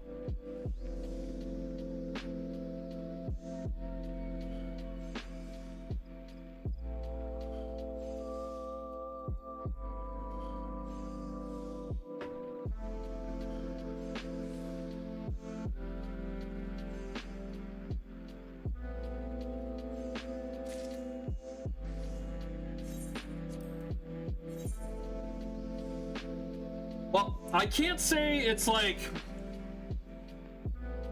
it's as interesting as some of the stories that I have for Final Fantasy XI, but I do have a pretty funny raid moment that I do believe there is an archived VOD out there of, in one of the very first days of Final Fantasy XIV, we were going through the original 8-man raid, the Binding Coil of Bahamut. And this was our first clear that we did for the 4th battle in that raid, which is basically a big, crazy, compiled mess of a bunch of ads just throwing themselves at you constantly. We were having the hardest time getting through one of the first big ads. Like, that was probably one of our most difficult points, because I was doing the little ads and my other tank friend was taking on the big ones, and he'd die a lot. We finally managed to grind for gear, and we had the exact same gear sets, and he was a Makote like I was, and he started losing his mind because he had literally 15 less HP than I did. He's like, it doesn't make sense. We have the exact same gear. I literally looked at all the stats. I don't understand. What is different about you that gives you more HP than I do have? And it turns out I'm a Seeker of the Sun Makote, which has one more point of inherent vitality than the Keeper of the Moon Makotes. He, as soon as he found out, he immediately did a race change. Like, went out, spent the money, popped the item, like, not even, I would say, 2 hours after that, I'm like, hey, so Blessed, you look a little different. He's like, yeah, I couldn't stand it. I couldn't stand that you had more HP than I did. But, going back to the actual fight at hand, though, we got through that fight by the skin of our teeth. Like, I ended up swapping with him, so I was doing the big the big ads, and he was doing the small ones. And there was this tank buster ability that I used that would literally kill us every single time, called Roto Swipe.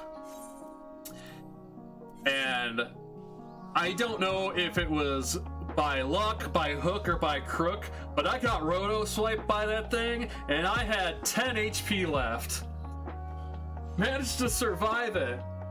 You could literally hear, like, the audible gasp on my fellow tank, or from my fellow tank on TeamSpeak. He's like, ugh.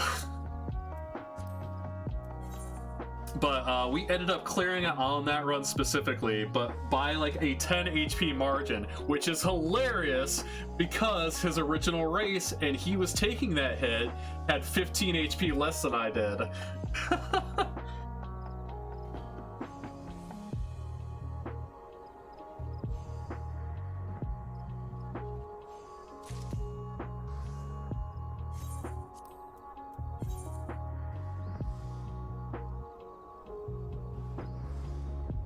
But that was back in the olden days of yore. I think what was that, 2014?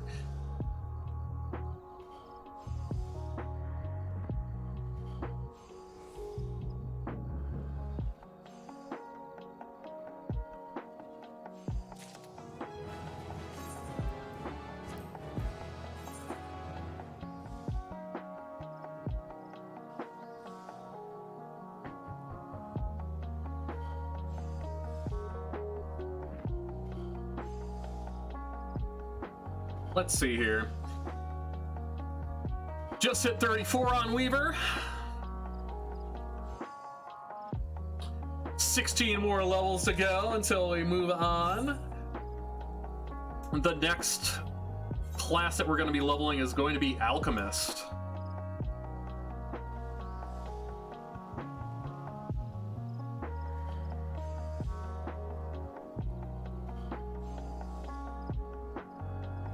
I do kind of want to check out and see what crafts we have available to us now, because I am trying to remember what the next tier is. Why'd that only give me 400? Oh, my crafting buff finally wore off. Wow. That was literally all night. That crafting buff lasted for 9 hours through 3 classes 1 to 50 and another one to level 34. But we're gonna keep rocking and rolling.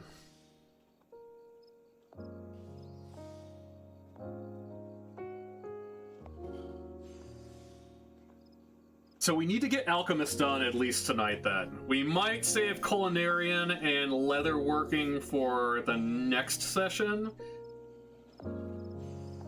It just depends on how involved getting stuff for Alchemist is going to be. Because it's been a long time since I leveled Alchemist. I know you need a lot of water you can get from mining, but all the other stuff is a little iffy. I think we do need monster materials for it for a lot of things.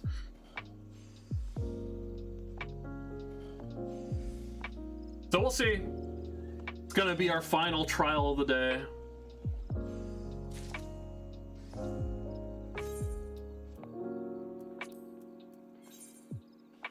So what we will do, we'll go ahead and use up the...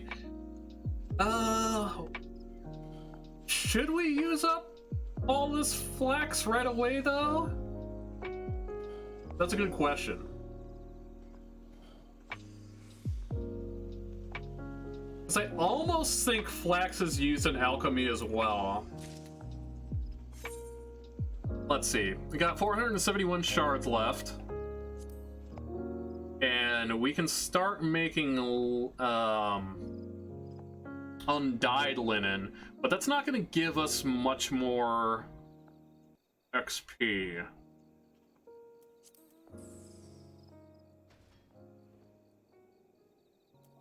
Let's see, beeswax,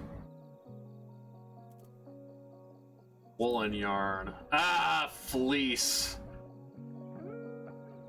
Yikes.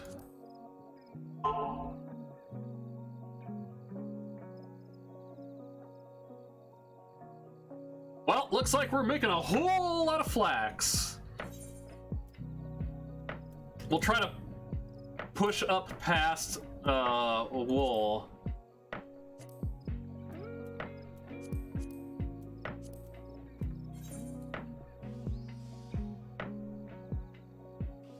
Oh, look at that. Got the Eden mount. That's pretty cool.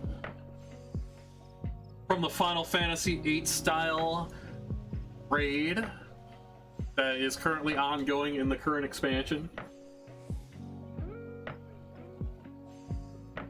It is pretty dope.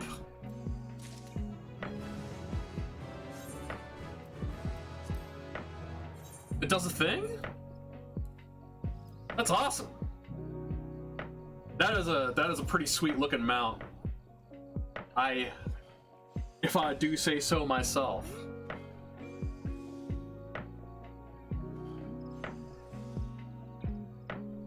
So basically, I think just because I don't want to have to deal with wool, I am gonna brute force through a lot of levels with linen, which is gonna give us some trouble shard-wise, but we're trying our best to avoid buying shards.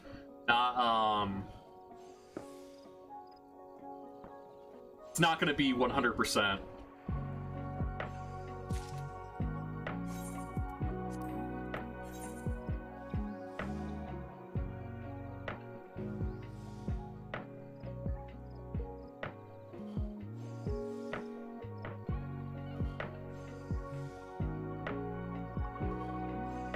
What types of shards do I need? We're gonna need to be, we're probably gonna be running behind on lightning shards for the end of Weaver.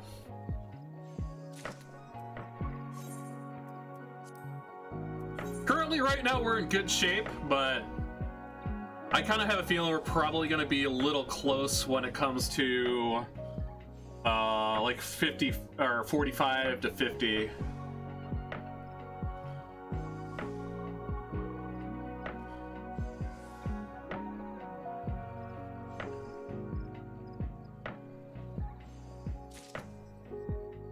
Granted, I mean, honestly though, like, the higher, like, 40s is, uses 6 shards per craft, so that's where we're going to be using a lot of them, where this only uses 2 shards per craft. So we could still be in okay shape.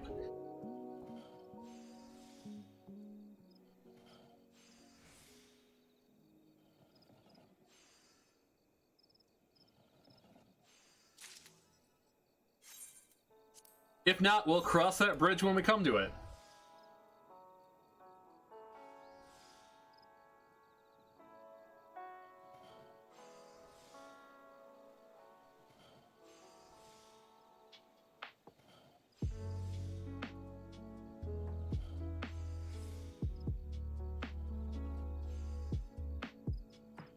And I think I want to say the starting quests for alchemists give, well, they give water shards as the main one, but I believe lightning shards as a runoff you can get for them. So I can always double back and start the alchemist quest to pick up a few extra ones as well.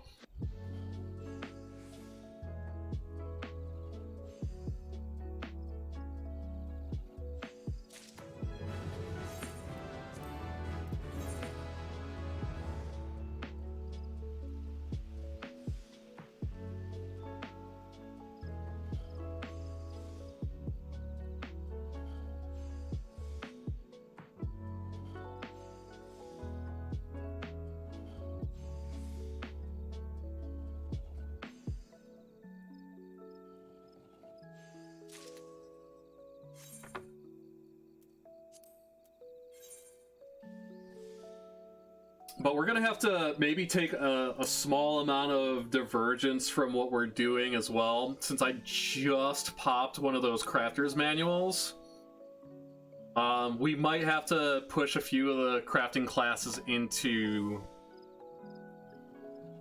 up into level 50 towards 60, just for the sake of using up that XP buff.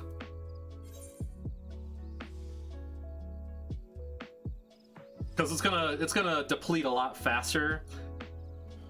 And I do have the materials for blacksmith and armor to get them up to 60 if need be.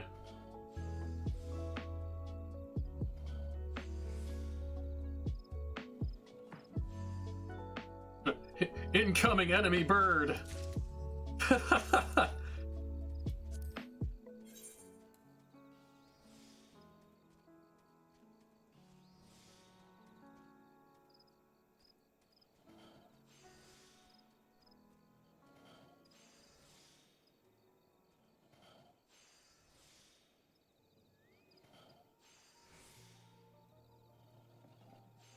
But yeah, as of right now, I can say I am feeling the burn a little bit. So, that is gonna be our goal, I think. We could probably start, maybe do leatherworking and culinarian to 30 after alchemist to 50, but I don't want to do too much more of that today, just because I don't want to burn myself out in terms of continuing going. But we can kind of do the trade-off of level 50, those two classes, for getting some XP into blacksmith and armor.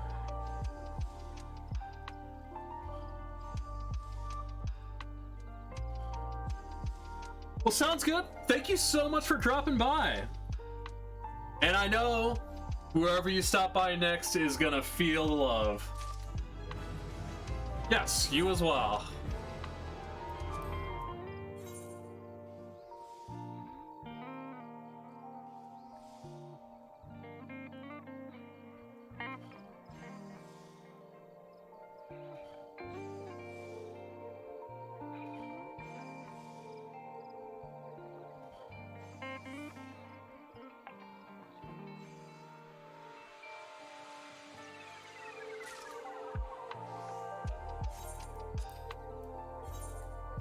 We can also see what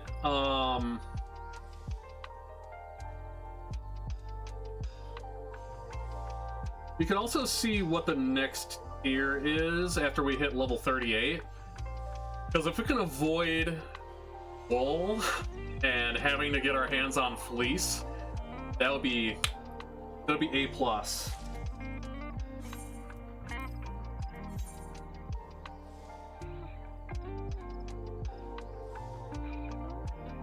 Well, let's see. As it stands, we just popped this buff. We got 17 hours left on it. I am going to be streaming again tonight. So, in theory, we can use that buff up before it runs off timing-wise. I'm just trying to think. Because I know alchemy, leatherworking, and culinarian are going to be a lot more involved than the ones we've worked on prior. So we might do...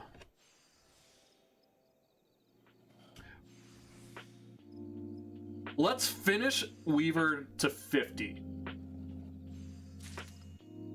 That'll be the goal for right now.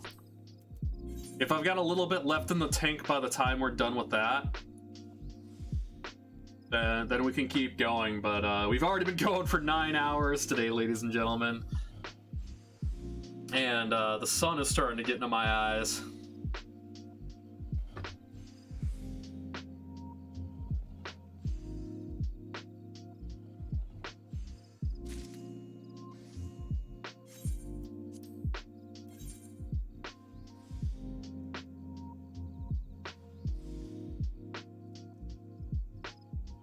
I will say the one really nice thing about Weaver, though, is that you got 2 crafts per tier instead of just 1.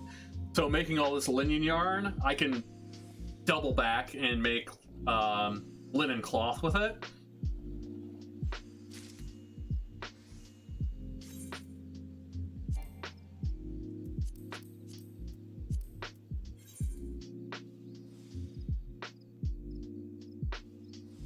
But I think the play will hit level 38, and we'll see where we are at in terms of what the next tier is going to be and what we can use to make that. Because I got a sinking suspicion it's going to be a little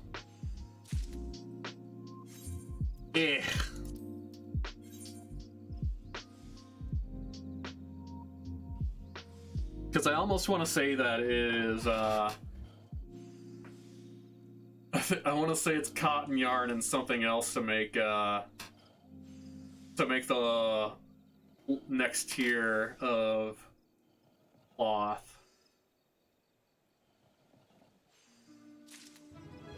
Which, if that's the case, then we're just gonna have to bite the bullet on it.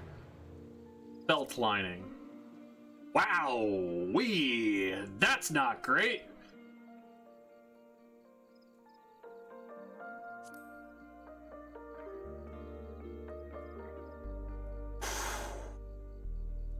All right. Well, that is undeniable. We're ending the stream tonight with Weaver to 50 because we're gonna have to do a lot of legwork to get that stuff. Snurble Tufts. Yikes.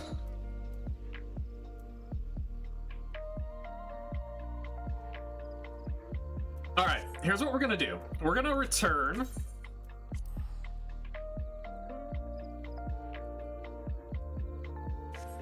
That's gonna bring us over to the Limsa area.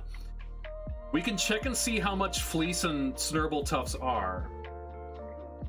They're probably going to be a lot. I'm not going to lie. It's probably going to be a lot.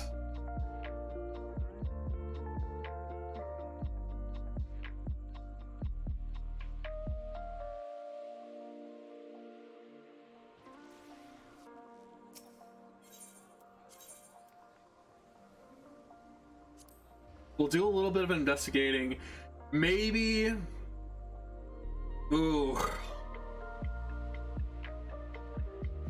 Maybe we can find something like the cotton keks that we did before.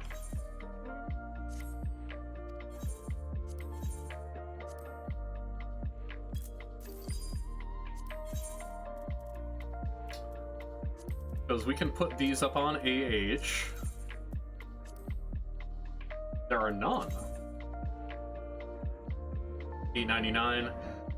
Let's put these up for a fair price. I don't want to overdo it, so I think 2,000's good for an NQ. And this is a level 23 item.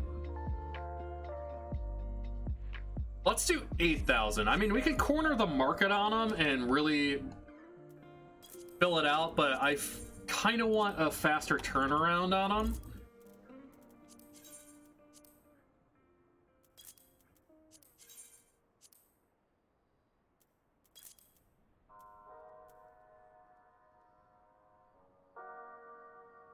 No.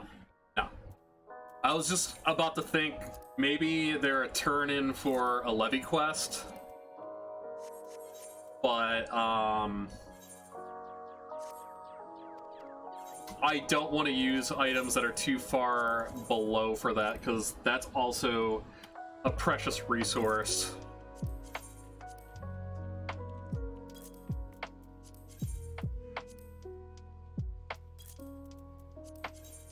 And we made a lot of cotton keks.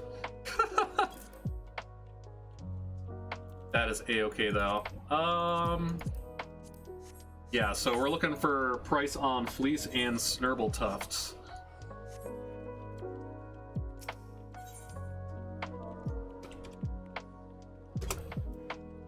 Fleece.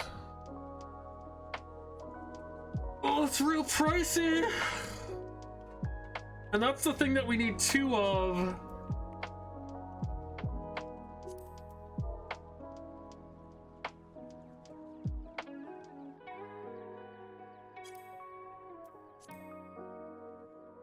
That is also really pricey. All right, let's see what we can make happen. I don't think there's anything that we can...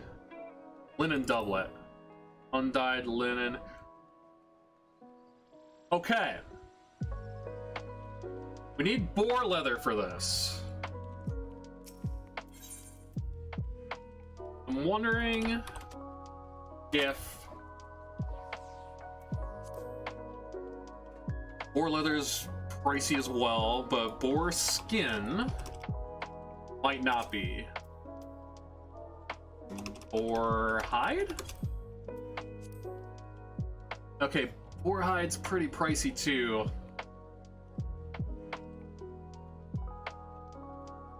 And there's not a whole lot available. Let's go ahead and future-proof ourselves a little bit here. Let's make an investment now, because we're going to need that boar leather for a couple different things. So I'll buy that much.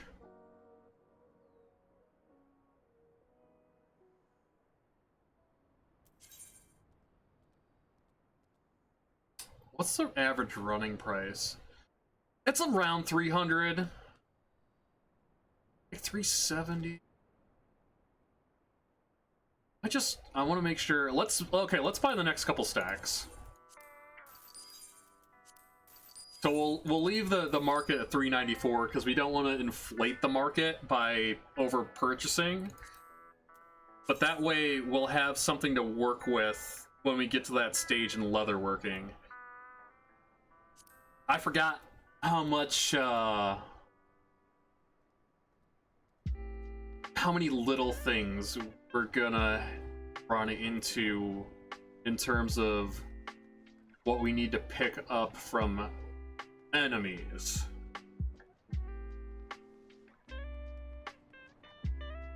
And that's gonna be a theme throughout the 50 to 60s as well. I was really hoping to be able to do these crafting classes up to 60 at the very least before starting a battle class.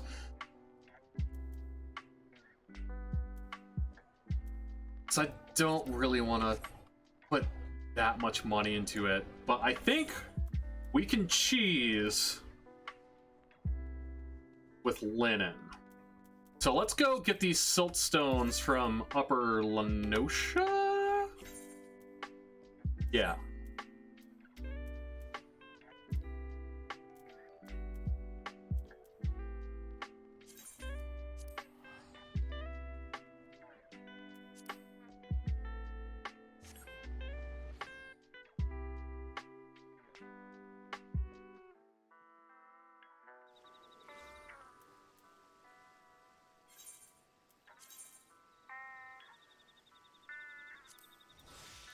That way we can make the new Weaver Needle. That's gonna help with quality. With higher quality comes higher XP bonus per craft. So we're just gonna make the most out of the linen that we have. So a big thank you for Li Huan for, I hope I'm pronouncing that correctly, for the love that they've shown and giving us the extra flax. Saving us a little time on gathering.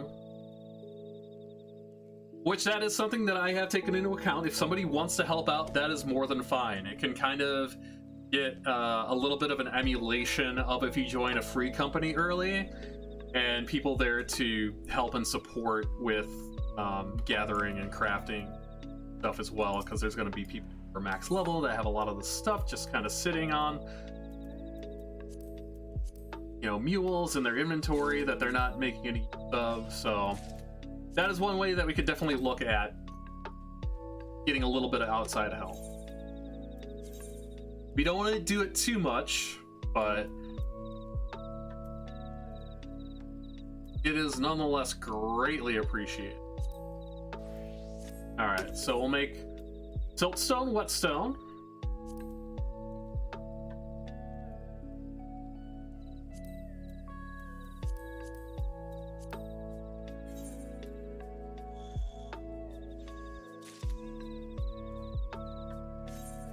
Yeah.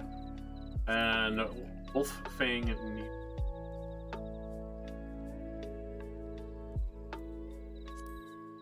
Where was it?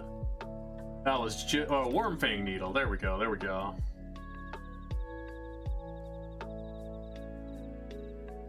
I can make 4 of these and sell 3 of them off for profit. Since we're here and we are concerned about money. We also got Precise Touch, which is huge.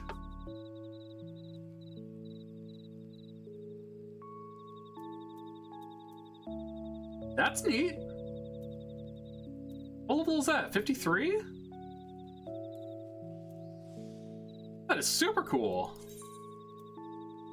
All right, and we can complete this craft in 1 synthesis, so we should be able to push this up to 100% HQ. Very little problem.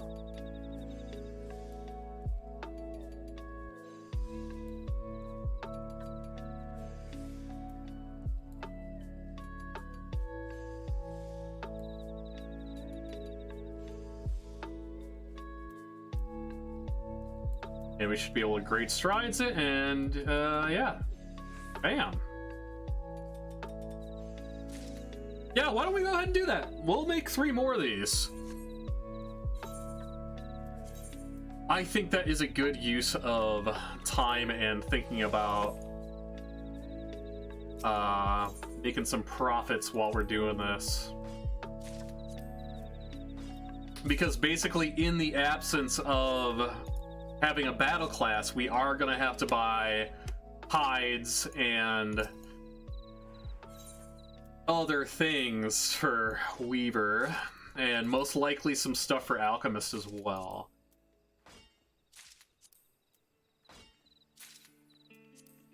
So let's just make the most of what we have available to us.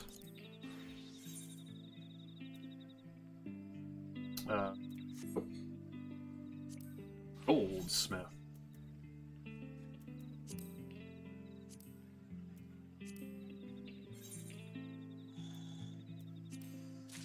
And a little bit of extra XP on Goldsmith never hurt anybody.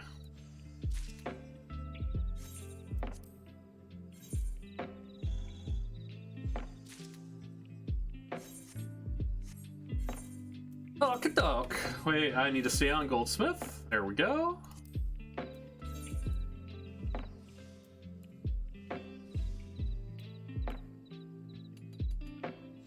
Precise Touch only being 18 is real nice.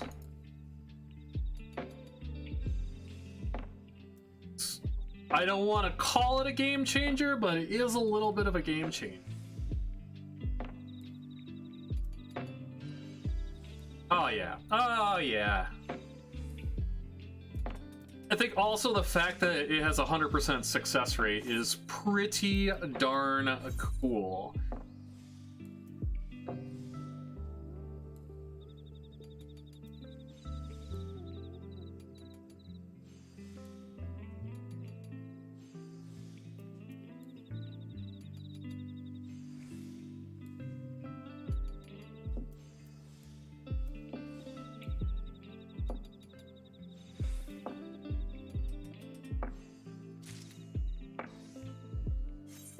Oh, we're crafting like we know what we're doing, ladies and gentlemen. You'll love to see it.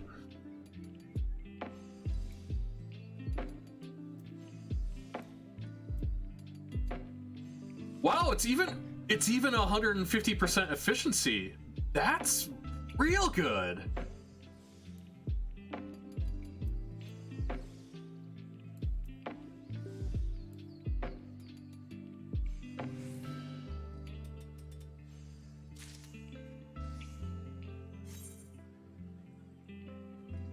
We can change our macro up too, because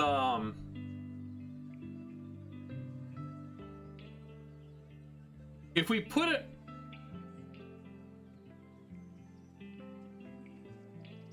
yeah, if we put it alongside –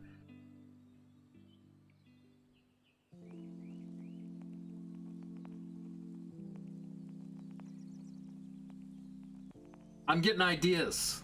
There's ideas turning in my head, but let's sit on those. I'll think about that off stream. That's not something that we need to worry about right now. Worm Fang Needle. Wolf Fang Fist. What am I doing? Where am I going? Back to town somewhere.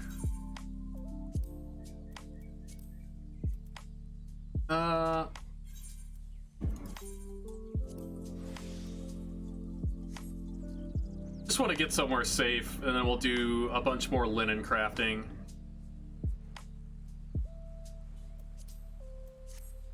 Kind of just figure out what we want to do. Because linen doublet, this is going to be the way to go. I think we push our flax to the limit.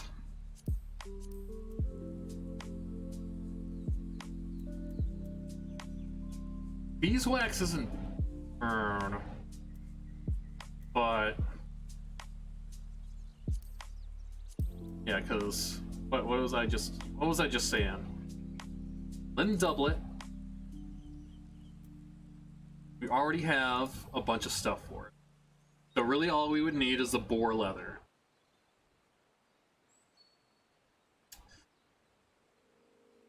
Oh, so tough. Just trying to think of how we want to attack this.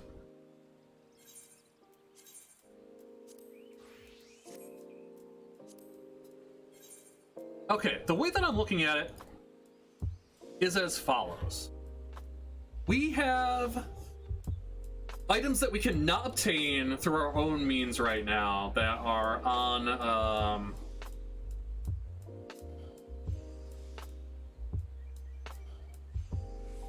which are going to impede our progress.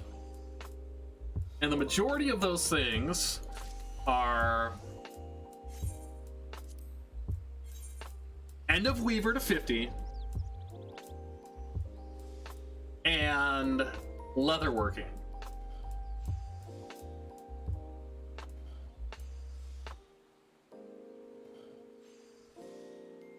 So I think I didn't want to do it in this order necessarily originally, but I think in order to finish Weaver, we need to do Leatherworker next. And we're gonna have to cheese Leatherworker just like we're kind of cheesing Weaver here to get as high as humanly possible to get into boar leather territory. Because not only do we need it for finishing Weaver to 50, but we also need boar leather for class quests for blacksmith and most likely armorer as well.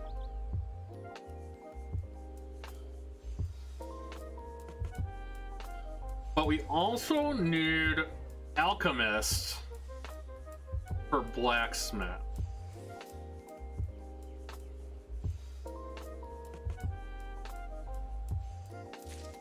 That's a lot to think about, but we are making good XP progress still with these linen yarns. Yes, I am still going. I'm actually trying to figure out what the best way to make the most progress I can do before I stop for the day. Because as I was mentioning, I am starting to feel the burn a little bit.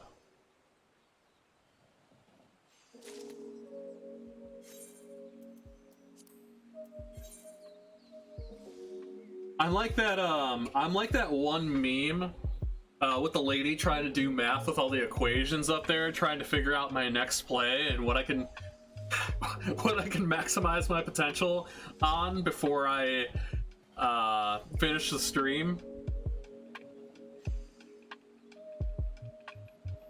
You can see the new white beard strains.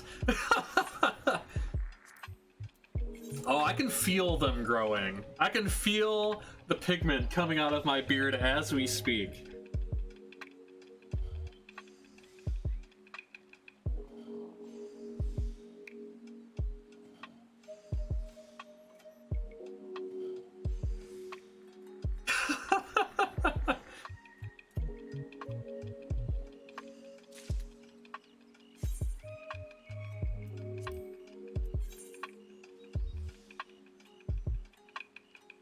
So here, okay. Here is another avenue we can go. Because we're running pretty light on lightning shards.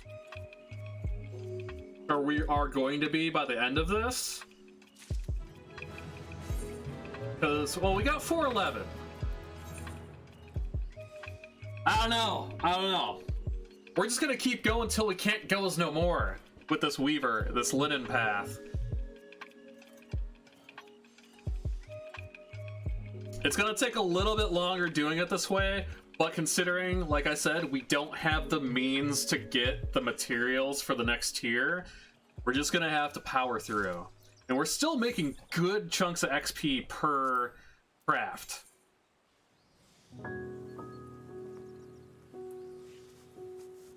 It just depends on once we get into like the 40s, how much that is gonna continue. Because we have a lot of what we need for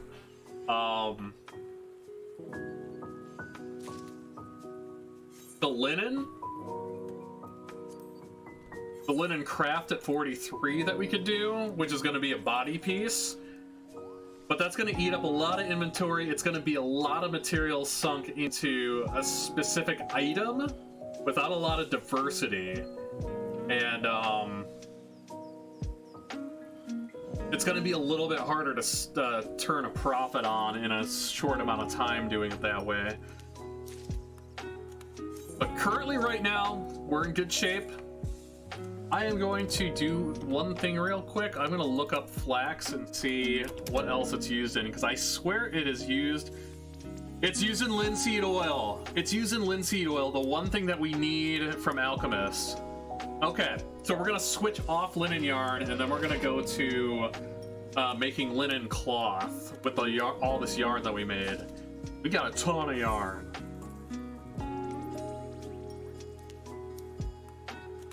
Yeah, because we want to use this stuff on linseed oil, because linseed oil is useful forever.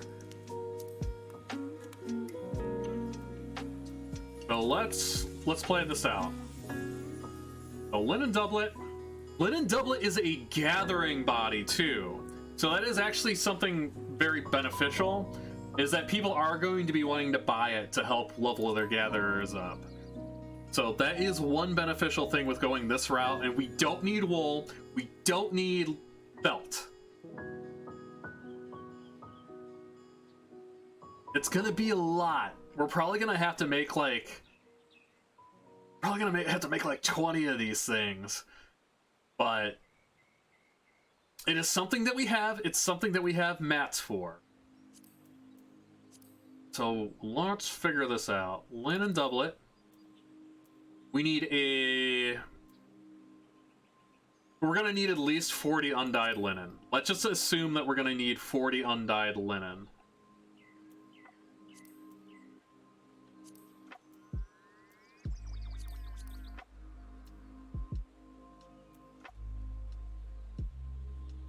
Yes.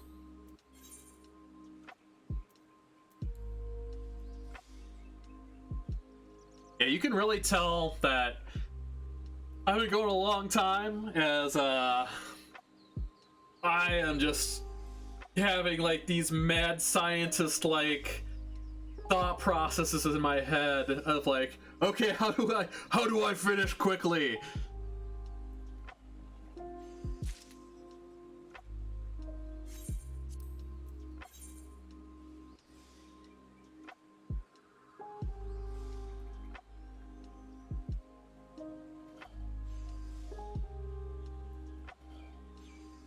But this should give us a very similar XP as the linen yarn did.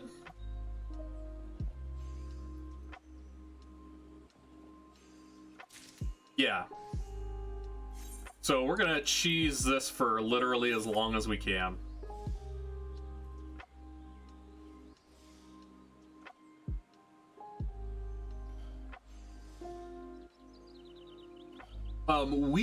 Weaver from 50 to 60 isn't going to be bad. because I know what we need to make the cloth for that, which I think is also flax. So going this route and just sticking with the yarn that we have, not using up any more flax, is going to be beneficial, because yeah, the Ramie cloth uses stalks of Ramie, which we did gather a ton of when we were leveling botanist, but it also uses flax.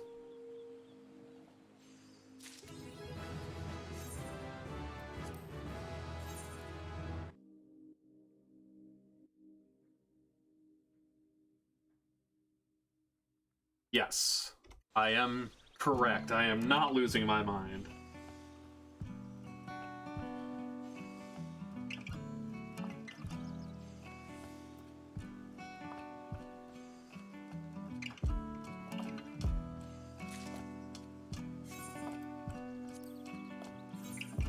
And that is a level 54 craft.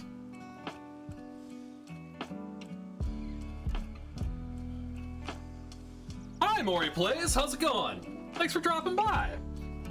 What's the premise? The premise is we're in the middle of a big month-long project in March where we are trying to get all of our classes to level 80.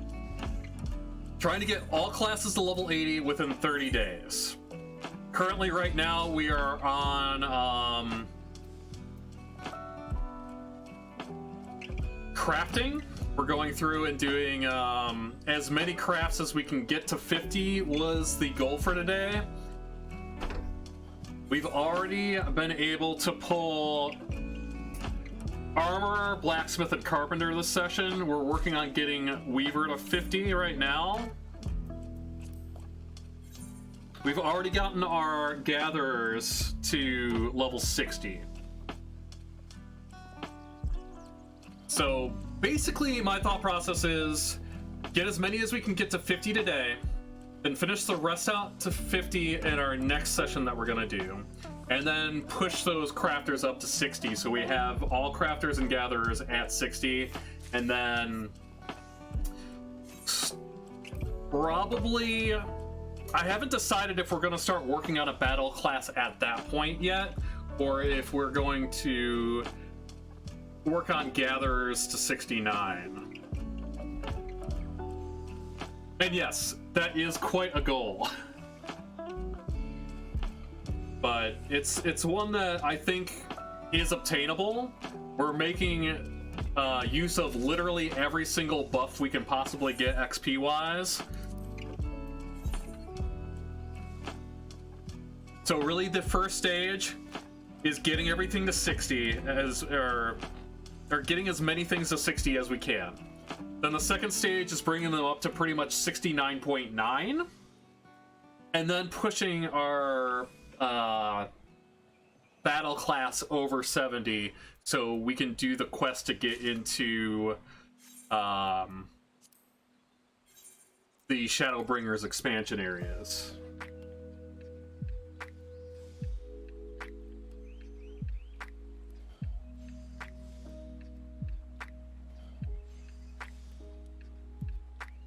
Really want to showcase is how quickly that you can become self-sufficient starting a character on a new server using the Road to 70 buff. I'm kind of going a little bit more extreme and taking everything up, but you know, this is kind of showcasing how you can get your gatherers there, how you can get the crafters that you want there, and a job. Or a battle class, rather. A Disciple of War, if you will. So yeah, I've currently been going for a little over 9.5 hours in this session. Crafting is pretty much the grindiest part of what we're trying to do here. But it's something that we can chill out, kind of turn our brains off, and talk with chat. So, I love it. We're making the most of it.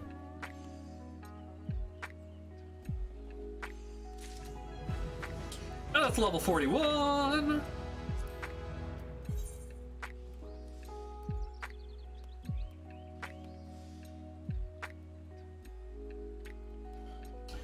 9 more levels to go on Weaver.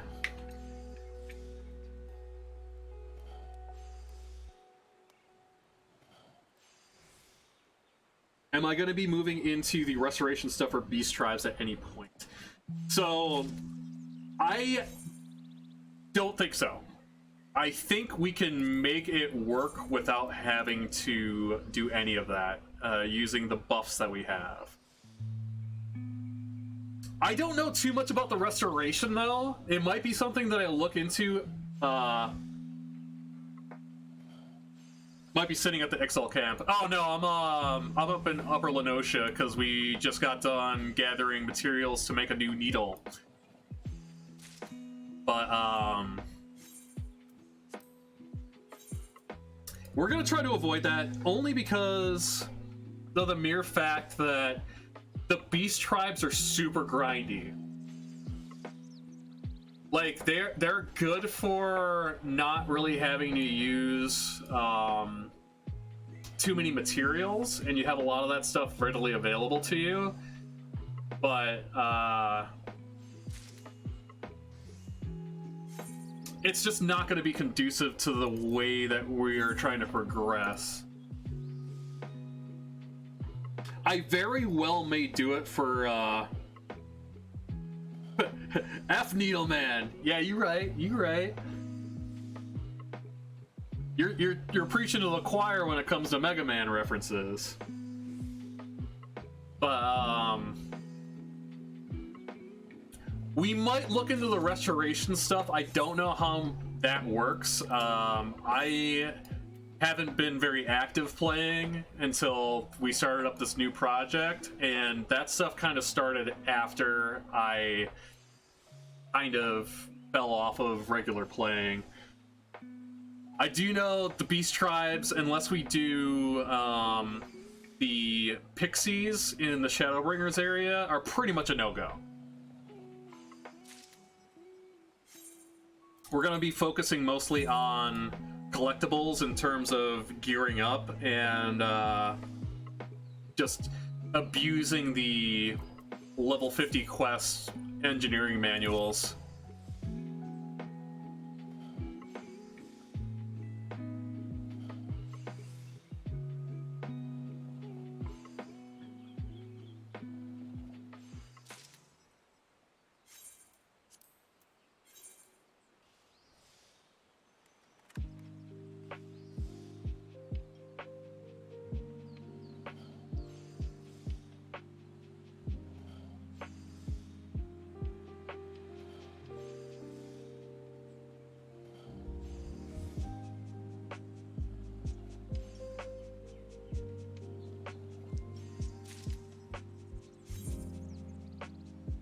Let's see. All right, we got 20 undyed linen. Need to make 20 more, and we'll see how far that takes us. It's just gonna get real grindy if we don't do it that way, and we're probably gonna get a little tripped up on lightning shards. Because I can already see the amount of XP that we're getting per craft is pretty small versus what we've been getting recently.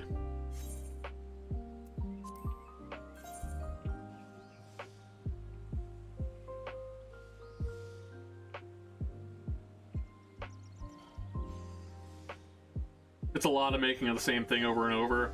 I mean, at the end of the day, we are making a lot of the same thing over and over. Just specifically for this phase that we're in, we're just using the basic material crafting tiers. We're going from one pivotal item and making a bunch of them, using that to grind to the next pivotal item, and so on and so forth. Running into a little...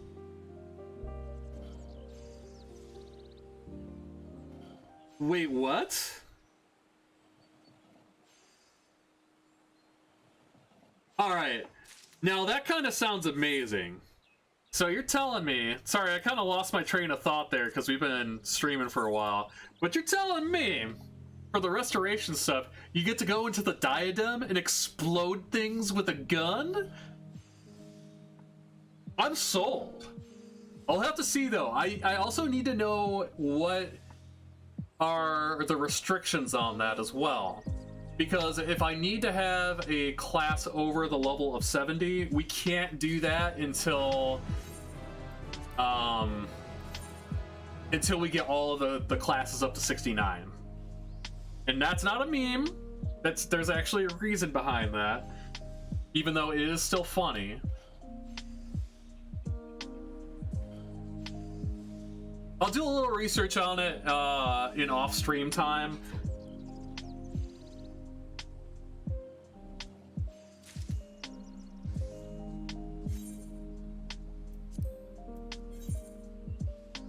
You gain charges by harvesting the old-fashioned way, then explode a mob at level 20?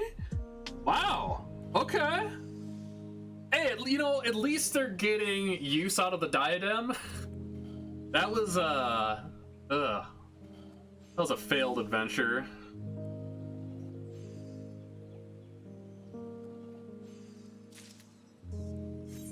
Well, basically, as things stand right now, we'll do a little research on that when we're off stream, just to see.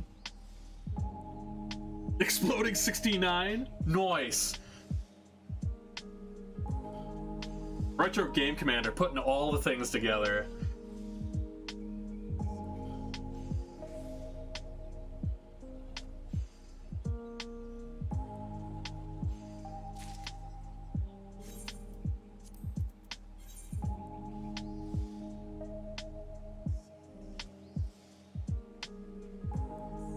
So I'm thinking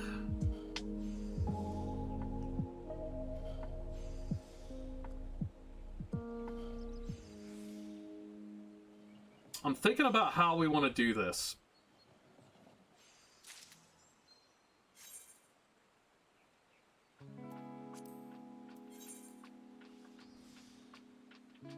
Because we're going to have to grind out a lot of levels on Leatherworker.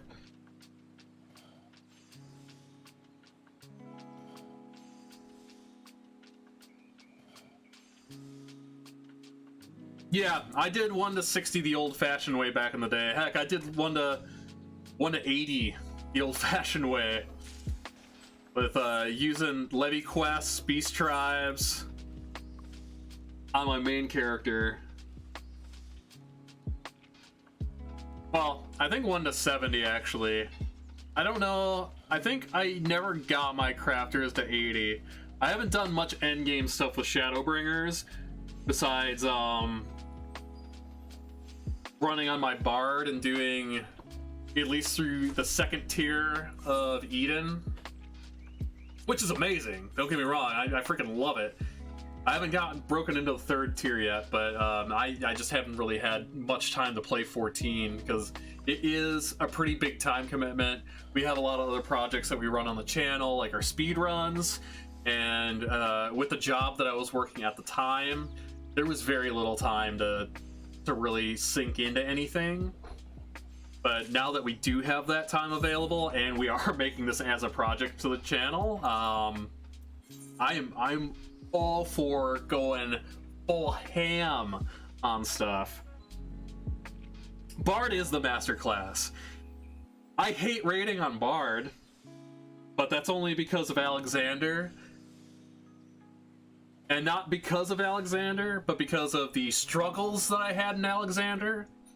Min-maxing damage and keeping on top of all your stuff on a Bard is far more stressful than tanking, in my opinion at least. Or at least the way the class was set up back in that point in time. But, I literally told myself that I'm not doing any more Savages on Bard, never doing Savages on Bard ever again. I'm done with it. I literally just dropped like a bunch of the gear that I had and being like, I'm not raid ready anymore. Give me a month, I'm gonna get Warrior up. When you do get into that rotation pocket, it is really nice.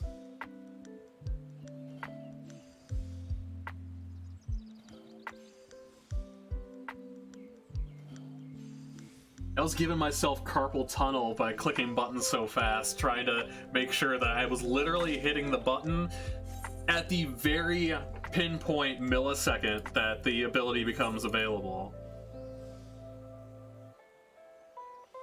It was stressful, especially when you weren't clearing stuff.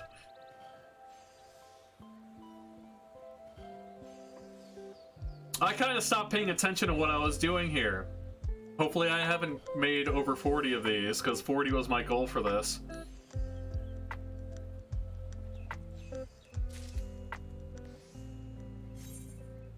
$23 and $12.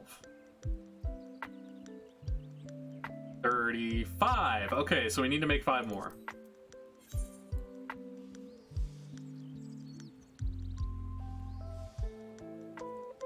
I get that. That's what I did for a long time too.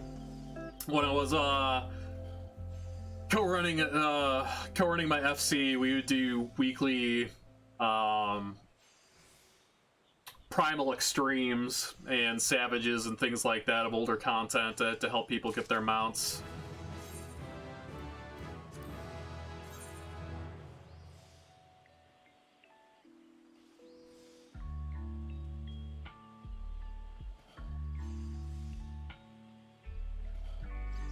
I also haven't really even paid attention to the fact that I probably should be changing out my gear since I've already hit level 40.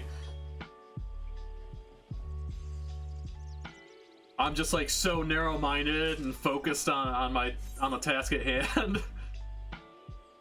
Let's see. 3 more. So we're making enough undyed linen to be able to make 20 linen vests, which is a lot of linen vests. But that is pretty much going to be our easiest way forward to get to 50 without having to level a battle class up to be able to farm fleece and snurble tufts, because they are expensive and I don't want to do it.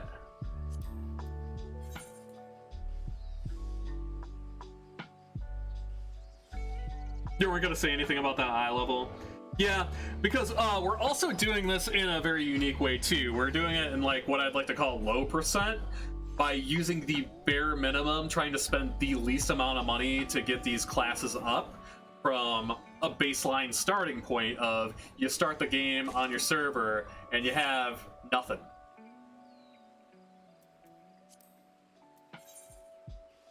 The only boof that we do have, and that is one of the disclaimers, is that going through and doing it this way, we did get the optional $25 pass through the Stormblood item that you can buy on the Mog Station. So that's why, you know, we can get to all these areas. We already have all the flight paths. We already have all the teleports to get to Heavensward area, and so on and so forth. Because one of the big time sinks is going through the story.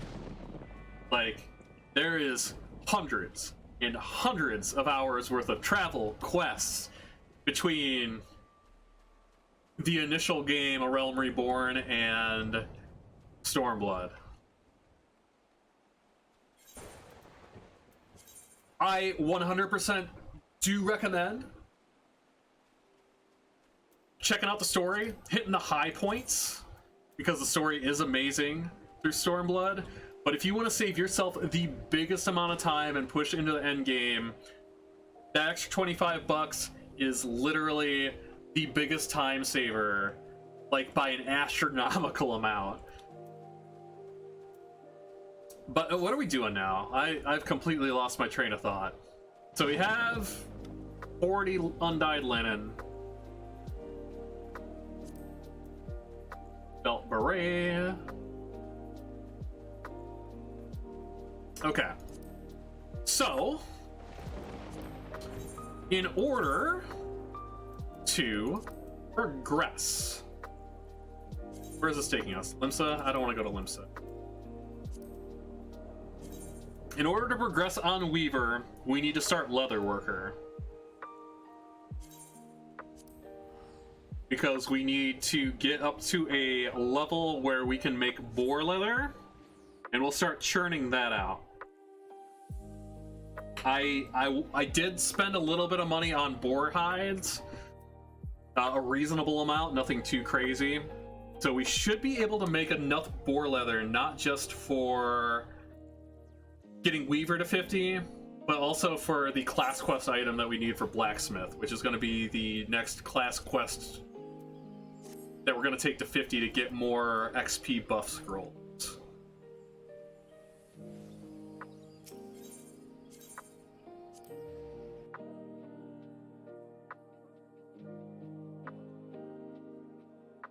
So at least we're going to make some quick progress. I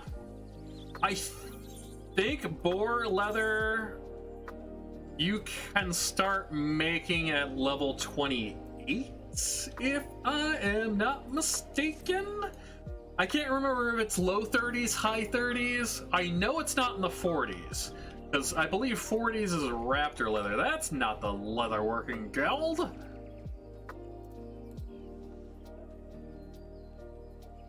Here we go. It's just really far away from the Aetheryte for the Leatherwork.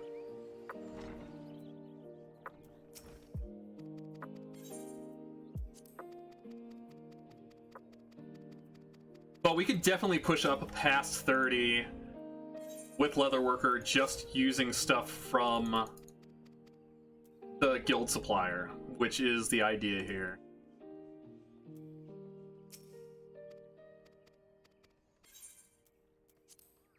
We were originally going to do Leatherworker last because that was the one that we were going to have to spend the most money on because of the items being, you know, animal based and stuff that you have to literally go out and get your hands on.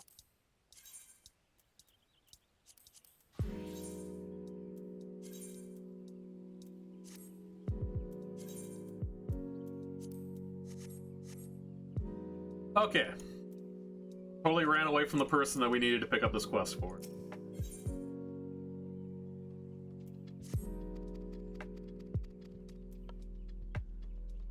Little bit. I'm pretty sure. Okay, it is closer than the amphitheater one though, so there is that. I do have animal skins. I already have some animal skins on me, so boom. Level 2, level 3, level 4. Hilarious.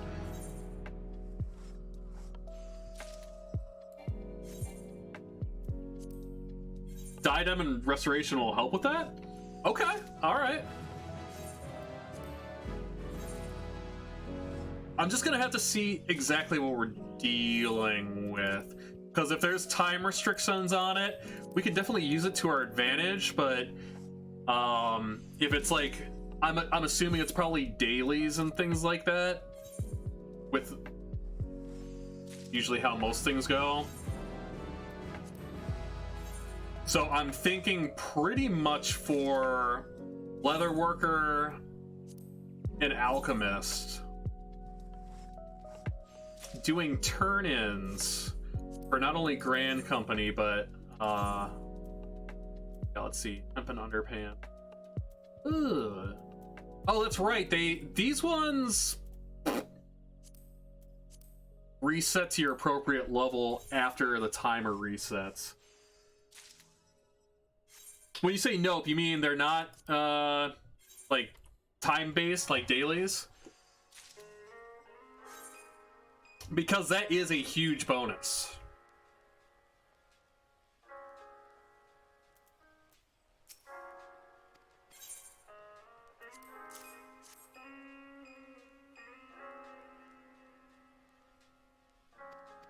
Okay. Interesting. Well, that might be the pathway that we take forward then. I mean, it certainly makes the most sense to me. Alright, we need leather chokers. Animal sinew.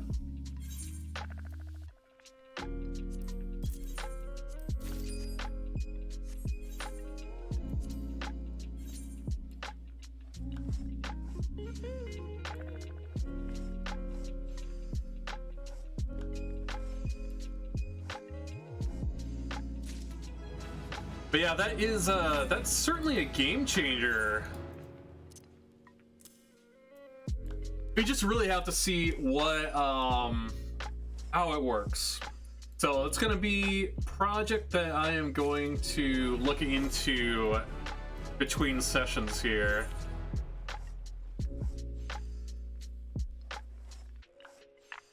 You're only really limited by out-leveling the items you've made. Still get some XP, but not high amounts the further you get above it. Okay. I mean, that is still pretty solid.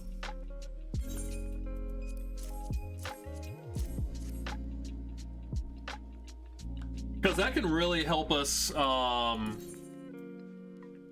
when we're moving forward with, well, these classes specifically, and then like 70 to 80.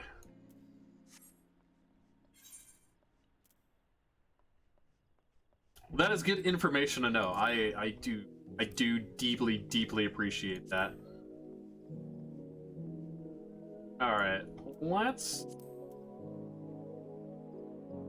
We can't do the next tier of leather, but we can do hard leather.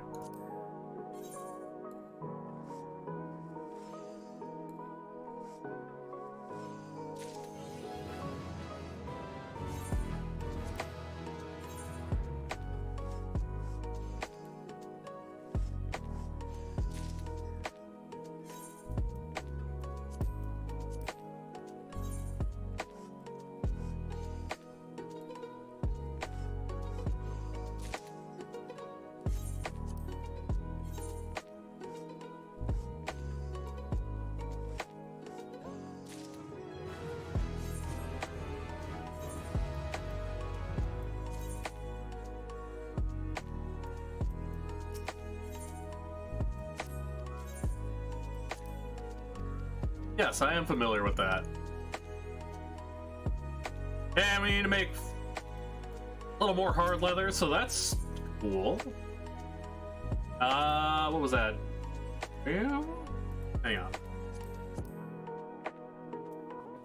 Yeah, so I need 8 more. 8 more hard leather.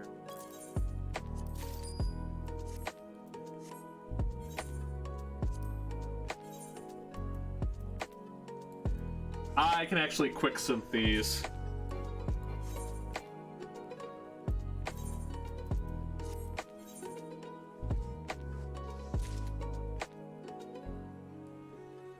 You are correct.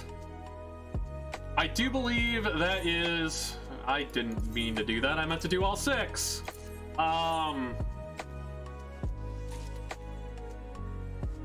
want to say it's 60.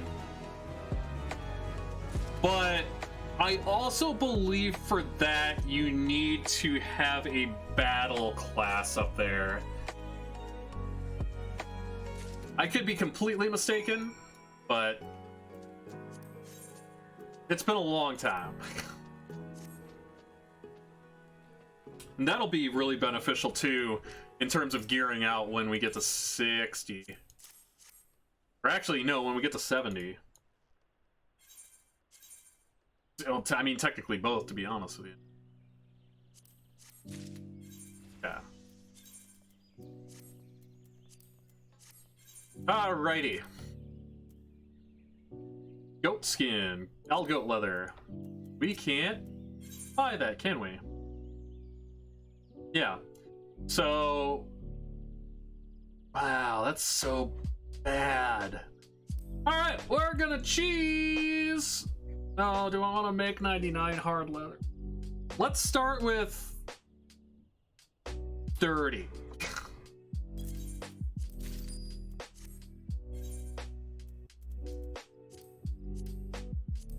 It's not like it's a super difficult thing to make. And for the sake of brevity, we're just gonna quick synth it.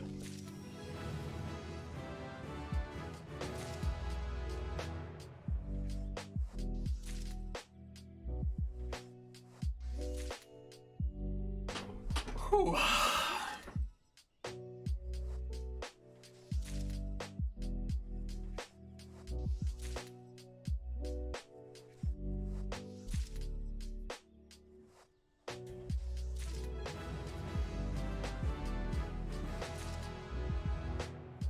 Nice, nice, nice.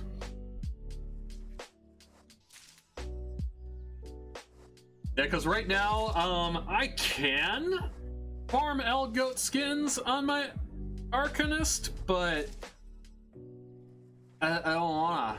I don't wanna.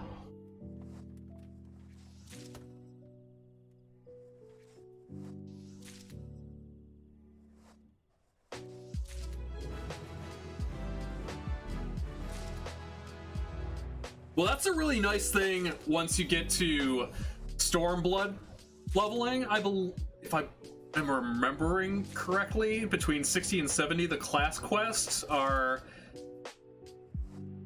items that you get the materials for. Like, it's not something that you actually have to make, like, by,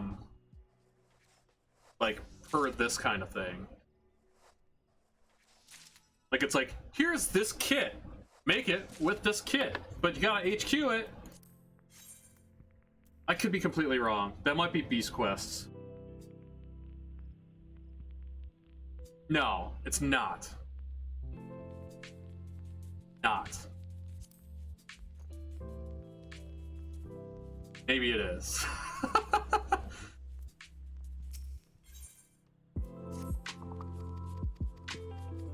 Okay, sweet. I thought I was onto something.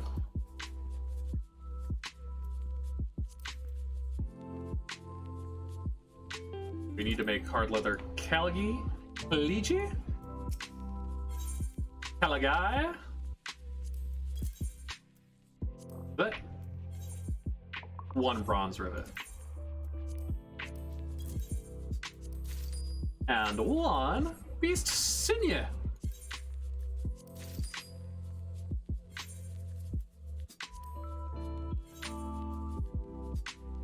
Well, actually, right.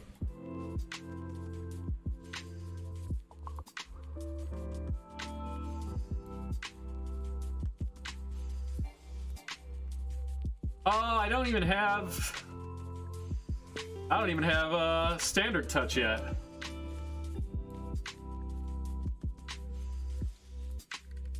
Yeah.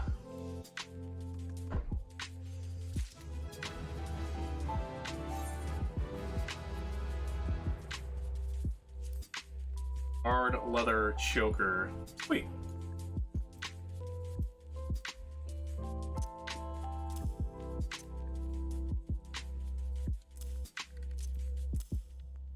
Reorganize this a little bit. Another thing that we're gonna have to do is we're gonna have to standardize where all of our abilities are between classes as well, because that's a mess. Hard leather choker, GP.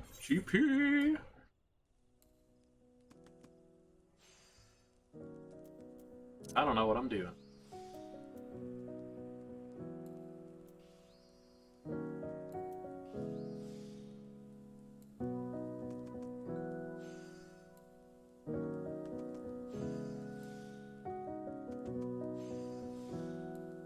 That's another reason also why I wanted to do my crafting classes before taking gatherers up past 60, is so I can make some GP plus items on Leatherworker. But when we got to that point, that was going to be something that we were going to do with stuff that we buy from the auction house.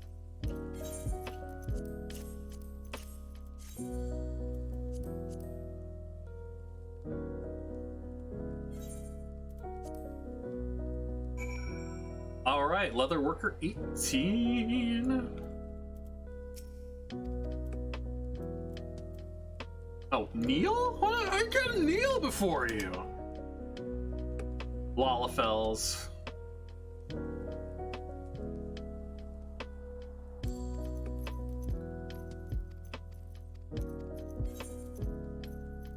But, I mean, if you look at it from a story perspective, they screwed up his order, so you're just doing your due diligence. You're trying to be nice.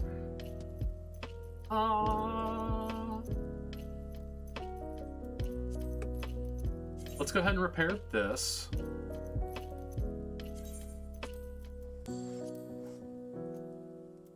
Then we'll... Okay, we got everything that we need.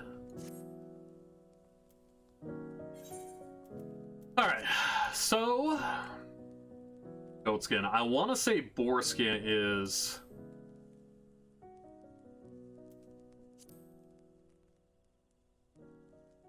in the 30s. So we just need to make, like, just a buttload of hard leather.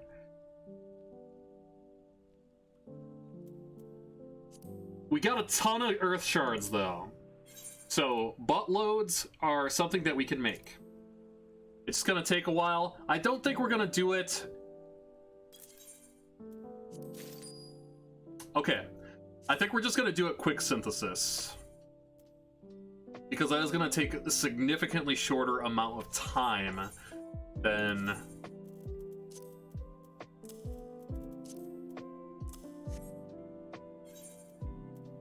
trying to eke more XP out of it.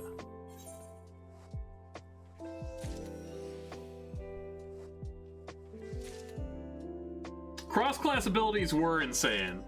That was actually the reasoning behind me going for like, oh yeah, I need to get all the crafters to 50 because I need those cross-class abilities.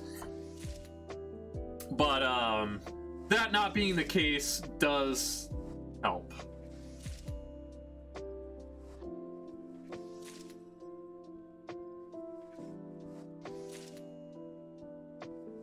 Like, yeah, I didn't really look into a lot of the changes because I wasn't really expecting them. I do think I remember seeing something about there being changes to crafting, but there's always little adjustments to crafting, especially when you're going from tier to tier to tier. Like, especially, like, say, when a new set of gear comes out, like that are 4-star crafts versus 3-star crafts, you basically have to not only change your setup to optimize to HQ the 4-star crafts, but you have to change your rotation entirely in some instances. So that's what I was thinking, that there was going to probably be like changes to the way that they progress crafting. But yeah, as soon as I picked up the my first goldsmith weapon and started leveling through, and I'm like, why is it 100%? That was never 100%.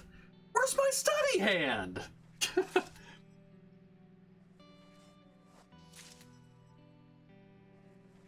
But no, I think I do like this a significant amount more.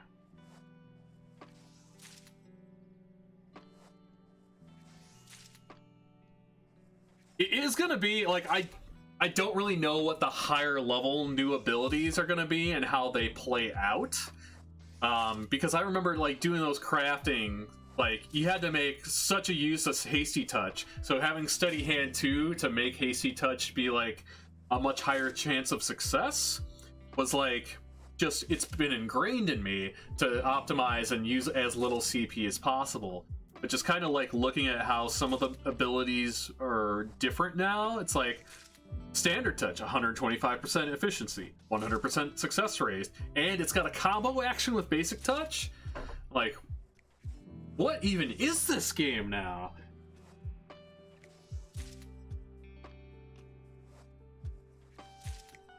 But I think just having things set up that way, and I'm sure with the new abilities pushing towards 80, which I'm not going to look into at all. I'm just going to take them as they come. But I think it's just going to have like a much lower barrier of entry into really crafting a lot of that harder stuff endgame, which is nice. It was always a big complaint of mine back in the day, where it's like, yeah, you're on top of your game for 3-star crafting, but wait, you need to remeld all of your gear to make sure that you have 1 extra CP in this 1 slot just to be able to confidently HQ 4-star crafts. It's like, what the actual F?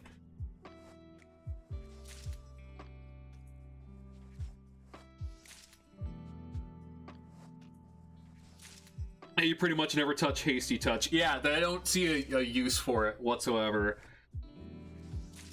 Favorite is your button on your max levels that lets me HQ anything a certain number of levels below me instantly. I do recall that ability. That's a neat one. That's real nice.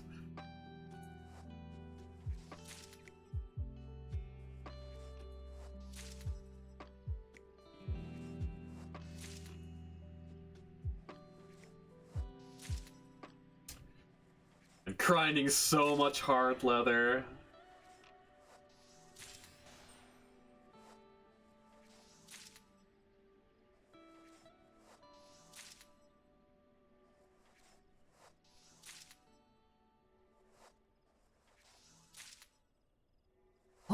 Let me look into what level I need to get to start making boar leather. Oh, it's level 33. That's not bad. That's good. That's good. I was thinking that's where boar leather was. So we're still on track for what we need to do. So basically, the level that we're going to be shooting for is level 29. So we're gonna make like 500 more hard leather. Well, what else can we make? Is there something else that we can utilize hard leather for that's like later on?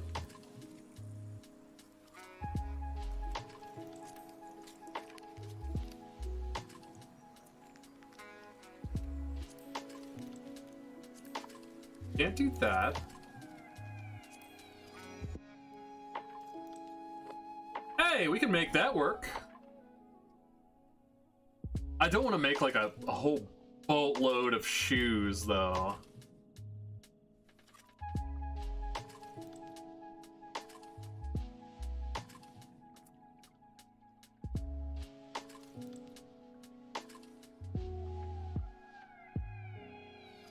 Okay. Let's do another full stack of hard leather.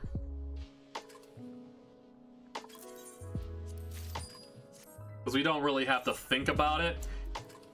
So I'm gonna get this started, and then I'm going to take a quick break. I'm gonna get up, walk around a little bit, stretch out, just because my legs are killing me sitting down for over 10 hours.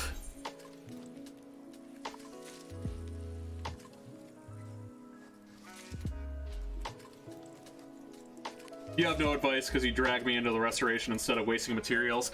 It's probably something that I'm going to work on next session, to be honest with you. It seems like a definite way to go, especially getting through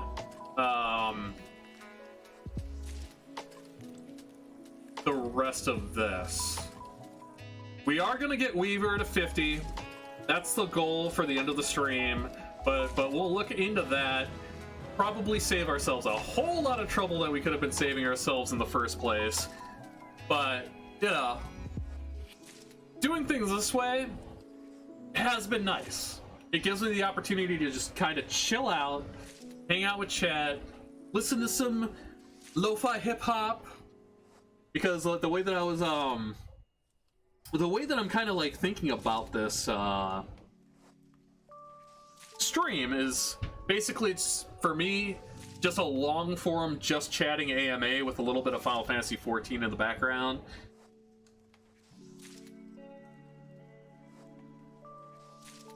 It's going to be a little bit harder to pay attention to chat once we get into the battle classes, so take this time, get to know people, generate some interest for this crazy undertaking that we're doing.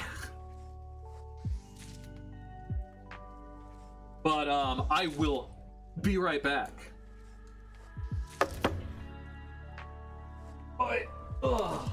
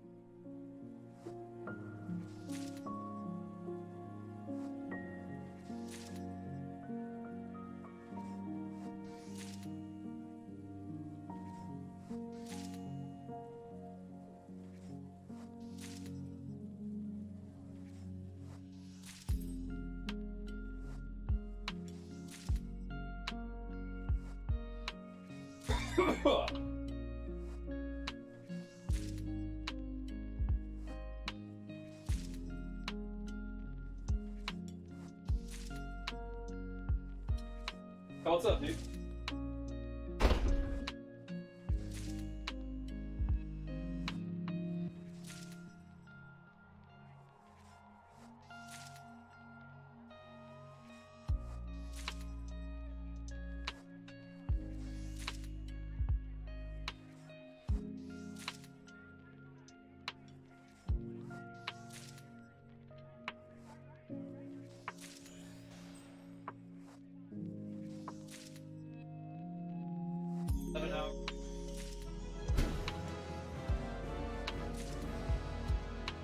Great data.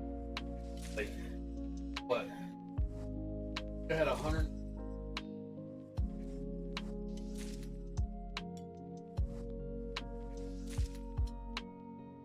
Yeah. Exciting stuff. Moving on up. Yeah, I was gonna do that before I go to bed.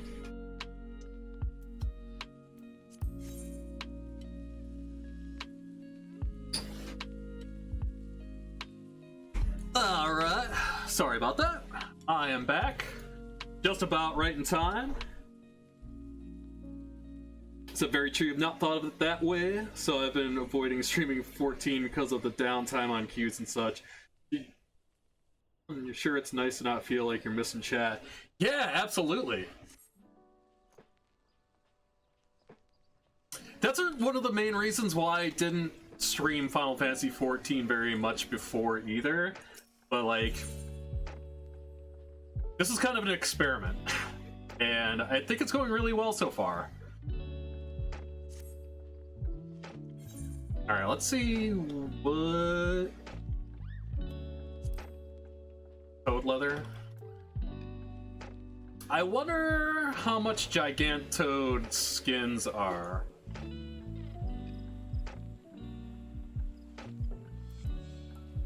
If we can speed this up a little bit, that'd be nice. Because I can go out and farm the Allomin in vast quantities.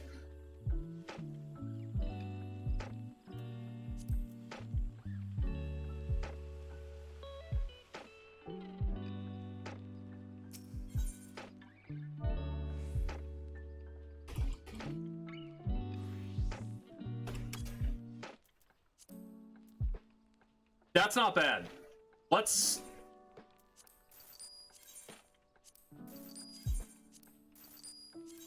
Let's get those, and we can just power level on Toad leather for a little bit.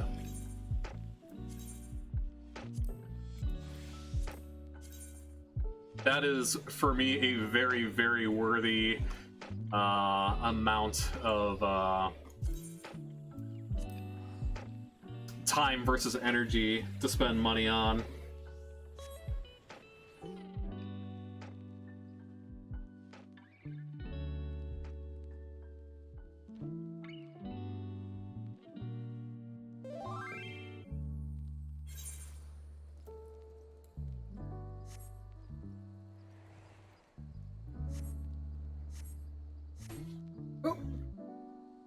Uno momento.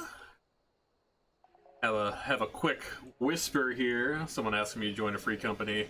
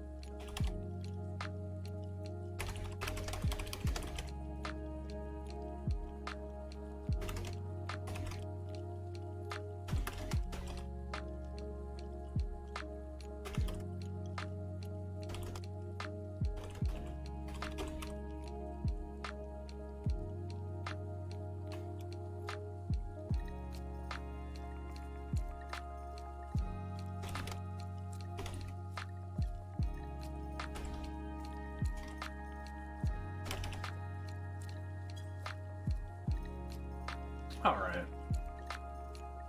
A very polite decline.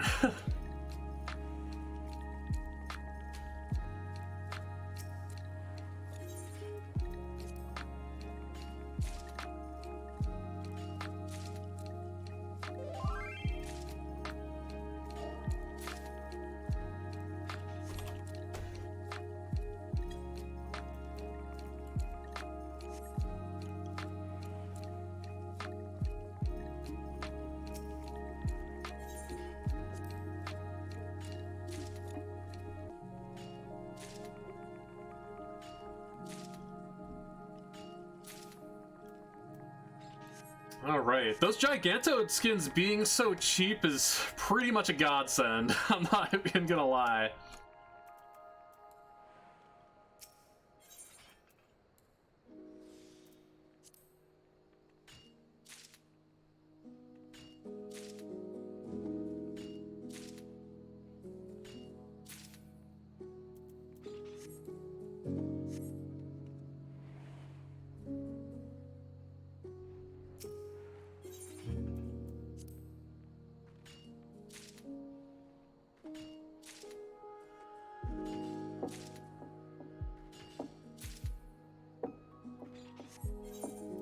Okadok.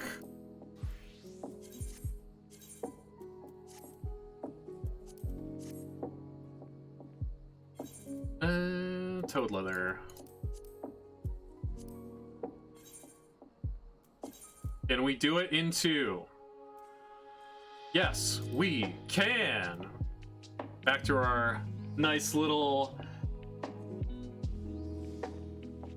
crafting macro, so I can kind of just chill out here. You're at work and it's starting to pick up a bit? Yeah, no worries. Thank you so much for dropping by. Thank you for the information as well. It was nice to have a chat with you.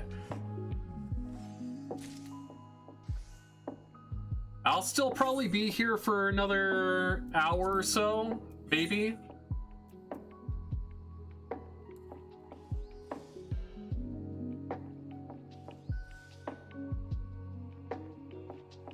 I'd say give or take 20 minutes, depending.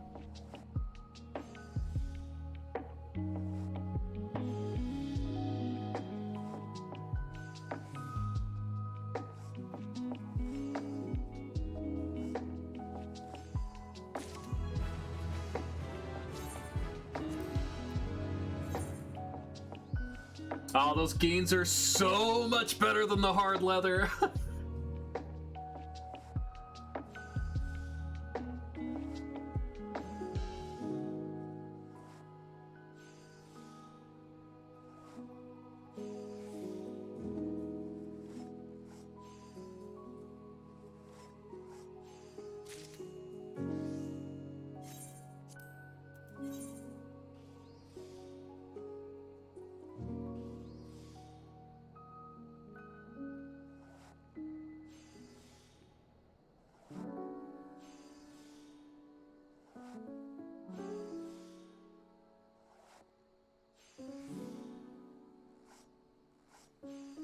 So we'll burn through this toad leather, make as much of this as we can, because we can make 26.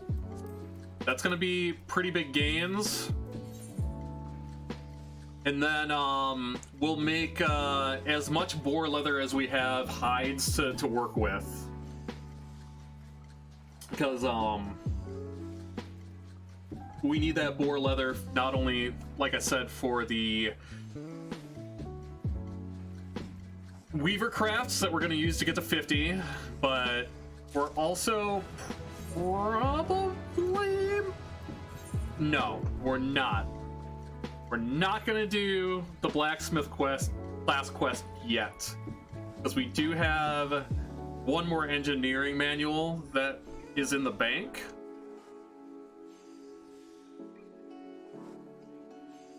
Because we're going to pump blacksmith up in the class quests so we can get more engineering manuals when we need them.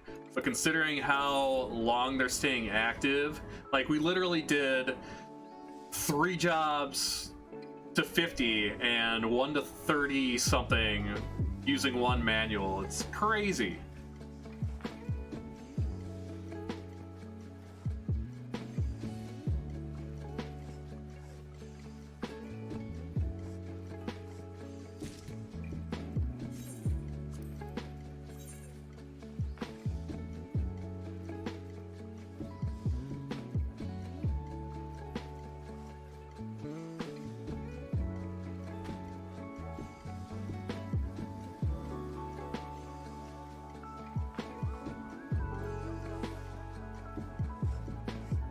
What does this button do? Oh, it shows us what buffs we have up. That's cool. It's funny, I'm just discovering more and more and more about the crafting system as I go. I'm like, oh neat! Here's a shiny thing!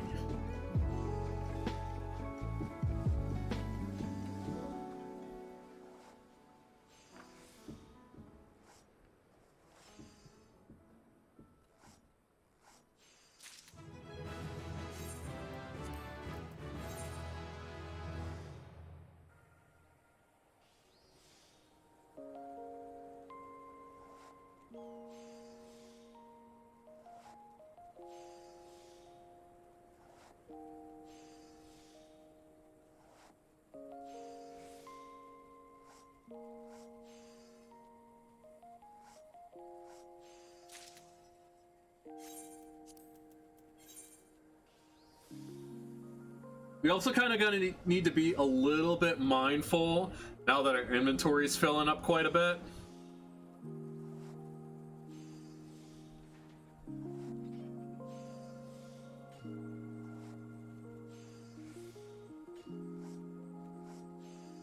Because there's a lot of stuff that we have that will be useful, but we just have to basically manage it versus getting the class quests done. So once the class quests are done and over with, then we can kind of clear out our inventory, get a lot of the additional mats that we're sitting on up on the market board and start getting a little bit of money back for what we're doing here.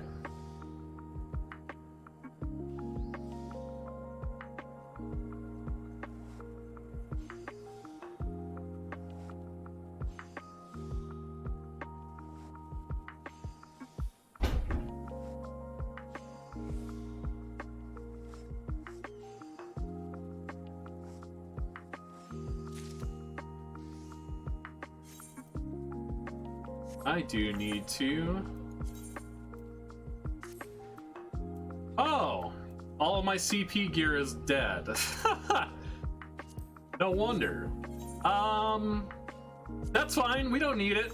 They've got enough CP to run the macro, so... I'm not even worried about it.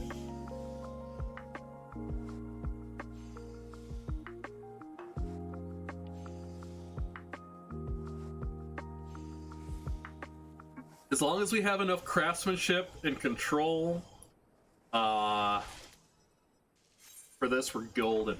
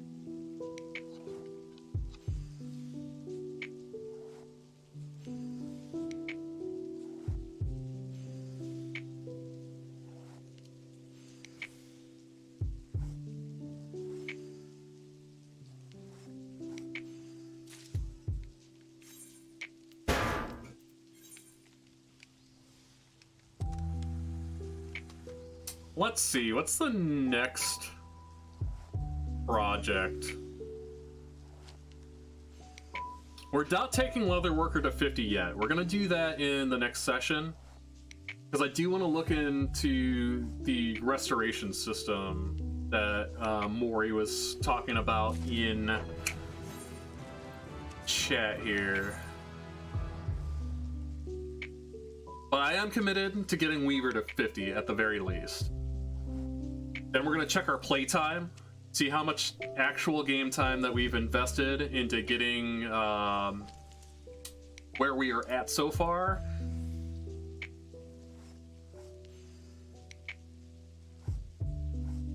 Before we just do just a couple things. We're gonna play around with our market board stuff and our retainers just to adjust prices, trying to get things to sell. There's a few things that we can put up there too, because I do have some slots empty.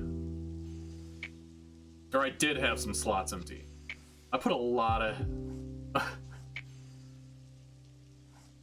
put a lot of pants. Put a lot of pants up on the a lot of pants up on the auction house. A lot of cotton kecks.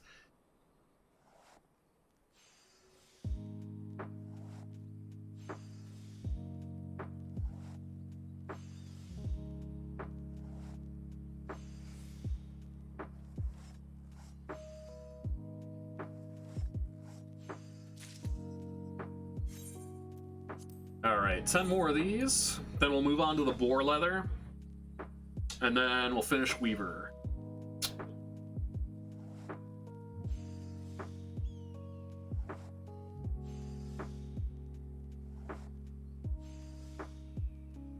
I hope we can finish Weaver. That's my big thing. I hope we can. We should get pretty big gains from crafting a body piece though, so I don't even know if I'm gonna have to make all 20.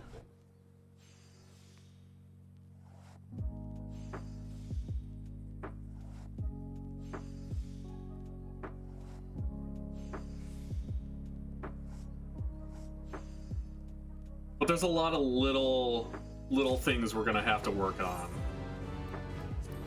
Like, let's see, for example, we need to do alchemy next, probably, just so we can get linseed oil for our wrapped crossbeak hammer, crowsbeak hammer. Can't read. What happens when you've been streaming for 10.5 hours?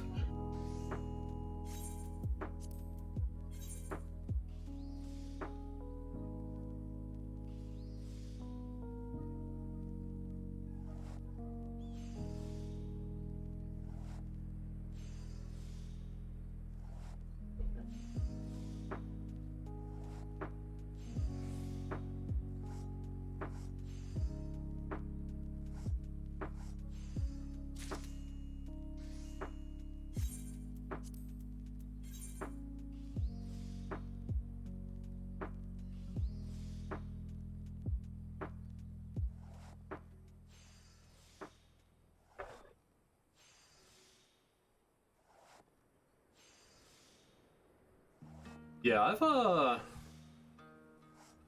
I'm very, very, very intrigued by this restoration system, though. Like, are you telling me I get to go into an obsolete area of the game, gather a bunch of stuff, and shoot things with a gun, and it explodes into materials? It's amazing! They want some primetime content. That's gonna be some primetime content. I'm just gonna have to see exactly how it's gonna pan out and exactly what benefits I'm gonna get from it in the long run, how fast it's gonna be versus grinding like this.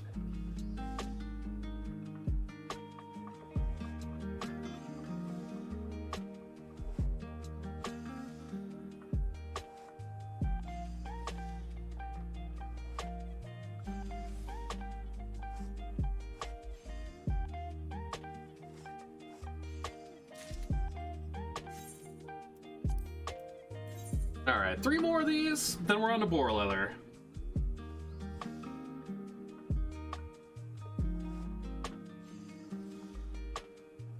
I will say the one kind of unfortunate thing with using a macro like this while we're trying to get the quality up as much as possible to get the most XP bonus with the shortest amount of effort, or the smallest amount of effort, is that sometimes you will run into the problem where you're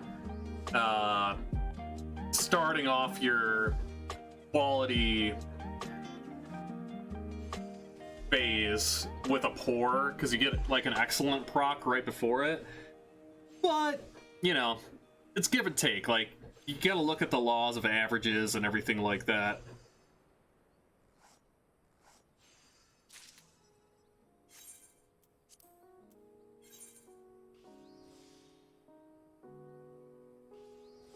Alright, we're gonna have to pick up a little bit more alumen from the mining points here.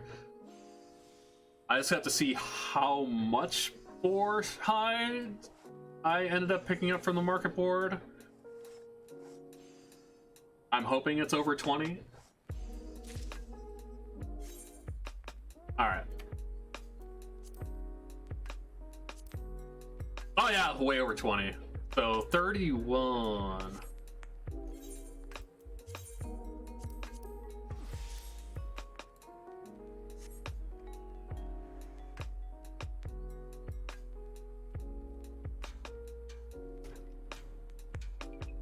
Having to go.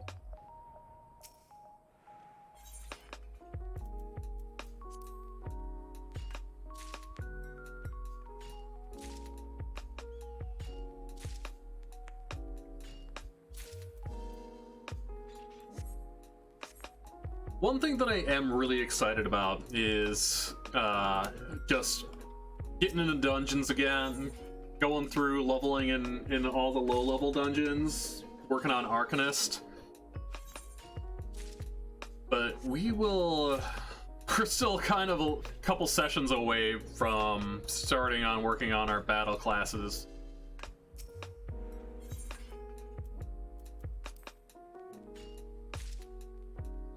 So next session, after this, we're gonna get the rest of our crafters, which is gonna be finishing leatherworking, and then starting culinarian and alchemist, and pushing those up to 50. Then we're gonna start taking all of our classes systematically from 50 to 60, and then going beyond that, we're gonna start pushing gatherers up to 69, depending on how much time we have.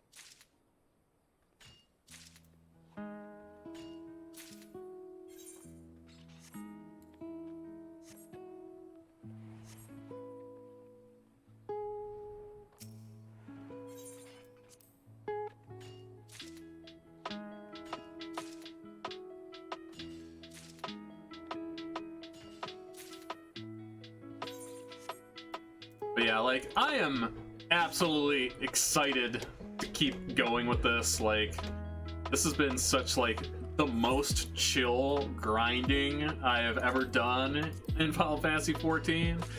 Just being to, like, literally chill out, have a good time, talking to chat, share stories, things like that. It's been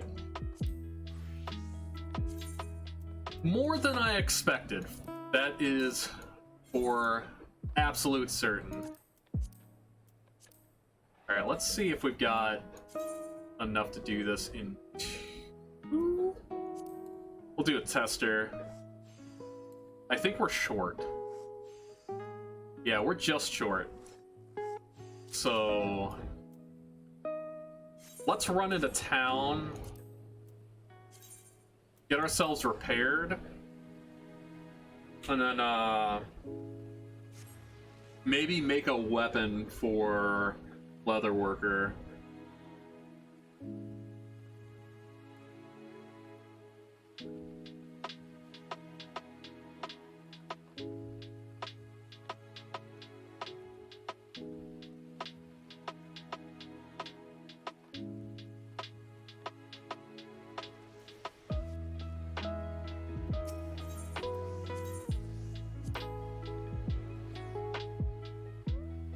And I just realized, like, I'm really far behind on higher level crafting gear. So that's going to be something that we're going to probably do with these class quests, is get these filled out. Alright. Let's see what we need to make an iron round knife. I don't have any yew lumber!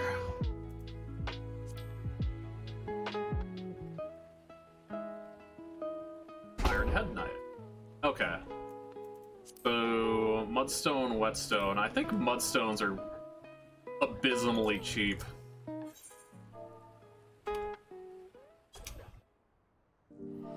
Not mud-tone, mudstone. 50? It's actually more worth it to just buy these two than it is to teleport out and literally just grab 2 mudstones. Okay.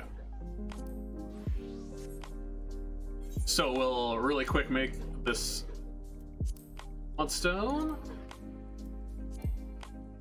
Oh, I need to be on goldsmith? Alright.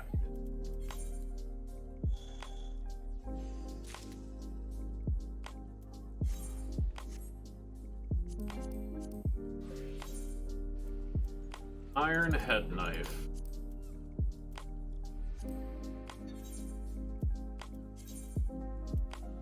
Alright, it's gonna take 2 steps of basic synthesis to do that, so we should be fine though. Oh, and actually pay attention to what we're doing. We'll do 1 basic synthesis here. And we'll work on our quality phase. Because of course we want to HQ it. Because if we're not trying to HQ it, then what are we doing with our lives? I really like the song in the background that's playing right now. Like the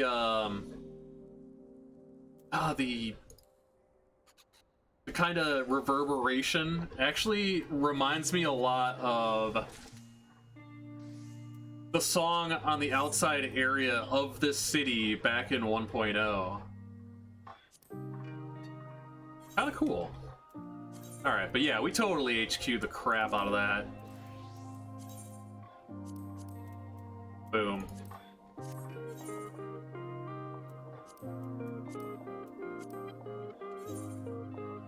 That should give us, yeah.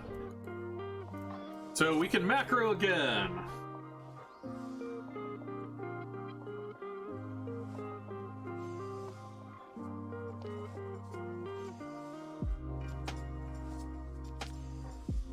And what? How many of these can we make?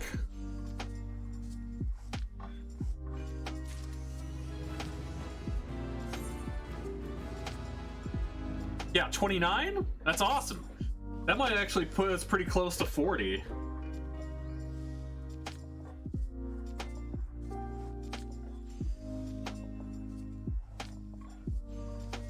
I'm fairly certain raptor skins are gonna be pretty expensive though.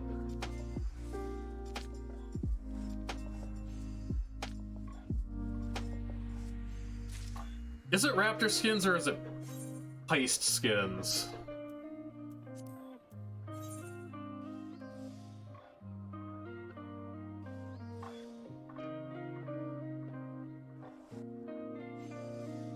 Kind of just trying to think in my head. I think it's heist skin that is the final tier step to get to level 50 with Leatherworker. I can take a look at it, it won't hurt. We're gonna be doing a few market board things before I sign off for the day.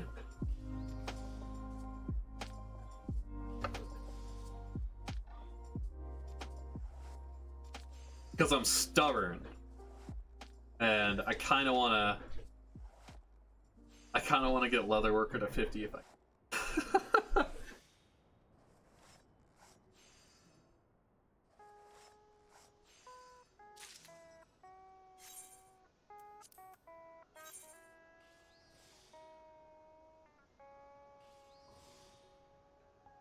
I would say probably one of the biggest money sinks that we have done so far, crafting wise, has been Leatherworker so far, just buying all these boar hides and getting those Gigantode skins, which I think even then, like, I probably spent like less than 20k. No, you know what? That is untrue. The biggest money sink was Goldsmith, because we needed to do the class quests along with leveling it while using minimalist gear. And I sank a ton of money buying materials to try to HQ the class quest stuff so we can get the company engineering manuals for literally every single other class.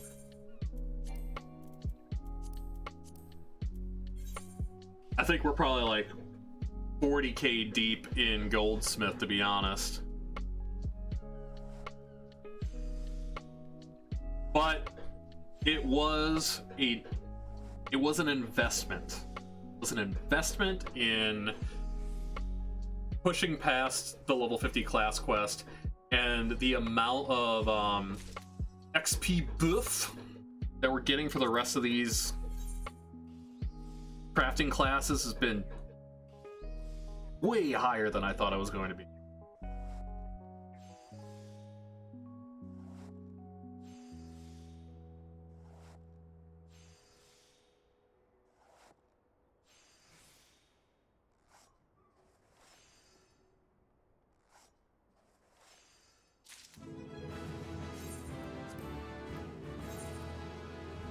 We go level 33.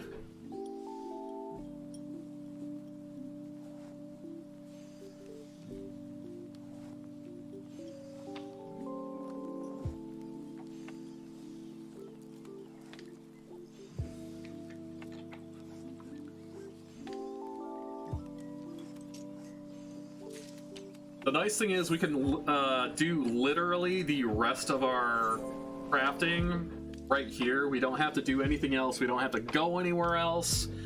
At least the rest of our crafting for this session. So we can just chill.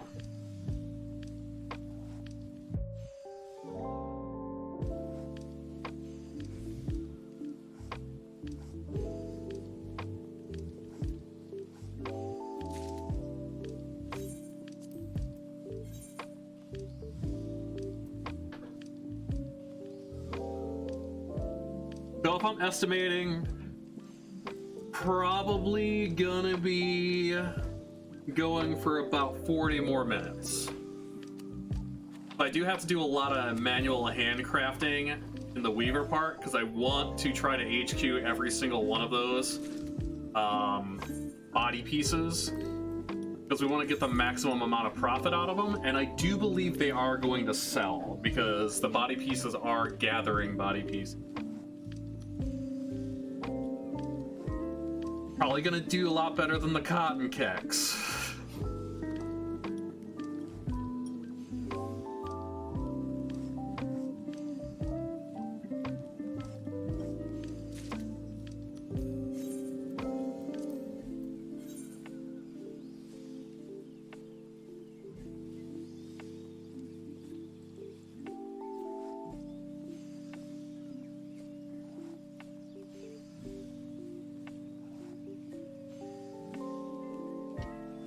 The one real nice thing about crafting too is getting the gains and getting the quality boosts get exponentially easier as you level up and get more access to abilities. So basically, once you hit 53 on any of the classes, you get an ability called Precise Touch. And if I need to be able to HQ something, say for a quest, it's going to be significantly easier than it was with the level 1 to 50 quests.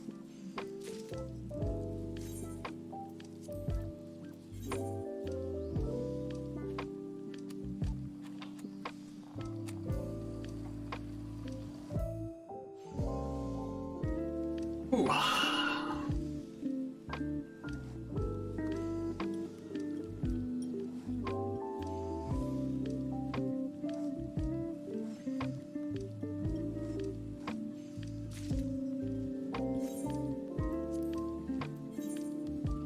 right, we're getting there. 15 more crafts on leather worker for today.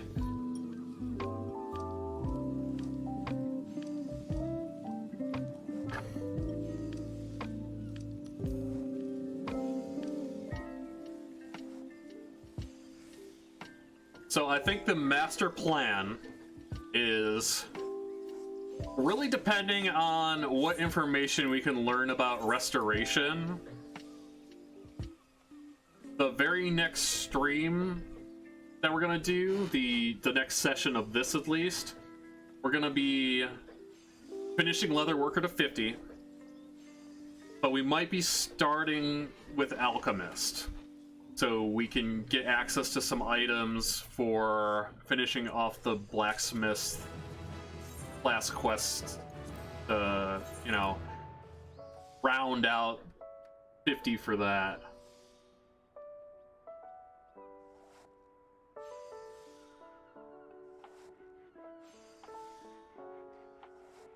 We'll get some more engineering manuals, and we're gonna stockpile those things like crazy. And we're gonna have this buff running pretty much up until we run out of manuals, which we might even be able to push a class to 80 with it. I don't know yet though. We'll have to see. I mean, it's all really subjective.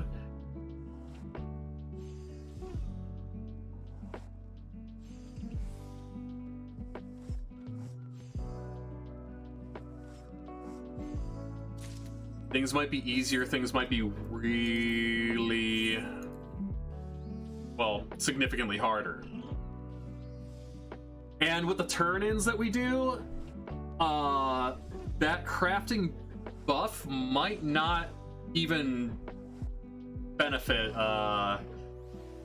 turn-ins, which I'm fairly likely that's going to be the case, but we're still going to use all of the things that we have available to us to the fullest extent that we can to ensure that we're able to reach our goal for this project.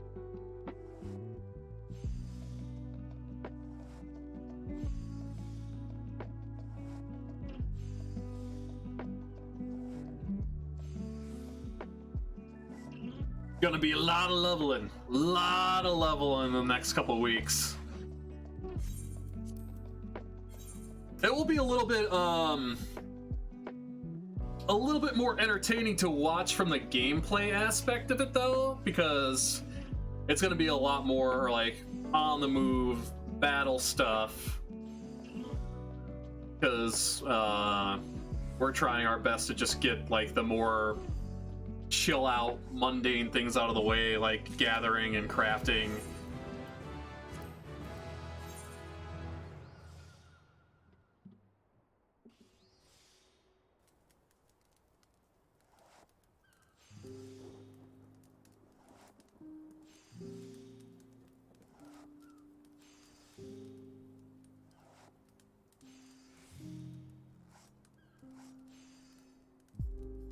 One thing that I am a little bit concerned about is 60 to 70.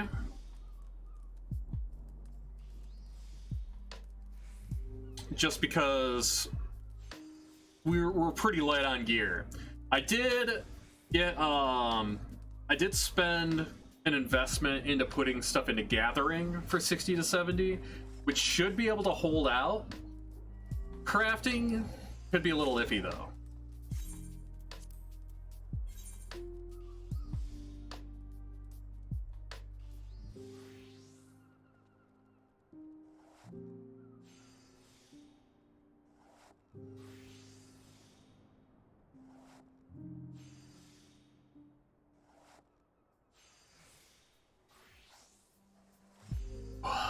All right. Almost there. Just a few more leathers, and then we're gonna be finishing out Weaver.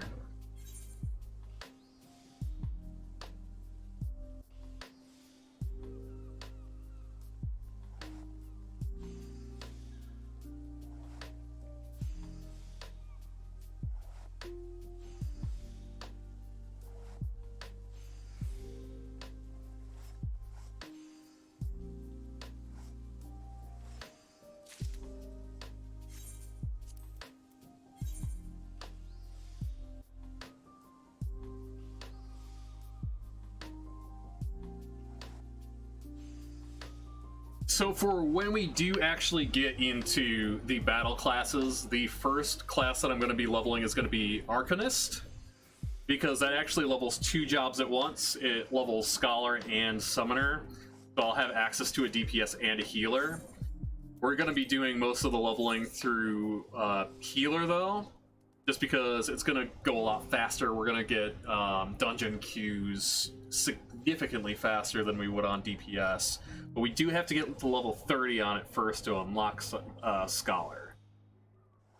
Beyond that, our kind of thought process with progression, once we get to Arcanist to 69, we'll probably double back and do White Mage, and then Astrologian after that. Take care of all the healers, get those out of the way so we can double up on the gear that we picked up so far before moving on to the next subset, which is going to be probably magic DPS, so red mage and black mage. Just again, for the sake of doubling up on gear, they do share a lot of the same stats, like intelligence. Because a lot of the lower level gear, at the very least, has both intelligence and a mind on it. And then we'll probably crack into the tank classes, and then finish up with DPS. All right, back to Weaver.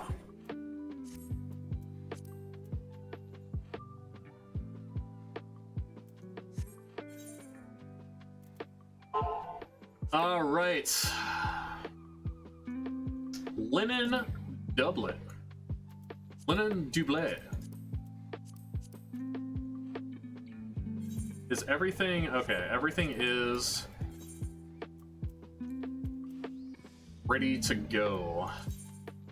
So 44, we're gonna have to do a lot of basics here. 8.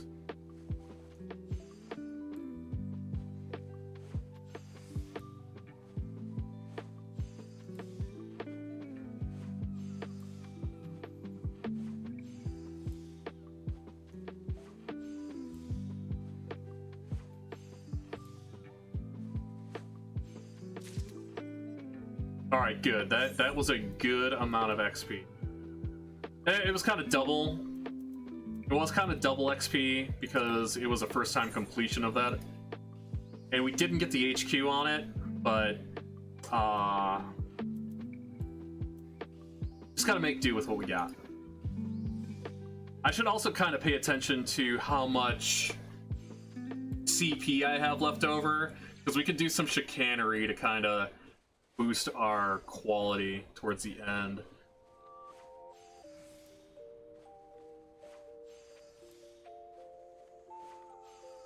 We don't want to use Waste Not again, though. That is one thing.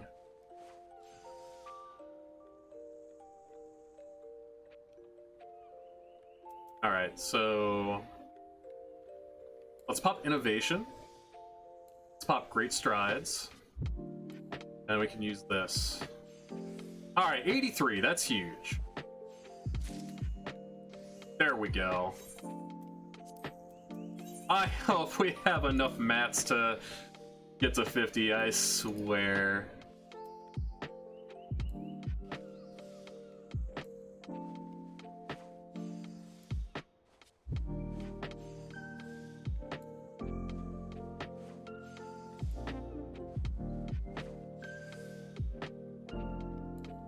Okay. They're just like feeding us all kinds of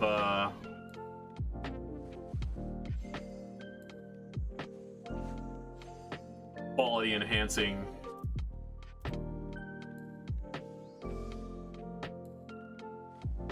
That should put us at 100. Nice.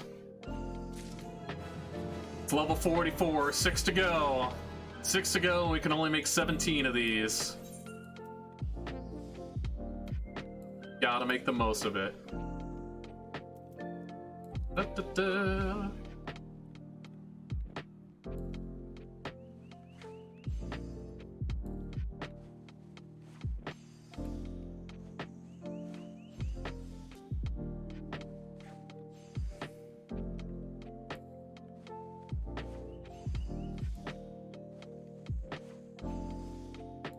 Gonna be significantly harder to HQ towards the end here.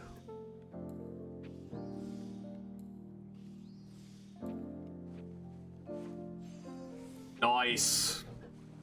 Lucky condition. I don't know how much these linen doublets are gonna go for, but I am certain they are gonna sell. People want gathering gear. And people are gonna want to get that gathering gear before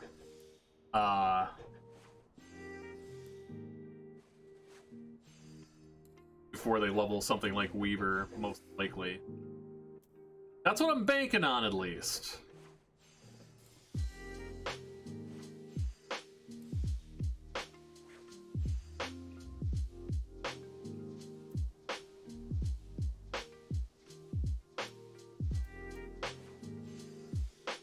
Need to make use of that. Not gonna be 100%, but it'll be close. Nice. 15. Not promising.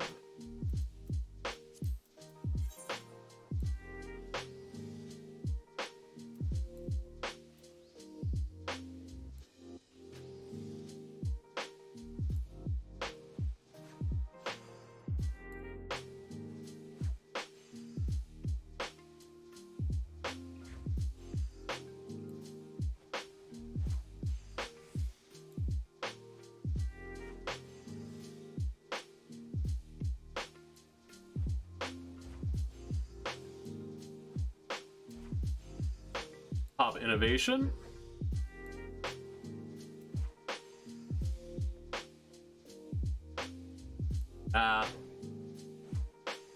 The good, I think the good was going to be better than the great strides.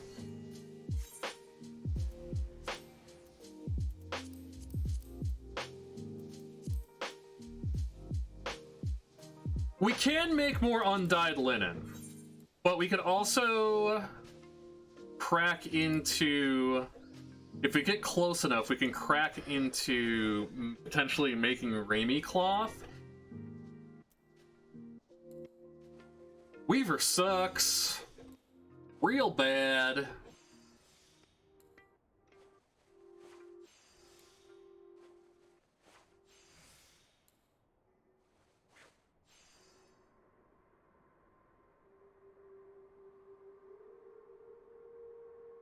Okay, so this is going to be our last two.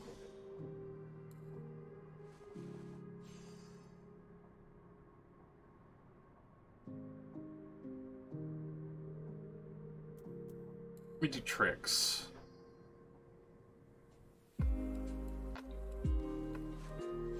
That won't finish.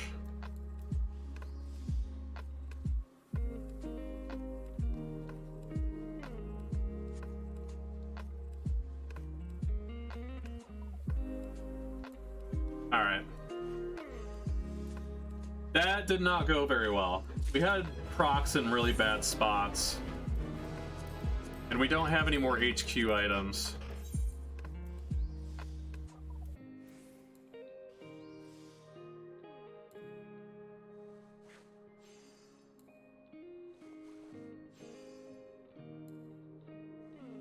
Is that gonna finish? It is gonna finish. Well, that was butt.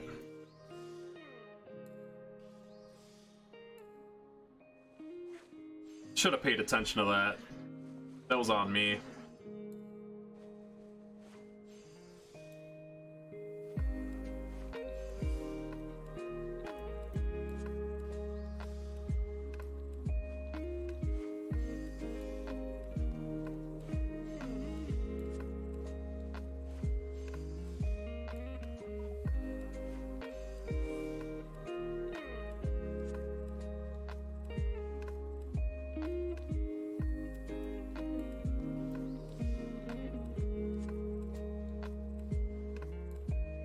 Alright. 26%, that's better. And we got the HQ out of it. Okay. So we literally need to get to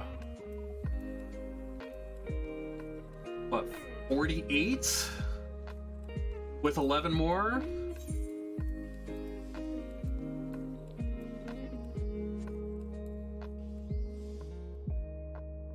I wonder if there's something that I can do.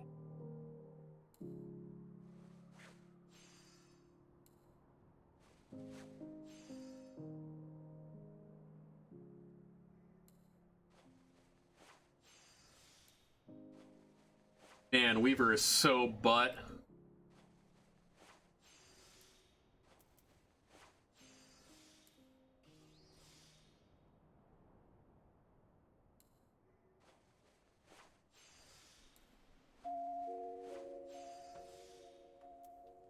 All right, well.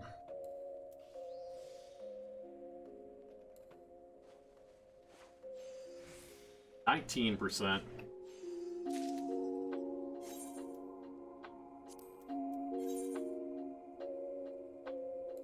We'll make this last one. We're level 45. I have to have an gear upgrade.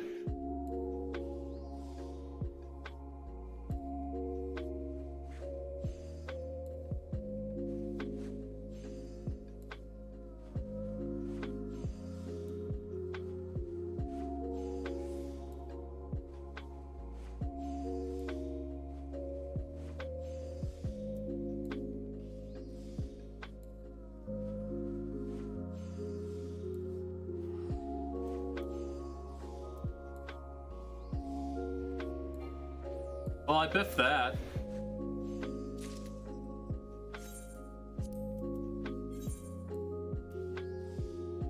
Man, I'm getting too tired. I'm getting stressed out from this freaking Weaver. Okay. So I've got the play.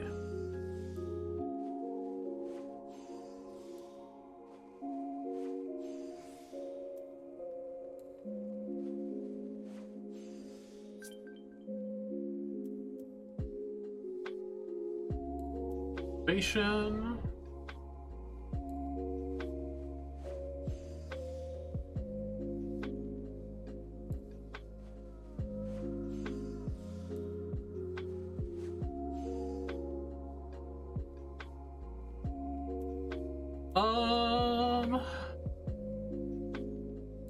Yeah. At least it's gonna push us to 46. And that is a free company invite with no tell. No thank you.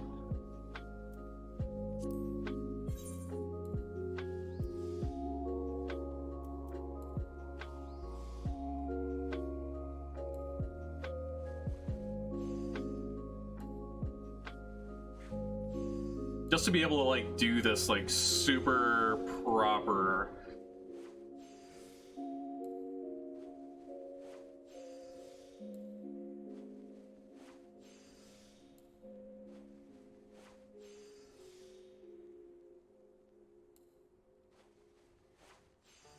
I would have to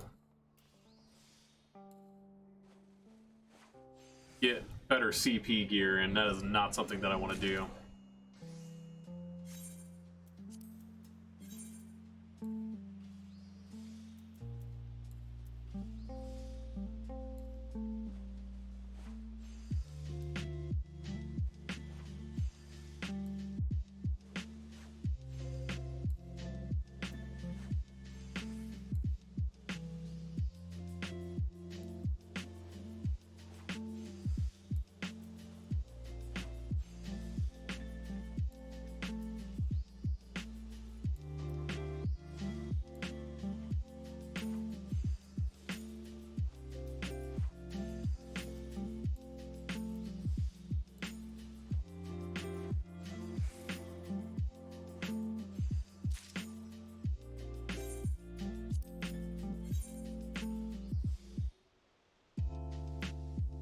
There's gotta be something I can do here.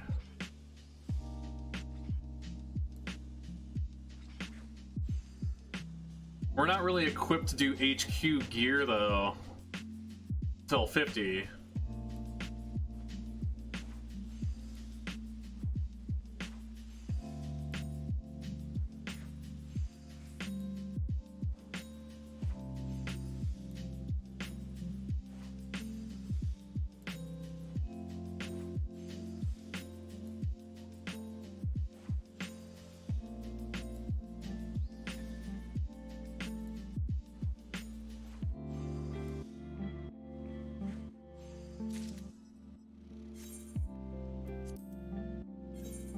Oh, we're gonna be short. But again, I can make more undyed linen.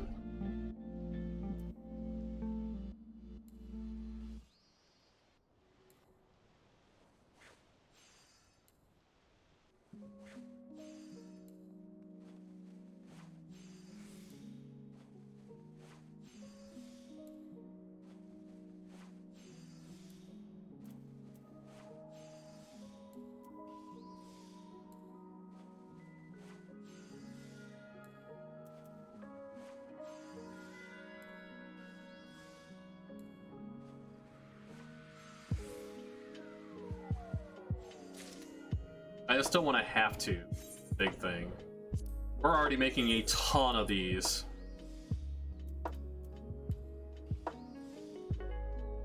Now, I don't even know how much, you know, we're going to be able to make a profit off of them.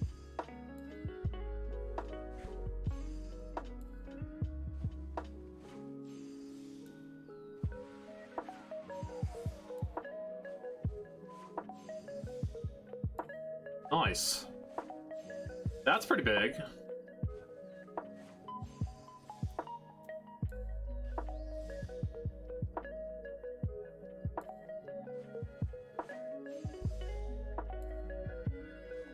Very big.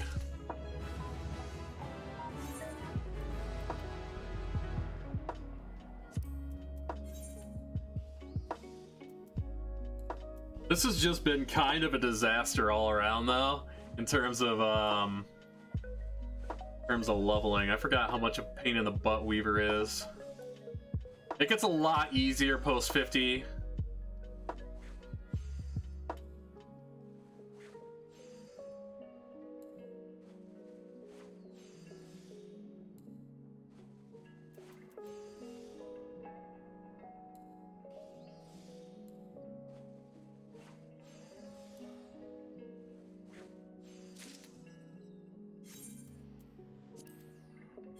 Really, the goal is we just need to get to 48.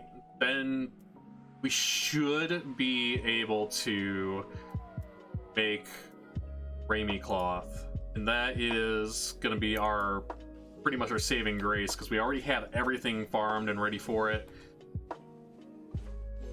And that's going to be something that we don't even have to do like much force on. Like, we can literally just essentially cheese it to 50 from there.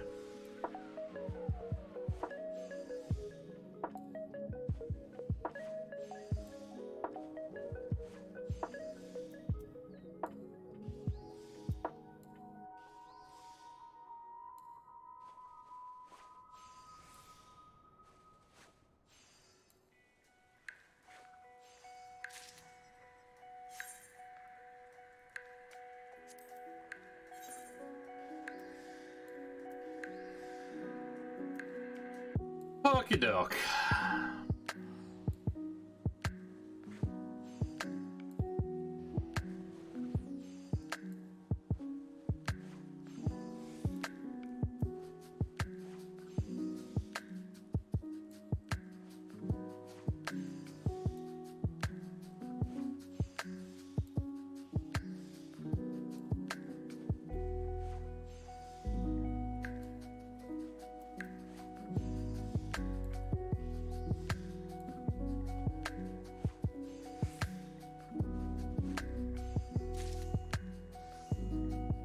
Alright, good. We got the HQ on that at least.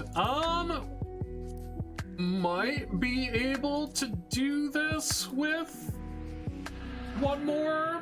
Be nice. Not making any promises.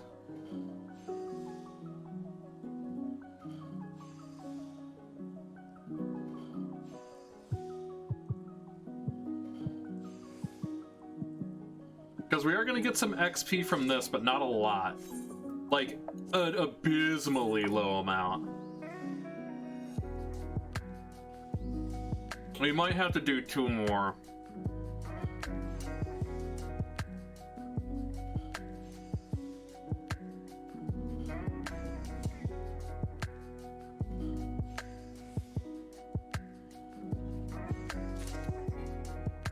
No, we could get lucky. But let's bank on getting lucky. That's what I always bank on.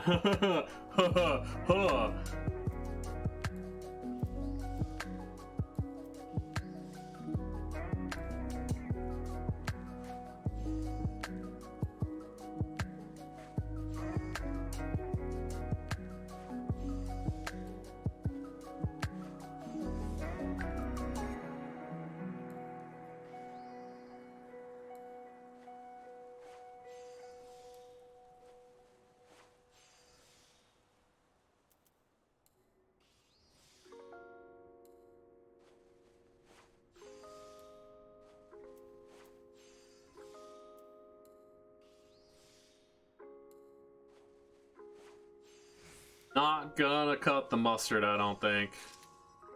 Nah. I gotta make 1 more! Have our entire inventory filled with freaking linen doublets.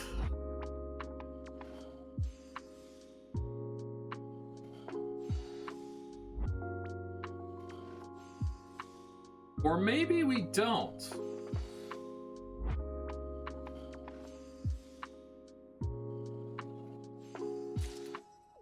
Let's just make a few more linen yarn, or undyed linens.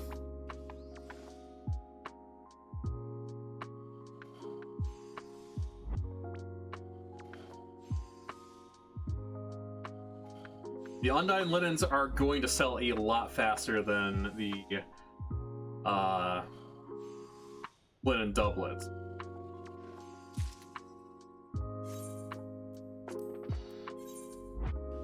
So it should be 2 more. That'll push us up to 48. And then we'll get access to our level 50 plus crafts. And Raimi Cloth is level 53. So since that's 5 levels above, should be golden. They'll be right at the, basically right at the line. And we're gonna have to use literally all of our abilities just to be able to complete the craft. But the amount of XP that we're gonna get is gonna be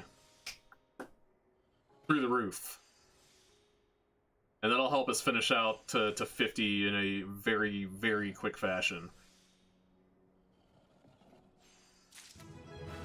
There we go. There we go.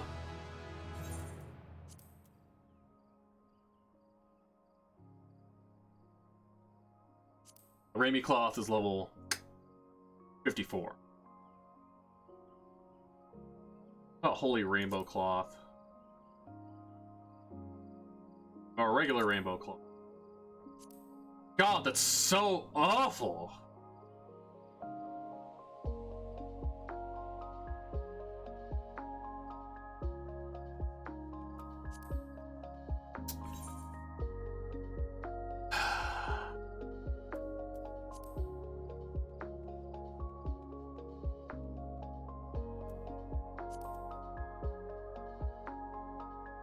It's okay. 1 more level. 1 more level, and we will be in the green. We need to make like 5 more of these. Hope to God, just 5 more of these.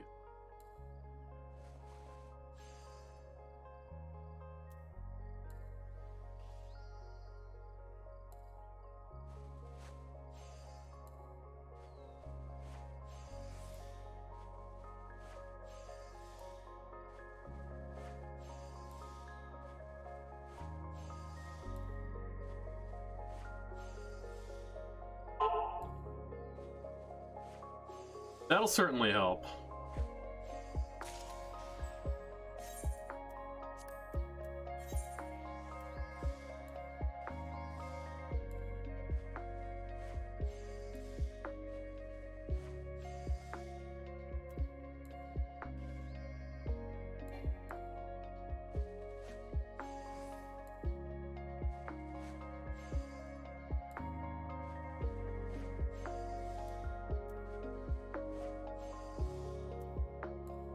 twice.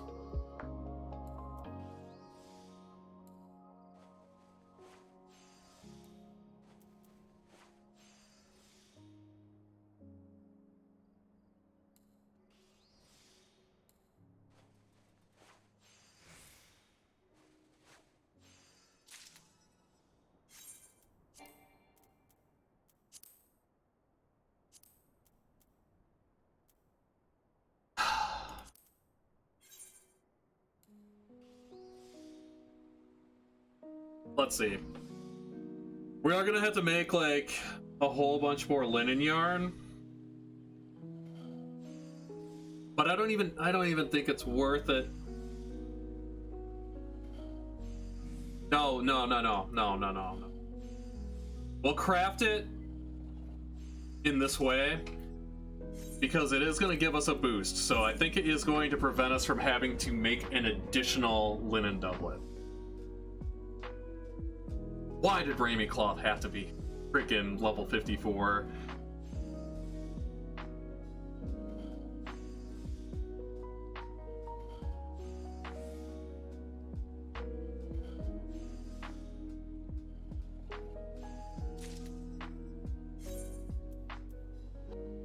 Alright, we need to make 4 more of these. And then we'll do 50... Do we want to do 50 linen yarn? I don't really want to do 50 linen yarn.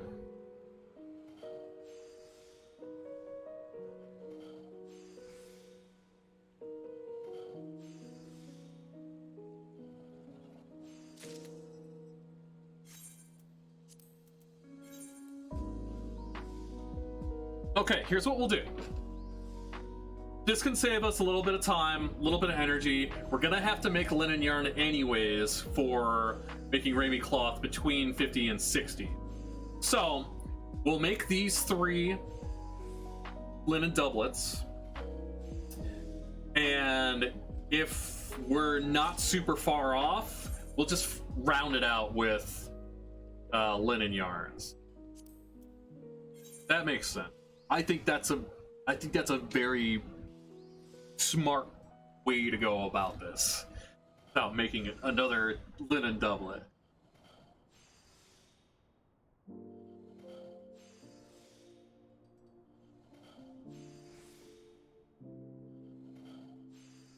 Because we need... Wait a second. I think I lost my mind.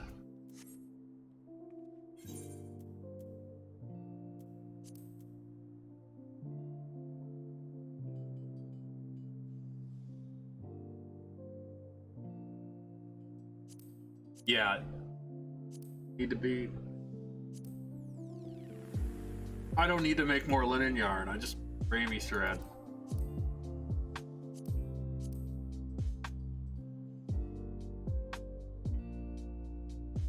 I want to do it anyways because we want to probably double up on that.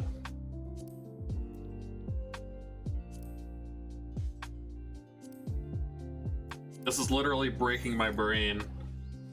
Weaver is honestly breaking my brain.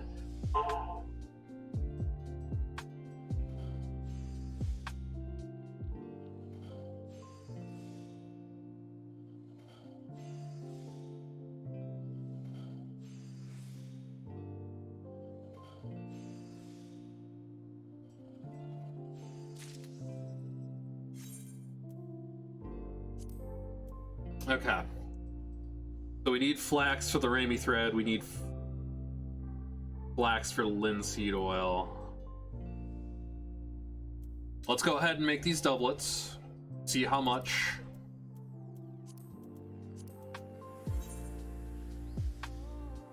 XP we're gonna need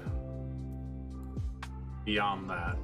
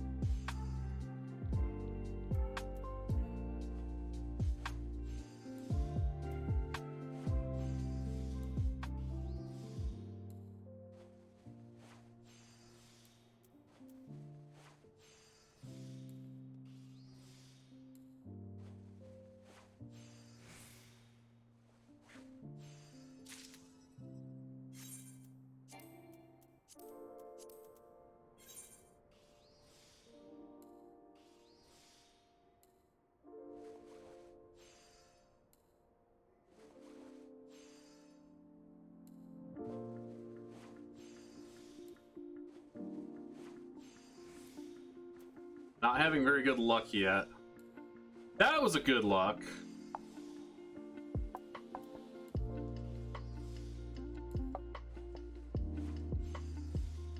That was extra good luck. Wow, alright. Sweet. We would need to make another linen doublet even if we didn't get that, though. So we're just gonna work our way around that a little bit.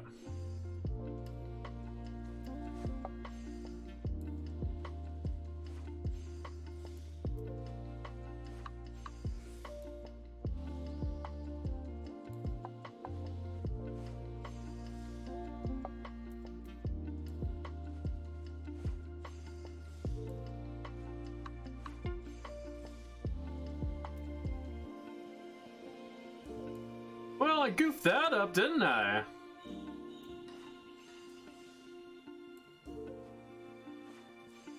Ended up working out somehow.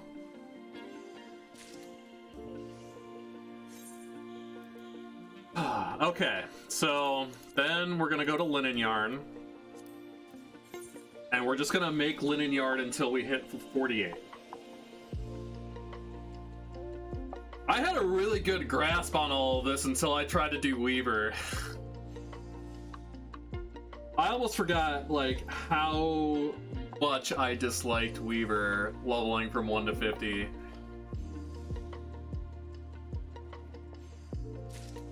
But, same with anything. If you're well prepared, nothing is a hassle. Doesn't matter if it's in this game or in life in general.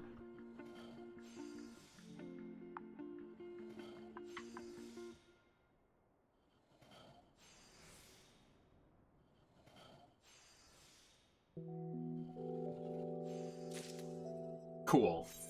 So it should be 1 to 2 more. Then we'll be able to make Raimi thread, and then boom, we're level 50 like that.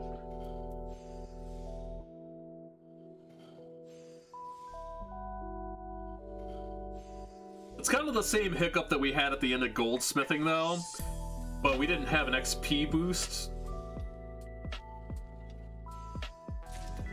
There we go. Thank goodness. Praise the sun.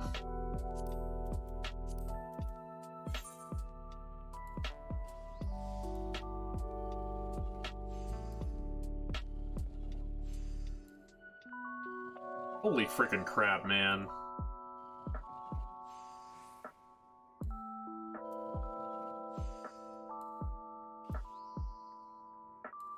Our gear sucks so bad that we might not even complete this.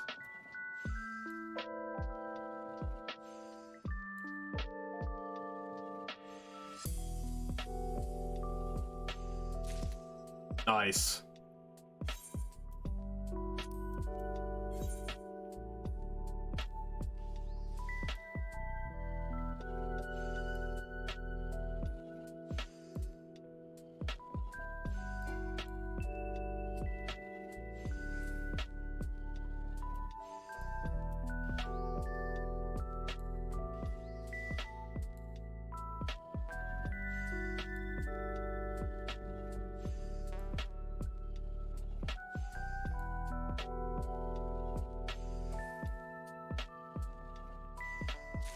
It's done! Weaver's done!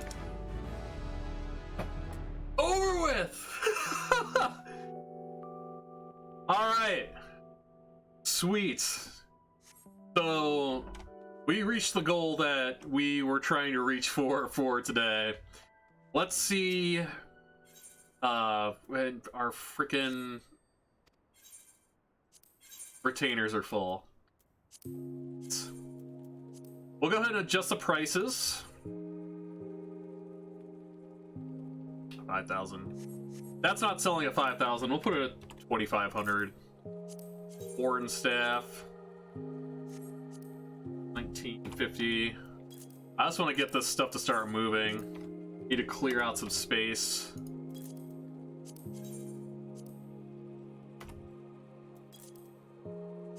for lapidary. Alright, that's still good. 2450.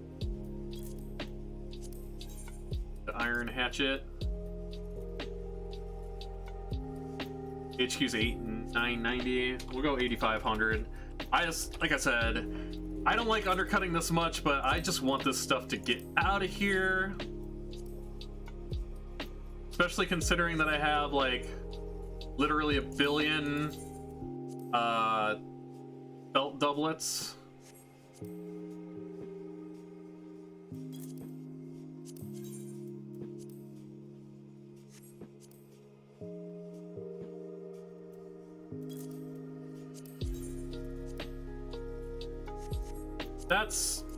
There's no point in that being there. These aren't selling. These aren't selling either.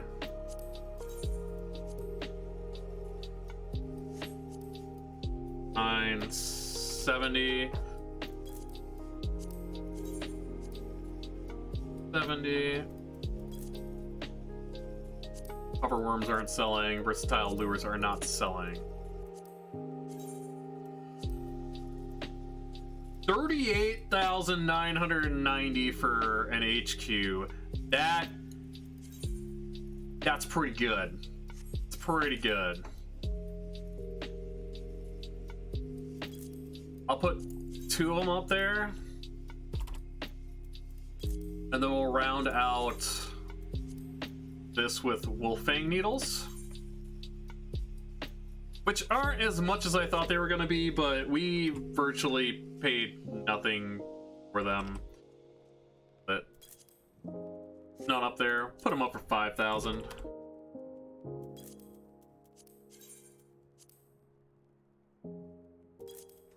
They keep saying wolfang, like wolfang fist.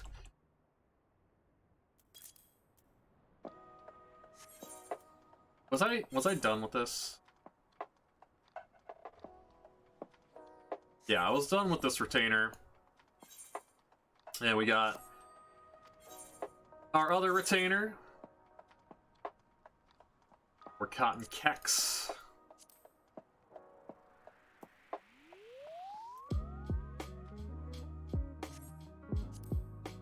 $5,950.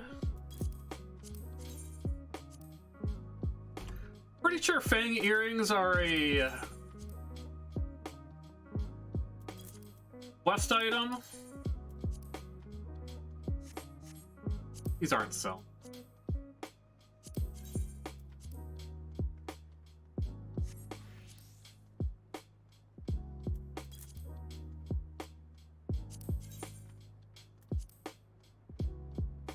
Mugwort, that can stay up there.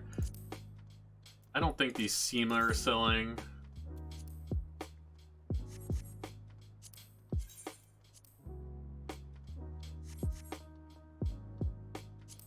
The only thing I can really do differently is I can put things up for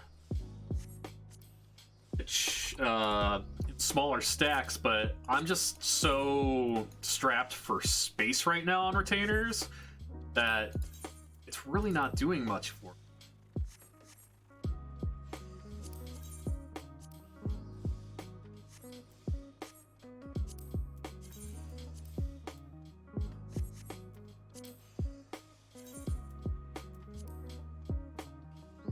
This, however, isn't selling either.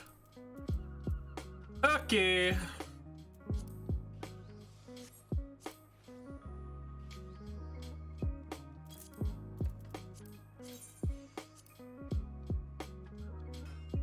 Cool. So we did all of our item maintenance. We got our plan in place for our next session. That's just short of 12 hours working on crafting, but we got a lot of progress done. We went from level 54 goldsmith to level 57. We got carpenter, blacksmith, armorer, weaver, all to 50, leather worker to 37, primed for level 50 tomorrow. So, well, in our next session, probably going to be later tonight, to be honest with you, but I'm not quite sure yet. We're still trying to figure out what's going on. I do intend on being back later tonight for the next session, but Game plan tomorrow: Leatherworker, Alchemist, Culinarian, all to 50, and we're bringing all these bad boys up to level 60.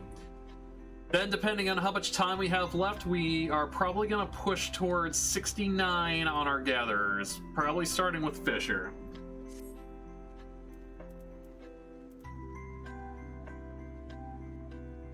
Childress JT, I am having fun. Thank you. Welcome. You're actually just catching us at the very end of our stream here. It's been a long one. It's been a doozy. But we are going to be continuing our Final Fantasy XIV project, where we are going to be leveling all classes to 80 within 30 days. So stay tuned for more. We're still just chilling out and doing some crafting and gathering for probably the next 2 sessions. So we're going to just be doing these long form, just talking AMA sessions. But let's find someone to raid. Let's see who is out there in the Twitterverse and pass on the love that we have been given this evening.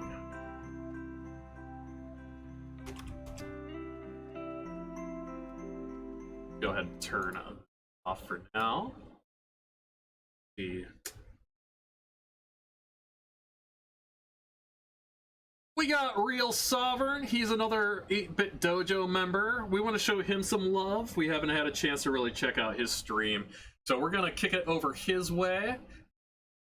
Kind of vastly different from Final Fantasy, but we do want to give our fellow team members some love and appreciation and support. So we're going to kick it over to him. Thank you so much, everybody, for joining me tonight. Next session is going to be probably another long one. I'm probably not going to be going for a full 12 hours like this one, or at least just shy of 12 hours. However, we're still going to be working towards our main goal and project. So, thank you so much, everybody.